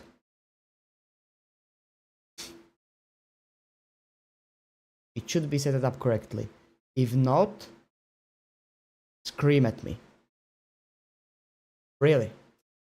If I set it this thing really badly, scream at me. I'm gonna put you on this scene. I need to check something up. And when I say scream at me, scream from whole top of your lungs.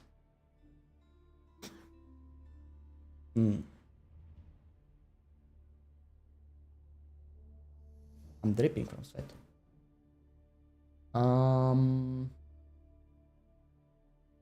In the meantime,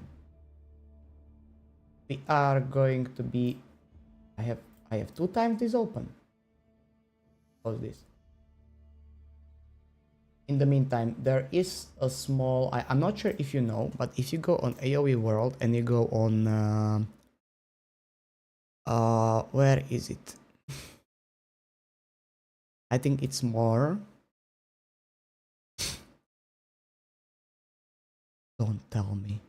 Do not fucking tell me I made my own just to be here. Okay, it's this thing. That we don't need. I want... What is this? Let's do quiz. Which Juicy's legacy landmark is described? Acts as a tax drop-off for Imperial officials. For Imperial officials, receive a free unit at the tower whenever Braxman. Okay, that's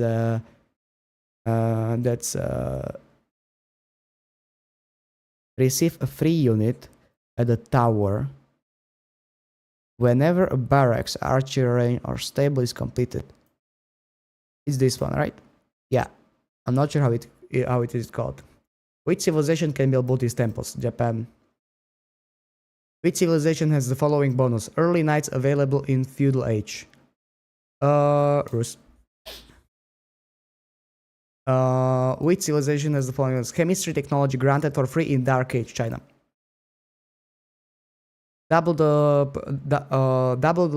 produce units or research advances version of technologies using stone. Mongol. Start with a packed Gur maximum Mongol. Which civilization has pagodas? China. From which age on can most civs build archer ranges? Produce range infantry, feudal. From which age on can the Japanese research increase the melee damage of non-siege units? That's Dark Age. Hey! First one wrong. Did you know? You didn't know. Nobody knew. Everybody was bad. From which age can most civs produce galleys? Feudal. From which age can most civs research stealth arrow? I'm not sure which upgrades are the years. Like this is this the upgrade that's it's not piercing arrow because that's the first one, right? First one is piercing, and I'm not sure if stealth is the second or third one.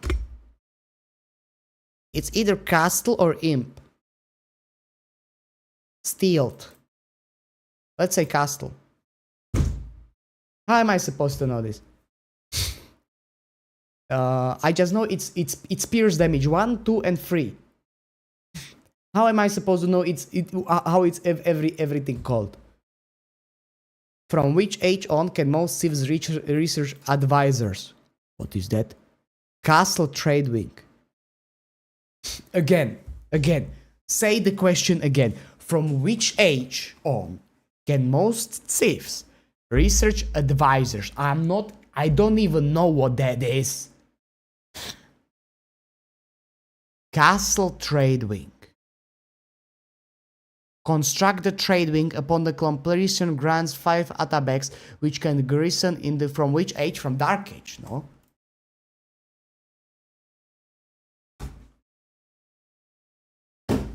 What do they mean? Do they mean like I can start making it, I can finish making it, or or is it trade wing, or is it the technology in a trade wing? Madrasa as Malians. I'm still 75% success. Which civilization can produce Ozutsu? Japan. From which from which age on can most civs build palisade gates? Please, if I click the Dark Age, and that's gonna be bad, I'm gonna break something. From which age on can the Japanese produce shinobis? You. Which civilization can research Sultan's Mamelukes? Ayyubids. From which age on can most civs produce the demolition ships? You do.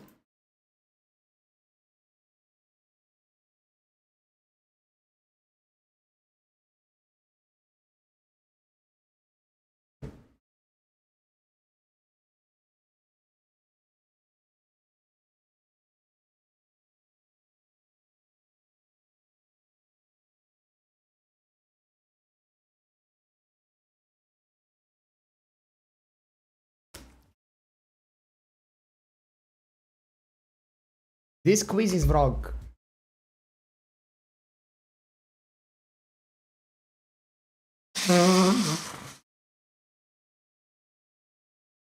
Okay, which is another one?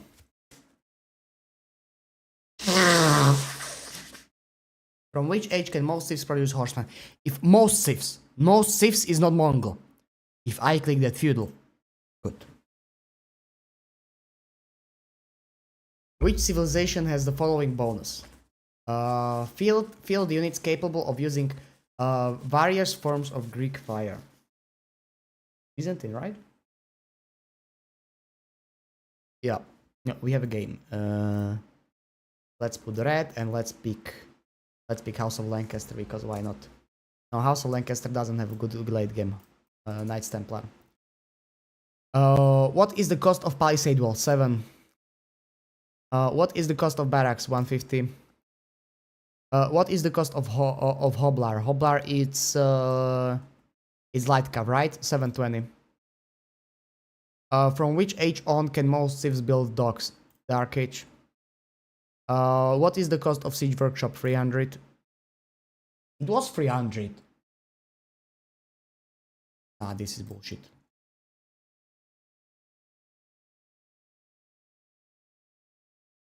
Ah, it is 300.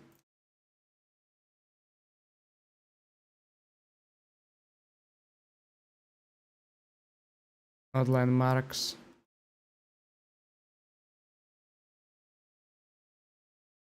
$250. Okay. They changed it a few patches ago. Okay, good to know. I need to change scenes for you. I would swear that it is 300. But okay, good to know. This quiz thing is kinda good. There's also one for the hotkeys. I want to do that one too. For Katie it's cheaper. Yeah, I know that for Katie it's cheaper, but for most of the civs, it's not like special bonus having cheaper dock. It's same thing with the what is it called? With the horsemen. Like, from which age can most of the civilizations produce horsemen? Like, Mongol can do it in Dark Age. Right? But most civs, feudal.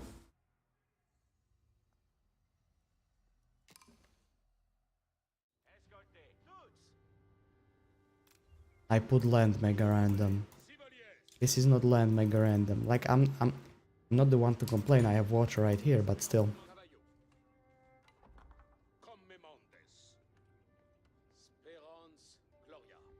Look, I click. Look at the delay. That's like 150 millisecond ping.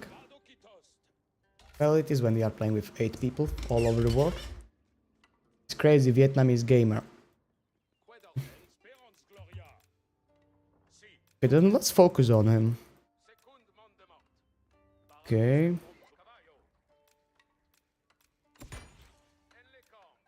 Gold!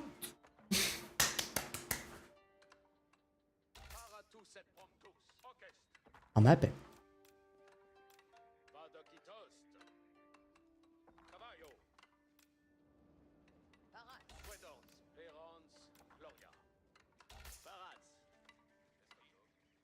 We're gonna do this.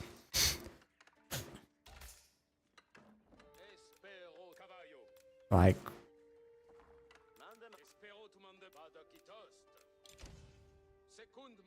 fast, fast, fast! I'm going so fast. Okay, no fast. Why is everybody fucking here? Can you take your own spot? 1, 2, 3, 4. Everybody is here.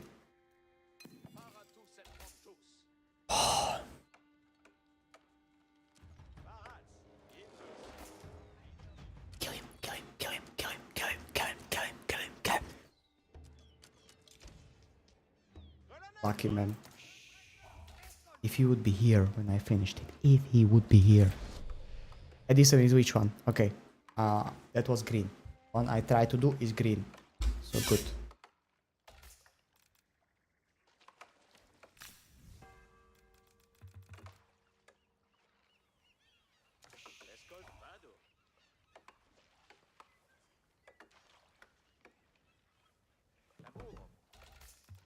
I don't want to cancel a lot of these shore fishes, you know? We are gonna be good for aging up. And I can speak with you guys. If you want to ask some questions, ask questions. I'm here for you. We have some time until it's gonna start going, you know. If you want some advice to life from 19-year-old, I'm here. I'm here for you. Financial advice as well. I'm one of the, well, I'm from Eastern Europe, so we are financially fucked. But don't worry, I know how to speak about it. If you want anything, I'm here for you. If you don't want anything, I'm here for you. If you don't need anything, I'm still here for you. Okay? Just you need to know that.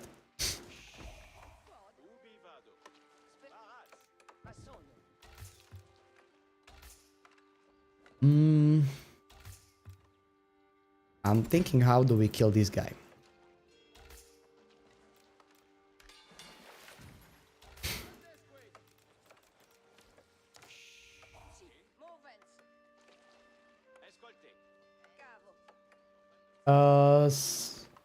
Thank you so much for the raid, man. I hope you had a great stream, great stream, Sebarion. Okay, I'm gonna do this. Give me a second. Give me a second. I'm gonna figure this shit out.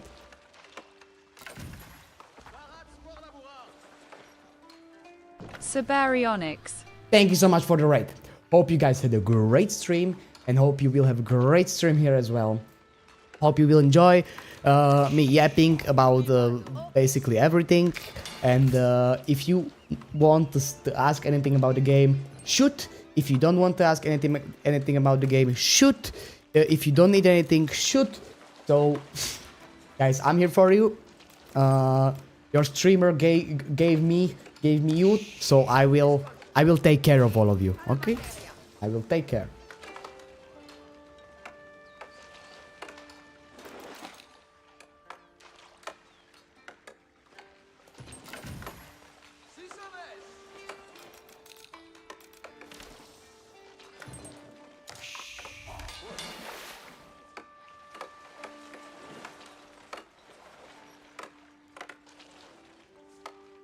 Okay.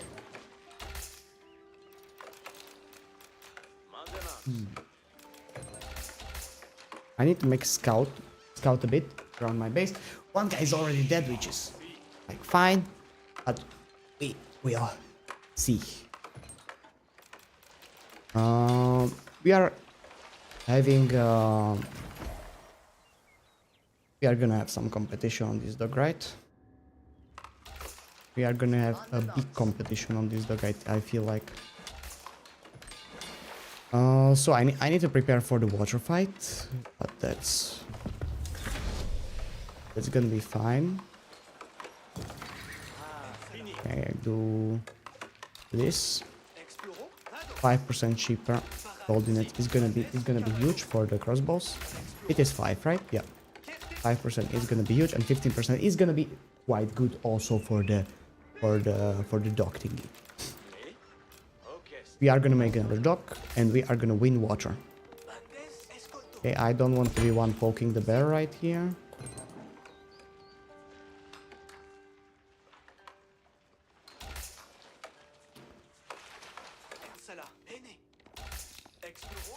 Okay, okay. I will remember this. I will remember this, man. I will remember this. You are gonna be the first one to die. We have golds over here. How are we gonna do it? First of all, I need to win on water.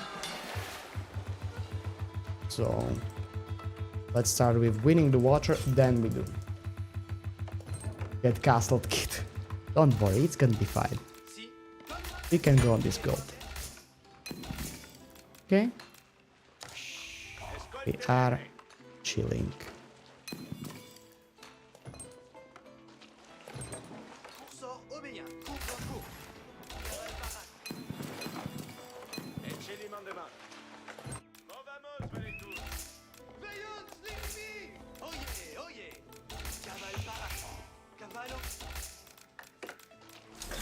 Oh, let's make a house. This is a small issue, but I think that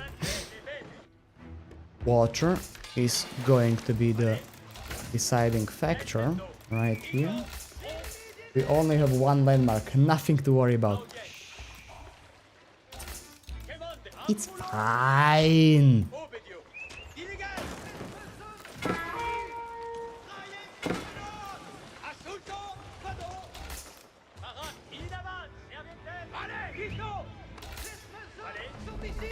Ah, mate. Ah.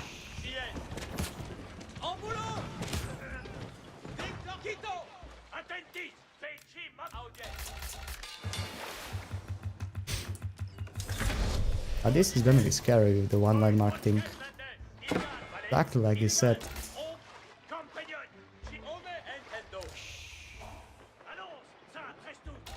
Well, nothing we can deal with, right?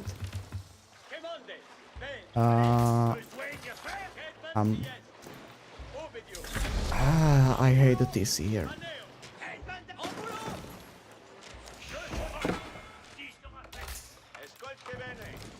TC is going to be the problem. But we will deal with it.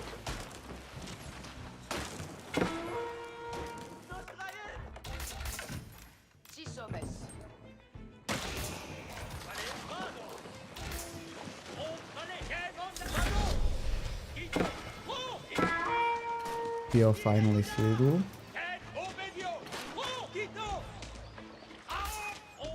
Okay, I feel like I can start pumping fishing ships, right? I have the whole water for me. Let's start pumping fishing ships. Let's go castle. Let's kill this guy. And then we go from there. We will start by killing this guy and then this guy in the corner. That's what we will do. I don't need you here, I need you here.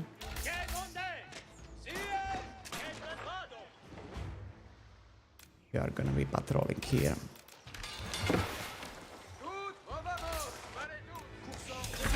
Okay. Good to know. We are gonna die first. You are gonna die first. Trust me.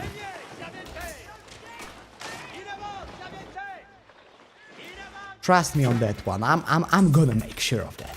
You piece of motherfucking shit.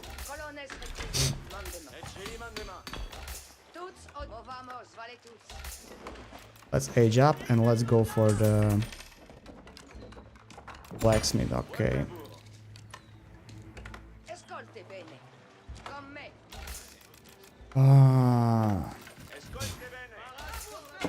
Like water is an advantage.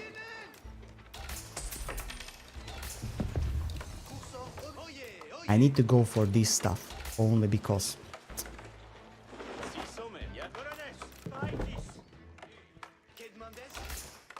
I hate to go for it. I wanted to do something differently. Way differently, but if I don't do this, I'm cooked, so...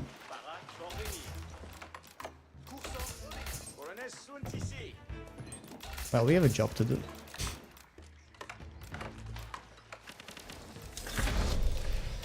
That's not him, right? No. There's no way he would be up.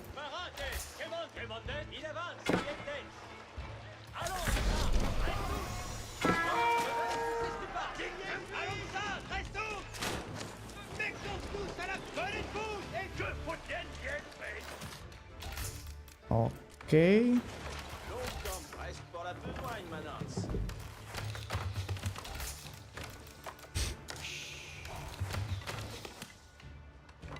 We're gonna do some janitor plus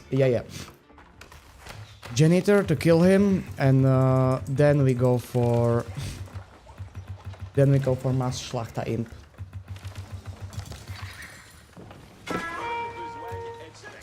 I'm gonna be playing 1v2.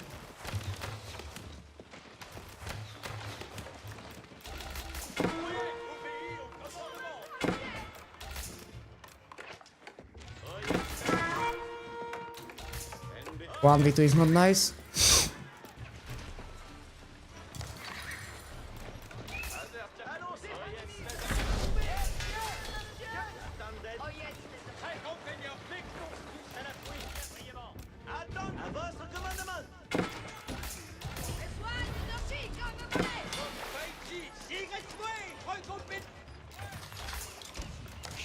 Okay, we are in trouble. But at the same time we have water, so it's not that bad, you know? Could have been way worse, let's say it like this. Could have been way worse.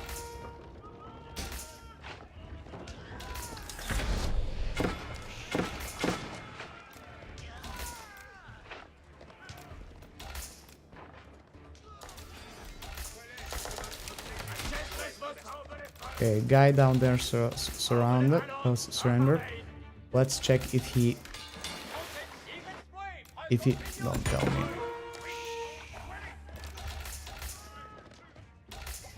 If he did because of the... Okay. Breaking. Let's take that.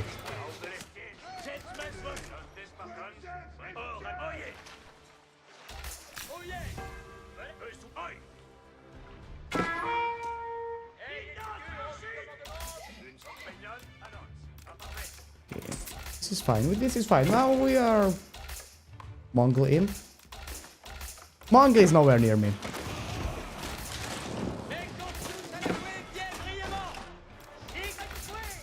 Right? Mongol is nowhere near me. We are killing.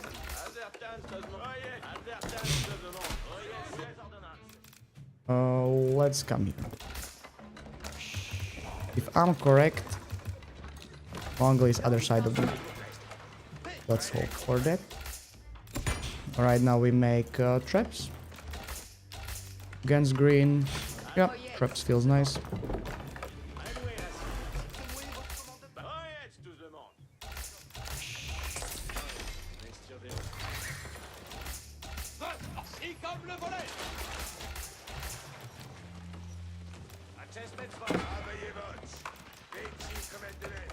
Traps are gonna feel very nice, and after the trap war with this guy, we are gonna kill him.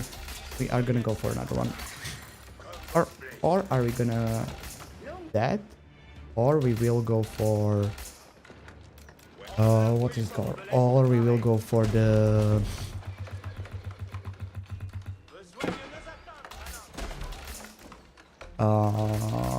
for like 40 Cs, boom, or some ridiculous thing like that. Either that or that. We will have 300 pop, so we can take game from there.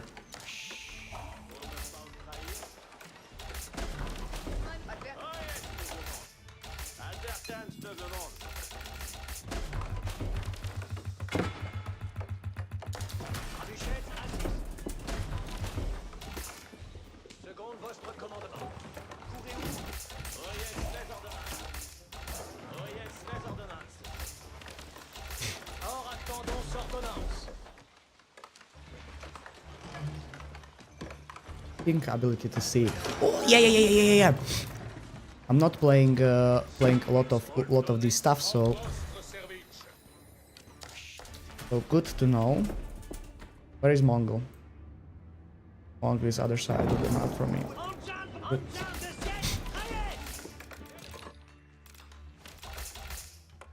Very good. I'm gonna keep making this.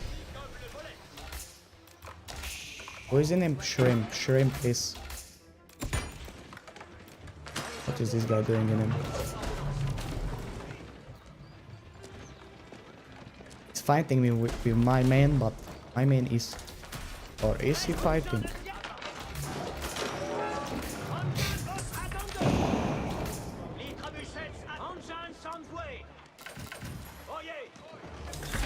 I'm not a professional in this type of video game.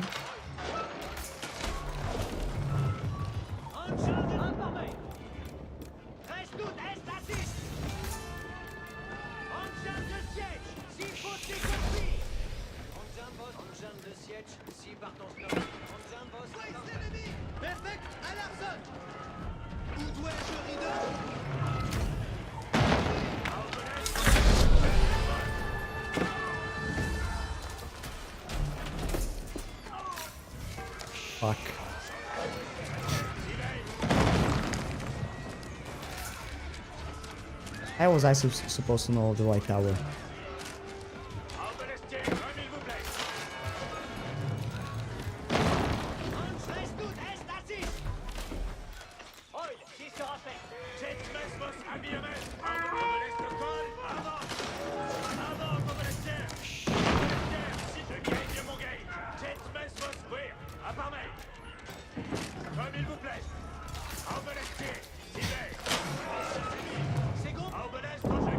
If I knew about White Tower, this could have been way easier.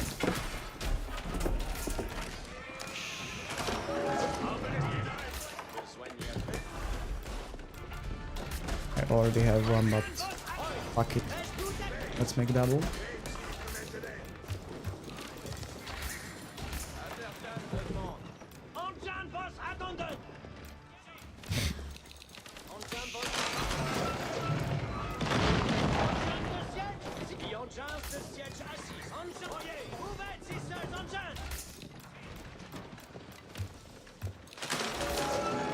Okay, you know, we are doing great. We are pushing. This is gonna be that. This is gonna be that. Then we do this, and then we kill this, and this. We go slowly but surely.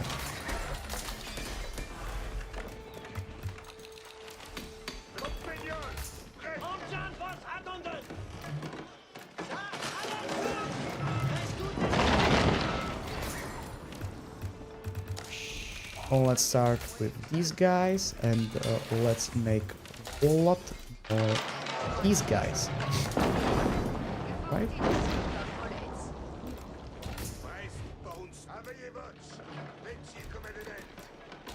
You cannot take a fight here.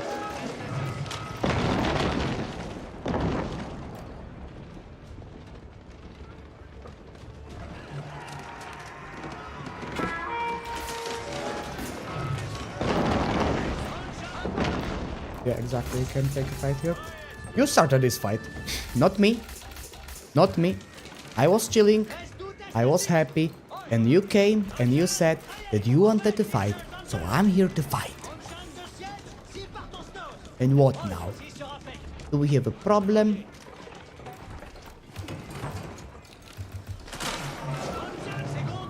I wanted to chill. You were the one that said, oh no, I don't want to chill.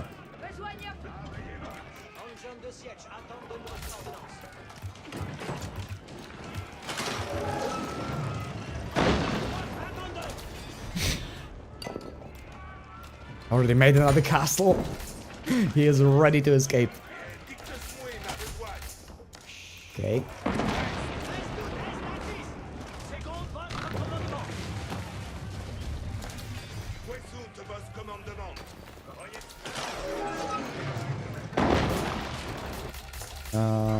I want...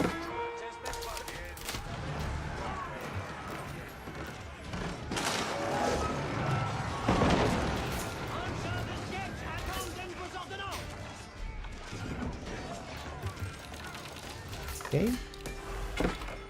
I need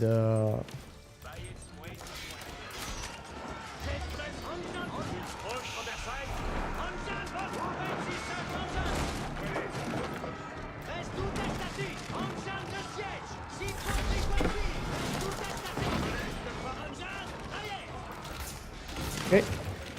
We are doing great. We killed just all of his villagers.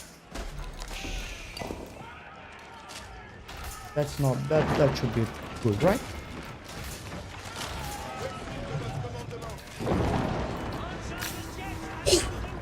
He snatched it.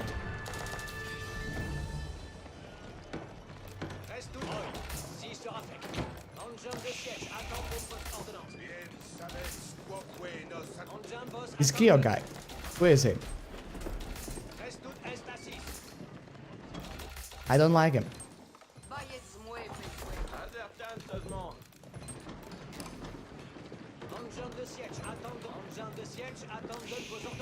I don't like him.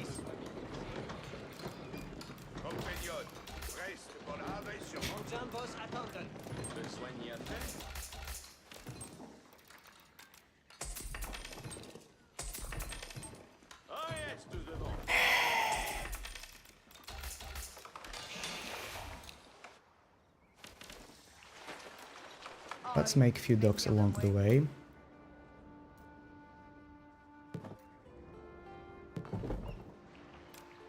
So I will have a lot of drop of points. Kyo is the Vietnamese player. Yeah, looks like he's good.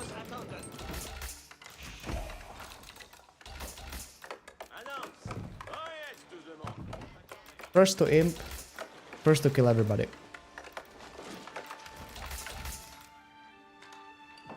I need gonna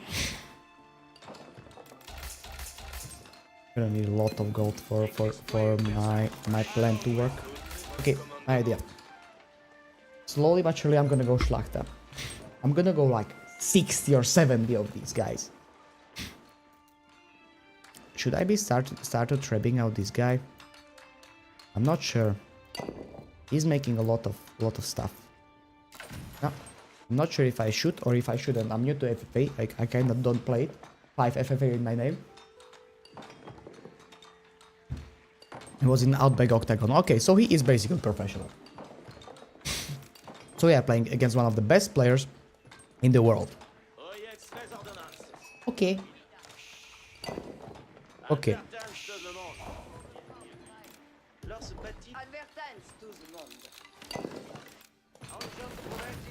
I want to start trapping these things so badly. Let's prepare for Schlachta.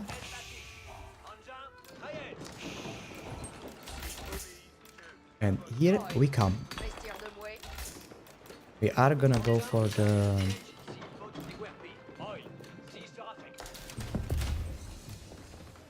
Okay, cancel all of you. Schlachta. And all of you needs to go here. We will really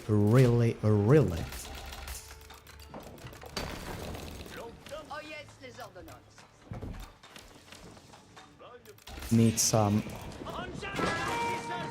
I'm dead.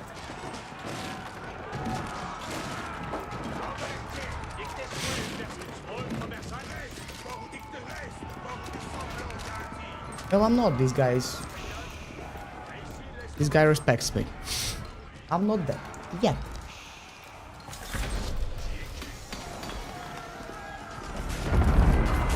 But if that is...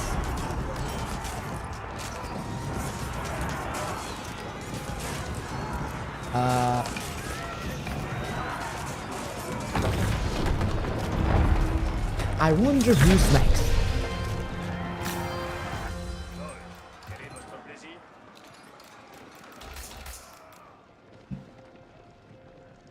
No, don't say I wondered correctly.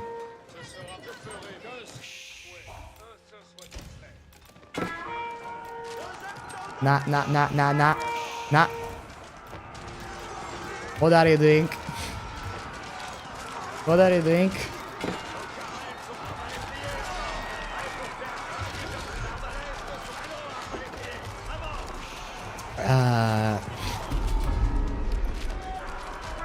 There are certainly better players in FFA than me. And I must say, Kyo, it looks like you are one of them. And I would say few units.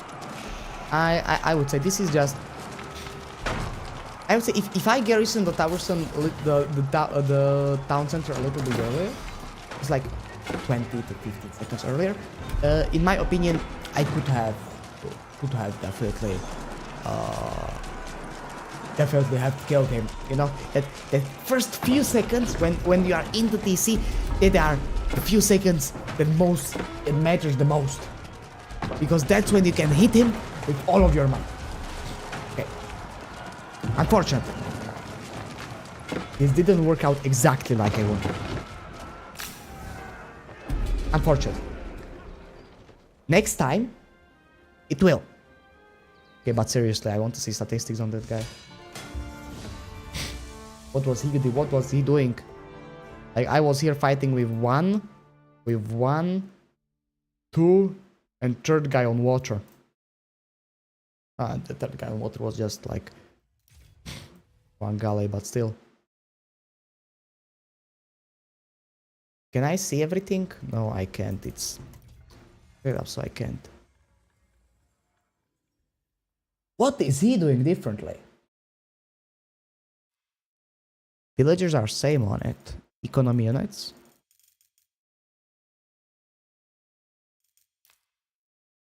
What did he went? This is trade?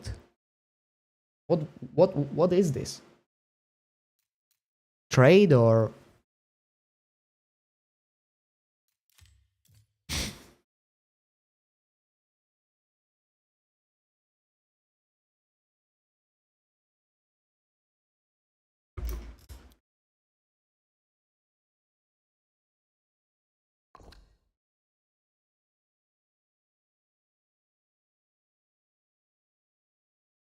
it is trade.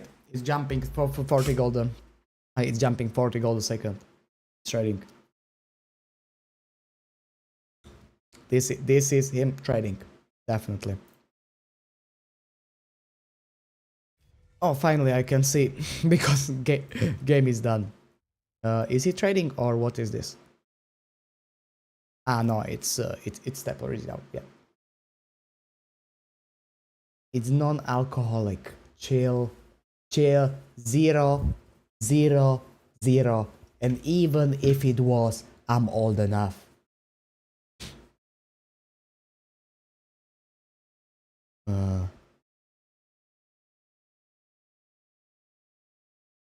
Kaganat's palace over here. It's kinda. I missed the end. How did you do? Well, let me summarize it for you. Okay, so I completely destroyed everybody around me. This guy was dead.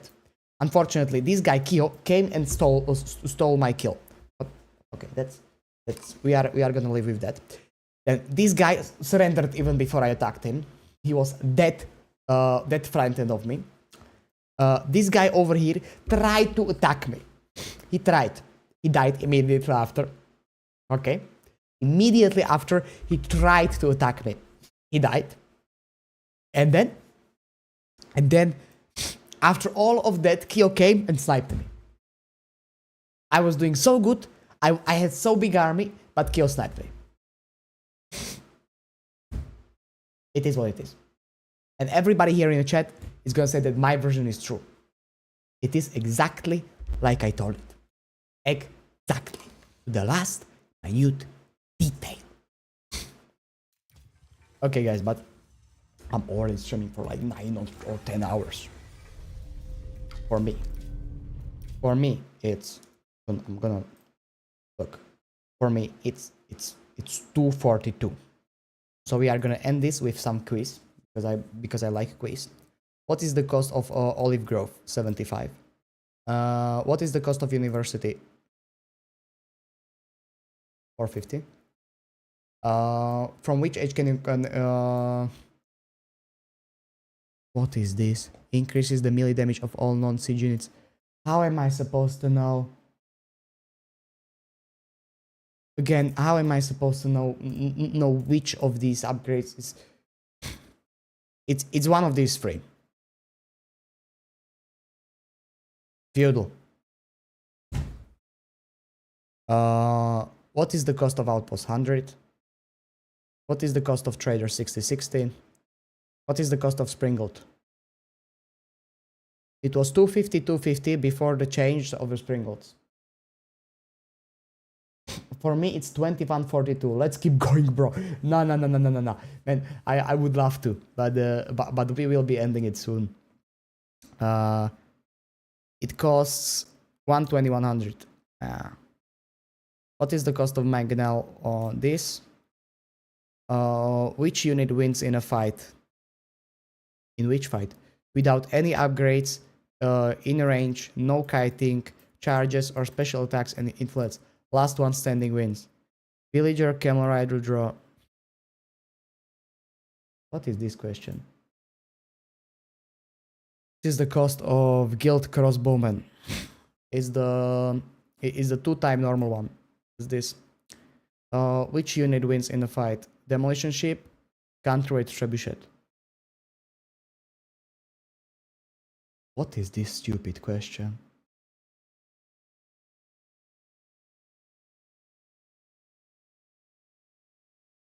Like if trap.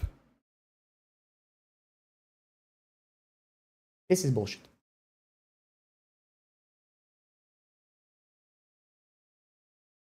You have shore here. Okay, water is this. Trap is here. Demolition ship is here. You get trap, attack move. Go and kill a demolition ship. He's gonna stay here, attack demolition ship.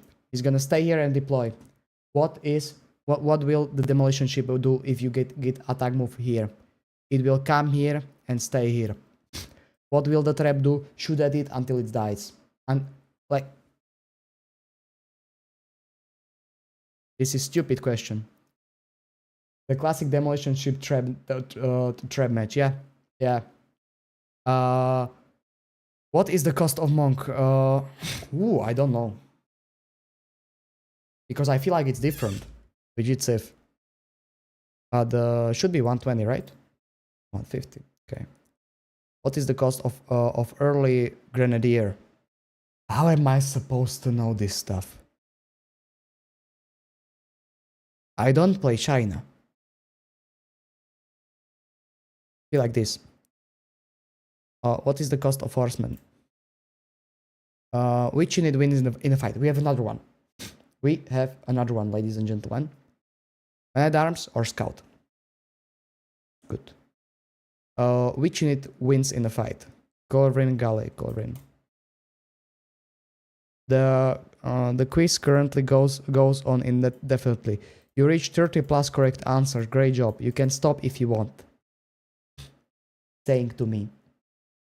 It is literally saying to me that I'm getting addicted. It's bad. Ladies and gentlemen. It's bad. Okay, we go more. How long does it take to produce John Dark? Ooh.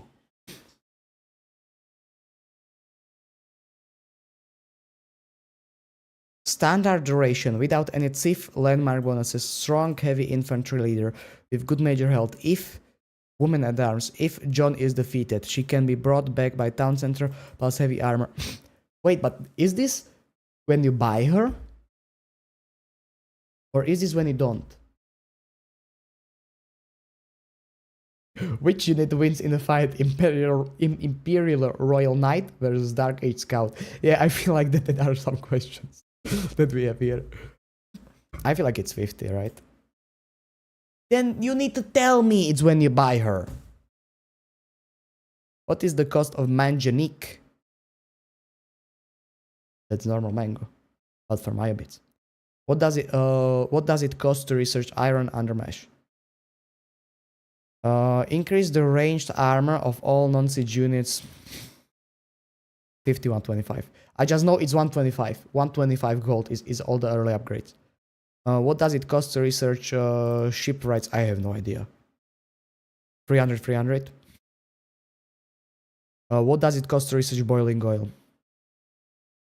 2500. I clicked it. I mouse slipped. What is the cost of crossbow? What is the cost of gilded knight?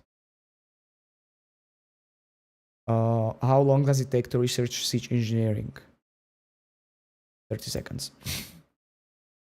Which unit wins in a fight? We have another one. Dark Age Limit and the Royal Knight. So, chat, which one do you think it is? Which one? Or it can be a draw. It can also be a draw. Me personally, in my opinion, it's a draw, but I might click that Royal Knight. Oops, my mouse slipped. Again, Horseman versus Sprinkles. How many H3 Sprinkles does it take to one-shot H3 Lansknecht? We do till 40, then we go. I have no idea. 4. What does it cost to research advisors? Feudal Age Trade Wing.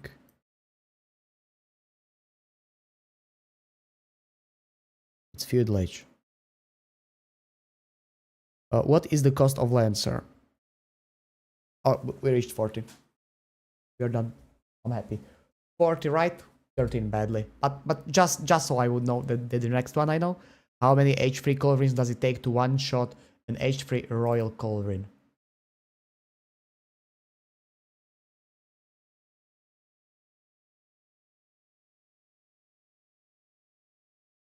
Ah, this is stupid question. Or? Okay. We do it next time. Okay, ladies and gentlemen. I hope all of you enjoyed the stream. Check out tomorrow as well for the... We will be casting another matches. We are... Let me look what do we have in front of us. In front of us, we have Marine Lord versus B. We have Anatan, Papi, Beasty, Vortex, Louis, and Wham. That are the matches that we will be watching. Also, we have MSN Lucifron. And in the knockout bracket is not completely out yet. But the most important matches that we want to focus on will be Beasty Vortex. Louis Wham will be definitely interesting, but I think that Louis takes it. In Beasty Vortex, I think that Beasty takes it. If that's it is best of 3. In my humble opinion, Beasty will take it in 2-1. I think he will lose 1 game. Anatant versus Papi. In my opinion, Papi Paw, it will be clean sweep to 0. And Marine Lord B, it will be clean sweep for Marine Lord 3-0. But we will see tomorrow. Those are my predictions. And MSN versus Lucifron. I love MSN. But in my opinion, 2-1 for Lucifron. I love MSN, but... well, we will see tomorrow. I'm certainly going to be cheering for MSN over there. We'll see you all. Tomorrow at 5. We are starting. Again, same time as today. Bye bye. Have a great night and enjoy.